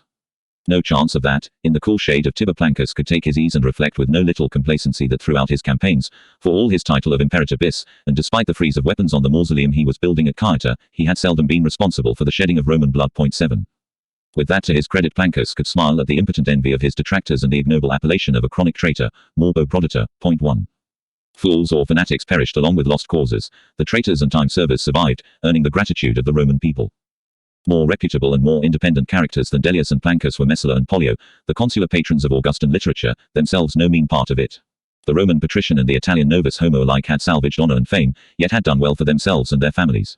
Messala changed sides, passing to Antonius after Philippi and from Antonius before long to Octavianus. Along with Agrippa, Messala occupied the house of Antonius on the Palatine. 2. Pollio had been more intractable during the civil wars, the only neutral in the campaign of Actium. He retained his ferocia under the new state. Pollio hated Plancus and composed a memoir to be published after Plancus' death. 3 and it was Messala who coined as a title for Dellius the phrase, Desulta bellorum civilium. 4. Yet, on a cool estimate, Pollio as well as Messala will be reckoned among the profiteers of the revolution. 5. Enriched by both sides, Pollio augmented the dignity as well as the fortunes of his family. Pollio's son Gallus married Vipsania, his daughter the son of a nobleman, almost the last of the Marcelli. 6. He should have had nothing to complain of under the new dispensation. Pollio himself lived on to a decade before the death of Augustus, tough and lively to the end, Messala with failing powers until AD 13.7. In his life and in his writings Pollio professed an unswerving devotion to libertas. But libertas was destroyed when Virtus was shattered at Philippi. Political liberty, it could be maintained, was doomed if not dead long before that. Pollio knew the bitter truth about the last generation of the Free State. The historian Tacitus, commenting on the stability of the new regime when the power was to pass from Augustus to Tiberius, remarks that few men were still alive that remembered the Republic, quotus quis reliquis qui rem publicum vidicit. 1. His purpose was expressly to deny the Republic of Augustus, not to rehabilitate anarchy, the parent of despotism. The rule of law had perished long ago, with might substituted for right. The contest for power in the Free State was splendid and terrible. Ceter ingenio, contenda nobilitate. Nox atque dies 90 praestant labor. Ad summas emerga oaks rerumque poteri. 2. The nobiles, by their ambition and their feuds, had not merely destroyed their spurious republic, they had ruined the Roman people. There is something more important than political liberty, and political rights are a means, not an end in themselves. That end is security of life and property. It could not be guaranteed by the constitution of republican Rome. Worn and broken by civil war and disorder, the Roman people was ready to surrender the ruinous privilege of freedom and submit to strict government as in the beginning of time. Nam genus humanum, defessum vi colla evum. Ex animicities langubat, quo magis ipsum. Spont sua cessidit sub leges artic eura. 3. So order came to Rome. Acriora exo vincula, as Tacitus observes. 4. The new state might be called monarchy, or by any other name. That did not matter. Personal rights and private status need not depend upon the form of government. And even though hereditary succession was sternly banished from the theory of the Principate, every effort was made to apply it in practice, for fear of something worse. Sober men might well ponder on the apparent ridicule and solid advantages of hereditary monarchy. 5. Under the new order, the Commonwealth was no longer to be a playground for politicians, but in truth a res publica. Selfish ambition and personal loyalties must give way before civic duty and national patriotism. With the Principate, it was not merely Augustus and his party that prevailed, it meant the victory of the non-political classes. They could be safe and happy at last. As a survivor of the prescription stated, pacito orb terram, restitute a republica, quieta dien obis a felicia tempora contigerunt. 1. No longer was the proletariat of Italy pressed into the legions to shed its blood for ambitious generals or spurious principles, no longer were the peaceful men of property to be driven into taking sides in a quarrel not their own or mulcted of their lands for the benefit of the legions. That was over. The Republic was something that a prudent man might admire but not imitate, as a wicked opportunist once observed, ulteriora mirari, praesentia sequi. 2. Even among the nobiles there can have been few genuine republicans in the time of Augustus, and many of the nobiles were inextricably bound up with the new state, being indebted to it for their preservation and standing. As more and more sons of Roman knights passed by patronage into the ranks of the governing class, the conviction not merely of the inevitability but also of the benefits of the system must have become more widely diffused in the Senate. Yet while this process was going on, the republic itself became the object of a sentimental cult, most fervently practiced among the members of the class that owed everything to the empire. The senator Helvidius Priscus, the son of a centurion, may have been sincere in his principles, but the Roman knight who filled his house with the statues of republican heroes was a snob as well as a careerist. 4. The republican profession was not so much political as social and moral. It was more often a harmless act of homage to the great past of Rome than a manifestation of active discontent with the present state of affairs. It need not be taken as seriously as it was by suspicious emperors or by artful and unscrupulous prosecutors. While the republic still maintained for a season its formal and legal existence, there had been deception enough in the assertion of republicanism. With monarchy now firmly based in habit and theory as well as in fact, the very absence of any alternative form of rule was an encouragement to the more irresponsible type of serious-minded person. No danger that they would be challenged to put their ideals into practice. The republic, with its full record of great wars abroad and political dissensions at home, was a splendid subject for history. Well might Tacitus look back with melancholy and complain that his own theme was dull and narrow. But the historian who had experienced one civil war in his own lifetime, and the threat of another, did not allow his judgment entirely to be blinded by literary and sentimental conventions. Like Sallustius and Pollio, he had no illusions about the republic. The root of the trouble lay in the nature of man, turbid and restless, with noble qualities as well as evil, the strife for liberty, glory or domination. 1. Empire, wealth and individual ambition had ruined the republic long ago. Marius and Sulla overthrew Libertas by force of arms and established dominatio. Pompeius was no better. After that, only a contest for supreme power. 2. Tacitus does not even admit a restoration of the free state if Brutus and Cassius had prevailed at Philippi. Such was the conventional and vulgar opinion. Tacitus himself would have thought it impossible after a civil war. Like the historian, the student of oratory was tempted to regret the grand and untrammeled eloquence of the closing days of the Republic. 4. He might pause when he reflected that great oratory is a symptom of decay and disorder, both social and political. Electoral corruption, extortion in the provinces and the execution of Roman citizens furnished great themes and orators to match. By definition, the best form of state was spared these evils. Well-ordered commonwealths, lacking that license which fools call liberty, left no record in the annals of eloquence. 5. Not so Athens and Rhodes, they were democracies, and deplorably so. 6. Rome too, so long as Rome was on the wrong path, produced vigorous oratory. 7. There were the Gracchi and Cicero, but was it worth it? 8. The admirer of ancient eloquence could not have the advantage both ways, enjoying both republican liberty and the benefits of an ordered state. Nor was there need for orators any more, for long speeches in the Senate or before the people, when one man had the supreme decision in the Commonwealth, and he the wisest. Cum de republica non imperati a multi deliberant, sed sapientissimus a unusis. 1. Tacitus is a monarchist, from perspicacious despair of human nature. There was no escape. Despite the nominal sovereignty of law, one man ruled. 2. This is his comment on Tiberius. It was no less true of the Principate of Augustus, rather more so. To be sure, the state was organized under a principate, no dictatorship or monarchy.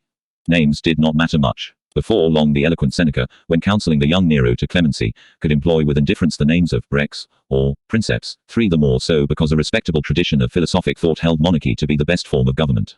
It was also primeval, fated to return again when a state had run through the whole cycle of change.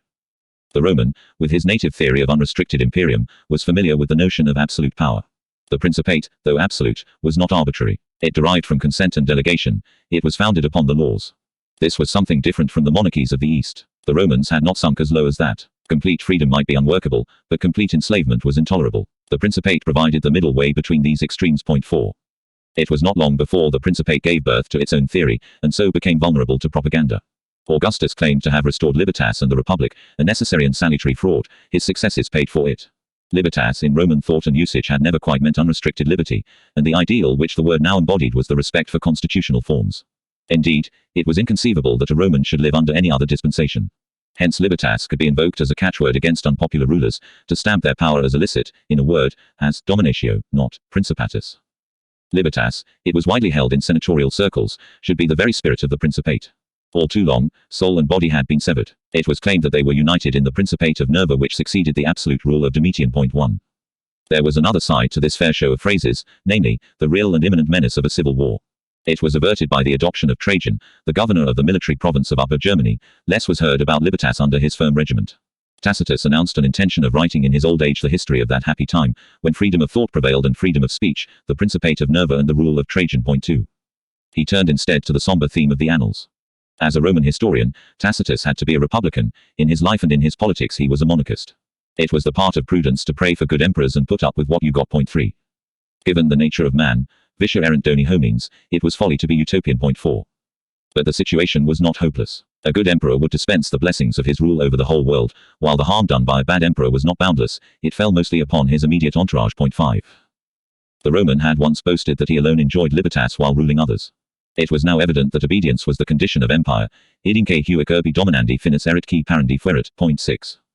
This is a far cry from Marcus Brutus. A new conception of civic virtue, derived from the non-political classes of the republic and inherent in the new state from the beginning, was soon formulated, with its own exemplars and its own phraseology. Quaes was a virtue for knights, scorned by senators, and neutrality had seldom been possible in the political dissensions of the last age of the republic. Few were the nobles who passed unscathed through these trials, from caution like L. Marcius Philippus Cos. 91 BC and his son, or from honest independence like Piso. With the Principate comes a change. For the senator, as for the state, there must surely be a middle path between the extremes of ruinous liberty and degrading servility.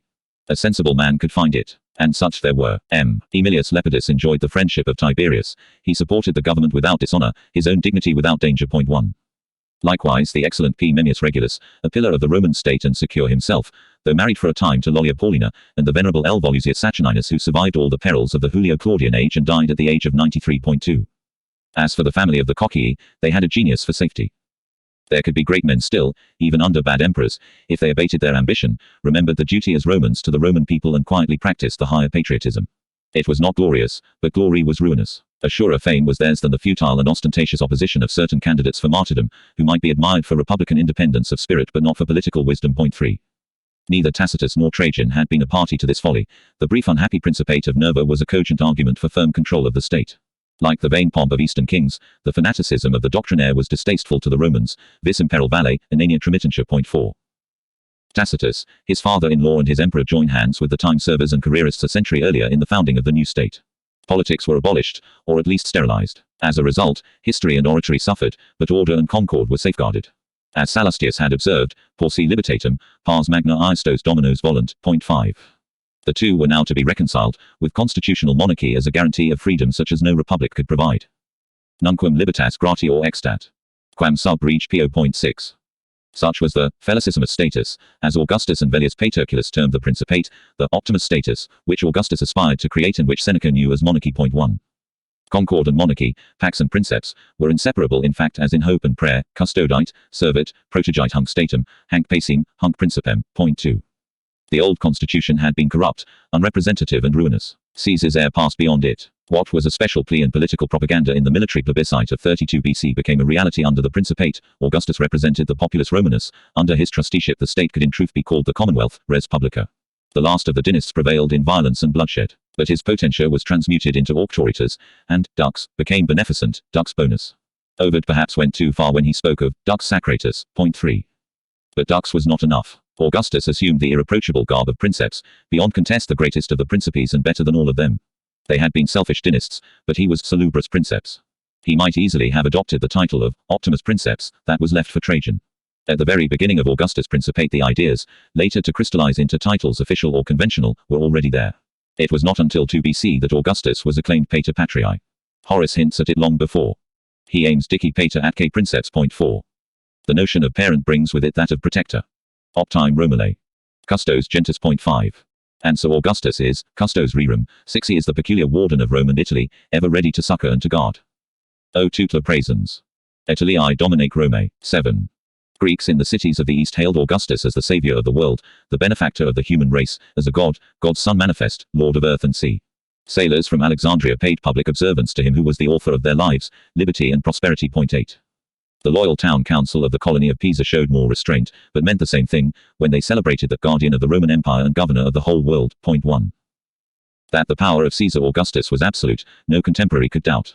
But his rule was justified by merit, founded upon consent and tempered by duty. Augustus stood like a soldier, in station, for the metaphor, though it may have parallels in the language of the Stoics, is Roman and military. Point 2. He would not desert his post until a higher command relieved him, his duty done and a successor left on guard. Augustus used the word statio, so did contemporaries. Point 3. Augustus' rule was dominion over all the world. To the Roman people his relationship was that of father, founder and guardian. Sulla had striven to repair the shattered republic, and Cicero, for saving Rome in his consulate, had been hailed as Pater Patriae. But Sulla, with well-grounded hate, was styled the sinister Romulus, for Cicero, in derision of his pretensions, the Romulus from Arpinum. 5. Augustus, however, had a real claim to be known and honored as the founder, Augusto Augurio, in the phrase of Ennius. The Roman could feel it in his blood and in his traditions. Again Ennius must have seemed prophetic. O Romul, Romul die. Quollum te patriae custodem digenerunt. O pater, O genitor, O sanguine disoriendum. Tu produxesti nos intraluminous auras. 6. Augustus' relation to the Roman Commonwealth might also be described as organic rather than arbitrary or formal. It was said that he arrogated to himself all the functions of Senate, magistrates and laws. 7. Truly, but more penetrating the remark that he entwined himself about the body of the Commonwealth. The new member reinvigorated the whole and could not have been severed without damage. 8. His rule was personal, if ever rule was, and his position became ever more monarchic. Yet with all this, Augustus was not indispensable. That was the greatest triumph of all. Had he died in the early years of the Principate, his party would have survived, led by Agrippa, or by a group of the marshals. But Augustus lived on, a progressive miracle of duration. As the years passed, he emancipated himself more and more from the control of his earlier partisans, the nobiles returned to prominence and the Caesarian party itself was transformed and transcended. A government was created. Legens classes provincias, cuncta inter shaken exa. Once Tacitus described the empire and its armed forces. The phrase might fittingly be applied to the whole fabric of the Roman state. It was firm, well articulated and flexible. By appeal to the old, Augustus justified the new. By emphasizing continuity with the past, he encouraged the hope of development in the future. The new state established as the consolidation of the revolution was neither exclusive nor immobile. While each class in society had its peculiar functions, there was no sharp division between classes. Service to Rome won recognition and promotion for senator, for knight or for soldier, for Roman or for provincial. The rewards were not so splendid as in the wars of the revolution, but the rhythm, though abated, was steady and continuous. It had been Augustus' most fervent prayer that he might lay the foundations of the new order deep and secure. 2. He had done more than that. The Roman state, based firmly on a united Italy and a coherent empire, was completely renovated, with new institutions, new ideas and even a new literature that was already classical. The doom of empire had borne heavily on Rome, with threatened ruin. But now the reinvigorated Roman people, robust and cheerful, could bear the burden with pride as well as with security. Augustus had also prayed for a successor in the post of honor and duty. His dearest hopes, his most pertinacious designs, had been thwarted. But peace and the Principate endured. A successor had been found, trained in his own school, a Roman aristocrat from among the Principes, by general consent capable of empire. It might have been better for Tiberius and for Rome if Augustus had died earlier. The duration of his life, by accustoming men's minds to the Principate as something permanent and enhancing his own prestige beyond that of a mortal man, while it consolidated his own regime and the new system of government, nonetheless made the task of his successor more delicate and more arduous. The last decade of Augustus' life was clouded by domestic scandals and by disasters on the frontiers of empire. 1. Yet for all that, when the end came it found him serene and cheerful. On his deathbed he was not plagued by remorse for his sins or by anxiety for the empire. He quietly asked his friends whether he had played well his part in the comedy of life. 2. There could be one answer or none. Whatever his deserts, his fame was secure and he had made provision for his own immortality. 3. During the Spanish Wars, when stricken by an illness that might easily have been the end of a frail life, Augustus composed his autobiography. Other generals before him, like Sulla and Caesar, had published the narrative of their res gestae or recounted their life, deeds and destiny for glory or for politics. None can have fabricated history with such calm audacity. Other generals had their memorial in the trophies, temples or theatres they had erected, their mailed statues and the brief inscribed record of their public services adorned Augustus' Forum of Mars altar. This was the recompense due to boni ducis, after death. 4. Sulla had been Felix, Pompeius had seized the title of Magnus. Augustus, in glory and fortune the greatest of duces and principes, intended to outshine them all. At the very moment when he was engaged upon the ostensible restoration of the Republic, he constructed in the Campus Martius a huge and dynastic monument, his own mausoleum. He may already, in the ambition to perpetuate his glory, have composed the first draft of the inscription that was to stand outside his monument, the res gestae 5, or at the least, it may be conjectured that some such document was included in the state papers which the Princeps, near to death, handed over to the consul Piso in 23 BC. But earlier versions may more easily be surmised and detected. The res gestae in their final form were composed early in AD 13, along with the last will and testament, to be edited and published by Tiberius. 6. This precious document, surviving in provincial copies, bears the hallmark of official truth. It reveals the way in which Augustus wished posterity to interpret the incidents of his career, the achievements and character of his rule. The record is no less instructive for what it omits than for what it says. The adversaries of the Princeps in war and the victims of his public or private treacheries are not mentioned by name but are consigned to contemptuous oblivion. Antonius is masked and traduced as a faction, the liberators as enemies of the fatherland, sex. Pompeius as a pirate. Perugia and the proscriptions are forgotten. The coup d'état of 32 BC appears as a spontaneous uprising of all Italy. Philippi is transformed into the victory of Caesar's heir and avenger alone. 1. Agrippa indeed occurs twice, but much more as a date than as an agent. Other allies of the Princeps are omitted, save for Tiberius, whose conquest of Illyricum under the auspices of Augustus is suitably commemorated. 2. Most masterly of all is the formulation of the chapter that describes the constitutional position of the Princeps, and most misleading. His powers are defined as legal and magisterial, and he excels any colleague he might have, not in potestas, but only in auctoritas. 3. Which is true as far as it goes, not very far. Auctoritas, however, does betray the truth, for auctoritas is also potentia. There is no word in this passage of the tribunicia potestas which, though elsewhere modestly referred to as a means of passing legislation, nowhere betrays its formidable nature and cardinal role in the imperial system, summi fastigi vocabulum. Again, there is nowhere in the whole document even a hint of the imperium proconsulare in virtue of which Augustus controlled, directly or indirectly, all provinces and all armies. Yet these powers were the twin pillars of his rule, firm and erect behind the flimsy and fraudulent republic.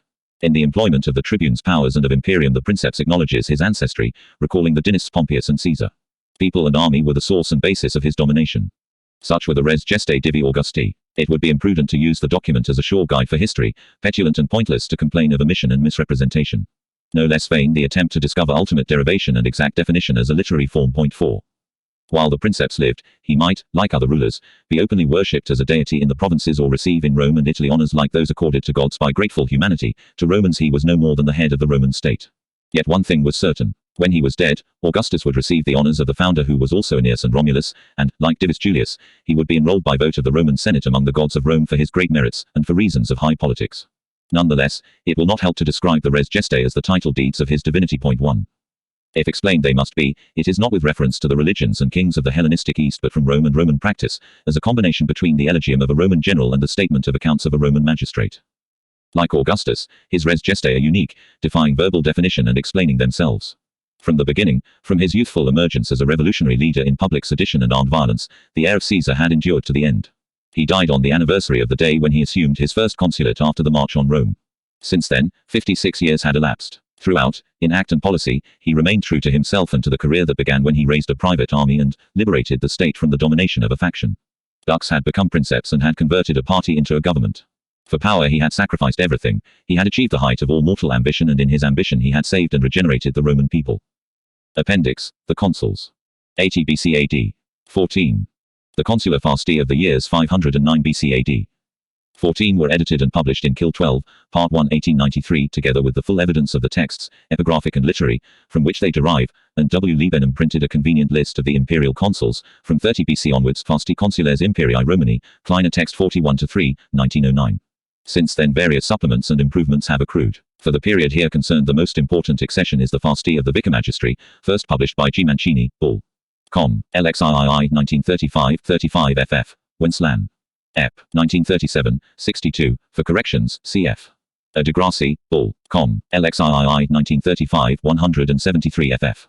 By courtesy of Professor de Grassi, the editor of the Fasti Consules in INSCR. It. 13. Forthcoming. The new material is here utilized and incorporated cf. Above, pp. 199 f.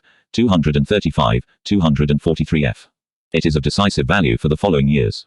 39 BC. See Cocceius Balbus, already known as Cos. Suff. Anno inserto Kill 12, page 219 now supersedes L. Cocceius Nerva, previously supposed to be the Cocceius of the Fasti Biondiani ib. p. 65. 38 BC. The Cornelius who was Cos. Suff. In this year acquires a praenomen, Lucius, thus disproving the identification with P. Cornelius Scipio for whom cf. 35 BC. It is not certain, however, who he was.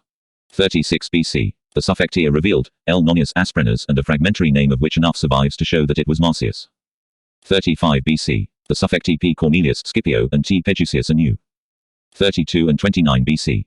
The two Vailri can now be clearly distinguished for earlier difficulties, cf. PIR 1, v 94. 5 BC. Q. Haterius emerges as Cos. Suff, and the praenomen of Galba is shown to be Gaius, not Servius. 4 BC. New suffecti, C. Caelius and Gallus Sulpicius. 1 BC. New suffecti, a Plautius and a Caecina Severus. What follows does not pretend to be in any sense an addition of a part of the Fasti. It is merely an up-to-date list of consuls, designed for the convenience of the historical student. The filiation of consuls, where known, is given, for it is often a valuable clue to ready identification, and cognomina are added, even when they do not occur in the documents that attest the consulates of the men in question. B.C. 80 L. Cornelius L.F. Sulla Felix II, Q. Caecilius Q.F. Metellus Pius. 79 P. Servilius C.F. Vatia, App. Claudius App. F. Pulcher. 78 M. Aemilius Q.F. Lepidus, Q. Lutatius Q.F. Catullus. 77 D. Junius D.F. Brutus, Mam. Aemilius Mam. F. Lepidus Livianus. 76 C.N. Octavius M.F. C. Scribonius C.F. Curio. 75 L. Octavius C.N. F. C. Aurelius M.F. Cotta. 74 L. Licinius L.F. Lucullus, M. Aurelius M.F. Cotta. 73 M. Terentius M.F. Varro Lucullus, C. Cassius L.F. Longinus. 72 L. Gethius L.F. Poplicola, C.N. Cornelius Lentulus Clodianus. 71 P. Cornelius P.F. Lentulus Sura, C.N. Aufidius Orestes.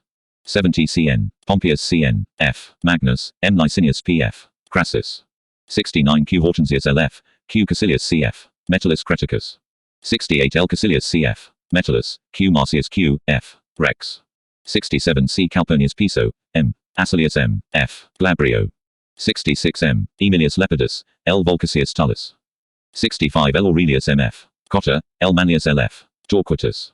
64 L. Julius L.F. Caesar, C. Marcius C.F. Figulus. 63 M. Tullius M.F. Cicero, C. Antonius M.F. 62 D. Junius M.F. Silanus, L. Licinius L.F. Morena. 61 M. Pupius M.F. Piso Calpurnianus, M. Valerius M.F. Messala Niger. 60 Q. Caecilius Q.F. Metellus Sella, L. Afranius A.F.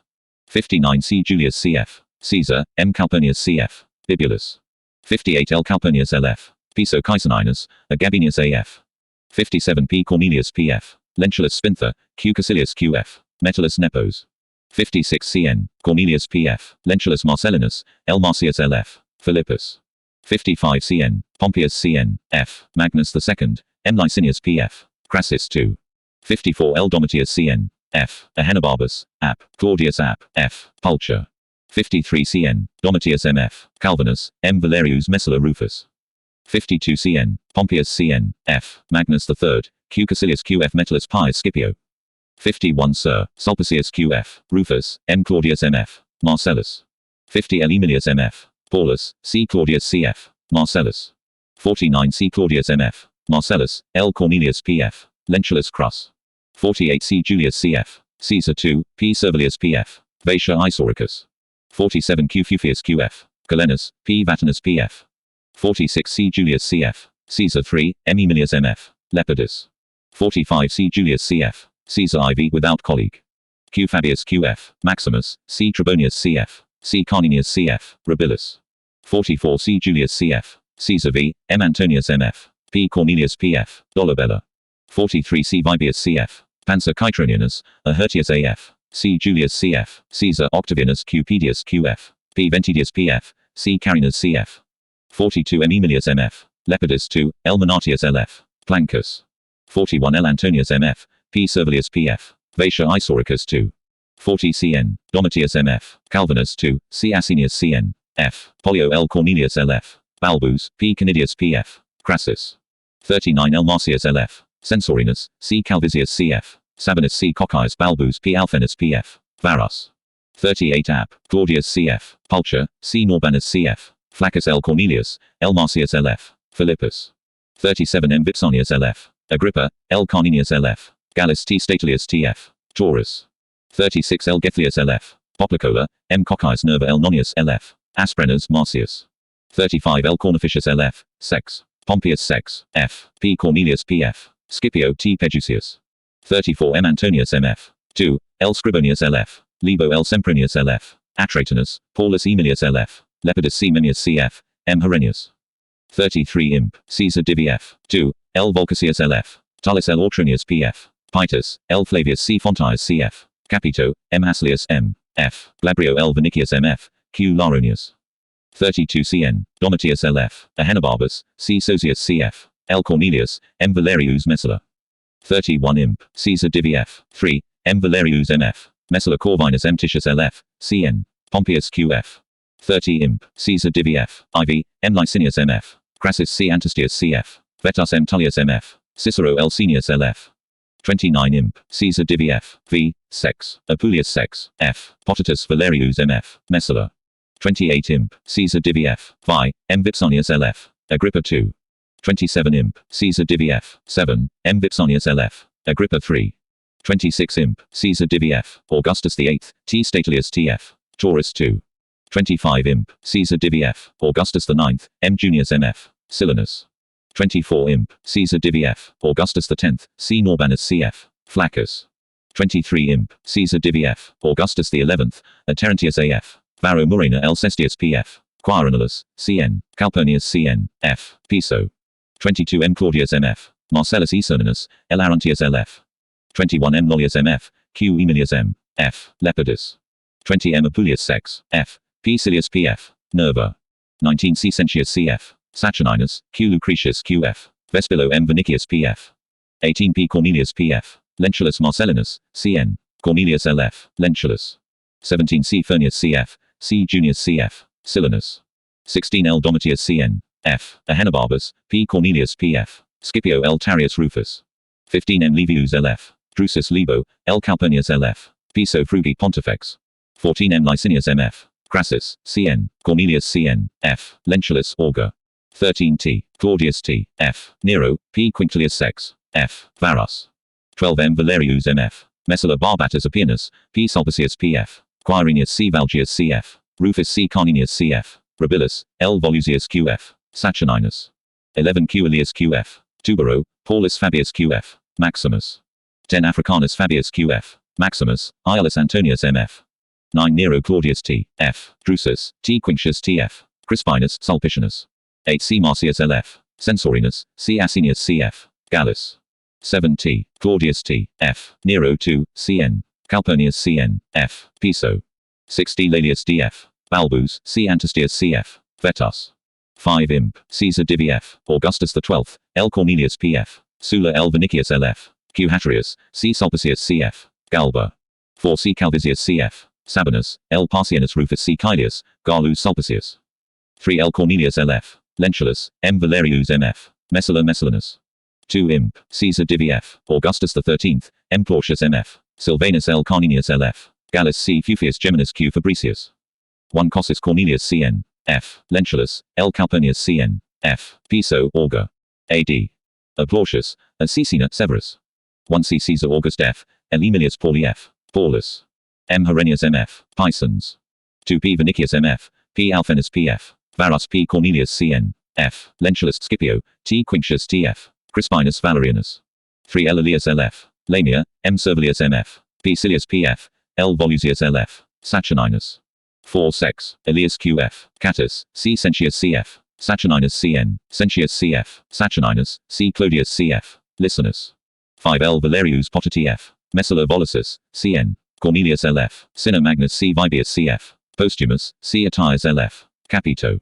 6 M. Emilius Pauli F. Lepidus. L. Aruntius LF. L. Nonius LF. Asprenus. 7 Q. Caecilius QF. Metellus Creticus Silanus. A. Licinius AF. Nerva Silianus. Lucilius Longus. 8 M. Furius PF. Camillus. Sex. Nonius LF. Quinctilianus L. Apronius CF. A. Vibius CF. Habitus. 9 C. Poppius QF. Sabinus. Q. Sulpicius QF. Cameronus M. Papius MF. Metillus. Q. Poppius QF. Secundus. 10 P. Cornelius PF. Dolabella. C. Junius CF. Silanus Sir. Cornelius CN. F. Lentulus Maluginensis. Q. Junius Blisus. 11 M. Emilius QF. Lepidus. T. Statilius TF. Taurus L. Cassius LF. Longinus. 12 Germanicus T. F. Caesar. C. Fontius CF. Capito C. Visilius CF. Varro. 13 C. Silius PF. A. Caecina Largus. L. Manatius LF. Plancus. 14 Sex. Pompeius Sex. F. Sex. Apuleius Sex. F.